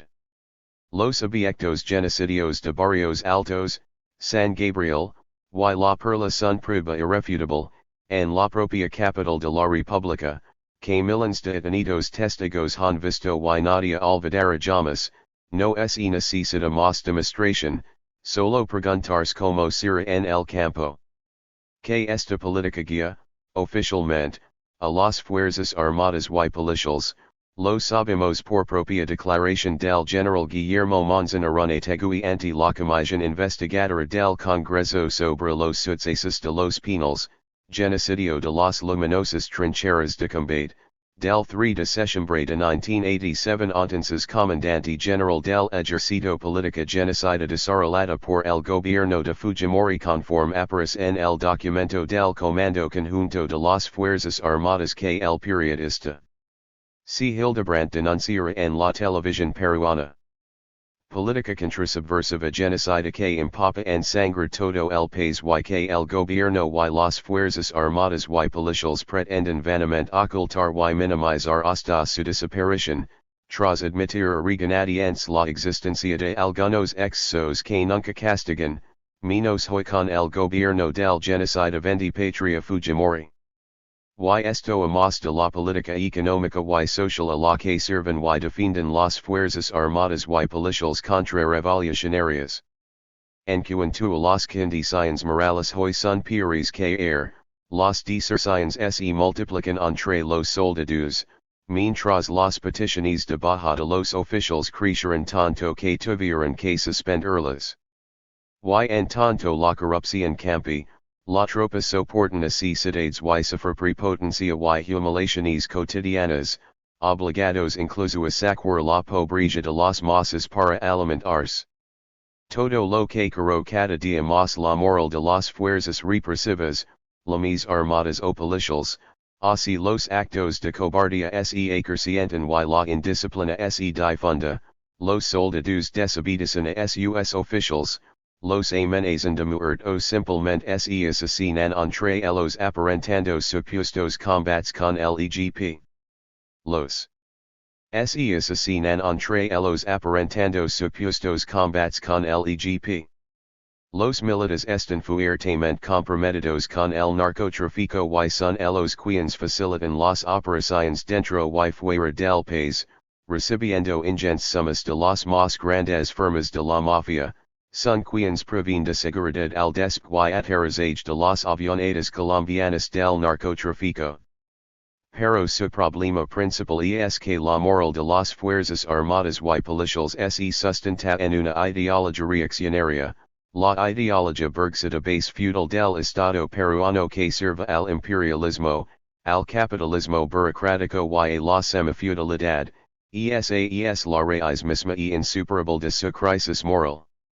Y frente a la cual ponemos victoriosamente nuestra moral de clase, la moral popular guiada por el marxismo-leninismo-maoísmo, pensamiento Gonzalo, sólida y incorruptible base que forja legions de hierro del proletariado.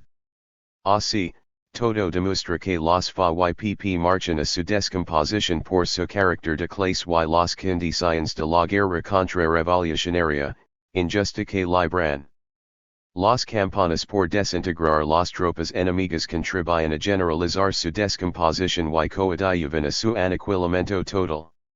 Las consignas soldado por que matas a tu pueblo, deserta con tu fusil y unta la guerrilla, aniquila a los oficiales genocidas. Y policía, no seas carne de canon de los cachacos. Siguen siendo válidas. Pasemos revista a algunos hechos genocidas, de represión y corrupción impunes de las FYPP durante el gobierno del report anti-Fujimori. Ya desde marzo 91 se denunció que excesos de las FYPP podían devenir sistemáticos, se estaba reflejando la continuación de la política genocida de Fujimori y la impunidad promovida por este. Fosas comunes. Aparición de 3 fosas comunes en Ayacucho, Agosto 90 Iquicha, 30 campesinos, Septiembre 90 Chilcahuaco, 20 campesinos, y Octubre 90 Chalhuapampa, 30 campesinos, entre ellos dos embarazadas, Iquicha en Huanta, Chilcahuasco y Chalhuapampa, en Huamanga. De estas difundieron que se trataba de un cementerio senderista, también los diarios dijeron que eran cadáveres pre-incas. Genocidio Fujimorista perpetrado por el jefe del Comando Político Militar del Frente No. 5 de Huamanga, General Fernández de Villa Carnero, dirige todas las bases contrasubversivas de esta zona, entre ellas la base militar de Castro Pampa de donde enviaron a cometer estas atrocidades, en 3 meses sucesivos a de asesinatos en 3 fosas. B.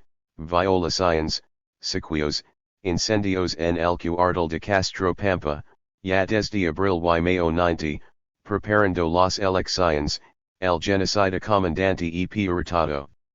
Y mayo 90, preparando las elecciones, el genocida comandante y hurtado robles a prisiba campesinas, torturándolas y violándolas con fieros para obligarlas a delatar a los comisarios, presionándolas para que formaran rondas, asimismo ponía bayonitas al cuello de sus niños, amenazando con degolar los no de la tabón. En el departamento de Apurimac, en Mamaru, Todora, Anco, Turpe y Warushika, provincia de Grau, Sakwaran y Violaran, además quemaran casas en Anco, mientras en Mamaru, violaran a todas las niñas del colegio y campesinas jóvenes, muriendo 10 colegialas a consecuencia de la violación. En Chalhuanca LEP, a raíz del enfrentamiento con el EGP en agosto, incursionó en la base de apoyo y al no encontrar a nadie arrasaron 30 vacas, 12 alpacas, más de 80 aves y cargaron con las pertenencias de las masas en 30 burros. Pero además de las violaciones y incendios, en Antabamba el ejército obligó a los campesinos, bajo pena de fusilamiento y a la capital provincial para formar rondas. El ejército en Ocabamba y Andahuelas política de garot y zanahoria, matanza y acción cívica ayudando con donaciones de alimentos. Los policías de Huancaray y Tanquihuat obligaron con sus armas a que las masas concurrieran los domingos al izamiento de la bandera y gritaran. Queremos paz. Estamos contra la violencia, queremos trabajar y vivir tranquilos. El ejército de Chavana autorizó a supuestos civiles campesinos a moralizar a las masas dándoles latigazos por mal comportamiento y celos en los brazos de pueblo, en Quechua, en toda la ruta desde Sancos. Provincia de Lacanas, Departamento de Ayacucho hasta Jac. C. Torturas. Entre junio y noviembre del 90, arrojaron 11 cadáveres torturados por la Marina de Guerra desde helicópteros en Pantano, a 30 km de Pucallpa. Continuos bombardeos y ametrallamientos desde helicópteros artillados pertenecientes a la FAP contra la población, PE en Vista Alegre, Rio India, afluente del Rio Urubamba, en noviembre 90. La zona de la Marina es conocida en la región por sus capturas, torturas, violaciones y desapariciones, sec en la juventud, el campesinado y los profesionales, incursión en los pueblos jóvenes y enterramientos de cadáveres torturados para no dejar huella. En la comisaría de Santo Tomás, Chumbivilcas, Cuzco, entierran presos torturados, fácilmente se puede cavar y encontrar sus cadáveres. El 26/9/90 se encontró los cadáveres de two detenidos días antes en esa comisaría con huellas de torturas. En agosto y septiembre del 90, en Mamaru, Todora, Anco, Turpe y Warushika, provincia de Grau del departamento de Apurimac, el ejército torturó barbaramente a las masas por haber formado comités populares, cortaron la lengua a los comisarios, le sacaron los ojos y los ahogaron hundiéndolos en el agua, mientras le gritaban habla, donde están las armas, granadas, afiches. Ch. Desapariciones. En Lima, capital del Perú, en Villa Salvador, del conocer en la cajuela de un carro patrullero introdujeron al estudiante universitario Castillo Paz y desapareció, en octubre del 90, el caso ha sido entrampado por Fujimori a través de la Corte Suprema de Justicia, y motivó el atentado al Dr. Zuniga, representante legal de los padres del desaparecido. En el Departamento de Ayacucho, en marzo 91, por no querer integrar las llamadas rondas o comités de defensa civil han sido detenidas y desaparecidas tres autoridades, alcalde, secretario del Consejo y teniente gobernador y, también, un comerciante de Chusca, Victor Fallardo, y en la misma provincia en abril 91 una patrulla del expedición y desaparece 7 candidatos de la IU, y en la provincia de Puquio, en la base militar desaparecieron 6 apresados después de torturarlos, solo un escapó. Vivo, agosto 91, y en el distrito de Coaco y Anecos, de la provincia de Caravelí del departamento de Arequipa, el ejército, como respuesta a incursión y acciones respondió, desapareciendo 15 campesinos pobres. En septiembre 91, en el fondo bocanegra de la capital, desaparecen a 2 miembros de las masas. En el departamento de Junín cientos de estos casos llegaron a ocupar los primeros lugares en desapariciones, así la desaparición del dirigente AP de Iscos, más 2 estudiantes de la Universidad Nacional del Centro, cuyos cadáveres aparecieron muertos por asfixia y conjulas de tortura, los casos denunciados por la Fiscalía fueron más de 500.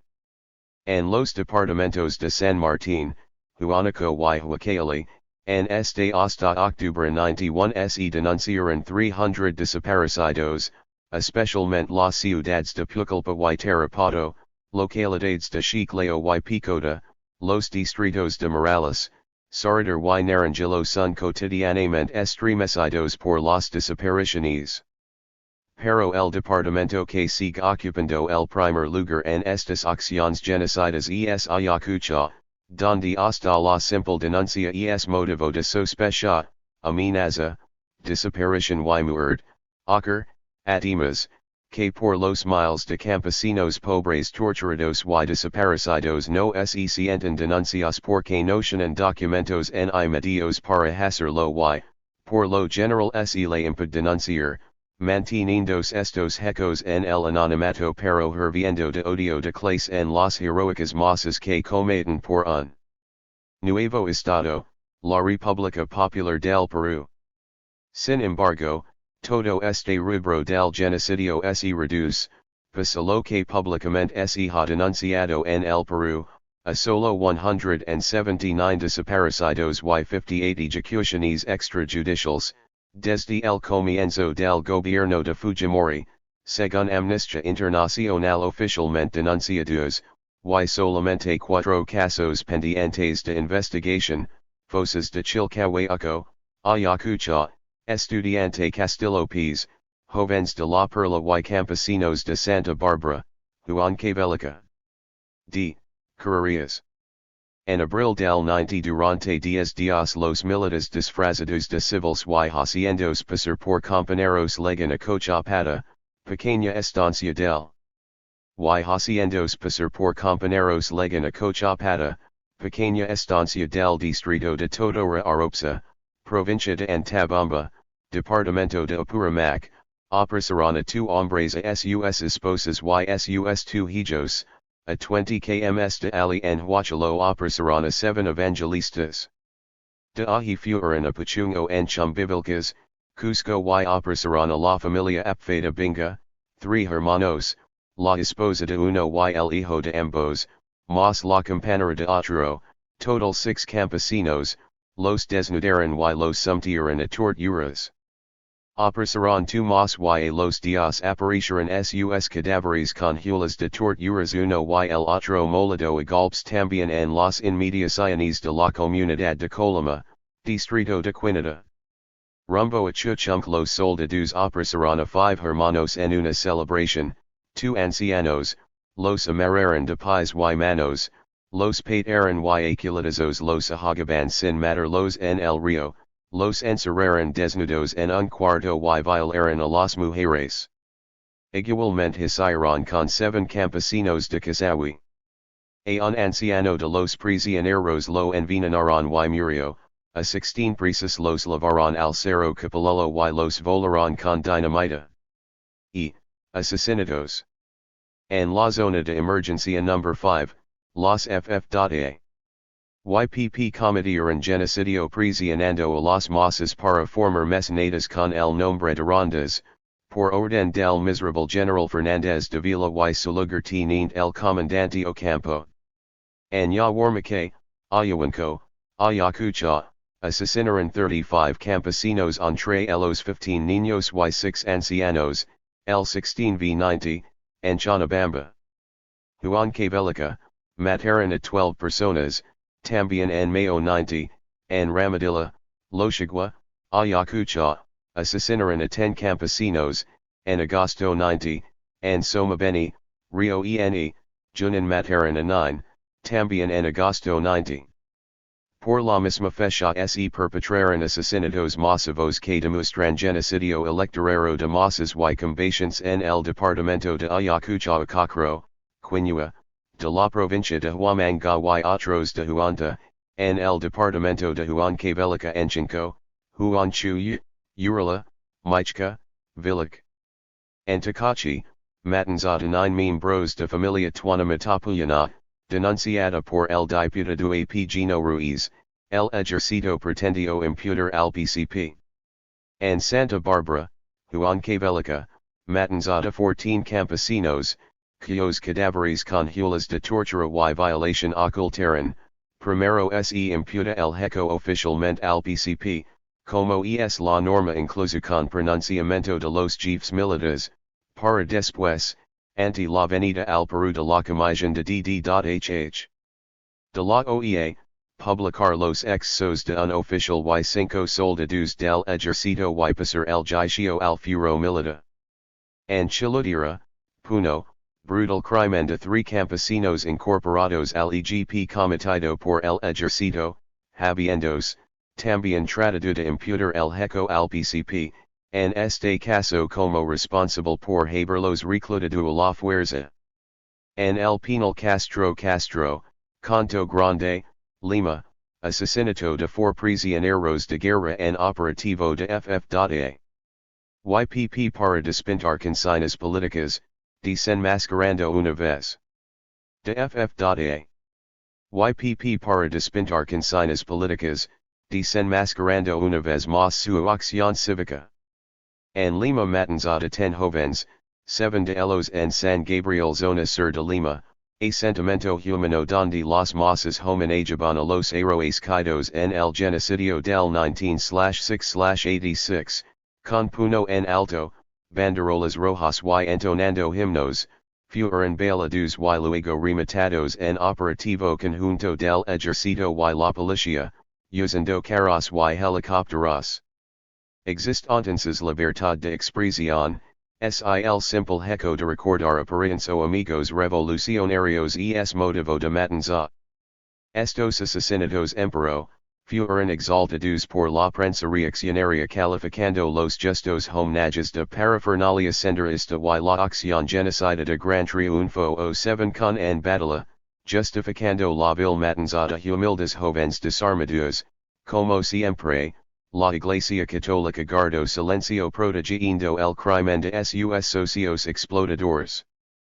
Pero este coquería de supuesto éxito le reventó en la cara cuando 3 días después del 19 de junio, al continuarse la celebración del aniversario del Día de la Heroicidad, en La Perla, Callao, la policía asesinó a 2 menores de 15 y 17 años y a otro joven de 27 quien simplemente transitaban por las calles donde ni siquiera hubo acción armada alguna creyendo los sospechosos de terrorismo, como suelen hacer todos los días apresarlos en plena luz del día y los llevaron en 2 patrulleros, en el trayecto recibieron la orden de matarlos y expeditivamente lo hicieron. Y de inmediato fabricaron su éxito en la lucha contra el terrorismo, montaron su sangrenta y cotidiana farsa, le pusieron un arma, folletería del partido y el periódico El Diario y pretendieron pregonar que eran subversivos, pero a los pocos días presionado por las evidencias y la condena popular, el gobierno tuvo que sindicar a los autores, De Elos el Sargento Francisco Antezano, el Suboficial José Infantes, el Sargento Guillermo Cornejo Zapata y el Suboficial Angel Vasquez como están detenidos, pero Infantes amenazado de muerte por haber denunciado a los jefes que ordenaron, estos están solamente con orden de comparecencia, internados en el hospital de policía, el capitán Bazán Lapa, el mayor Quiroz Chavez y el capitán Odar Inchostegui Jiménez. Una muestra más de la impunidad que Fujimori propicia para sus fuerzas armadas y policiales.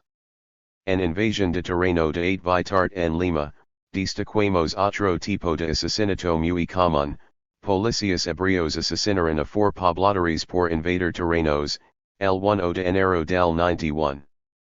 Parte de esta política genocida que Fujimori prosigue desarrolla es la aparición de nuevos grupos paramilitares que perpetra salvos asesinatos individuales como el del periodista Ortega Morales en Ayacucho, o el de la periodista Melissa Alfaro del Seminario Cambio, volada por Sobrebomba, en Lima.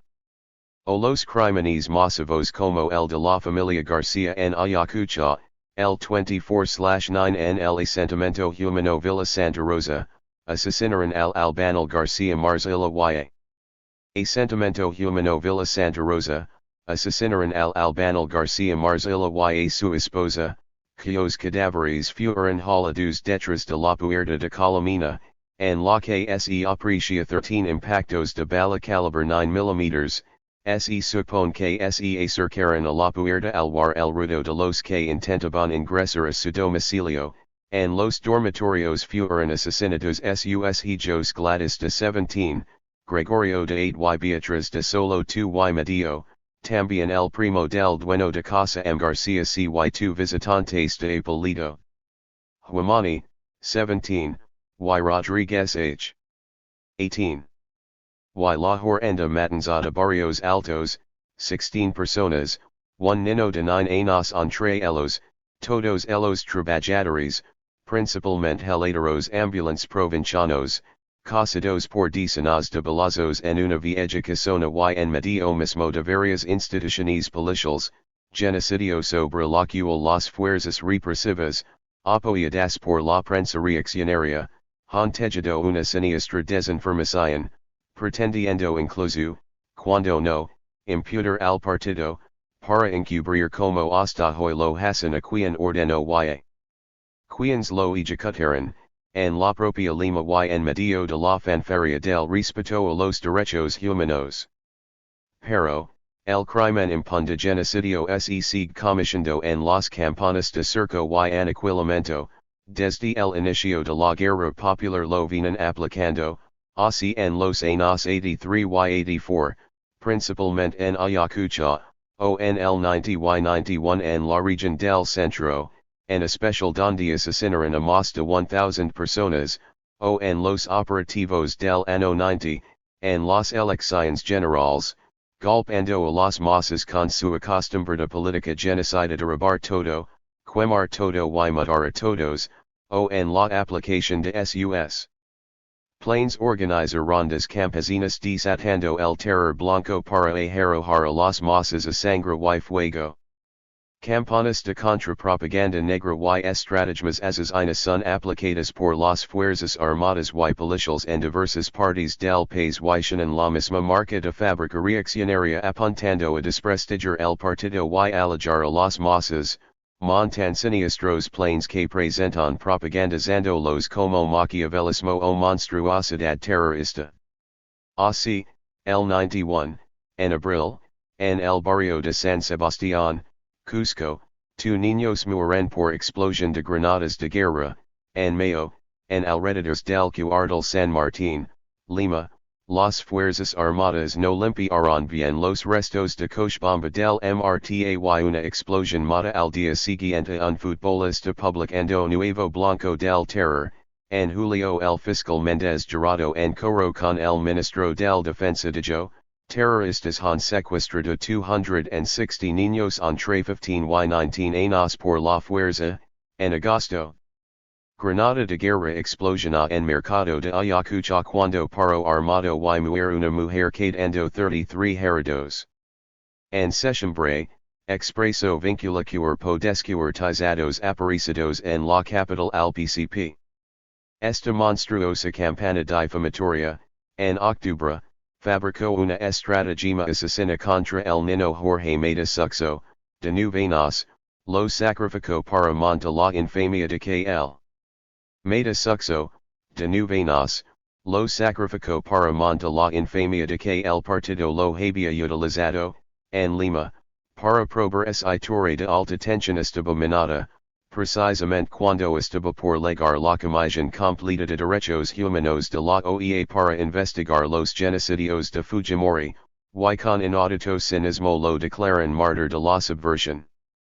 Previamente armaron un fedido melodrama sobre supuesta salvación por un oficial de la policía, después de haber inducido a la criatura a entrar a la torre minada por ellos, a pocos metros de una escuela de primaria, y en el colmo de la barbarie para impedir que el niño hablara dijeron que muriera por desangramiento.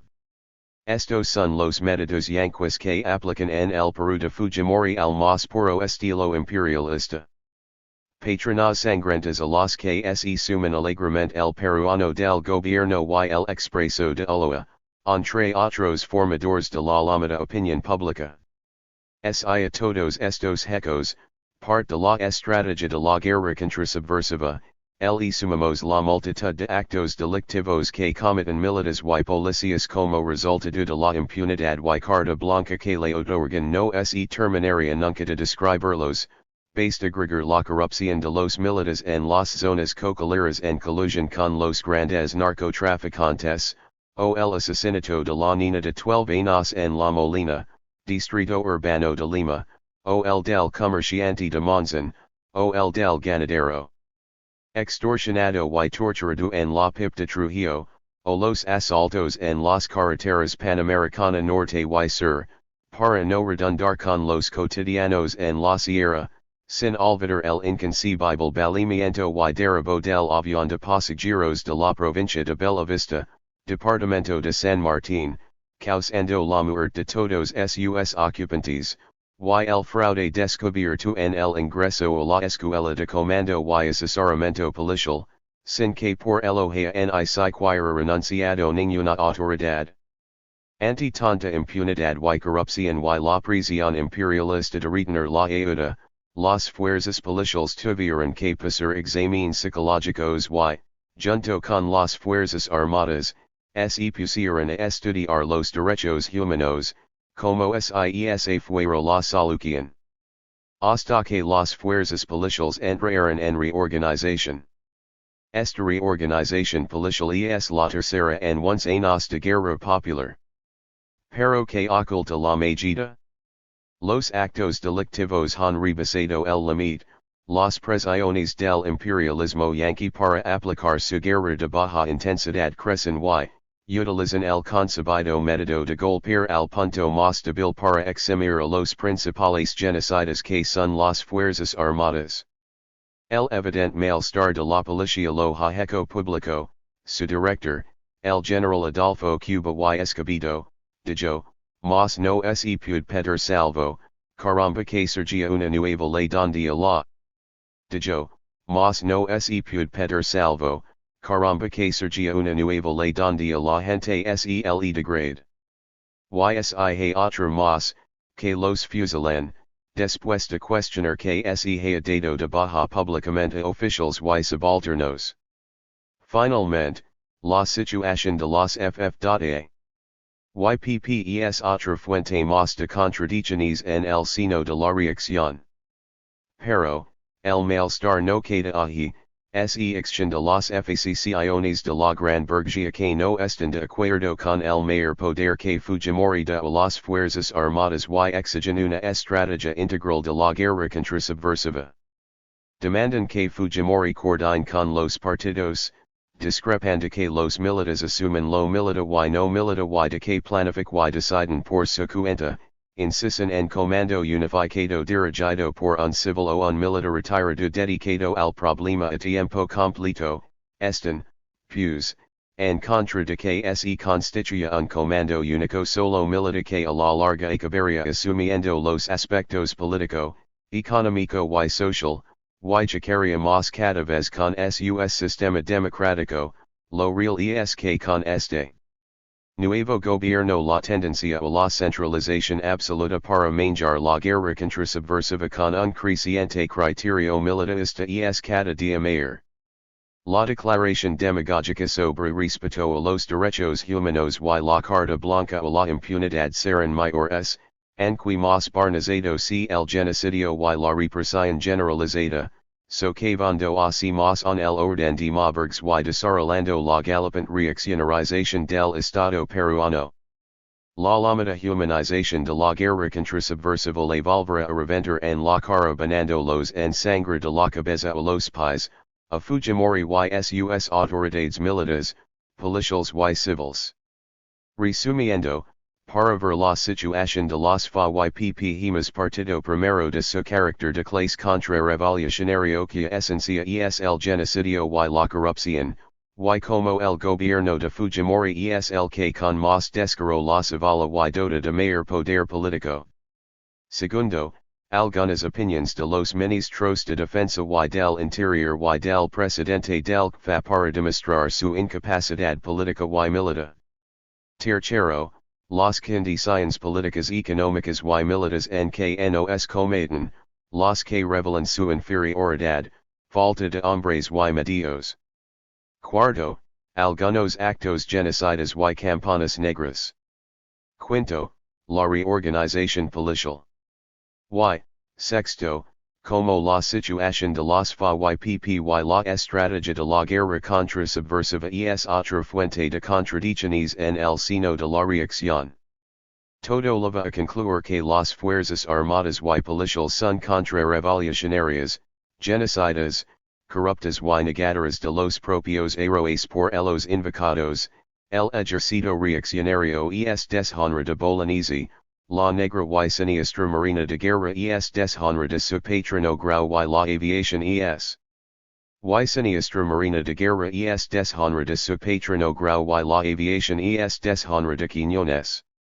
El pueblo es testigo de esta realidad y jamás se podrá borrar la sangre de los miles de héroes que con feroz resistencia en esta gloriosa y creciente guerra popular, como el más contundente ejemplo está el genocidio perpetrado el 18/6/86 cuando en un solo día asesinaron con barbarie desenfrenada a 250 prisioneros de guerra, quienes se ganaron con victorias más allá de la muerte como en el aniversario del Día de la Heroicidad. Los negros sueños de Hyena embravecida de las fuerzas armadas y policiales genocidas no han podido ni siquiera sofrenar la guerra popular, y día a día son derrotadas por el victorioso ejército guerrillero popular, ejército de nuevo tipo que ha surgido de lo hondo y profundo de las masas campesinas principalmente pobres del país, EGPK, dirigido por el Partido Comunista del Perú y armado con su invencible ideología arranca armas a los genocidas, incorporan nuevos valorosos combations y construyen el nuevo poder, en fieros combates de aniquilamiento contra las fuerzas armadas y policiales genocidas arranca victorias que marcan hitos históricos en la lucha popular.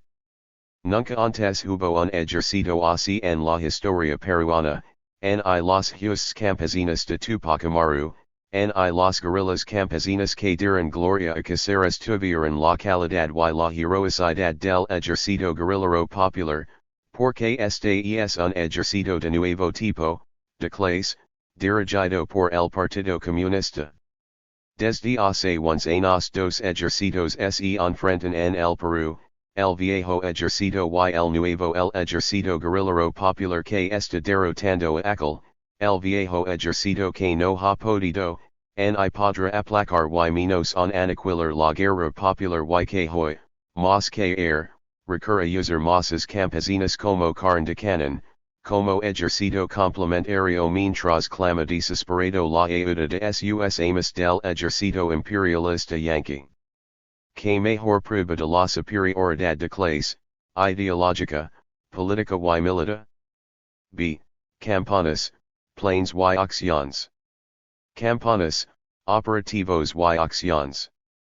Hualaga, Centro, Ayacucho. V. Aniversario. Requesas. Una simple enumeración nos puede dar una idea de las tácticas que han estado empleando durante esta campaña y que se desprenden de la llamada nueva estrategia. En febrero.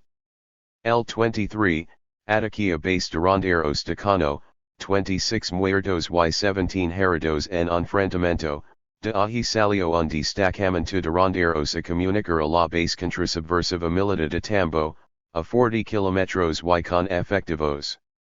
Base contrasubversiva militar de Tambo, a 40 kilómetros y con efectivos militares armaron una patrulla mixta de persecución, a la vez que se comunicaba al comando político militar de Huamanga. Salieron tres patrullas, una de Huanta, otra de Tambo y la tercera de Moc en Huinca en Operación Rastrillo, aniquilaron 5 guerrilleros pero estos le emboscaron y causaron 6 bajas, un teniente, un sargento y 4 soldados del EP. Los militares habían declarado que querían pacificar la zona y que por eso retiraron su base militar de Cano. Los campesinos remarcan que el partido sigue actuando en Pulperia, Celo de Oro, Jepucra, Iquicha y Uchurique. Dan cuenta de un reciente ataque a Carhuron causando bajas de 17 ronderos. Como epílogo de estas acciones dice el ejército que los guerrilleros están subiendo del ENE a reforzar las columnas desarticuladas de Ayacucho para incrementar sus ataques. Después de un paro de 7 días en el mes de enero, convocado por el Frente de Defensa del Pueblo de Ayacucho, el mes de febrero se torna tanto o más activo en Ayacucho. Las revistas en Lima divulgaban la receta de Petronio. El general EP Petronio Fernández de Vila aplicó la suspensión del toque de queda en Ayacucho desde enero 90 y en julio, levantó el estado de emergencia de la ciudad de Huamanga. Diseñó la estrategia a aplicarse basada en inteligencia acción cívica y operaciones psicológicas así como el combate directo. Como primera acción psicológica hizo sentir ambiente de normalidad, lo combinó con acción cívica. Lavó un tractor del Ministerio de Transportes y lo regaló al barrio Rojo El Carmen, propuso a las juntas de vecinos, organizarse y cumplieron algunas obras. Después, reclutó 400 hijos duranderos y los lavó al cuarto los cabitos para entrenarlos y invitó a los padres ronderos a que pasen 8 días confirmando el aprendizaje, le enseñaban el concepto de patria, solidaridad humana, futuro del Perú, como acciones de civismo y sobre todo adiestramiento militar ofensivo, los devolvieron a sus zonas de origen y se organizaron rondas en cada una de sus comunidades, a cada ronda la dotaron de mando local, ya no de toda la región y también fabricaron armas de retrocarga para armas. En la UNSC, coordinó con los jefes de programas universitarios para debatir sobre la situación de la subversión en la universidad acordando que siendo sendero una minoría no había que dejarse dominar y debían expulsarlos. Con la ONU pacto para proporcionar alimentos.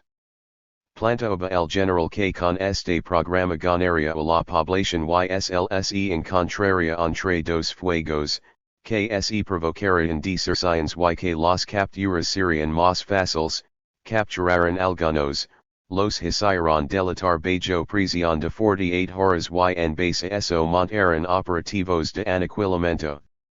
Objetivo, giro total del campesinado. Entretanto, mientras se propagaba este plan en la propia ciudad de Huanta se encontraron dos cadáveres de subversivos muertos por un grupo paramilitar y el partido dirigía un ataque. De subversivos muertos por un grupo paramilitar y el partido dirigía un ataque a una base de ronderos y emboscaba a 10 policías de una patrulla. En marzo. En Ayacucho, La Mar, Tambo, enfrentamiento de 16 muertos, de los 6 militares y 10 subversivos que se llevaron al huir. En el mismo mes, requisa en el penal de Canto Grande el Lima, 400 PSY apoyo de 8 carros portatropas del ejército, duró 5 horas, encontraron representaciones gráficas de acciones ya cumplidas y las presentan como planos de asaltos o ataques, lanzaron el pretexto de rumores de fugas. Anuncian que han minado el 80% de las torres del servicio del Mantaro.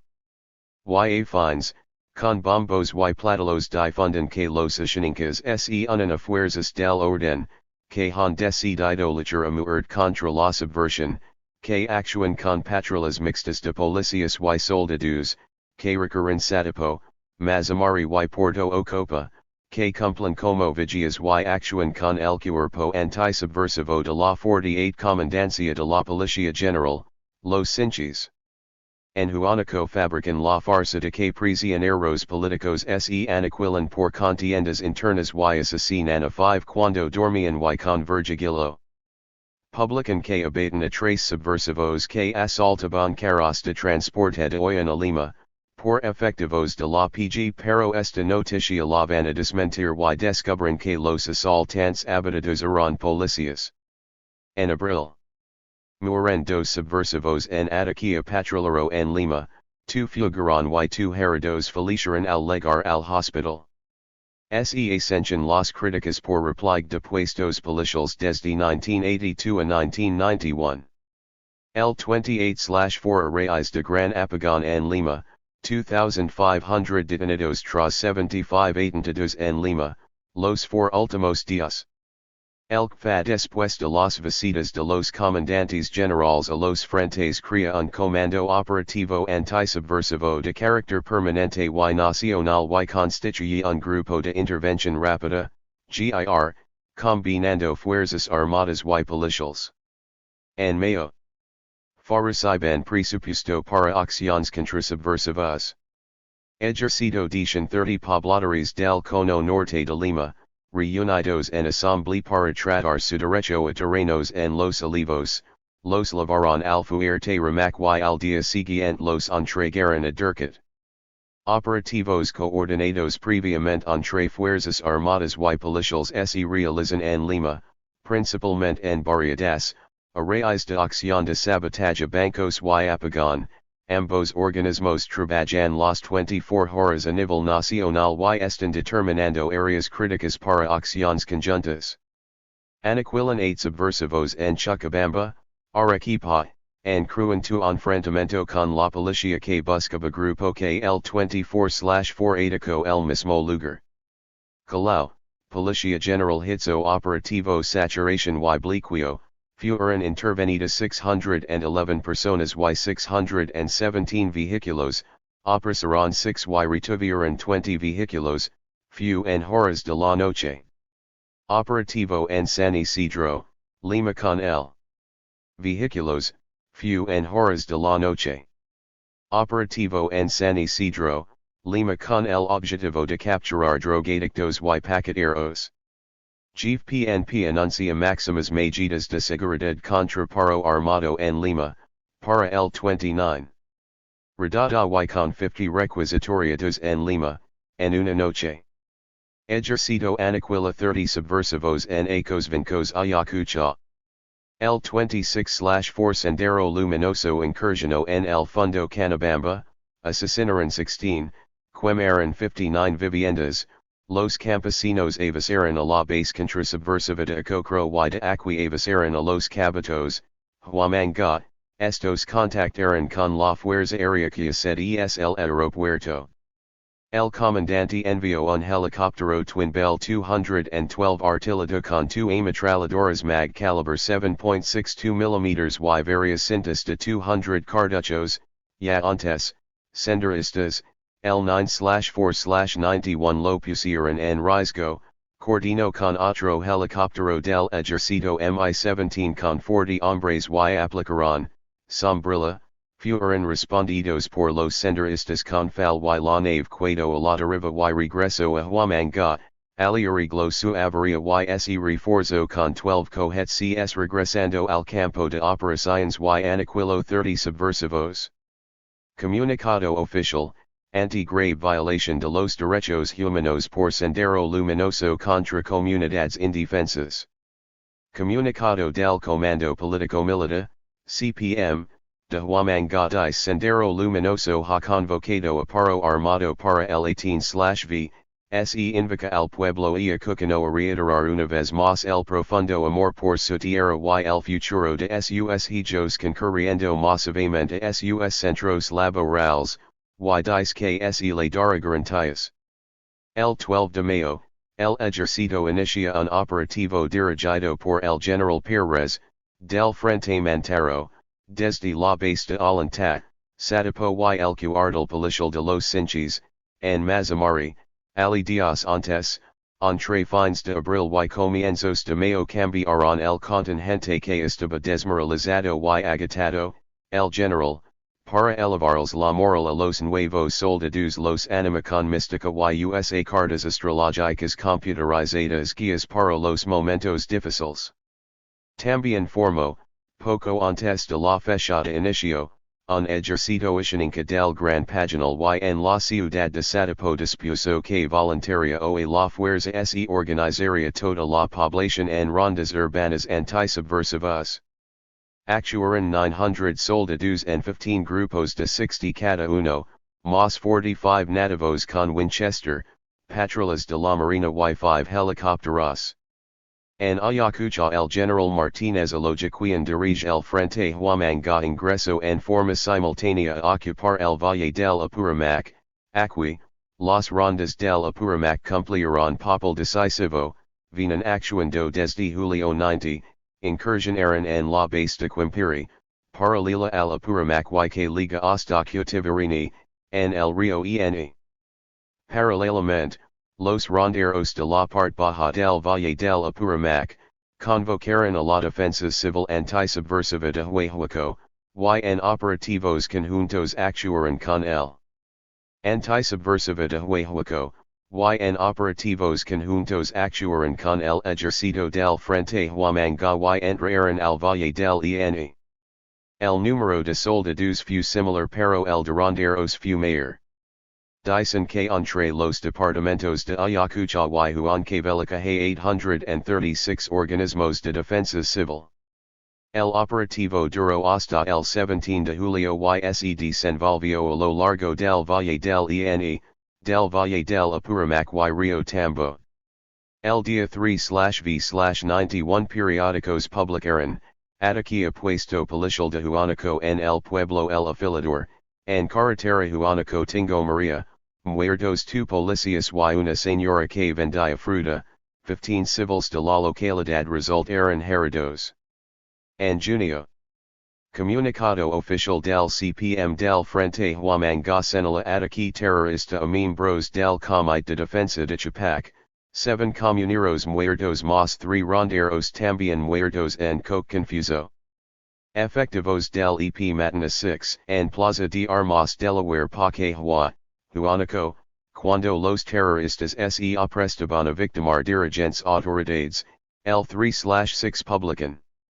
Efectivos militares dieron muerte a 30 senderistas en Huánuco, senderistas se aprestaban a emboscar 25 efectivos militares que retornaban de Ayacucho a su base de Tingo María antes habían atacado puesto policial el Alfiler, el 28 de mayo dice el comercio, en entrevista de cooking, a Rio Sarayaco jefe del ACPM del Hualaga, en OIGA, este le dice al general, en las últimas semanas ha sufrido bajas entre sus tropas a causa del recrudecimiento de la violencia subversiva y porque los guerrilleros parecen tener la iniciativa en el momento menos esperado, tal como ocurrió hace 5 días en la zona del afiladero donde murieron 2 policías y 2 civiles. Hoy también se informó que una patrulla militar fue emboscada por guerrilleros maoístas de Sendero Luminoso. Rio Sarayaco General de Brigada, Chief Político Militar del Hualaga, aquí no está autorizada la tortura, las desapariciones en hay mucho menos las ejecuciones extrajudiciales, yo colaboro con la justicia, con la defensa de los DD.hh. Y no permitir que se manche el honor de las fuerzas armadas, la estrategia contrasubversiva debe basarse en desarrollo con seguridad y con desarrollo, reconoció limitaciones en la lucha contrasubversiva, Es una guerra de delincuencia que está destrozando el Perú, pero al mismo tiempo me pregunto están ganando o están perdiendo esta guerra? Los vamos a derrotar sobre el convenio de yo estar de acuerdo, se dirigió a los campesinos no se preocupen, no vendrán buenas verdes a matar campesinos. Por estrategia retiran aviones FAP de base Santa Lucia, no pueden permanecer inactivos en lugar que pueden ser atacados de yo vocero FAP para explicar que los tucano habían sido retirados de la selva. Tras enfrentamiento efectivos EP encontraron armamento ascenderistas, una significativa parte del armamento de guerra con que actúa Sendero Luminoso en. Significativa parte del armamento de guerra con que actúa Sendero Luminoso en el Alto Hualaga fue recuperada por el ejército, luego de enfrentamiento el pasado sábado en Acayaco, en el que habían muerto 30 terroristas, 2 granadas instaladas anti-tank, 1 granada anti-personal, 8 fusiles FAL, 3 AKM, 10 escopetas de retrocarga y no menos de 6 armas de puño, revolver y pistola. Después de 4 horas de enfrentamiento, al rayar el alba y peinar el lugar, los soldados encontraron abandonadas las armas referidas así como manchas de sangre y huellas de personas lavadas arrastradas, presumiéndose que por lo menos 30 terroristas resultaron muertos. Fuentes castrenses informaron que existe la presunción que dicha columna senderista tenía el objetivo de realizar ataques en las localidades de Tingo Maria o Acayaco, para ganar publicidad, puesto que en la primera ciudad habían periodistas nacionales y extranjeros en seminario, derecho a la información en zonas de emergencia el comercio. Comparar con NOTLCIA del 3/6/91 sobre el alfiler. En operativo frustran actos subversivos capturan a merodeder del Colegio Olipio Ponce, neutralizan voluntario en Mercado Central y siguen operativos en Horas Punta, 529 intervenidos y 428 vehículos. Según las FF.A, en acción conjunta con la PNP en Hualaga, durante 5 primeros meses del año abatieron a casi 60 subversivos y capturaron 52. Grupo antiterrorista en Ayacucho amenaza a periodistas. Grupo antiterrorista armado operativo, Gato Aparis en Huancayo, el 8/6 actuó en Yanacancha y Yanamarca, Distrito de Acoya, Jaja, Junin. 16/6 sorpresiva requisa en Canto Grande, Lima, otra vez por supuesta fuga de Osman Morot, que el presidente Gonzalo habría planificado, 1,500 soldados YFF. Pages, 4 horas, visitas protestan. A raíz del inicio de las celebraciones por el V aniversario del Día de la Heroicidad. En Lima, ordenaron movilización total de la policía en todo el departamento, apoyo de la tu región militar y la marina. El 19/6, Matanza en San Gabriel, zona sur de Barriadas de Lima ejemplar escarmiento a terroristas dieron fuerzas de la policía y el ejército. Abatieron a 7 y capturaron 50 entre hombres y mujeres.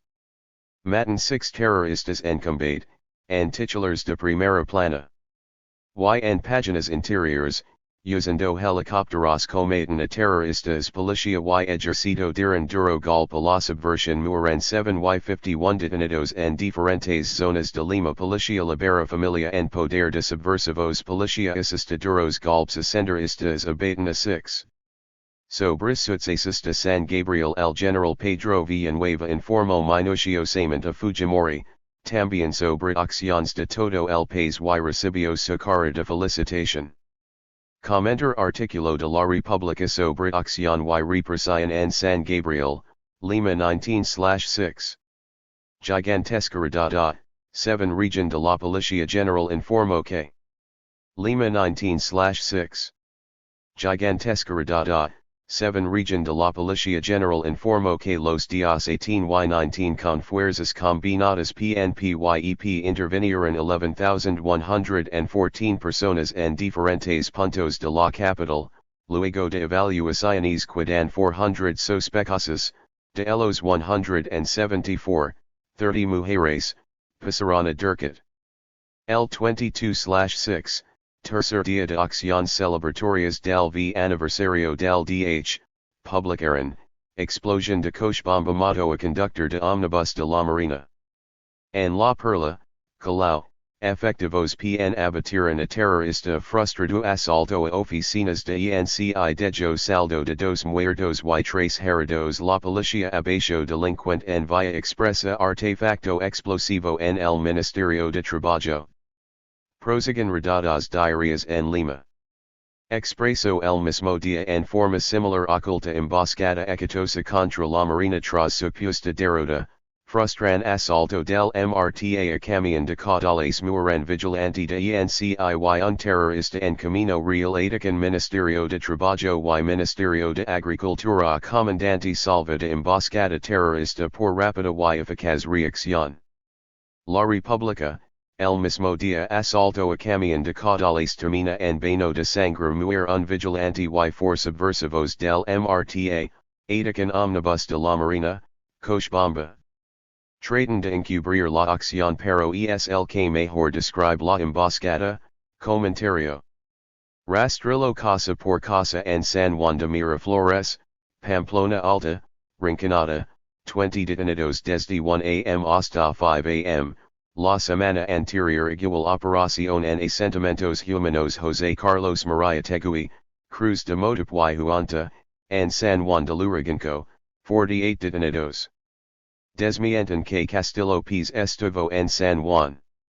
El domingo 25/6, Hildebrandt denuncia la matanza de 3 jóvenes en La Perla, ocultada por farsa montada también en TV, sobre todo por el Canal 2 de Lima. Sus triunfos, ment iras y derrotas nuestras le reventó en la cara y en la propia capital. Todo cuanto hicieron para acalar el exitoso inicio del V aniversario del Día de la Heroicidad terminó con la demostración fehaciente que el partido actuó con las masas pobres de las barriadas de Lima y el enemigo furioso respondió como bestia con genocidio, mas, las imágenes difundidas en los medios televisivos están estampadas en las mentes de millones, el maltrato a los prisioneros maniatados, con la cara ocultada y las botas asesinas pisoteando los cuerpo, los folletos partidarios. La encomienda de Ayacucho y las armas en las mochilas de los dos niños se sumaron a las imágenes del combativo y histórico barrio de San Gabriel donde jóvenes indefensos sin más armas que sus banderolas fueron atacados por el ejército y la policía desde tierra y desde helicópteros persiguiéndolos por los cerros y asesinando a cuantos quisieran, apresando y transportándolos como ganado en sus camiones negros de Hyanaz. Un día más de combate heroico fue arrancado por la sangre de los héroes del 19 de junio del 86 y su sangre se calienta con la nueva sangre verdadera. Del 19 de junio del 86 y su sangre se calienta con la nueva sangre verdadera. El mismo día sobre acciones fuera de Lima, también las presentan como derrotas, en 7 días han muerto por lo menos 40 terroristas en cox con soldados patrullas militares sostuvieron y hoy enfrentamientos por separado con grupos terroristas en diversas zonas de las provincias Mariscal Caceres, San Martín, y Leoncio Prado, en informe oficial en el lado subversivo, se habrían producido numerosas bajas que sumadas a las registradas en otros cox, hace una semana, los 30 muertos que, según el propio comercio hubo en Ayacucho, y que luego de yo habrían muerto, elevarían por lo menos a 40 el número de sediciosos abatidos por el ejército. Patrulla mata 5 sediciosos, 3 en intento de emboscada a soldados de una patrulla en Malapi, Progreso, Tacachi, 2 en enfrentamiento en La Morada. FAP ahora USA que bombardero A-37 en Selva, así varia su estrategia y patrullaje será permanente ya no eventual, informó vocero FAP.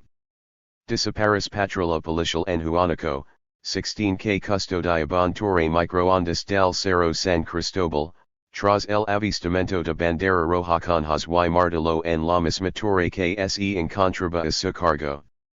Unos 55 terroristas fueron muertos en 2 enfrentamientos en la selva en 5 ta.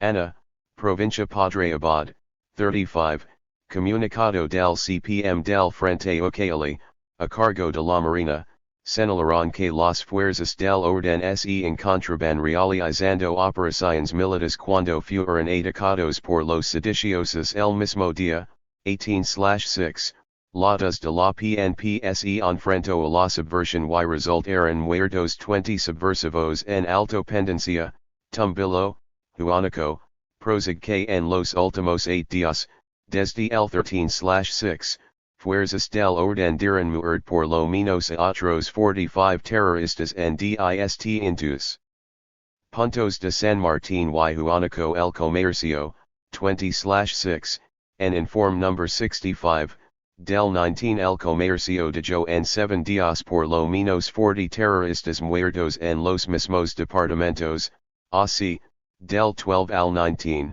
en 7 días hay por lo menos 40 muertos, y del 13 al 20, en 8 días, son 45 los muertos que sumados a los 35 plus 20 darían a 40 plus 35 plus 20 equals 95, o 45 plus 35 plus 20 equals 100, and 7 u 8 días, comparando con las bajas de las fuerzas armadas y policiales que son solo 3 muertos la proporción ya es en siq estionable, expreso. Otros 30 terroristas abatidos durante cruentos enfrentamientos en Ocali y Loreto, La República, ejercito Anaquila otros 60 terroristas en fieros combats ejercito abajo a 30 delincuentes terroristas en el distrito de Padre Abad y destruyó columna principal de Sendero Luminoso en Santa Ana, provincia de Ocali, departamento de Loreto, acciones en las que murieron 30 sediciosos además, en primera plana, ejercito en plena ofensiva en Ocali, mata a otros 60 terroristas en informe. Transcrito, Dublin el número, y, Santa Ana es el distrito, Padre Abad la provincia y Ocali el departamento, Loreto notion nada que ver. Sobribomba mato ex regidor en accident muer custodio de diputado, Catarayano, de libertad, frustran fuga masivita. Custodio de diputado, Catarayano, de libertad, frustran fuga masivita terroristas en Cuenca, Cusco, Comando Conjunto Reitera su ayuda en el Frente Ocali el presidente del CFA Fernando Villar de Ramirez reiteró a las autoridades políticas del Frente Ocali, su ayuda, Comisión de Defensa del Senado, Ejecutivo debe tener proyectos acabados en lucha antisubversiva. Prosigue estado de emergencia en 8 departamentos y 1 provincia y 2 distritos Ayacucho excepto Hualaga, Apurimac, Huancavelica, San Martín, Junín Pasco, Huánuco y Ocali, todo extrado de el Comercio. Ejercito Embosca y Anaquila 9 subversivos en Chapagillo, Tingo Maria, un sargento del EP muerto y otro del EP herido. También documento con firma alianza entre narcotraficantes y terroristas a raíz de retorno a Lima del comandante Grill. FAP Jefe del CFA Villar de Ramirez, Operativo Zarpazo Gran Éxito 10/6 en Padre Abad, 30 terroristas abatidos. Moral combatividad en nuestras tropas muy alta estamos progresivamente pacificando estas zonas. Soldados abatan 65 terroristas en enfrentamientos en zona de Ayacucho según Jefe del CPM de Huánuco, Coronel EP Augusto Salaverry. Durante estos días atacan a la policía por la violación de DD.HH, piden reorganizar la. Atacan también, pero menos, al ejército.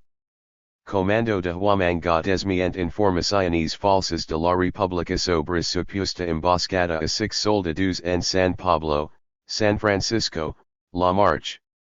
Incautan granadas a Sendero Luminoso, 80 instaladas. Sobre acción en Ayacucho el Comercio y Canal 4 TV Lima la atribuyen al MRTA, y el Comercio dice, más de 60 terroristas muertos en contra militares y subversivos en Acayuco, junto a este titular la descripción de 60 entre terroristas y civiles vecinos habrían y que fue incursión subversiva legaron por 3 vías, San Martín, Tingo Maria y Rio Hualaga numeroso grupo fuertemente armados, Expreso, Sendero Luminoso Ataco, número no precisado de muertos, sus cuerpo fueron retirados por sus compañeros, encontraron tu fal, la República, más de 80 terroristas murieron en aquella violenta incursión de Sendero Luminoso, 350 hombres, debido a dispersión sufrida en Mayo concentraron de las serranías por eso hablaban quechua, destruyeron locales públicos y local policial, inusual, sorprendente desplazamiento de fuerzas del orden, descontrolaba vías a Acayuco, Pucallpa, Huánuco actuaron valorosamente en defensa del poblado. En julio. Comunicado del Frente Huamanga viene intensificando sus operaciones, con la valiosa colaboración de los comités de autodefensa y de elementos desertores, 6 delincuentes terroristas muertos y otro número no determinado de muertos llevados en la fuga de los sediciosos Tufal, 1 ametralladora universal, 1 fusil AKM-22 revolvers incautados. Gigantesca redada en Lima, arrestaron a más de 4,000 personas, conos norte y sur, la redada en Lima, arrestaron a más de 4,000 personas, conos norte y sur, La Victoria, Ramac, San Luis y Avenidas Céntricas de Lima. CAE Helicóptero en Huánuco, Provincia Huamales, realizaba operación antisubversiva, era un Mi-17 del EP. Frustran fuga de Cacach, ICAY comproban torturas cerco a Lima por flanco sur de la capital domina comunidades campesinas de Chincha Alta, desplegan operativos contrasubversivos por tierra y air tension en Canto Grande, reclamos del 4B, suspenden visitas, otra vez supuestas fugas. Refuerzan seguridad por fiestas patrias en todo el país. En defensa del ENE, rondas ushanincas. En 2 meses de lucha causaron 400 bajas de SL junto con los frentes militares de Huamanga y Mantaro. Al inicio del operativo, SL ordenó la retirada y el ejército no encontró a nadie, al cabo de un mes de sitio, los nativos debilitados por el hambre y las enfermedades retornaron con bandera blanca a sus pueblos ocupados por 585 soldados, el ejército los ayudó y juntos emprendieron cruzada para liberar la zona base de apoyo, usaron helicópteros, ocuparon ambas margines del ENE, 265 km. De longitud por 20 to 40 km de ancho, divididos en 15 patrullas. SL destruyó la misión de Cutivarini luego de hostigar a muchos nativos los trajó el ejército hoy son solo 347 nativos, nunca como ahora se necesita la presencia del Estado, al cual pertenecen sin saberlo los nativos, uno de ello, le pedimos al gobierno SAKSL dice viejo Estado nos apoye con medicamentos. Tampoco tenemos comida, herramientas, municiones, profesores, médicos, autoridades. Si el ejército se retira, y el Estado ausente, el volverá a dominar.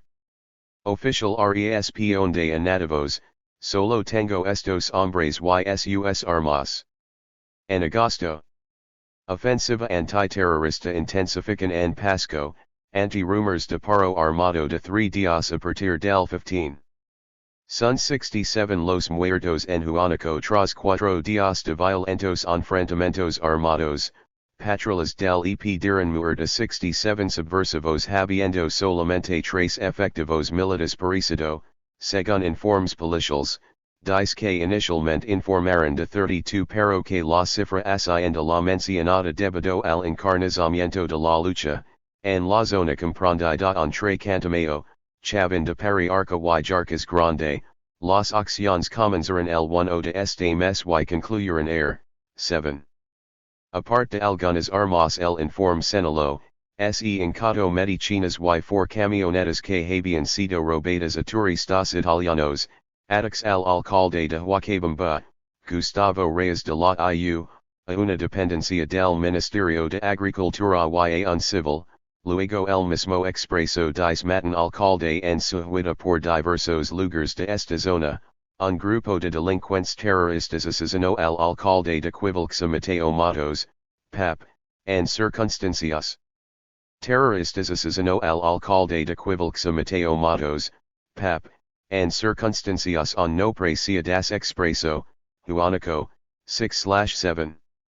Esto no es sino un operativo militar de respuesta contra acción en Quivilla informada por el peruano el 2/8 acción que sigue el mismo patrón de operativos de respuesta al ataque al puesto policial en el pueblo el afilador de Juanico informada el 31/V, ambas bajo el mismo comando. Esta es otra acción de represalia que se con las masas. Abaten 12 en enfrentamiento con ejército en Hualaga. Otro de sus éxito fabricados.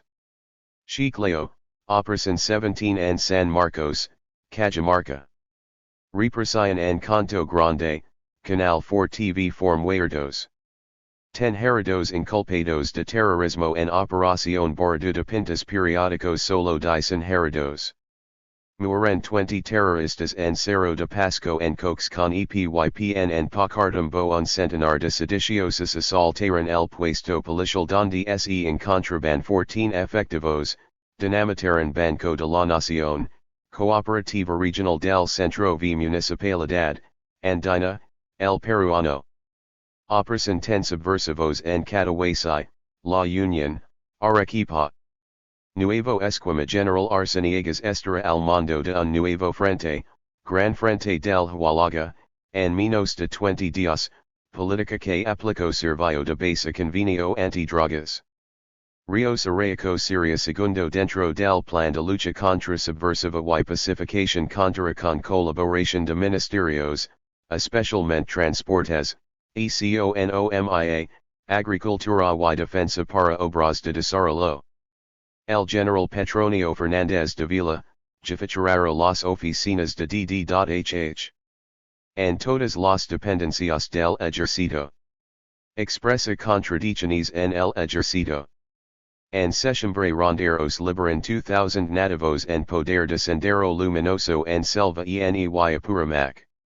Cerca de 2,500 nativos de tribución Inca y 4 profesores de Union Total Delaware 62 fueron rescatados por una incursión pacífica del ejército en el departamento de Junín.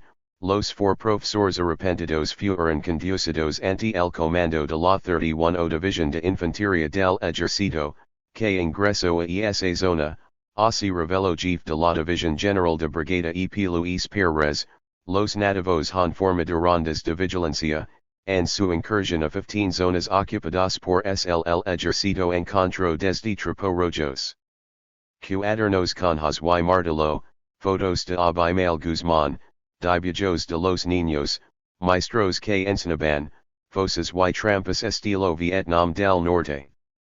Hoy el ejército, desde el 10/V dicen, brinda apoyo logístico, especialmente con alimentos, medicina, atención facultativa para contractola el paludismo y la fiebre amarilla. Mientras se ha instalado bases militares en Misión, Puerto Ocopa y Valle Esmeralda, siendo posible la instalación de nuevo contingente a lo largo de 120 kilómetros entre Puerto Ocopa y Boca Mantaro. Helicópteros artillados cometen en ICA, General P. N. Raúl Chávez. Boca Mantaro. Helicópteros artillados cometen en ICA, General P. N. Raúl Chávez González, combats más efectivos porque ahora se combate de arriba hacia abajo, fueron 5 puestos policiales atacados, reabren 5 puestos policiales, pero en realidad se refiere que han reabierto una independencia, Pisco, ya que la armada es custodiada por el ejército y cuerpo había sido reforzado, también, refuerzo de 6 helicópteros artillados, 2 en ICA, 2 Nazca y 2 Chincha, Hay otra moral. Pedro Palomino, Coronel FAP Dice, Acción Cívica y Inteligencia, Principalmente esta última, tenemos plan que deriva tu region milita. Es jefe del CPM Subzona de Seguridad del Centro No. 6, abarca Departamento de ICA, Centro de Operaciones Base Area No. 9 Pisco solo tuve un asalto al puesto policial de Ingenio, Palpa. Operación 38 Senderistas en Cajamarca. Fa asumen control de penals por DS-011-91 JUS. Reimponen estado de emergencia en Apurimac, DS-045 Ministerio de Defensa, a solicitud del CFA por 60 días a partir del 18/9. Acción y operativo combinado en la libertad, apoyados por helicópteros artillados buscan ascenderistas que atacaron mina con Suzo en Sánchez Carrion. Operativo Casa por Marina de Guerra en Ventanilla Alta, 300 policías alienaron 2,000 casas, 10 horas. 35 bajas de Sendero Luminoso en Leoncio Prado, más de 3 horas en enfrentamientos, de ellos, ni1 baja, ni heridos ni muertos. En octubre. 20 senderistas se entregan anti-ronderos y acucanos mostraban signos de desnutrición y algunos de ellos fueron atendidos en Hospital de San Francisco. A los centros poblados de San José y Pampacora, de la provincia de La Mar. Alrededor de 80 ronderos de Canea realizaron su acostumbrado operativo antiterrorista cuando dos de ellos pisaron un casabobo que un día antes los senderistas habían camuflado entre la maleza. Los ronderos rastrelaban por el sector del río en el límite de los departamentos del Cusco, Ayacucho y Junín. Prosiguiendo el programa de autodefensa de las comunidades y apoyo a todos los ronderos del país, en la lucha conjunta que libran con las fuerzas armadas para derrotar a la subversión que atenta contra indefensos pobladores del interior, Fujimori viaja a Satipo a entregar armas, medicinas y alimentos. Expreso en sus titulares, Sendero en su día más negro 100 muertos en combate con el ejército en Huanta, y en la noticia página 7, mueren 100 terroristas en Huanta, frustran siniestro plan de aniquilamiento, Huanta alrededor de 70 terroristas fueron abatidos en un enfrentamiento con las fuerzas combinadas del EP y la PN, que tuvo lugar el miércoles 17 a las 1700 hours en el Cerro Razuilca, impidieron el acceso de la columna subversiva que tenía por objetivo principal tomar Huanta. Hasta el momento de enviar este. Tenía por objetivo principal tomar Huanta, hasta el momento de enviar este despacho, los cadáveres de los terroristas estaban tendidos sobre el escenario del enfrentamiento, y los heridos fueron lavados por los subversivos, se team contraofensiva, ejército en alerta permanente, a pesar del hermetismo del ejército acantonado en la ciudad, campesinos, aseguraron que columnas senderistas avanzan hacia Huanta. Los propios campesinos fueron los que dijeron los sobrevivientes recogieron a sus muertos y se los lavaron. Versiones recogidas en las calles, en los bares y entre los humildes comuneros dicen, el enfrentamiento habría ocurrido de la siguiente manera, entre los días domingo y lunes último, senderistas fuertemente armados que se desplazaban desde las zonas de Acosvincos, Pacaasa y Huamanguilla, fueron descubiertas por los ronderos de Macachacra, quienes habrían avisado a las fuerzas militares. Los miembros de defensa civil los persiguieron durante 3 días, produciéndose enfrentamientos en los que habrían perecido varios ronderos, al llegar al Cerro Razuilca, los senderistas intentaron preparar una emboscada, la que fue rechazada por los bravos ronderos y las fuerzas combinadas del orden que participaron con sus helicópteros artillados. En el comercio, en el peruano publicaron nota de esto en el 18 en el 19/X.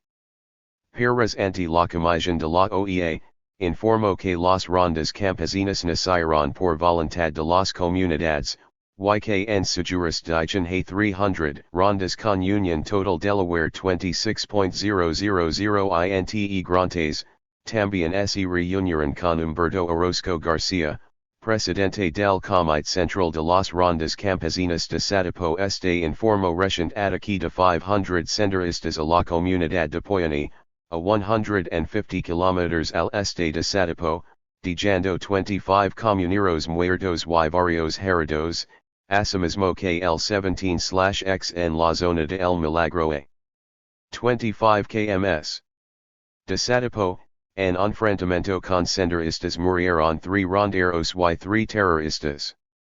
Los subversivos se llevaron a 13 comuneros, los subrayados son nuestros. Ejército rescata a los nativos en operativos entre el 20 y el 23 de octubre, en los que murieron 38 subversivos, 29 en misión Cutiverini, ahi se rescató 35 nativos, la otra en el Valle Esmeralda donde murieron 9 y se rescató 18 informó el Comando Político Militar del Frente Mantaro. Sobre subversivos muertos en Ocali, extraoficialmente se supo de 50 muertos enfrentamiento con efectivos militares, el 23 del PTE, en un parage de Aguadia. Departamento de Ocali. Ejército Alistaraquisa en Penal de Canto Grande, la intervención se producera en cualquier momento, Sendero. Quiera provocar genocidio en Canto Grande antes o durante visita de Comisión de Derechos de la OEA, senderistas. Se atrincaron en Canto Grande, al menos 500 están senderistas están. Atrincaron en Canto Grande, al menos 500 están senderistas están atrincarados desde hace varios días en el pabellón 4B, requisaron la presencia de los fiscales provinciales. Las fuentes policiales dijeron haber detectado que los senderistas han acumulado en sus celdas armas y municiones con el propósito de utilizarlas en un eventual motín. Inminent motín senderista. Si las autoridades del sector no toman inmediatamente cartas en el asunto, el penal de Canto Grande puede convertirse en el escenario de un nuevo genocidio. Los detenidos de SL estarían preparándose para ofrecer un nuevo baño de sangre, para melar la imagen internacional del gobierno de Fujimori.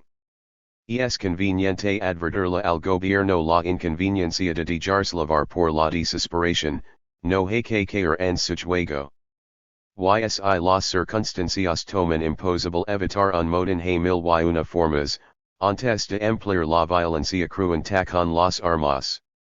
La Calmarena en Canto Grande, descubren. Plan de fuga en Canto Grande, Ejército. Vigila el penal, operativo. Se extiende los barrios de Canto Grande. En noviembre. Rescatan a más de 4,000 personas secu estradas por subversivos, entre colonos y nativos de la zona del ENE, informó el mayor EP Wilson Alvarez, Chief de Relations Públicas de la XXXI División de Infantería, del Frente Mantaro, al término del intento de recuperar a 85 profesores que han sido dados por desaparecidos y que se presume se encuentran retenidos por los subversivos. Un comando senderista de aniquilamiento opera a plena luz del día en la ciudad ante la perplejidad de las fuerzas armadas. Hasta hace poco una patrulla militar ingresaba semanalmente a un barrio marginal rojo para arriar una bandera roja con haz y martillo. En las zonas rurales los senderistas incursionan en 3 comunidades organizadas con comités de autodefensa civil. El Frente Militar de Huamanga, abarca 11 provincias y Cucanas y 7 de Huancavelica, alrededor de 3,500 miembros del ejército están al mando del general Hugo Martínez Aloja comandante general de la Segunda División de Infantería del Frente Militar de Huamanga. El Frente reconoce que de 50 enfrentamientos sostenidos, 38 se dieron cuando las fuerzas militares efectuaban patrullajes de carácter regular, también reconoce zonas críticas, sobre todo en límites fronterizos, Aquelas que no han logrado su organización en comités de defensa civil, también reconos pueblos que sirven como bases ASL para sus reclutamientos. Al norte, entre Huanta y Huancavelica se encuentra por ejemplo San José de Sex. Entre Huamanga y Huancavelica, Ticlas. Al noteste, la provincia de la Marche. Al sur Paranacaches, limitrof con provincia Arquipina de Caravelli donde desarrollan, los SL, una gran ofensiva a comienzos del año, nadie quiera organizarse aquí de yo un oficial de alto rango, señala el oficial que las acciones en la ciudad se incrementaron desde que se levantó el estado de que las acciones en la ciudad se incrementaron desde que se levantó el estado de emergencia, primero en todo Huamanga, November 90, y luego en toda la jurisdicción del Frente, ago 91. Reconoce al ejército guerrillero popular con fuerte combations por unidad operativa básica. A prode señala que de 115 a 75 acciones son en la capital de la provincia de Huamanga, le siguen Manta y la Marche. Lo que es difícil de explicar es como es el puede seguir actuando con tanta continuidad en las provincias más controladas por el ejército donde existe la mayor cantidad de comunidades organizadas en comités de defensa civil, quien ha sido objeto de 6 incursiones, la más fuerte el 13 de junio con 150 hombres aniquilando 6 ronderos, y el 4 de agosto el ex-presidente Rondero. En Kang alohe comités populares abiertos. La lucha debe ser política orientada a legitimar la presencia del Estado en los puntos más olvidados del país, rondas descentralizadas que cumplen labor productiva más que buenas intenciones rebasan esquemas teóricos, las rondas se están descomponiendo. Se calcula 2000 en el margen izquierdo del Valle del Apurimac. Inteligencia. Capturas reales y falsas, imputaciones y invenciones. 6 capturados en Ayacucho, Altos Mandos. Dicen en Tesoro de Sendero Luminoso cuando regresaba de Alemania. Capturan 6 en Tarapoto. Capturan 9 subversivos de Ciliala de Aniquilamiento en el Tambo, Huancayo. Capturan terrorista de Ayacucho en La Molina, Lima alto dirigente de Aniquilamientos. Capturan 21 senderistas en Chimbote. Otro dirigente es capturado en Lima que viajaba del Hualaga, dirigente político de la región opresiona dirigente senderista miembro de la Confederación Agraria del Cusco, capturan 3 dirigentes y identifican cabecilla de Sendero Luminoso de Alto Hualaga. El 26/6, el ministro del Interior presentó 3 altos dirigentes de Sendero Luminoso, miembros de la cúpula senderista. Abimael estaría operando en Ayacucho y Huancavelica, por eso intensifican operativos en helicópteros artillados y se trasladaron nuevas tropas de combate. Capturan otro alto jefe de aniquilamiento de Ayacucho. Caesar parlamentario de la IU, era senderista también empleado de empresas eléctricas, parte del comando de voladura de Torres. 15 terroristas capturados en Cerro de Pasco operación subversivos en Cotahuasi, La Unión. Operación alto dirigente Puno, miembro de la cúpula. Abimael habría estado operando en Pabellón de la Universidad Nacional de la Cantuta. Operaciones psicológicas acción y guerra psicológica. Campanas arsenal subversivo fue descubierto por el ejército en alturas de Cajaque, Bolognesi, Ancash. Policía descubrió campo de entrenamiento de tiro subversivo, Villacanta, Lima. Descubren arsenal senderista en Huaraz. Subversivo, Villacanta, Lima. Descubren arsenal senderista en Huaraz. Prefecto de la región Chavín de que 300 MRTA eran perseguidos por el ejército de Huánuco, por la ruta de Monzón, para ingresar por Lamelón, capital de la provincia de Raimondi. Feliz coincidencia y celebración de 10 años de policía ferroviaria, desactivó 310 kilos de dinamita cerca a La Arroya. Mueren 3 subversivos por detonación de explosivos que manipulaban, 2 en Cerro de Pasco y 1 en Jaja. Atacaron con machetes a pobladores de Lora Collar, Distrito Los Olivos, Lima, encabezados por traficantes de terrenos. Distribuyen volantes con helicópteros en todos los regionals incluido Lima, asentamientos humanos, contenido de guerra psicológica contra el PG, la GPY-LPCP, volantes que en el campo son de papel periódico usado y manuscritos con puño y letra de los soldados porque nocionan plata apuntando a generar deserción y sembrar la farsa de que están ganando ellos la guerra. Diputado Guerrero de AP de Jo que no sufría atentado alguno como informara el comercio cuando al parecer 2 subversivos murieron en atentado a su casa en Tarma, Junín. Atacan las escuelas populares de SL, porque ganan la mente de los niños y la juventud, son escuelas de terror. Arman a ronderos de Huanta y Huamanga, más de 3,500 ronderos de las provincias de Huanta y Huamanga recibieron el 13 de octubre 150 escopetas marca Winchester de manos del jefe político-militar de la zona de emergencia, General Martínez Aloja, como parte de la estrategia armada contra la subversión, además repartieron 1/2 toneladas de alimentos y entregaron 2 camiones, uno para quinua y otro para acosvincos. Reparten cuadernos, alimentos y medicinas en la campana por Apuramac. Ejercito y padlavan víveres a los olivos. La ayuda contó con el apoyo del ejército tanto en la seguridad como en el transporte, reparto se inició el 29 de septiembre, el pad ha repartido hasta el momento 518 toneladas de alimentos y se espera que se beneficien hasta fin de año unas 50,000 familias, en la capital.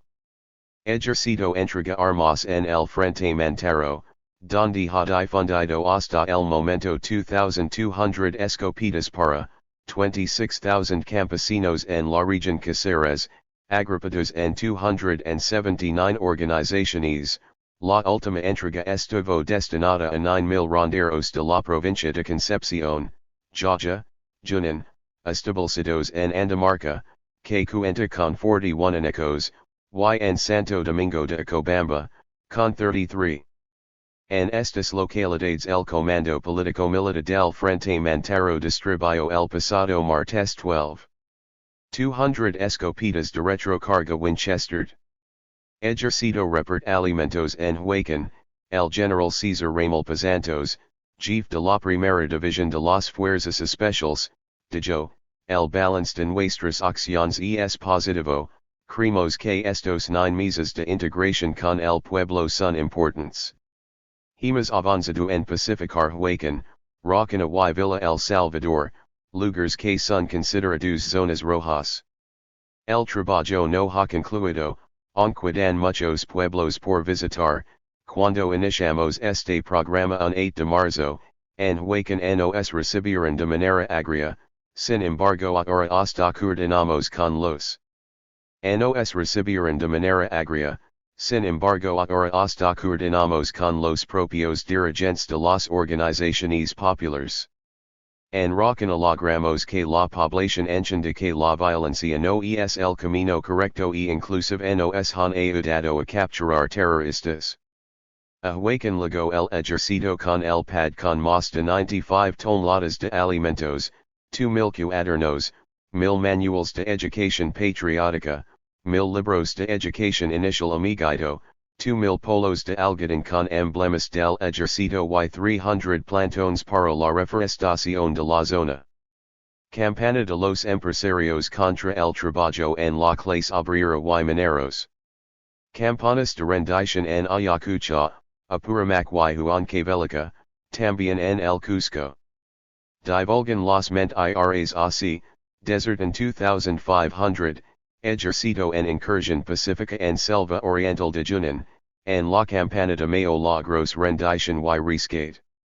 Otra campana, es el esta contra las organizaciones populares por eso destruye los comedores populares y los centros de vaso de leche de los barrios pobres de Lima, por eso anaquila dirigentes populares, en el fondo expresan su pánico por el avance de nuestro trabajo en las barriadas de Lima y, de los ejecutados por la justicia popular nadie puede decir que son representantes populares porque lo que define no es la procedencia sino la posición de clase y la actitud hacia la revolución, todos han sido desenmascarados por traidores y hasta saqueadores de los productos magros que las organizaciones ya que se estaban dejando de dar, que por lo demás sirven a formar el colchón de laqueos y votantes ayeros.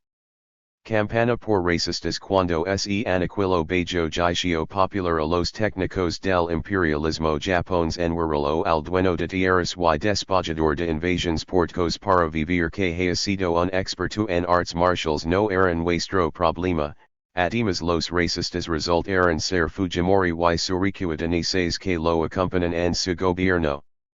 Otra campana sendero pon la mira en la iglesia.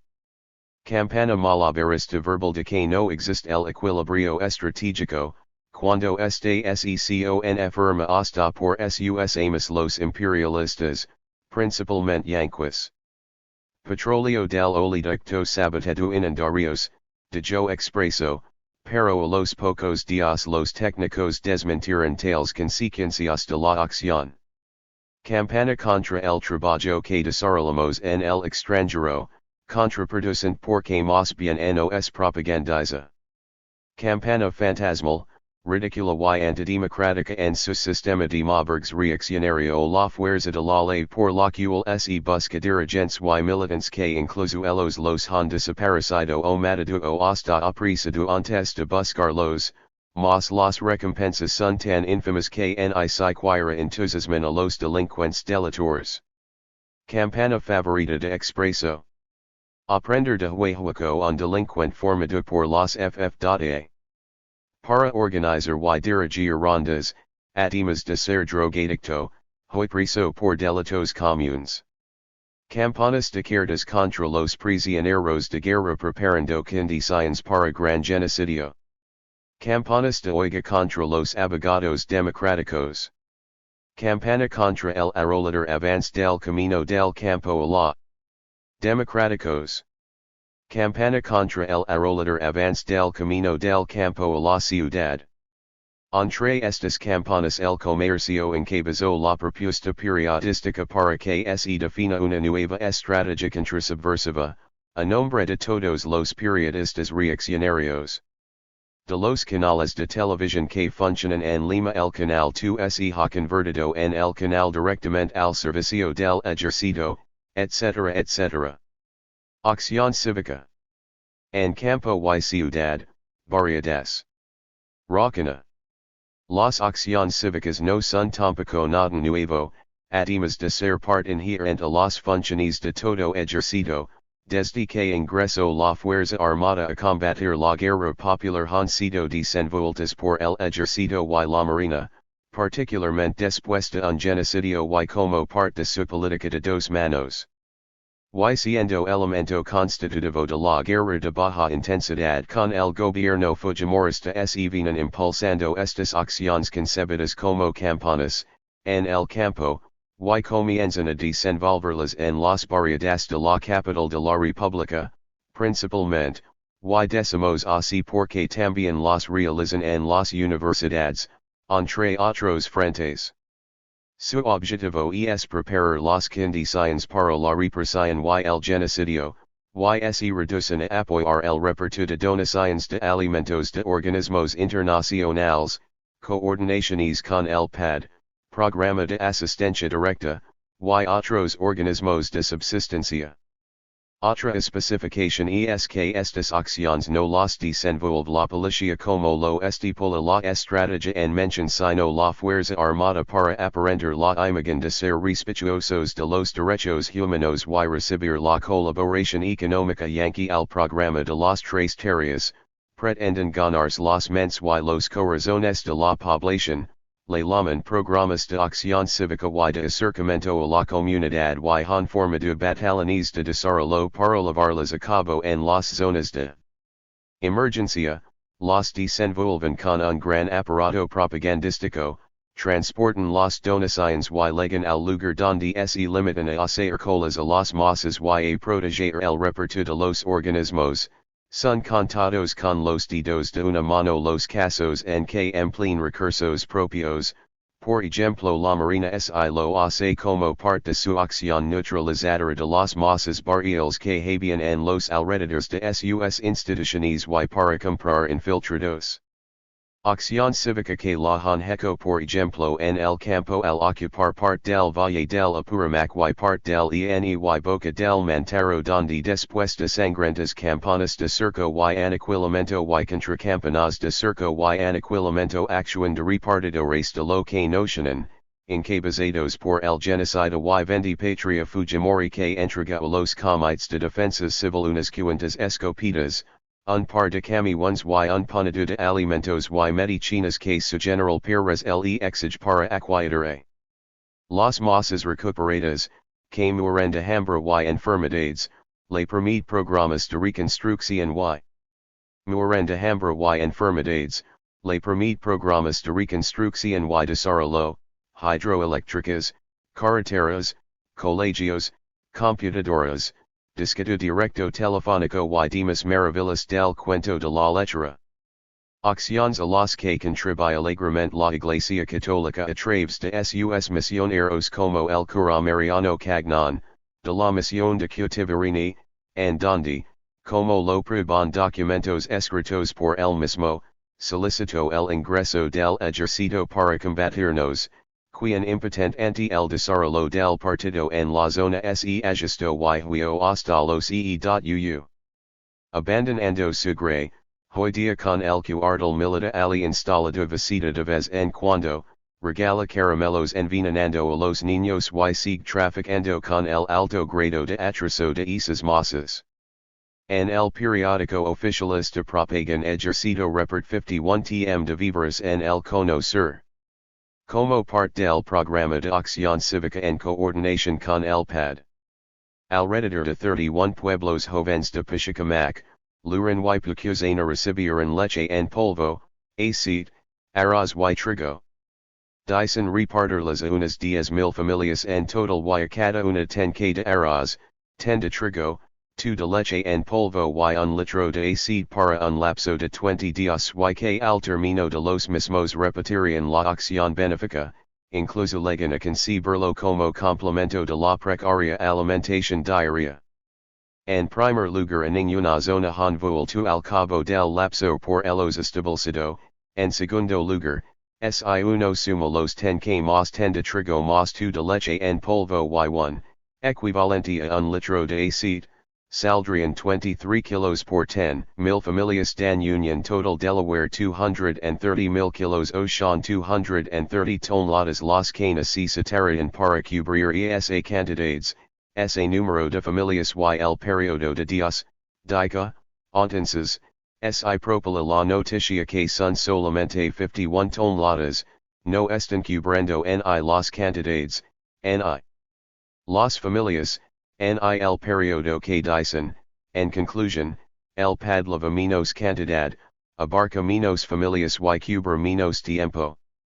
Además, si uno calcula 10,000 familias en 31 pueblos jóvenes abarcarían solamente 323 familias aproximadamente en cada uno de los 31 asentamientos los que comparando con las 2,000 familias de promedio, que habitan en cada pueblo joven, arrojan 30% del total de familias, pero, en cada familia hay entre 6 y 7 personas.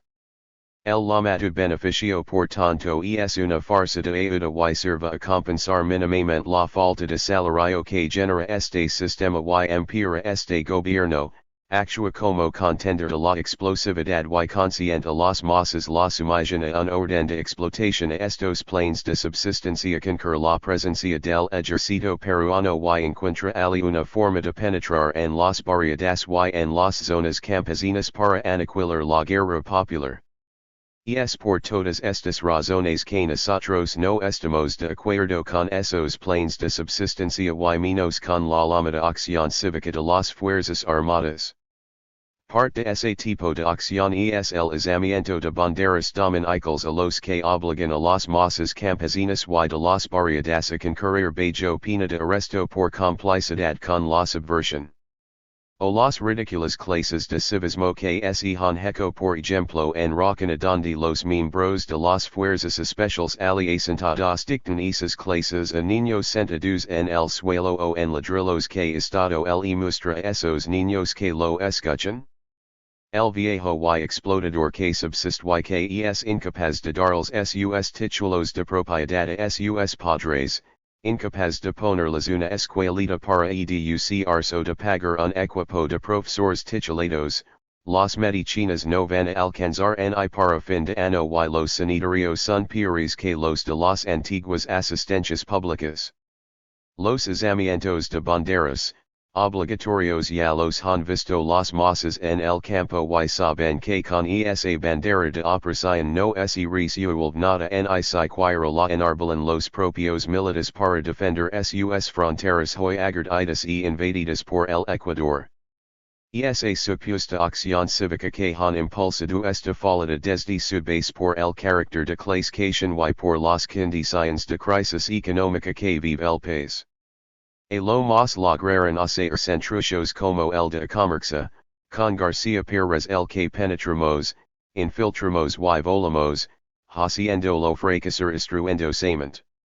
Nuestra política, entonces es penetrarlos, desenmascararlos, socavarlos y hacerlos volar con acciones desde dentro y desde afuera, el trabajo clandestino, y, la sexta forma y primera forma germinal en ciudad ya surgida ligada a la preparación de la insurrección debemos impulsar la aplicar desenmascaramiento de esa acción cívica empleando nuestra doble política, no basta destruirlas desde afuera, educar a las masas en su contenidos, ideológico, usar a las masas para que apoyen ideologías trasnochadas, la religión católica por ejemplo, traficando con la religiosidad del pueblo, contenido político que no son dados sino el subproducto de la revolución, que sin la GP no les hubieran dado niso y que es parte de la guerra de baja intensidad para contener la explosividad de las masas,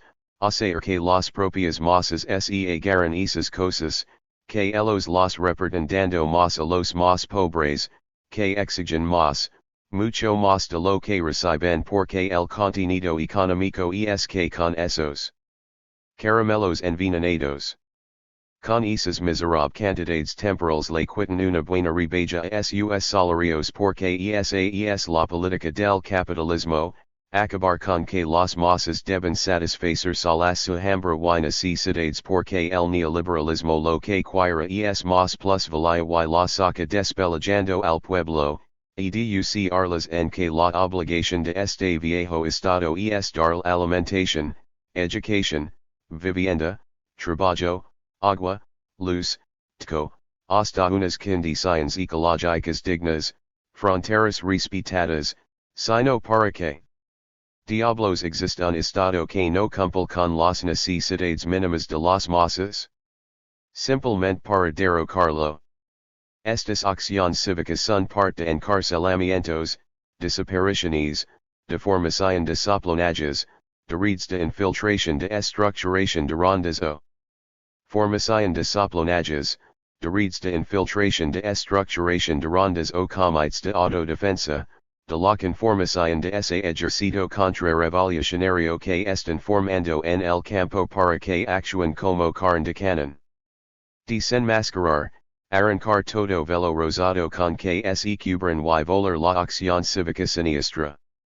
En Rockina lo que han aplicado es ocupar la barriada a las 11 am preveciendo que a esa hora los cabezas de familia están fuera trabajando y después de haber infiltrado gente, entrarán, apresarán, censurarán y se han instalado de la misma forma que ocupan las bases de apoyo, metieron un contingente militar de fuerzas especiales del ejército, al ingresar lo hicieron con 1000 hombres y dejaron 600, tremenda cantidad de hombres para 2000 habitantes evidencia su incapacidad y estupidez política.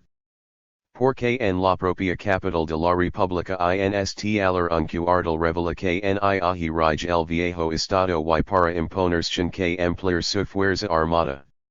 Occupation militar que es parte de control de la población y recursos que están desarrollando en todos los lugares donde nuestro avance le es imposible contractola. De la supuesta acción cívica que aquí montaña nos hemos referido antes. Peer on.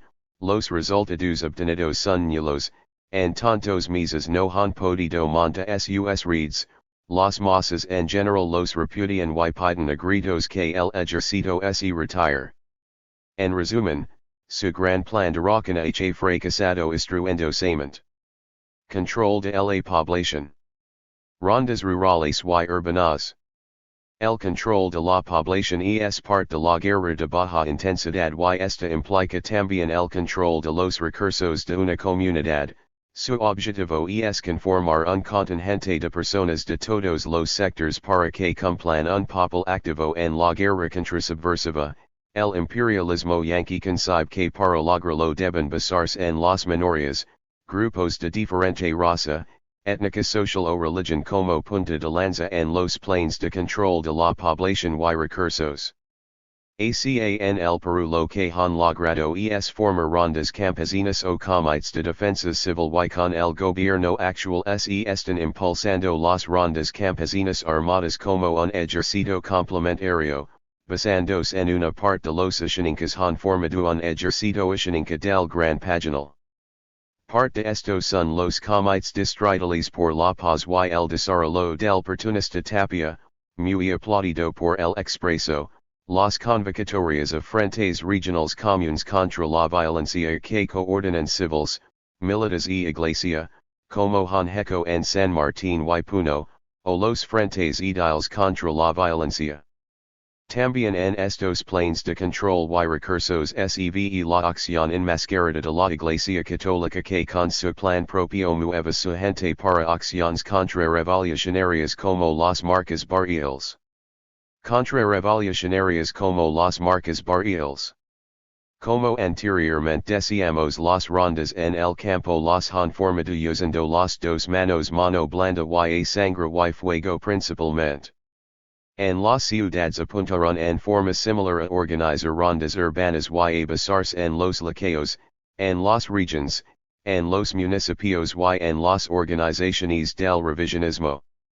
En las universidades apuntaron también a conformar grupos de liceos, delatores y aparatos fascistas o tipo red como el de la UNI, responsables estudiantiles de áreas de desarrollo estratégico, para que cumplan la función de romper luchas.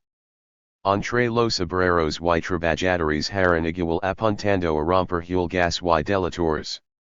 Como la crisis está golpeando cada día más nos en recursos para implementar acciones, así que usarán fuertemente el trabajo gratuito y forzoso, nuestra política es condenar esas formas feudales de explotación, exigir pago, exigir jornada, exigir condiciones de trabajo, hacer ver a las masas que es un medio que las fuerzas armadas están usando para desarrollar su guerra de baja intensidad, desenmascarar al viejo estado y demostrar que es un estado caduco que incumple sus obligaciones mínimas.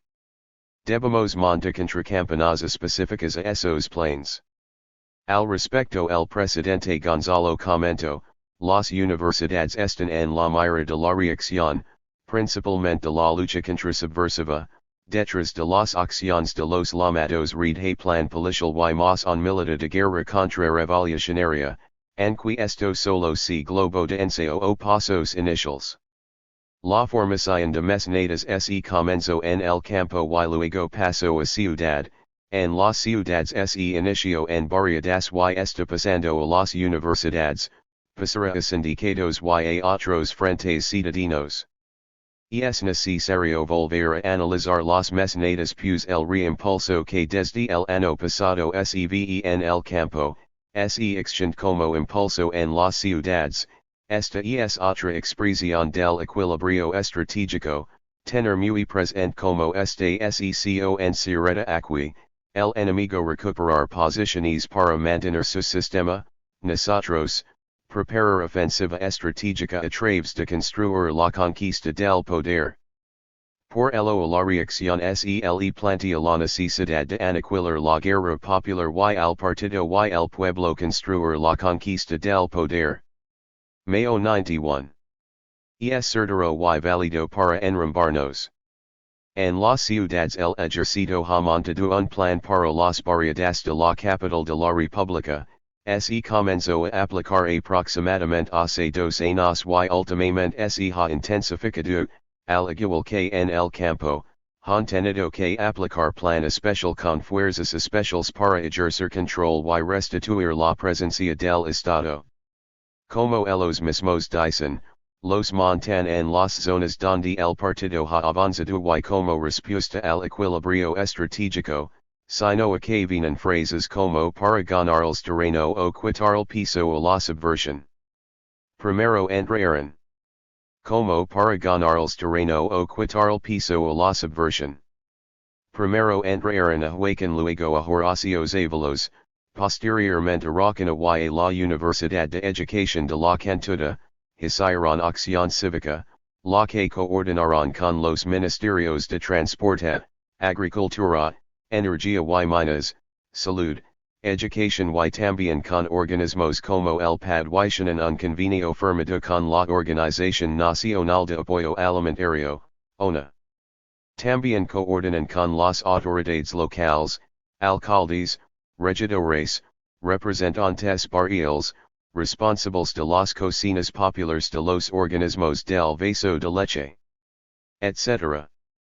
Han ocupado algunas barriadas angreando con la apariencia de respetuosos de los derechos humanos pero como siempre apressando y usando a sus supluns y laqueos, reprimiendo y alterando completamente la vida cotidiana de las masas, pero además, esta ocupación implica dispersión de fuerzas y acantonamiento de un número de hombres fácilmente culpables.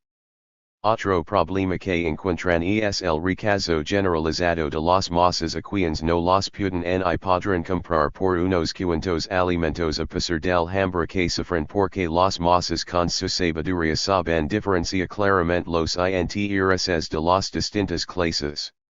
En el Cono Sur, San Juan de Miraflores, Villa María del Triunfo y Villa El Salvador no son las fuerzas especiales tipo Rocana sino las fuerzas regulares, las que aplican otro plan que no es de ocupación ni bases contrasubversivas ciudadanas sino que apunta a contractola moviendo el hambre del pueblo, por esa razón es que dinamitaron el centro de acopio de Villa El Salvador y el del Agustino divulgando estos sabotajes como si fuesen del partido a fin de desprestigiarnos ante las masas y contraponerlas con nosotros. Usan oportunistas, revisionistas y sobre todo agents pagados por el imperialismo y incondicionales de las fuerzas armadas, como es el caso de la promovida madre del ano quien antecedentes de auto-beneficiars con los alimentos de las masas. Por lo demás esos organismos están casi abandonados por la reacción y mal manejados, por sus administradores.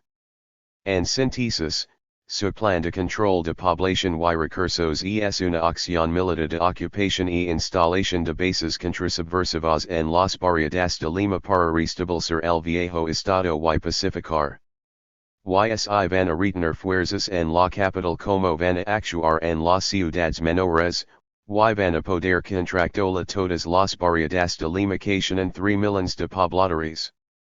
Así, pues estos planes encierran graves errores militares aparte que marginan a los partidos políticos, a las llamadas organizaciones civiles y el ejército es el que impone la autoridad del Estado hasta en la propia capital poniendo de manifiesto el estar centrando en lo militar y no en lo político.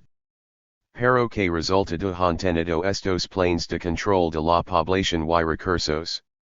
Por la debilidad del viejo Estado, del gobierno de Fujimori y de las fuerzas armadas y policiales, por la fortaleza del partido y la guerra popular, por el avance del equilibrio estratégico, y por el rechazo de las masas estos planes se encuentran entrampados y no logran pactar el contubernio que necesitan. nosotros debemos persistir en desenmascararlos, en educar a las masas en su esencia y volarlos desde dentro y desde afuera, aplicar el dar vueltas para golpearlos como si tratara de una especie de ocupación de bases de apoyo en el campo. Tu el imperialismo. Convenio antidrogas y anecos. Partamos definiendo el carácter de clase del convenio, es un tratado de intervención yankee en la guerra contrasubversiva del Perú, es reaccionario, pro-imperialista y antipopular, y su esencia está en que apunta contra la guerra popular y busca aniquilar la. Ha sido concebido y implementado por Hernando de Soto, agente directo del imperialismo yankee y uno de sus más conspicuos burócratas, creador de la ya desenmascarada doctrina Fujimori, asesor principal del presidente y jefe del ILD, organismo yankee con sede en Lima, tras la tapadera de que no era tratado sino convenio, Fujimori hizo caso omiso a las críticas, cuestionamientos y posiciones, una vez más se burló del primer poder del Estado de Marburgs y los escribió, como siempre, a espaldas del pueblo, el 14 de mayo del 91. Consumado el hecho cumplió al día siguiente con informar al Parlamento sin permitir debate alguno, presentándose personalmente a discurso, y como respuesta cínica a las agudas acusaciones de autoritarismo y para dar apariencia de democracia. En consecuencia, por la forma de las inscripciones en el tratado, es otra violación más de Fujimori a la Constitución que está obligado a respetar. En el Congreso se cubrió de mentiras, la lucha antidrogas es una auténtica cruzada nacional, por encima de un enfoque represivo que nos conduciría a una vietnamización, nos orientamos hacia la implementación de esquemas de desarrollo alternativo con igualdad de oportunidades, la falta estrategia represiva solo nos ha ocasionado la pauperización del campesinado peruano, una violenta depreciación del ecosistema y una escalada violenta hasta a nivel nacional, convenio supone la aceptación de asumir firmes compromisos y nuevas estrategias que deberán reflejarse en realidad con ciertas los próximos 6 meses, ambas partes han reconocido, por primera vez que los campesinos cocoleros son sujetos distintos de los narcotraficantes y por tanto no son cocoleros son sujetos distintos de los narcotraficantes y por tanto no son criminales sino actores de un proyecto que busca la paz. Manjo eminentemente político e integral, clara subordinación al poder civil de las fuerzas militares y policiales, escrupuloso respeto a los derechos humanos, para que se otorgue la máxima legitimidad. Estas son parte de las palabras con que enaltece la participación yankee en la lucha contra la guerra popular en el Perú bajo la cobertura de lucha contra las drogas al suscribir el tratado cuyos resultados, hoy día los estamos viviendo, plasman todo lo contrario de lo que dijo en su propio parlamento y se encuentra a foja cero. El contenido del convenio refleja el carácter y la esencia del mismo, de comienzo a fin y el tipos de lucha contra las drogas gran cruzada nacional contra el narcotráfico es más transparente que un tol de grandes huecos. Vimos algunas cuestiones. Primero parten del fracaso de todos los planes de erradicación del cultivo de la hoja de coca, reconocen que el área de esos cultivos se ha incrementado y concluyen que existe evidencia de que elementos organizados del extranjero y bandas armadas peruanas han comenzado a participar en la comercialización y expansión del cultivo dentro del país.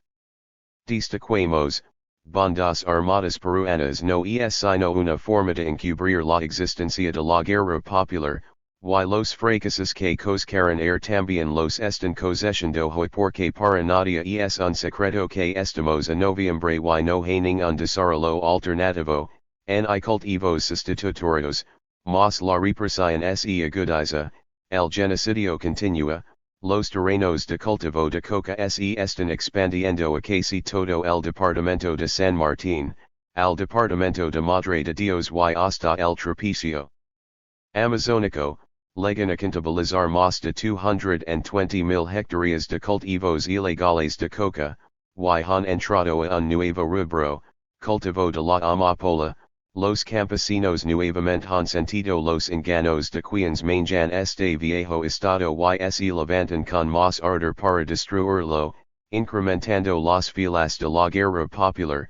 Nuestra palabra desenmascaradora se ha comprobado en la realidad una vez más.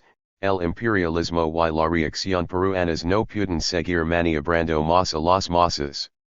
En segundo lugar, dice el documento que crearon una asociación bilateral para desarrollar una estrategia y implementarla proviendo los instrumentos necesarios para lograr en el más breve plazo una reducción sustancial o la total eliminación del cultivo y la comercialización y habla de representantes al más alto nivel. En el caso peruano, quien debe designarlo es el presidente del Perú, pero lo cierto es que hasta hoy no ha nombrado a nadie y en Washington era de Soto quien aparecía como representante del Perú, y de la parte norteamericana tampoco hay representante al más alto nivel, así que es otra frase demagógica. Tampoco hay representante al más alto nivel, así que es otra frase demagógica para las tribunas. Es que está en juego la reelección de Bush y la lucha contra las drogas es parte de sus banderas electorales, para el presidente peruano es parte de sus tres tareas, sobre todo de la principal, aniquilar la guerra popular. Luego, ambos intereses, imperialistas y reaccionarios los cubren con palabrillas de supuesta consideración humanitaria cuando son, con diferencias de magnitud, atroces genocidas y desconocedores de los derechos de los oprimidos y explotados, dice, de vital importancia para alcanzar los objetivos globales de la humanidad contra la droga pues involucrar simultáneamente al mayor consumidor de los derivados de la hoja de coca y al mayor productor de la hoja de coca aquí se demuestra claramente como buscan causa justa que justifique la intervención imperialista yanqui en la guerra popular del Perú.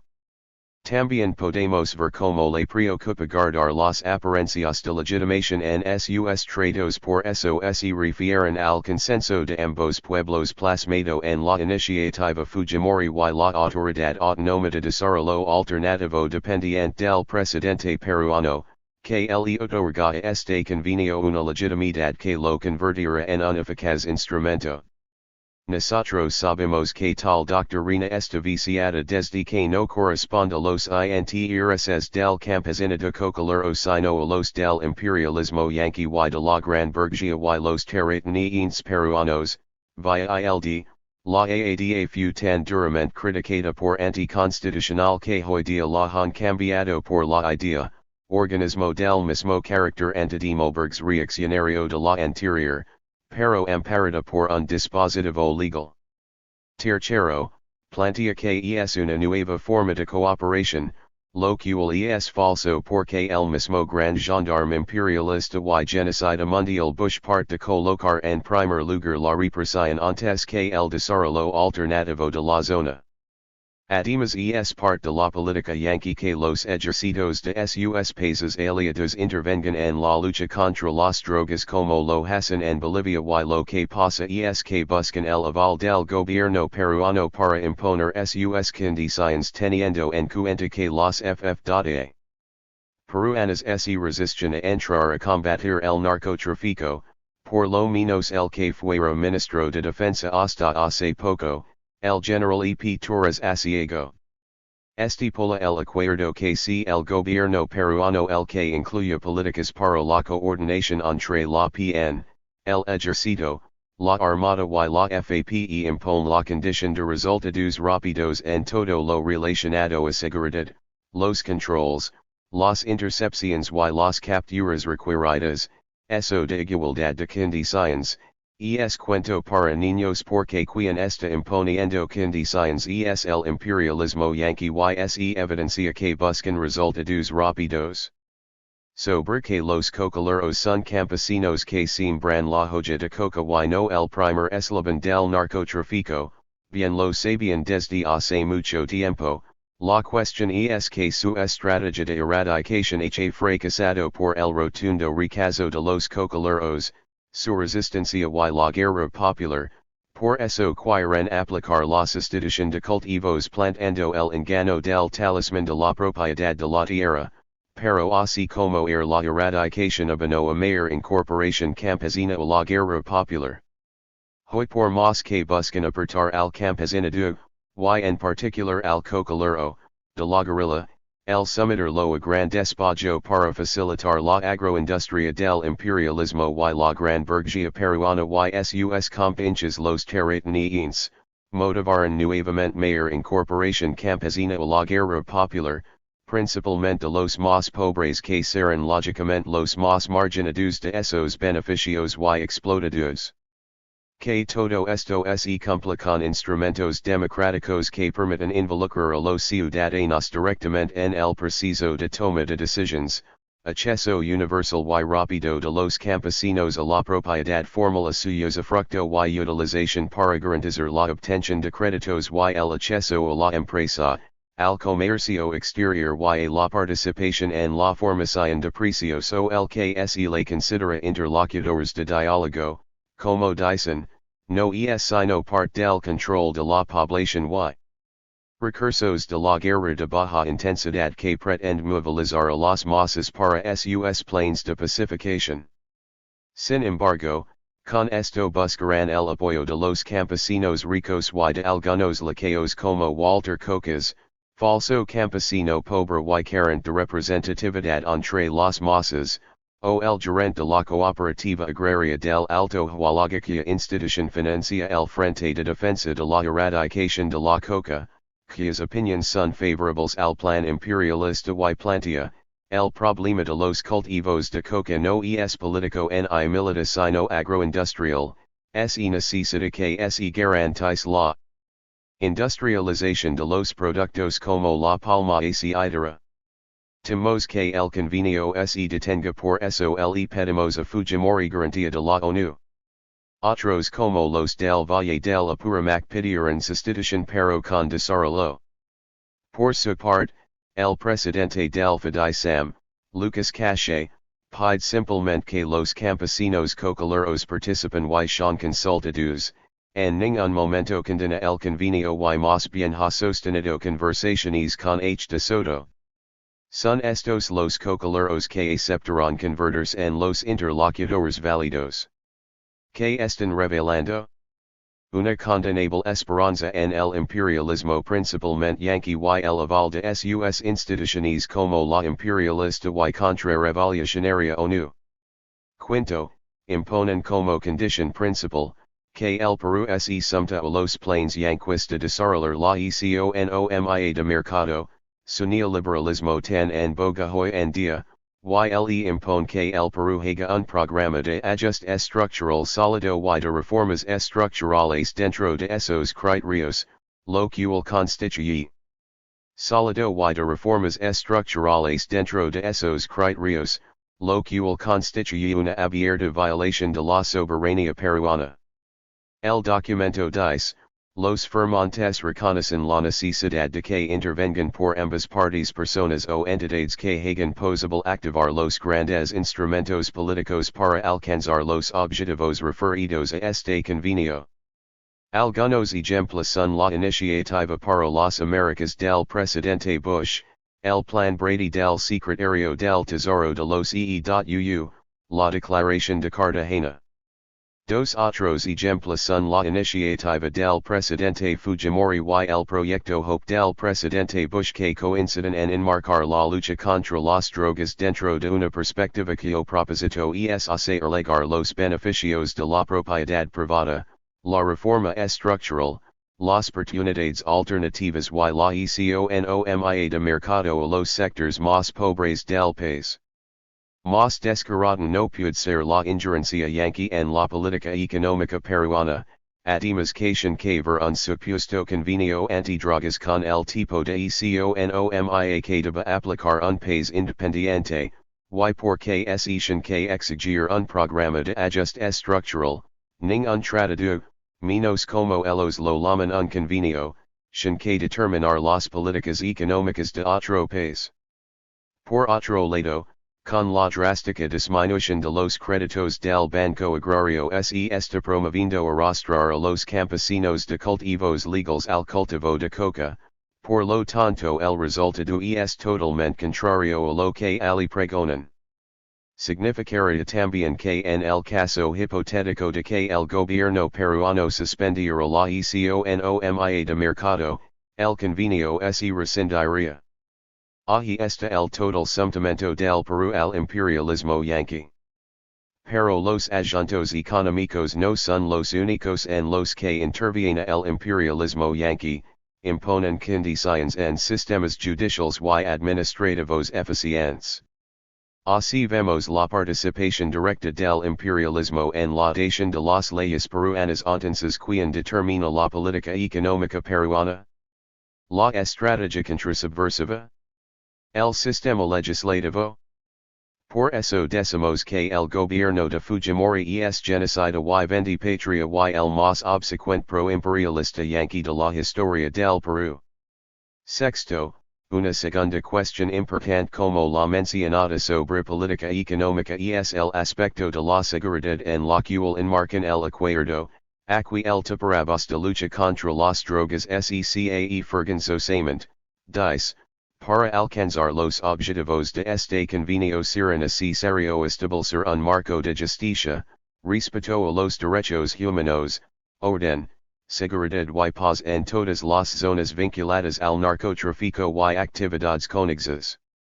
No dice en zonas donde prolifera el narcotráfico y no vinculadas y, además, cuáles son las actividades conexas. Antes, en otro rubro, insisten en el respeto a los derechos humanos como condición primordial para su ayuda, así como respeto a la humanos como condición primordial para su ayuda, así como respeto a la Declaración de las Naciones Unidas, los acuerdos de Ginebra y el acceso irrestricto de la Cruz Roja Internacional a esas zonas, cuales de acción subversiva o de narcotráfico.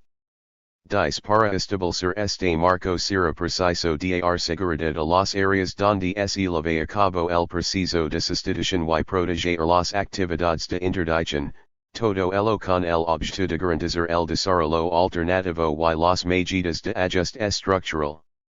En síntesis, represión y no ayuda económica, pero reprimir respetando los derechos humanos.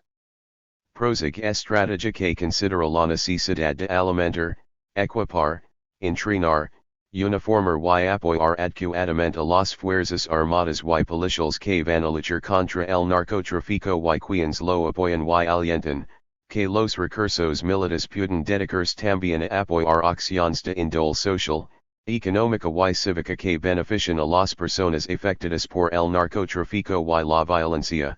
Conveniencia de que el equipamiento de las fuerzas armadas y policiales se realice en la medida de lo posible, utilizando los mismos suministros, la mano de obra y las materias primas producidas localmente.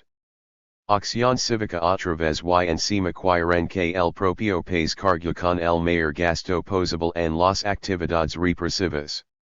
Todos estos párrafos ilustran el carácter y la esencia del convenio, y si los comparamos con los textos estudiados en la sesión preparatoria del tu pleno del Comité Central sobre la Guerra de Baja Intensidad, se prueba que están desenvolviéndose dentro de ello. El Manual de Campo del Departamento de Defensa Norteamerica en la parte de Guerra de Baja Intensidad, Washington, D.C., 1981. Sintetiza los elementos de esta guerra en, papel primordial del ejército aliado en la acción contrasubversiva, carácter político del esfuerzo y su combinación con reformas económicas y sociales, necesidad de combinar las operaciones militares con las de inteligencia, psicológicas, asuntos civiles y control de la población y recursos, y la legitimación del régimen aliado a través de la disminución de la violación de los derechos humanos. Plantea, además, que la participación norteamerica se considera defensa interna en el exterior a través de una serie de programas de desarrollo, ayuda humanitaria y asistencia de seguridad, esta doctrina de DDI, defensa y desarrollo interno, es la estrategia para la prevención o destrucción de la subversión y está integrada por tres componentes: desarrollo balanceado, movilización, organizar al pueblo en actividades de apoyo al gobierno, y neutralización del grupo armado como cuestión decisiva. Apuntando a una futura intervención directa como último recurso empezando con asesorar y apoyar con entrenamiento militar. Más similares no pueden ser los criterios vertidos en el convenio y es también dentro de esto que se consideran los dos únicos, uno militar y otro económico, anque. De esto que se consideran los dos únicos, uno militar y otro económico, anque haquians dicen se traten de cuatro. Ambos únicos los enmarcan dentro de la llamada cooperación en políticas de desarrollo alternativo y de seguridad para el funcionamiento de la economía de mercado en las zonas cocaleras. En el único militar, contrariamente a lo acertado en el convenio, avanzan en definir que los FF.A. participan en las actividades antinarcóticos. Las actividades antinarcóticos se ven amenazadas por grupos subversivos y están íntimamente entrelazadas, lo que hace que en tales circunstancias las acciones antiterroristas son un componente justificable de las acciones antidrogas, y dice que toca al presidente decidir la manera y el momento de su participación. Especifica que deben actuar en acción cívica, mejoramiento de carreteras, perforación de pozos, irrigaciones, construcción y reparación de instalaciones civiles, asistencia humanitaria, médica, y dental y campanas antidrogas, que esto rige para la policía y para las fuerzas armadas.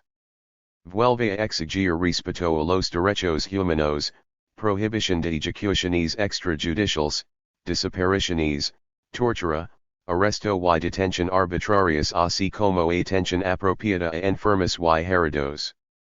Sin embargo, como tratan a los prisioneros de guerra en los cuarteles y cárcel en del Perú? Si no los asesinan antes, los asesinan y aplican su plan de aniquilamiento sistemático hasta llegar a genocidio. Y tras la supuesta capacitación empezó la intervención yanqui. El Perú se compromete a ampliar la capacidad de los FF.A. Ya que estas brindan protección a las fuerzas policiales en las actividades antidrogas en las que se ven enfrentadas a los terroristas. El gobierno de los EE.UU se compromete a brindar capacitación y equipamiento con el fin de ampliar la capacidad y efectividad terrestre, aérea y fluvial de las unidades policiales y militares peruanas.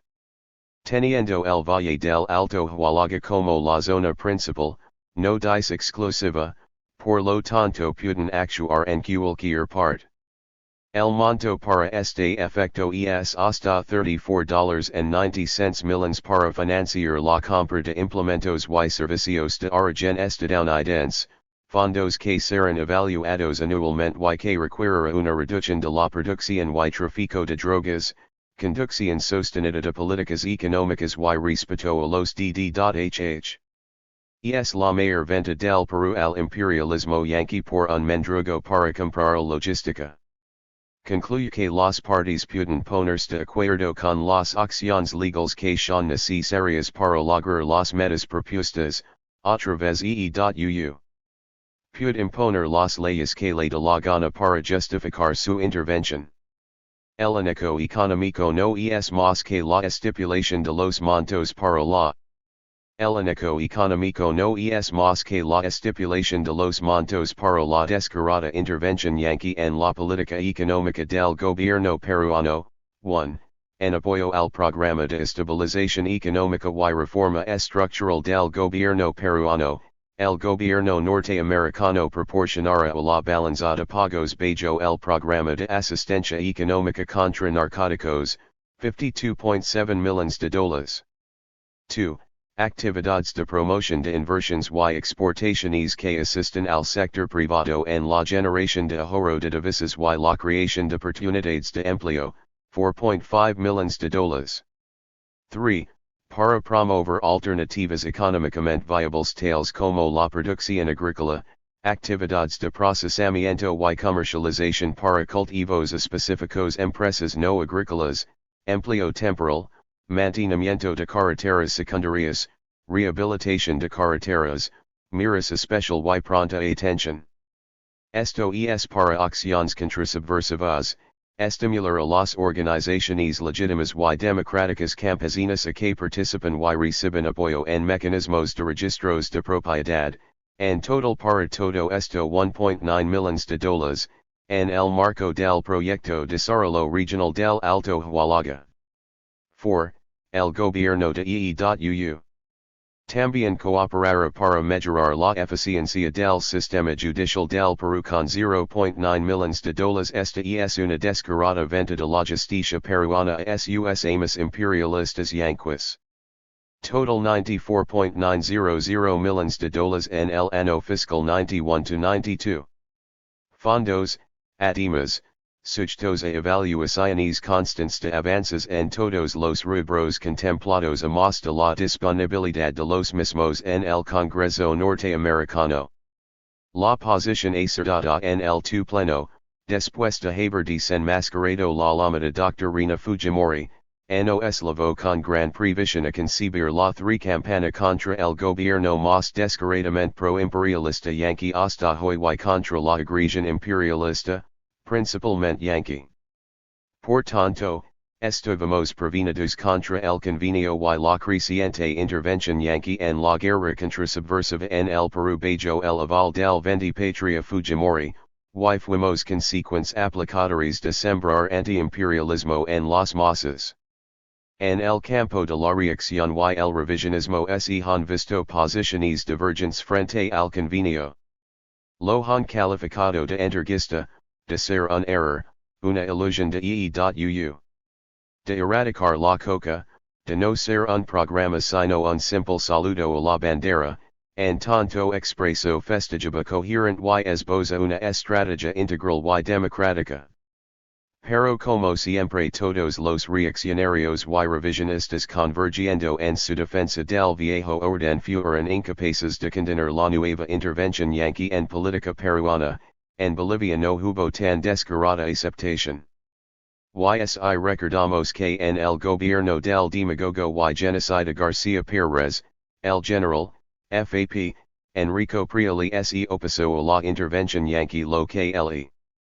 Pérez, el general, FAP, Enrico Prioli se opuso a la intervención yanqui lo que le costó su sanción, hoy los incondicionales jefes militares y policiales Fujimoristas aceptan esta traición a la patria que dicen defender.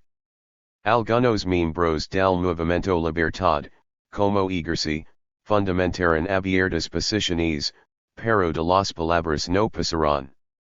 Los oportunistas burgueses, como Díaz Canseco del PUM, recién se dieron cuenta que era una intervención imperialista yanqui contra el Perú, pero como están en contra de la guerra popular tampoco pasaron de las declamaciones.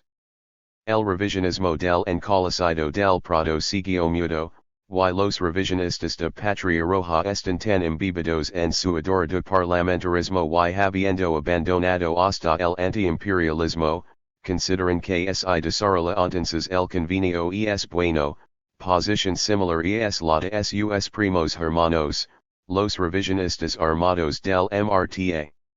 El refletado Belondateri habló de ridículas cantidades y de condiciones desfavorables para el Perú, como siempre cuira igualdad de condiciones y más inversiones yanquis.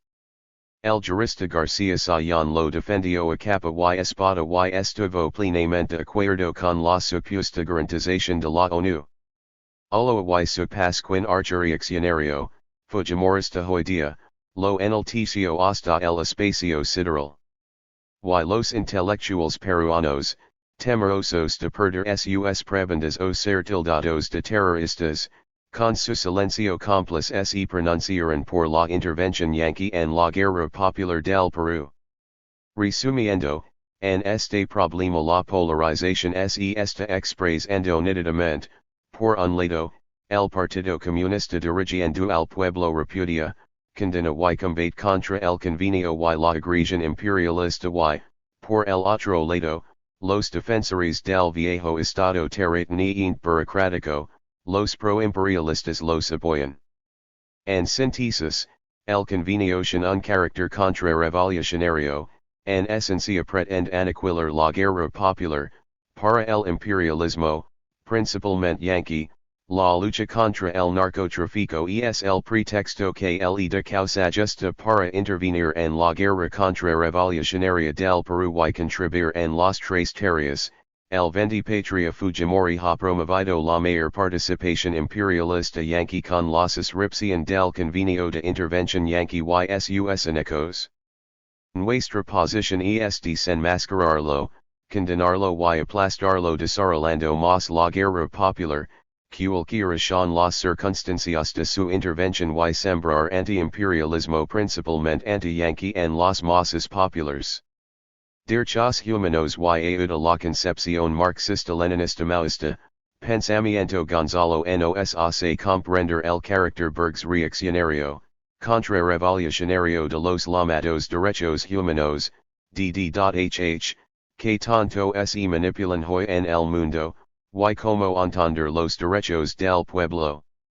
Marx en el tomo I de El Capital nos dice, la órbita de la circulación, o del cambio de mercancías, dentro de cuyas fronteras se desarrolla la compra y la venta de la fuerza de trabajo, era, en realidad, el verdadero paraíso de los derechos del hombre. Dentro de estos linderos, solo reinan la libertad, la igualdad, la propiedad y Bentham J. Bentham. 1748-1832, economista inglés, su teoría es el utilitarismo, antecedente del pragmatismo. La libertad, pues el comprador y el vendedor de una mercancía, vgr de la fuerza de trabajo, no obedecen a más ley que la de su libre voluntad. Contratan como hombres libres y iguales ante la ley. El contrato es el resultado final en que sus voluntades cobran una expresión jurídica común.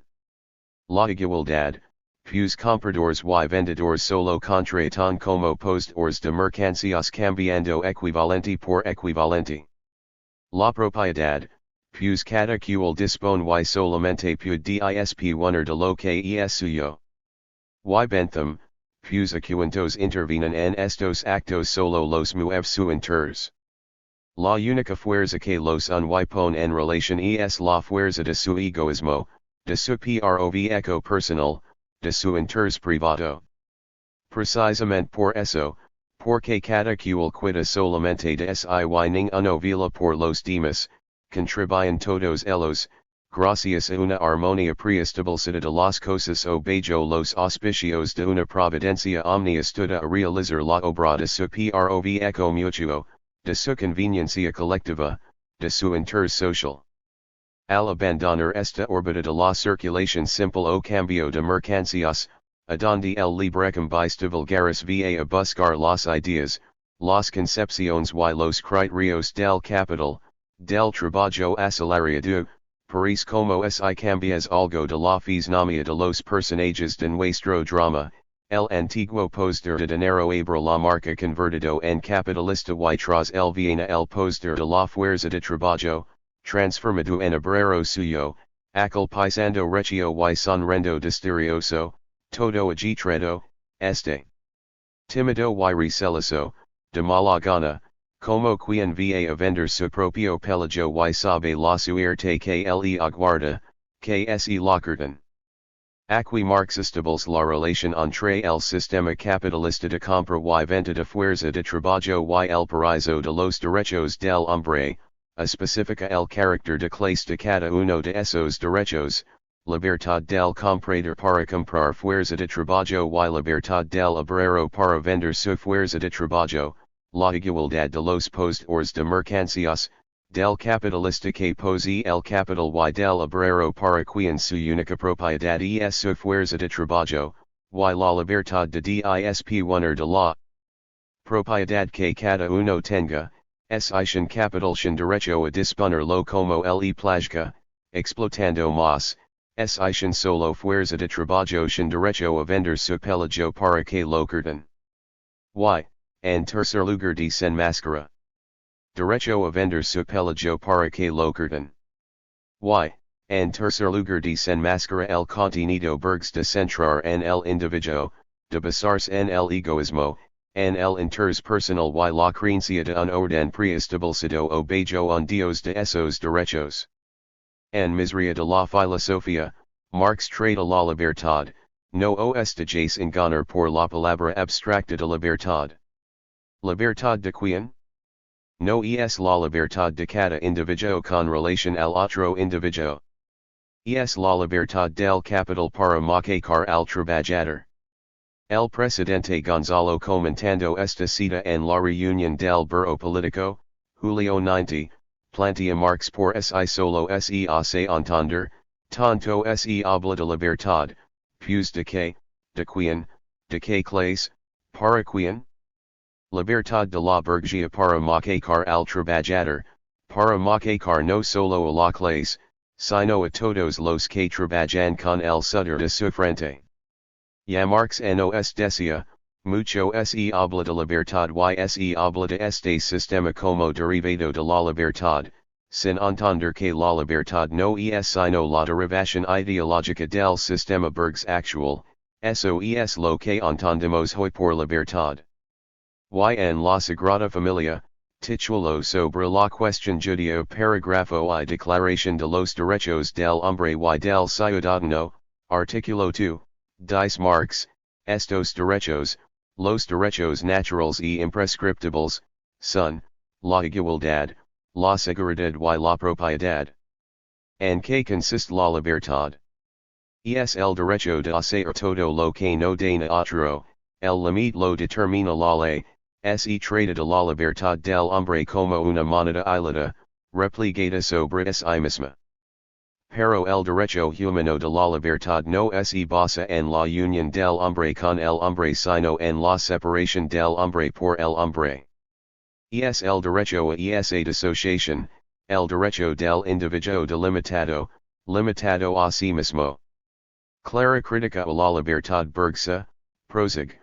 La aplicación práctica del hombre, de la libertad, es el derecho humano de la propiedad privada. El derecho humano de la propiedad privada, es por tanto el derecho a disfrutar de su patrimonio y a disponer de él arbitrariamente, según su agrado, sin atender a los demás hombres, independiente de la sociedad es el derecho del interés personal. Es el problema del derecho humano de la libertad aquella libertad individual y esta aplicación suya, constituyen el fundamento de la sociedad burguesa por tanto la libertad burguesa es en esencia el derecho humano de la propiedad privada, y la propiedad privada es el derecho a disfrutar de su patrimonio y a disponer de ella en su interés personal, que constituye el fundamento de la sociedad burguesa. Sociedad que hace que el hombre no encuentre en ella la realización sino la limitación de su libertad y proclama por encima de todo el derecho humano de disfrutar y de disponer arbitrariamente de sus bienes, de sus productos, de sus frutos, de su trabajo y de su industria. Eso es lo que proclama en esencia el frutos, de su trabajo y de su industria.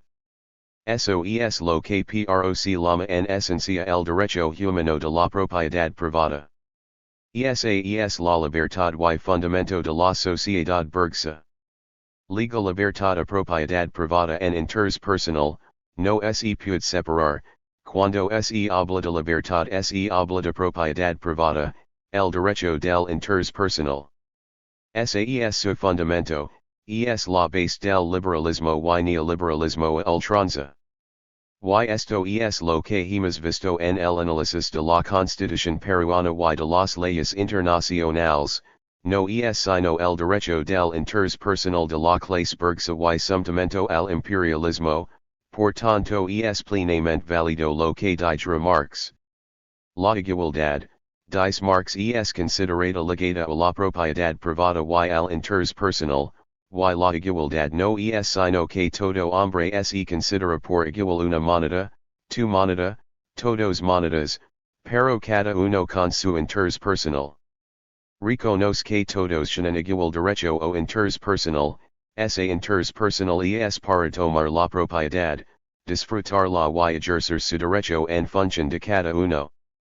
La seguridad, que también enumera el artículo y lo transcribe, dice es el supremo concepto social de la sociedad burguesa, el concepto de la policía. Según el cual toda la sociedad existe solamente para garantizar a cada uno de sus miembros la conservación de su persona, de sus derechos y de su propiedad.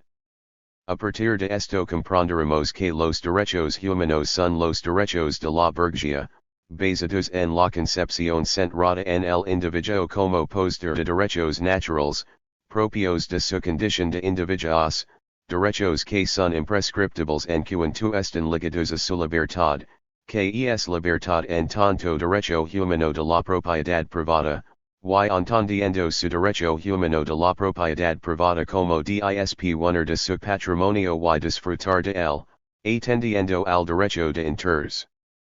Personal que es el fundamento de la sociedad burguesa. De estos criterios deriva la igualdad, derecho de cada individuo a ejercer el derecho de su propio inters, de la propiedad privada, de su derecho de inters personal. Y la seguridad, el supremo concepto de la sociedad burguesa, destacar el concepto de policía, dice Marx que una sociedad burguesa requiere de un aparato que garantice los derechos de los individuos, su derecho de propiedad privada. Todos los comentarios son del presidente Gonzalo en el tu pleno del Comité Central, Oct. Feb 91-90 seconds. Lenin. El presidente Gonzalo en elecciones, no. Guerra Popular, S.I. Se reafirma en lo que Lenin escribe sobre este mismo problema en su texto Economía política en la época de la dictadura del proletariado en su parte V, al tratar socialismo, clases y dictadura del proletariado, bajo el capitalismo, el proletariado era una clase oprimida, carente de toda propiedad sobre los medios de producción, la única clase directa y totalmente contractaria a la burguesía, y por de producción, la única clase directa y totalmente contractaria a la burguesía, y por lo tanto la única capaz de ser revolucionaria hasta el fin. Las frases generales sobre la libertad, la igualdad y la democracia no son, en realidad otra cosa que la ciega repetición de conceptos calcados sobre el molde de las relaciones de producción mercantil. Que a resolver por medio de estas frases generales las tareas concretas de la dictadura del proletariado equivale a pasarse en toda la línea a las posiciones teóricas, de principio, de la burguesía. Desde el punto de vista del proletariado, el problema se formula así: libertad con respecto a la opresión de qué clase? Igualdad entre qué clases? Democracia en base a la propiedad o en base a la lucha por la abolición de la propiedad privada, etc. La primera no es a saber el papel revolucionario del proletariado frente al papel reaccionario de la burguesía. En la segunda está tan nítido el carácter de clase de libertad, igualdad y democracia que basta reproducir la Presidente Mao. También en el mismo texto el presidente Gonzalo transcribe. Y en lo referente a la libertad y democracia, el presidente Mao nos enseña, en realidad, en el mundo solo hay libertad y democracia concretas, y no existen libertad y democracia abstractas. En una sociedad donde existe lucha de clases, hay libertad para que las clases explotadoras exploten al pueblo trabajador, no hay libertad para que este no sea explotado, Si hay democracia para la burguesía no la hay para el proletariado y el resto del pueblo trabajador. En algunos países capitalistas también se permite la existencia legal de algunos partidos comunistas, pero únicamente en la medida que esto no pone en peligro los intereses fundamentales de la burguesía, no está permitida más allá de ese límite. Los que piden libertad y democracia en abstracto creen que la democracia es un fin y no un medio. A veces la democracia parece un fin, pero en realidad es solo un medio. El marxismo nos enseña que la democracia forma parte de la superestructura y pertenece a la categoría de la política. Esto significa que, en fin de cuentas, la democracia sirve a la base económica. Lo mismo ocurre con la libertad. Tanto la democracia como la libertad son relativas y no absolutas, han surgido y se desarrollan en el curso de la historia. En el seno del pueblo la democracia es correlativa con el centralismo, y la libertad, con la disciplina. Son dos aspectos distintos de un todo único, contradictorios y a la vez unidos. No debemos recalcar unilateralmente uno de ellos negando el otro. En el seno del pueblo no se puede prescindir de la libertad, tampoco se puede excluir la disciplina, no se puede prescindir de la democracia, tampoco se puede excluir el centralismo. Tal unidad de democracia y centralismo, de libertad y disciplina, constituyen nuestro centralismo democrático. Bajo este sistema, el pueblo disfruta de una democracia y una libertad amplia, pero al mismo tiempo debe mantenerse dentro de los límites de la disciplina socialista. Esta verdad la comprenden bien. Dentro de los límites de la disciplina socialista. Esta verdad la comprenden bien las grandes masas populares. Así, el presidente Mao elevando el problema de los derechos y libertades fundamentado y desarrollado por Marx y Lenin, recalca el carácter de clase de los mismos, su base ideológica burguesa centrada en el individuo, en el egoísmo, y, la relación entre derechos y sistema social. Hasta aquí hemos visto la concepción marxista-leninista maoísta. Ahora, esbozamos algo del preciso seguido en el mundo por la oligarquía financiera en cuanto a dd.hh. La oligarquía financiera, clase del imperialismo y especificación de la gran burguesía, siempre ha enarbolado las viejas y rayadas banderas de dd.hh. Para expandir su dominio mundial, fue en nombre de los dd.hh. Que el presidente norteamericano Wilson participó en la guerra mundial para erigir a EE.UU. Como potencia imperialista y actuó en la primera gran guerra de rapina para repartirse el mundo. El 41, con FD.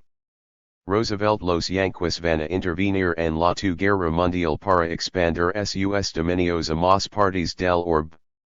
Después de la guerra y para garantizar su expansión, dominio y influencia promovió la Declaración Universal de los Derechos Humanos en la ONU, organismo pro-imperialista garante de las superpotencias y potencias imperialistas.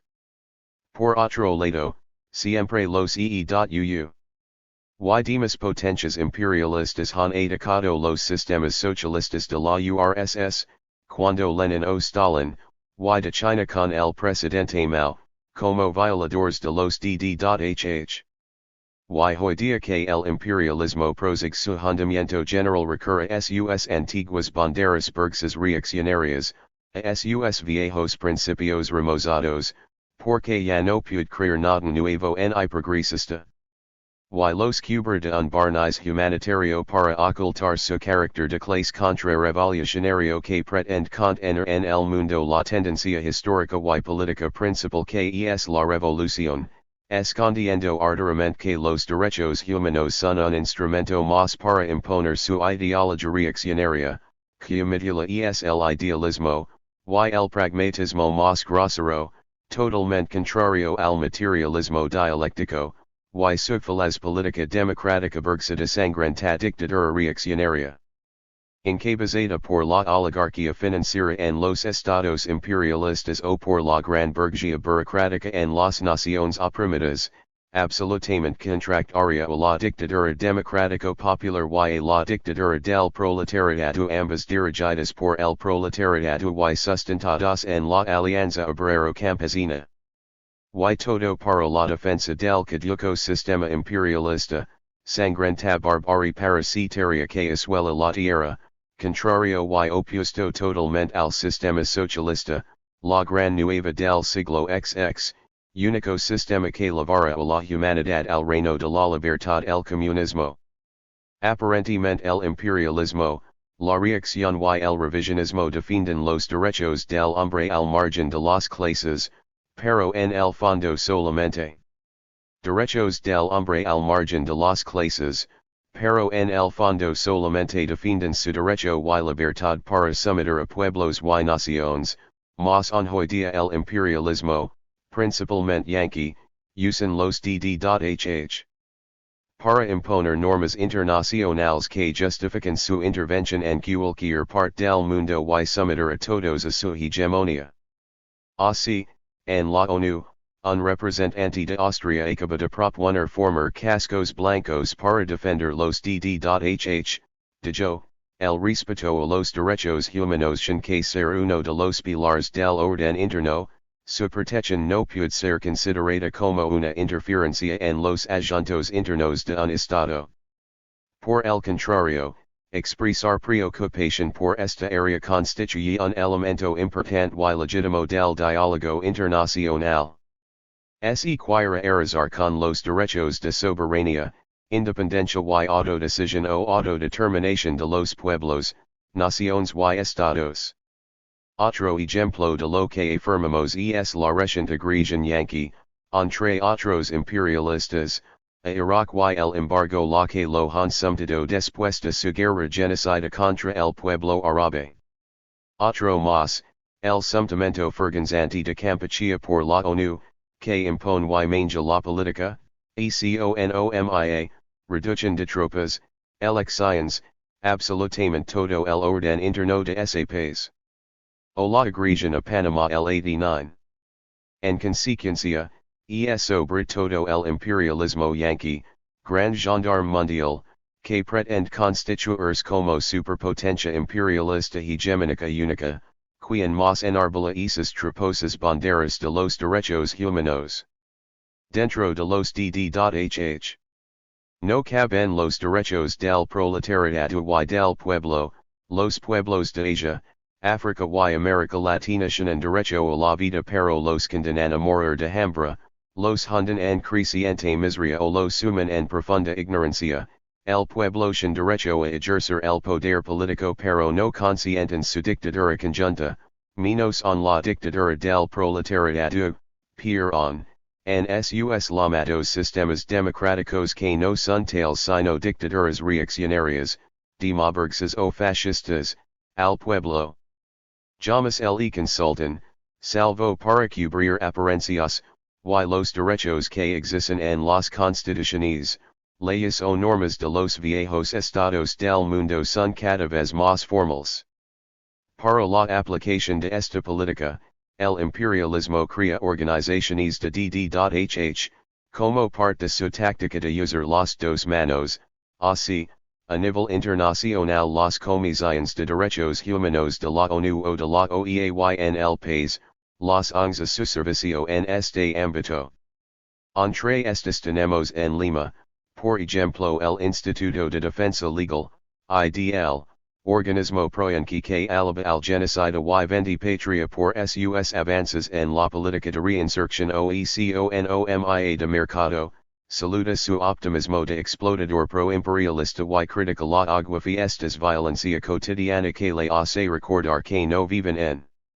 Critica la aguafiestas violencia cotidiana que le hace recordar que no viven en el país de las maravillas, quiere decir que, sin la guerra popular las políticas de explotación y entrega total al imperialismo Yankee son bienvenidas por estos defensores de los derechos humanos, sirvientes directos de los Yankees que exigen simplemente la llamada pacificación, O si la estrategia contrarrevolucionaria de la guerra de baja intensidad, promotores divinos y siniestros periodistas.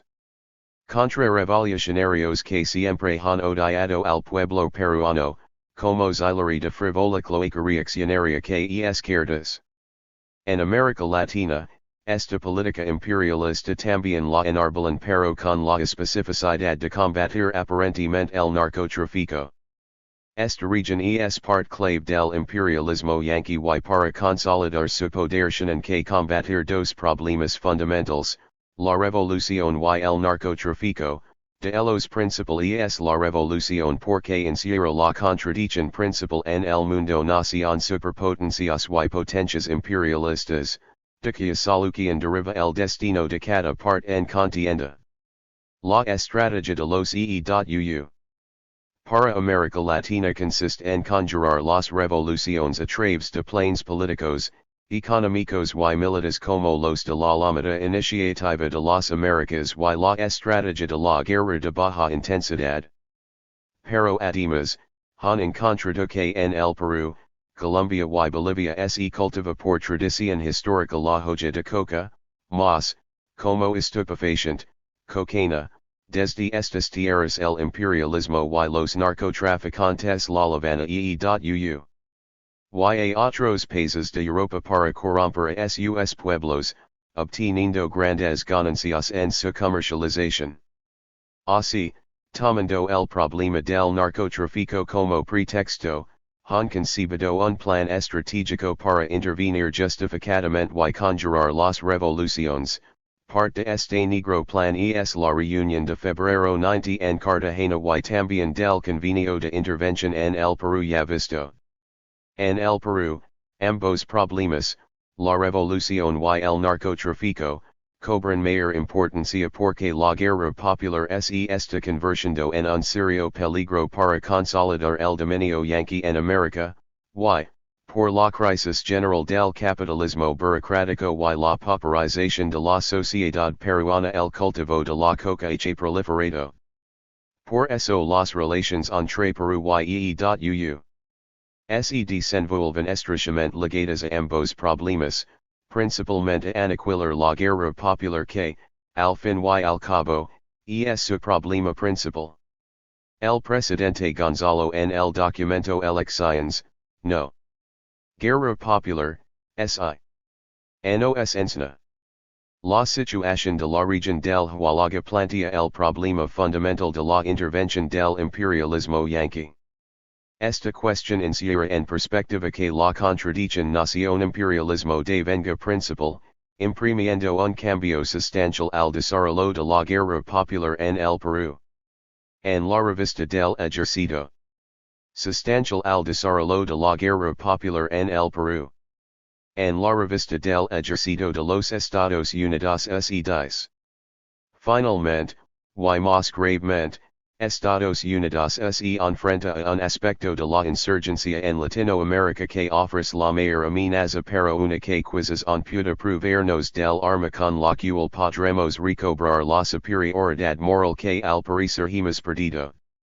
Hay una alianza entre algunos narcotraficantes y algunos insurgentes. Varios países en Latinoamérica se enfrentan a la corrupción de sus gobernantes y oficiales militares. Estos países se esfuerzan por tratar el problema con apoyo inseguro de los Estados Unidos y con variables grados de éxito. Los dólares ganados por los narcotraficantes se entregan a las calles desiertas guerrilleros o, posiblemente en forma de armas y abastecimientos, a las manos de la guerrilla. Una solidificación en la percepción del público y el Congreso de esta conexión conducirá el necesario apoyo para contrarrestar a los terroristas guerrilleros/narcotraficantes en este hemisferio. Sería bastante fácil generar tal apoyo una vez probada la conexión y declarada una guerra total por la autoridad de mando nacional. El Congreso tendría dificultad en impedir el apoyo para nuestros aliados con el entrenamiento, asesoramiento, y asistencia de seguridad necesarios para cumplir con la misión. Los grupos religiosos y académicos que han apoyado incansablemente la insurgencia en Latinoamérica se verían en una posición moral indefendible. Sobre todo, tendríamos una posición moral intachable desde la cual lanzar un esfuerzo ofensivo coordinado para el cual dispondríamos de los recursos del Departamento de Defensa y los de otras fuentes. La reciente operación en Bolivia es un primer paso. En lugar de responder defensivamente a cada insurgencia según el caso individual, podremos tomar acciones de concierto con nuestros aliados. En lugar de sumergirnos en el enredo legislativo y los constreñimientos financieros que caracterizan nuestra postura de asistencia de seguridad, podremos responder con la mayor presteza a la amenaza. En lugar de debatir cada amenaza distinta, podemos empezar a percibir al hemisferio como una entidad y por fin llegar a desarrollar la visión que mucho nos hace falta. Military Review, edition Hispanoamericana, Mayo 1987, pags 49 a 51. Así, plantea que el llamado narcoterrorismo es un arma para recobrar superioridad moral del imperialismo yanqui, que le dota de posición moral. Superioridad moral del imperialismo yanqui, que le dota de posición moral para ofensiva coordinada y le proporciona visión hemisférica de la cual cares. Estos criterios obviamente más desarrollados, que en la política yanqui, y vemos muy claramente que siniestros son los planes que encierra informar de narcoterrorismo a la guerra popular y a quien sirva, y a donde apunta el viejo estado, la reacción, el revisionismo, los oportunistas y sus laqueos de toda ralia cuando desenvuelven desde hace años su archa reaccionaria campana de imputar y llamar narcoterrorismo a la guerra popular. Simple y llanamente promover y apoyar la intervención y agresión del imperialismo yanqui, sirviendo y defendiendo sus intereses, así como los de la reacción peruana. Por esto, debemos desenmascarar más la negra esencia contrarrevolucionaria de presentar como terrorismo o narcoterrorismo a la guerra popular, denunciar la creciente intervención yanqui y sus planes de agresión, impulsar la campana anti-imperialista yanquis go home, apuntar más y esforzarnos por unir al pueblo peruano, a su inmensa mayoría sobre la base de la alianza obrero-campesina, prepararnos ideológica y política, orgánica y militarmente para seguir desarrollando la guerra popular. Cualquiera son las circunstancias, enarbolando más el marxismo-leninismo-maoísmo, pensamiento Gonzalo, seguir combatiendo cada día tenaz y indeclinablemente por conquistar el poder en todo el país en función de la revolución proletaria mundial, a la cual estamos más ligados que nunca por la causa inmarcesible del comunismo, y golpear certera y contundentemente al enemigo cualquiera que se y más on al propio imperialismo yanqui. Pags, 38 a 40. Otra cuestión íntimamente ligada a los derechos humanos es la legitimación, contenido clave de la estrategia yanqui de guerra de baja intensidad, por la cual los regímenes aliados deben ser democráticamente elegidos, satisfacer necesidades básicas y respetar los DD.hh. Pero en la votación lograda por Fujimori, en la insatisfacción creciente de las necesidades fundamentales del pueblo peruano, en la carente autoridad moral de cínico demagogo que aplica todo lo que negó durante su campaña electoral, en su sistemática política genocida lo legitiman, por el contrario, Fujimori pierde más legitimidad cada día ante el pueblo peruano. En conclusión, hoy, que el imperialismo está en su hundimiento final, sus derechos humanos son tramposas y caducas banderas burguesas, contrarrevolucionarias, cobertura que legitima la intervención imperialista en cualquier parte del mundo, recurso engañoso para imponer su dominio, medio para condicionar su ayuda y instrumento para contener o derrocar revoluciones. Quien con más vehemencia y hipocresía los enarbola es el imperialismo yanqui que pretende erigir superpotencia hegemónica única. Por Imperialismo Yankee que pretende erigir superpotencia hegemónica única. Por todo lo visto, nuestra posición es bien clara, rechazamos y condenamos los derechos humanos porque son derechos burgueses, reaccionarios, contrarrevolucionarios, son hoy arma de revisionistas y imperialistas, principalmente del imperialismo yanqui. Enarbolar los derechos humanos en el Perú, es avalar la siniestra política intervencionista del imperialismo principalmente yanqui, server al temado genocida 20 patria Fujimori, y trabajar por las tres tareas del viejo estado, es negar el hambre y el genocidio que sufren las masas, es ponerse los derechos del pueblo, es ser peón y carne de cañón de la guerra de baja intensidad en contra de la guerra popular, es en síntesis, estar por el imperialismo, contra la nación peruana, por la gran burguesía y los terratenientes en contra de las masas populares, es venderse al pasado infame en contra del futuro brillante. En lo referente a la ayuda imperialista, no es sino inversión altamente rindente en sus semicolonias, aliados o amigos a quienes exige garantías para sus capitales y la demanda legitimidad y respeto a los dd.hh. Para garantizar sus intereses de clase, la propiedad privada, la economía de mercado, la libertad de acción para sofocar guerras revolucionarias o provocar guerras de rapina locales y hasta mundiales. Sentido esto, vimos el ferganzante regate entre el mayor productor y el mayor consumidor, por la llamada ayuda. El riesgo de suspensión de la ayuda estipulada en el convenio de intervención yankee ante la persistente violación de los dd.hh. En la guerra contrasubversiva, no en ninguna lucha contra el narcotráfico. Lavoa que el genocida y obsecuente pro-imperialista yankee, Fujimori, presuroso emitiera una serie de dispositivos legales por encargo y asesoramiento directo de especialistas norteamericanos, que estuviera a punto de no viajar porque nada de dinero traía al país, y, que por arte de magia se redujeron las denuncias de desapariciones y ejecuciones extrajudiciales. En visita, no oficial, siervo y amo se encontraron para tramar contra el pueblo peruano, el papel principal del laqueo fue, además, ofrecer en venta todo el Perú, así como aceptar a ciegas todas las condiciones impuestas por el patrón. Los diarios clamaban, dd.hh.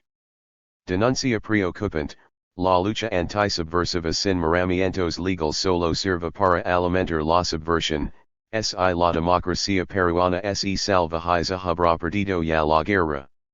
Solo las dictaduras más sangrantes pueden exhibir un récord de violación de dd.hh. Como el Perú. Del total de casos de desaparecidos reportados a las NN.uu. Naciones Unidas, durante el año pasado, 60% provienen del Perú. La subversión busca justamente que la democracia se descalifica a misma con actos de este tipo. Justamente que la democracia se descalifica a misma con actos de este tipo. Apreciación subjetiva que oculta la realidad, pues por su propia naturaleza contrarrevolucionaria en que violentar sus propios principios, normas y leyes democracies. Una valiosa declaración señala, el hace perder legitimidad al Estado peruano y el Estado peruano cava silencioso su propia tumba. En el ámbito internacional, el secretario general de Amnistía Internacional destacó la situación del Perú es una de las más preocupantes, los militares no aceptan violaciones y las atribuyen a excesos individuales, en las zonas de emergencia estas violaciones son demasiado frecuentes como para atribuirlas a excesos por tanto, son sistemáticas. En Londres, también Amnistía Internacional, en Perú 300 hombres, mujeres y niños desaparecidos después de ser arrestados por fuerzas de seguridad, todavía practican la tortura. Posteriormente, son 150 los casos de desapariciones en Perú con el gobierno de Fujimori. La Comisión ONU de DD.HH. Por intermedio del representante peruano denunció el terrorismo viola los DD.HH. Y en el Perú empezaron las campanas y operativos para probar las vinculaciones de la subversión con el narcotráfico. El general, FAP, Velarde, presidente del CFA. Descubra. Contrato de comercialización y protección del narcotráfico por sendero. Incluso difunden que la subversión vende drogas a agentes de la DEA. Un grupo de senadores del Congreso norteamericano, encabezados por el senador Kennedy, encarga a Bush por la atroz violación de los DD.HH. En el Perú y porque ningún militar o policía haya sido sancionado o condenado se ponen a la ayuda al Perú. Dicen, los intentos de Bush por disimular las lamentables violaciones de los DD.HH. En el Perú no sirven a la causa de los DD.HH. Ni para eliminar el narcotráfico, esta violación violará la ley estadounidense y es una afrenta al Congreso, vergonzosa y fraudulenta, hasta que no haya verdadero progreso en Perú no se debería dar un centavo. Congreso norteamericano detuvo la ayuda de casi 100 millones de dólares al Perú por asistencia militar y desarrollo económico, hasta el 15 de septiembre del 91, después de esa fecha se tratará este problema ligado a los DD.HH. En Perú, el premier peruano rechaza la carta de los senadores norteamericanos. NEE.UU. Editorializan a favor de la ayuda. En el New York Post, los peores antecedentes de DD.HH. Pero sin sentido la cooperación militar limitada en contra de los narcotraficantes, en el Perú ninguna campana por el estilo puede tener éxito sin también atacar la conexión entre la industria de la cocaína y sendero luminoso. En el Washington Post, el ejército peruano actúa. Cocaína y sendero luminoso.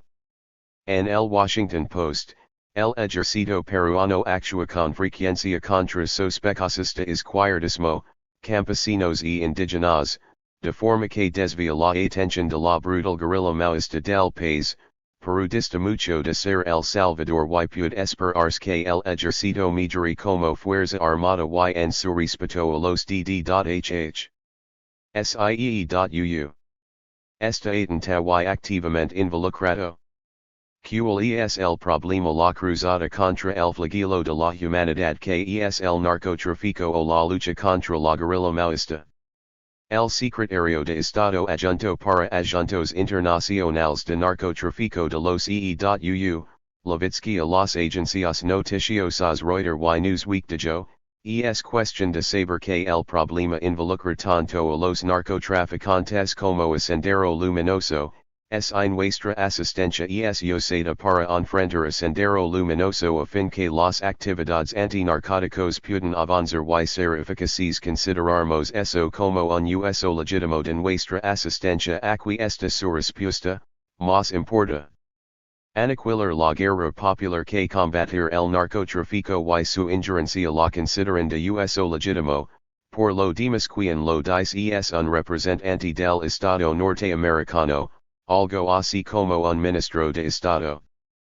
Prosigue, han hecho progresos en DD.HH, esperamos que el Congreso considere que es mejor actuar en Perú que simplemente dejarlo de lado.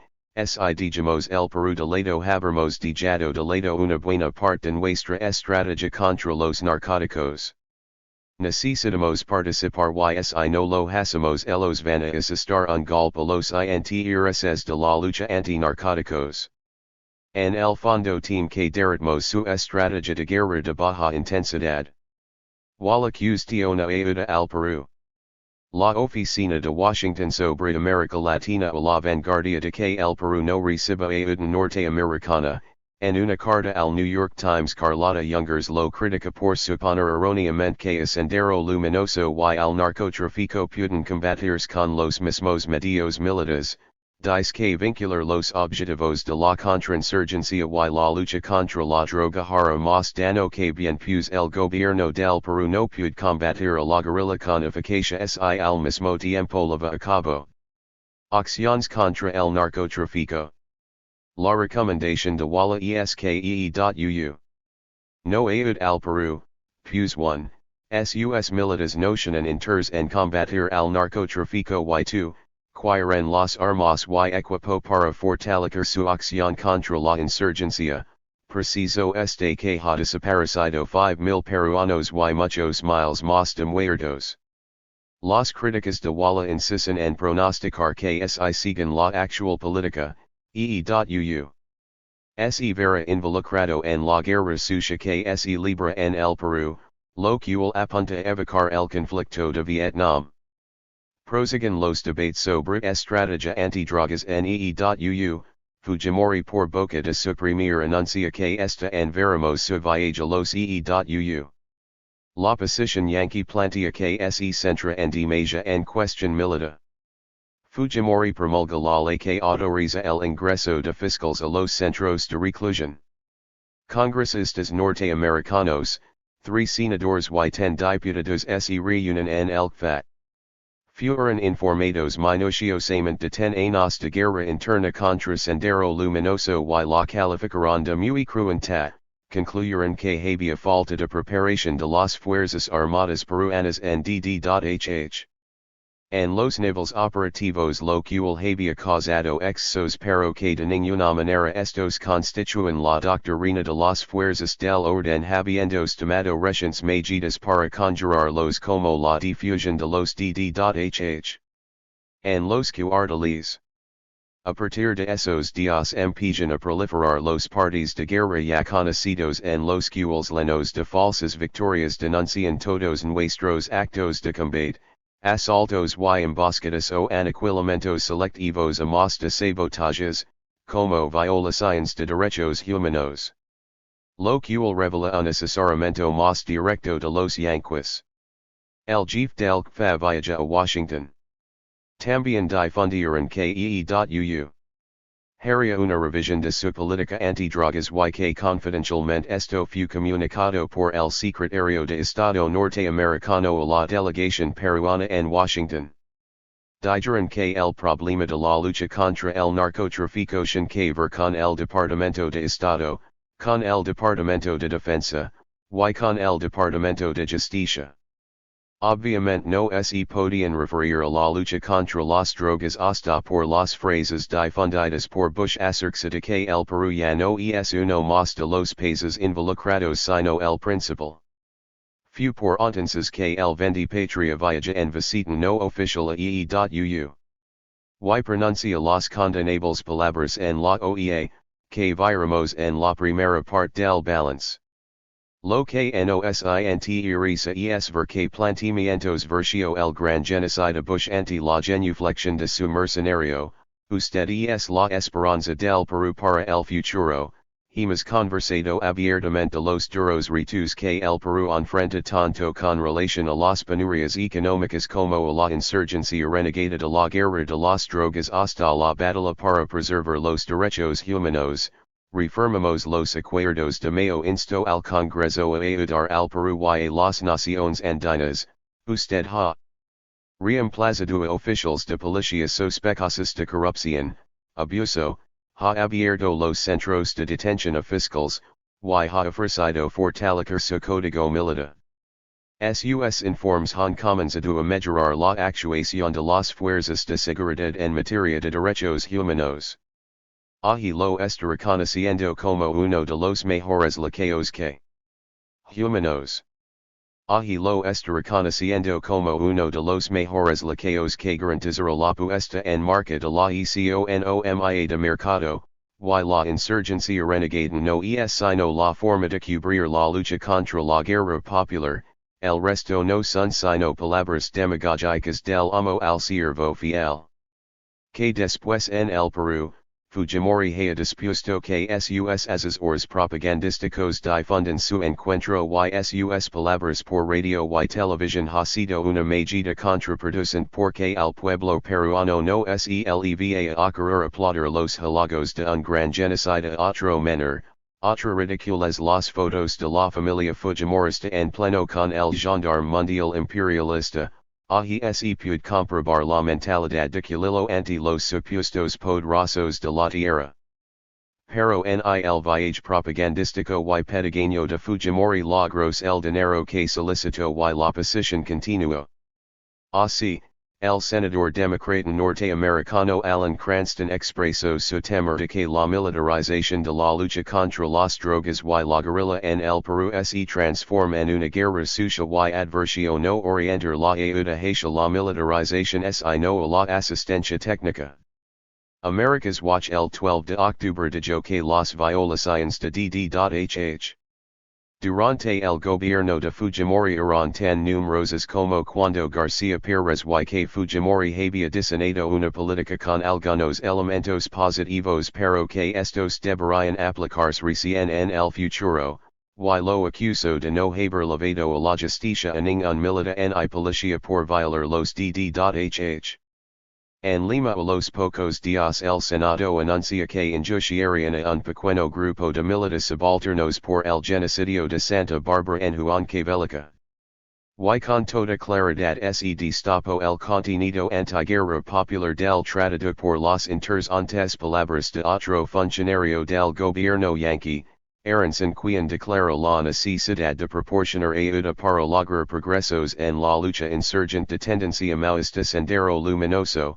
Dijo además que un plan integral para detener la producción de la hoja de coca exige derrotar a Sendero Luminoso, y que sería un paso en un largo cambio estructural. Finalmente, aceptan otorgar el dinero del convenio pero recordado en $10 millones a desembolsarse en 3 etapas dependiendo del progreso del Perú en respeto a DD.HH. Y acciones antidrogas.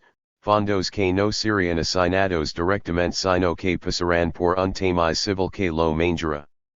Los 10 millones suspendidos iban a ser para equipar 3 batallones del ejército peruano pero como no han demostrado un respeto a los DD.HH.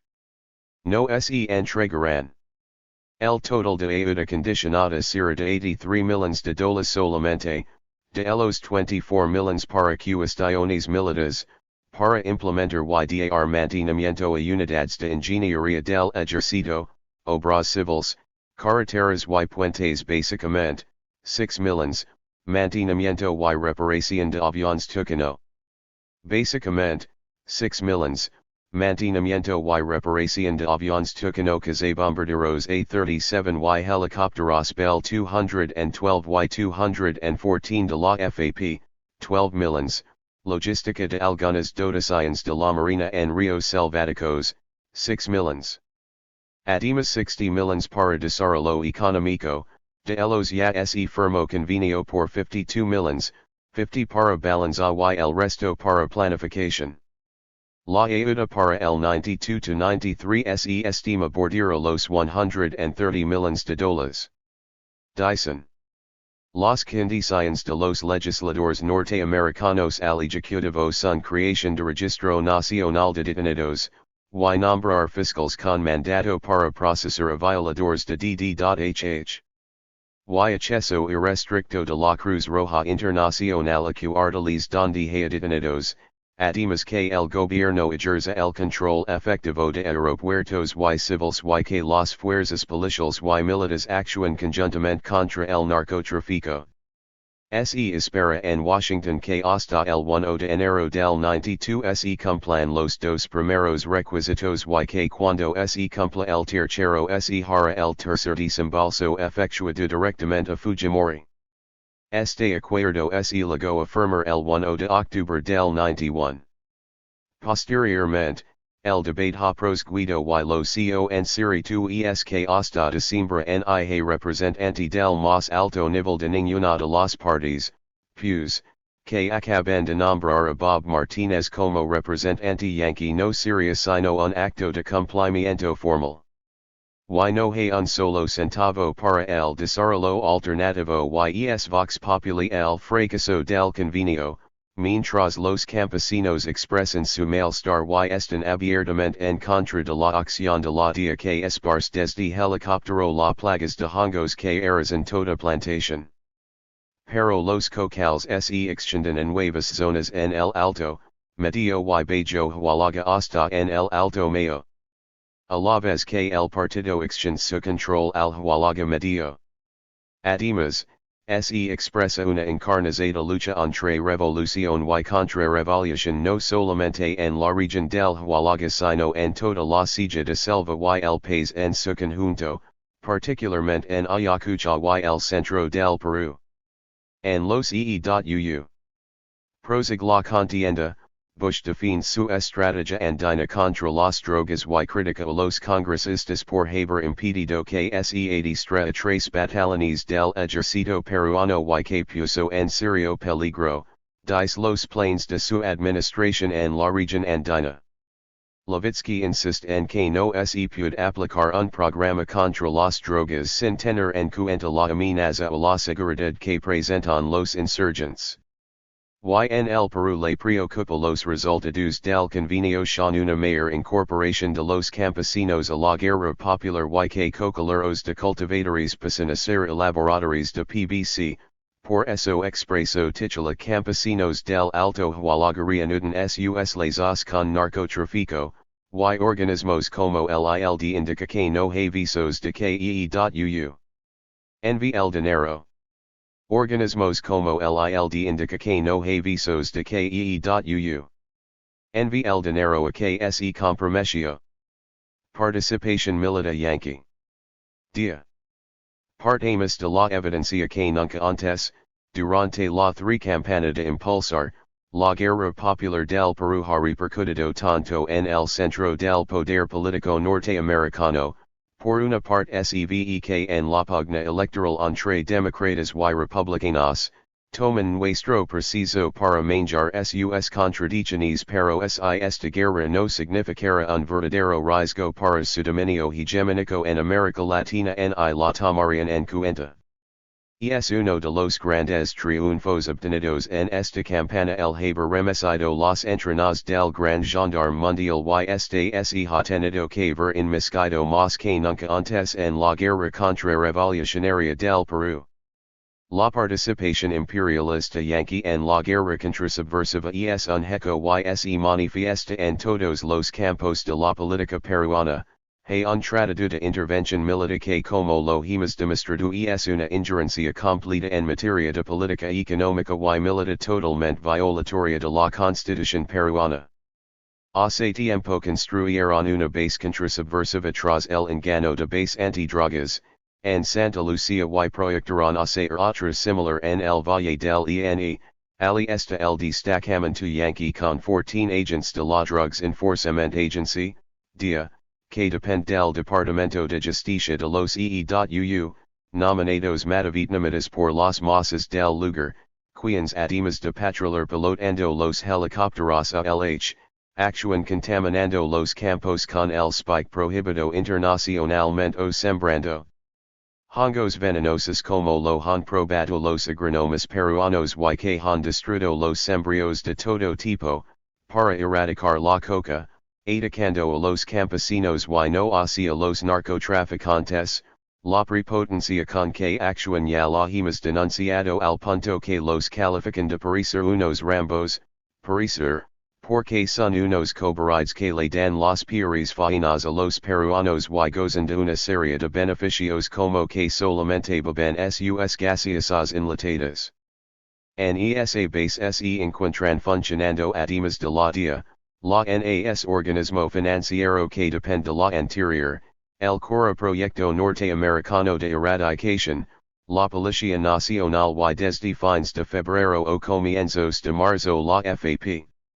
Hay asesores yanquis para guerra contrasubversiva, confirmado por el mismo Vendipatria, hay aviones del tipo AWACS, sistema de alerta y control, que colaboraron con la FAP por lo menos en dos ocasiones según lo proclamó la revista Lamena Oiga refiriéndose a las palabras del primer mandatario, se trataría de un Boeing E-3B Centinela que probó su eficacia en la guerra del Golfo. Trataría de un Boeing E-3B Centinela que probó su eficacia en la guerra del Golfo evidentemente no va a ser para la erradicación del cultivo de la coca sin que ver con los preparativos que ensayan en la intervención yanqui en la guerra contrasubversiva.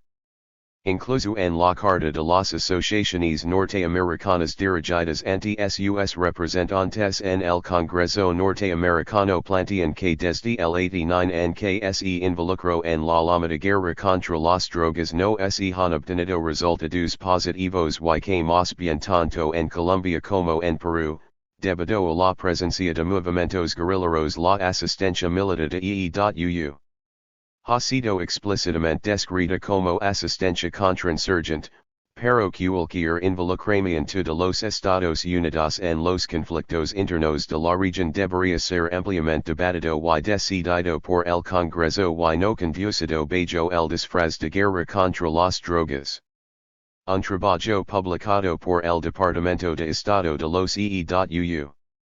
De abril 89 del Instituto de Investigación de Defensa Nacional de la Rand Corporation menciona que EE.UU adjudica a la guerra popular en el Perú un papel de creciente relevancia capaz de provocar un eventual colapso institucional, dice que si bien la acción de Sendero Luminoso ha crecido sustancialmente en los últimos 5 años no tendrá éxito hasta que pueda capturar las ciudades.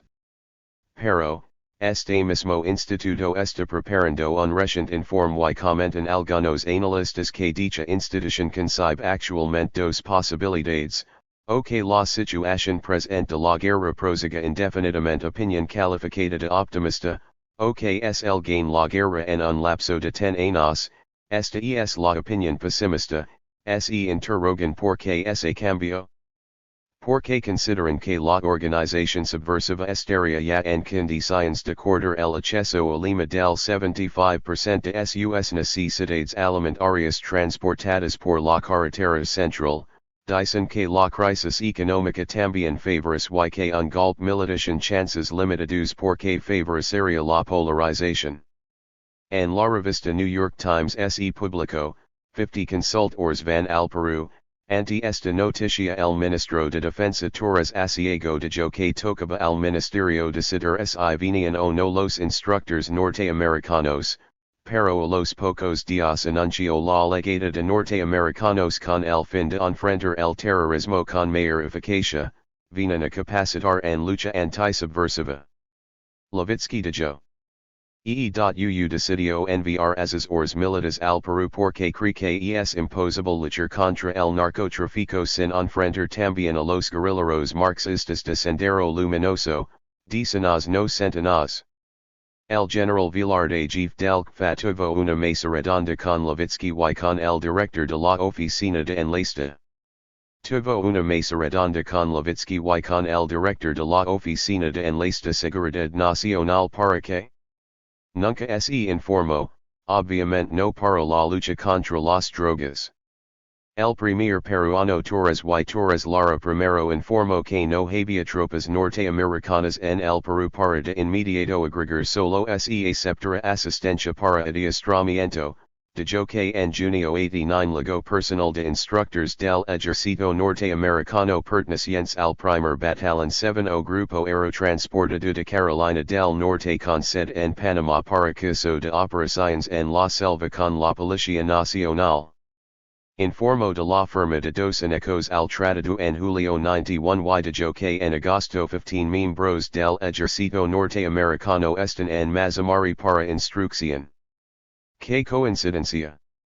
Precisamente cuando la guerra contrasubversiva se ha intensificado desde fines del 89 y el presente año, cuando el plan en el centro del país ha adquirido caracteres genocidas conocidos como los de Corea o Vietnam donde despedazaban los cuerpos para escarmentar. ¿Y quién asegura que solamente son esas decenas? Otro dado de gran importancia para evaluar la participación creciente del imperialismo yanqui es la serie de reuniones del gobierno peruano con los gobernantes yanquis, por ejemplo la reunión entre militares norteamericanos y peruanos en la que intercambian experiencia sobre justicia militar y dd.hh, reunión presidida por un contraalmirante de la Armada Peruana. Otras como las del Jefe del Comando Sur del Ejército de los EE.uu. George Jalwin que visitó a Fujimori, estuvieron presentes el presidente del CFA, Quentin y Azores. El 11 de noviembre otra misión yanqui visitó al presidente peruano, congresistas y subsecretario de Estado para América Latina, Ph. McLean, congresistas de Relaciones Exteriores, dd.hh, presupuesto y asuntos económicos para que, evidentemente para legislar en materia de pacificación principalmente y habría que interrogativos en la datación de los últimos 126 decretos leyes no han intervenido los propios norteamericanos. Por eso también el Chumbeck agent de la CIA embajador yanqui especialista en genocidio se meta acusar, tanto los miembros de SL como del MRTA y las fuerzas del orden que afectan los dd.hh. Son enemigos de la democracia, a la cual hay que preservar. Y para viajando a la selva, sobre todo al centro a comprobar el avance de los planes y se inmiscuye en la política económica y militar peruana, hasta ha felicitado al genocida vendi patria por la revolución liberal que aplica y en uno de los tantos foros en los que participó opino que no se trataba de envío de tropas norteamericanas al Perú. Nosotros planteamos la posibilidad de asistencia a las fuerzas militares y policiales del Perú via. Posibilidad de asistencia a las fuerzas militares y policiales del Perú via equipamiento y instructores en la medida en que el gobierno peruano lo solicite, no se trata entonces de militarizar la lucha contra las drogas sino de contribuir con elementos para una estrategia integral. Podemos compartir nuestra experiencia y hasta cierto punto nuestros propios recursos pero no se trata de que ee.uu. Senal cual es la solución. Para al poco tiempo agregar que no se podía diferencia entre un narcotraficante y un terrorista si estaba en combate. Y por los primeros 15 días de diciembre tuvo una prolongada reunión con el comando político militar del Frente Mantaro, con el general Pérez para coordinar programas de acción cívica dentro del llamado convenio, para rehabilitación y reparación de carreteras. También entregó herramientas por $1000 al Centro Juvenil Salesiano San Juan Bosco. Otra casualidad. La convergencia de los yanquis con los católicos, sobre todo los salesianos que representan mayor acaba de venir al Perú. Luego, una misión norteamericana visita Huancaya para ver avances de la lucha contra subversiva o que el amparo del trata de acquirir en implementar planes pilotos y comprobar sus resultados. Pero ¿cuál es el resultado de tal intervención? Acaban de publicar en el The New York Times del 10 de noviembre que la droga y la subversión dominan el Perú, por tanto es un evidente fracaso reconocido por ellos mismos. Hasta den cuenta de un ataque por el ejército peruano contra un helicóptero policial que aplicaba un herbicida con la participación de elementos de la DIA, que el centro de las acciones norteamericanas siguen siendo represivas y dicen que los esfuerzos de SL por capitalizar esos fracasos están logrando éxitos y que según una encuesta realizada por ellos un 34% piensa que podremos triunfar. También en la revista Newsweek en un artículo apoyo a la justicia acuerdo secreto, señalan que Bush pierde la guerra contra las drogas en las naciones andinas pese a la escalada militar en la región, basándose en documentos del Pentágono del Comando Sur, etc., sobre la alianza entre la guerrilla y el narcotráfico y los campesinos productores de la coca, en especial en Colombia y Perú. También revela las fuertes fricciones entre los agentes civiles y los militares mientras la escalada militar estadounidense en Latinoamérica está dentro del marco de la guerra de baja intensidad, para la DIA y la CIA el objetivo es desmantelar los cartels y enjuiciar a sus miembros. En esta operación apoyo a la justicia participarán grupos de élite para entrenamiento de militares latinos como los Boinas Verde, Comando Delta y los New Seals. Ya en el Newsweek de agosto pasado registraron el fracaso de sus planes en el. Ya en el Newsweek de agosto pasado registraron el fracaso de sus planes en el centro al reconocer que pese a las ofensivas perpetradas el mantenían presencia en muchas partes del lugar, dice, el ejército ha emprendido una contraofensiva este año, pero los rebeldes son en la única ley en muchas partes de la ciudad, se refiere a Huancayo. Reconocen además que 5,000 combatientes, confunden con militantes porque los combatientes son cientos de miles, han sido capaces de desafiar a un ejército de 120,000 hombres.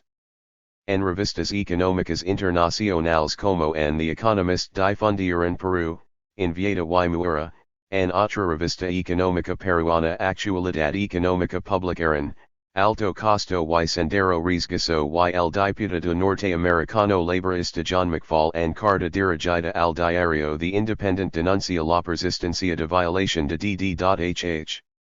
En el Perú indica que se han cometido diversos actos bárbaros a los que el gobierno parece incapaz de poner fin. Anad que en los 11 años de guerra ningún militar fue sancionado sino más bien ascendidos por sus violaciones de los DD.HH. Esto lo dijo en respuesta a la carta que el embajador Felipe Valdiviso Belanda respondía a denuncia sobre desaparecidos por el mes de diciembre. Luego, el representante demócrata Robert Torricelli, según el diario New York Times dijo, 6 aviones desper de los aeropuertos municipales con destino a Colombia, apoyados por las torres de control, sin ninguna inspección policial, y calificó de completamente corruptas a las fuerzas policiales y militares peruanas y criticó a su gobierno por respaldarlas. Y según el último informe de Walla en diciembre, dice que EE.UU. Pierde la guerra contra las drogas en los países andinos al haberse aumentado la producción de la hoja de coca en 28% en Bolivia, Colombia y Perú en 1990 y en 10% en 1991, acusó al gobierno yanqui de haber cambiado la guerra fría por la guerra contra las drogas en el objetivo político prioritario de su política hacia Latinoamérica, también dijo la estrategia de EE.UU. Para esos países no funciona, porque el narcotráfico en zonas alternativas de producción de coca y droga en Brasil, Ecuador y Venezuela. En el Perú Echeverri escribía propuesta antidrogas del Perú pasa a segundo plano en EE.UU. Entonces fracasa el tratado y lo apuntaron más a la acción contrarrevolucionaria, reflejan contradicciones entre el Departamento de Estado de EE.UU. Y el Departamento de Defensa que busca aplicar profundamente la guerra de baja intensidad para intervenir en forma más soterrada y conjurar la conquista del poder, de ahí que se esmeren en potencia sus láminas ayudas en alimentos, medicinas, etc. y propagandizarlas. Por todo lo expuesto podemos concluir que ya empezó la participación directa del imperialismo yanqui en la guerra contrasubversiva que se libra en el Perú con un tratado suscrito, con la presencia de instructores militares, con grupos operativos y con uso de armas nuevas anque como enseo. Además de su operativos y con uso de armas nuevas anque como enseo. Además de su actuación en la elaboración, ejecución y evaluación de planes específicos de acción contrasubversiva, políticos y económicos tras el cuento de guerra contra las drogas, agudizándose más sus contradicciones internas en cuanto al manejo de la guerra de baja intensidad en el Perú. Durante el primer año de Fujimori se han detectado además de los viajes a los EE.UU.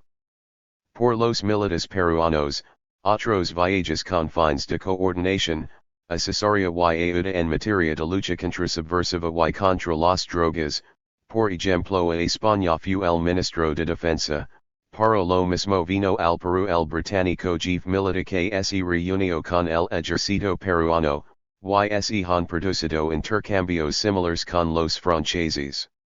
Aparte de las coordinaciones con Chile por la PNP. Y acaba de venir el general, inglés Clutter Basque uno de los jefes de la subversión en Malaysia a dar charlas en el IPAE.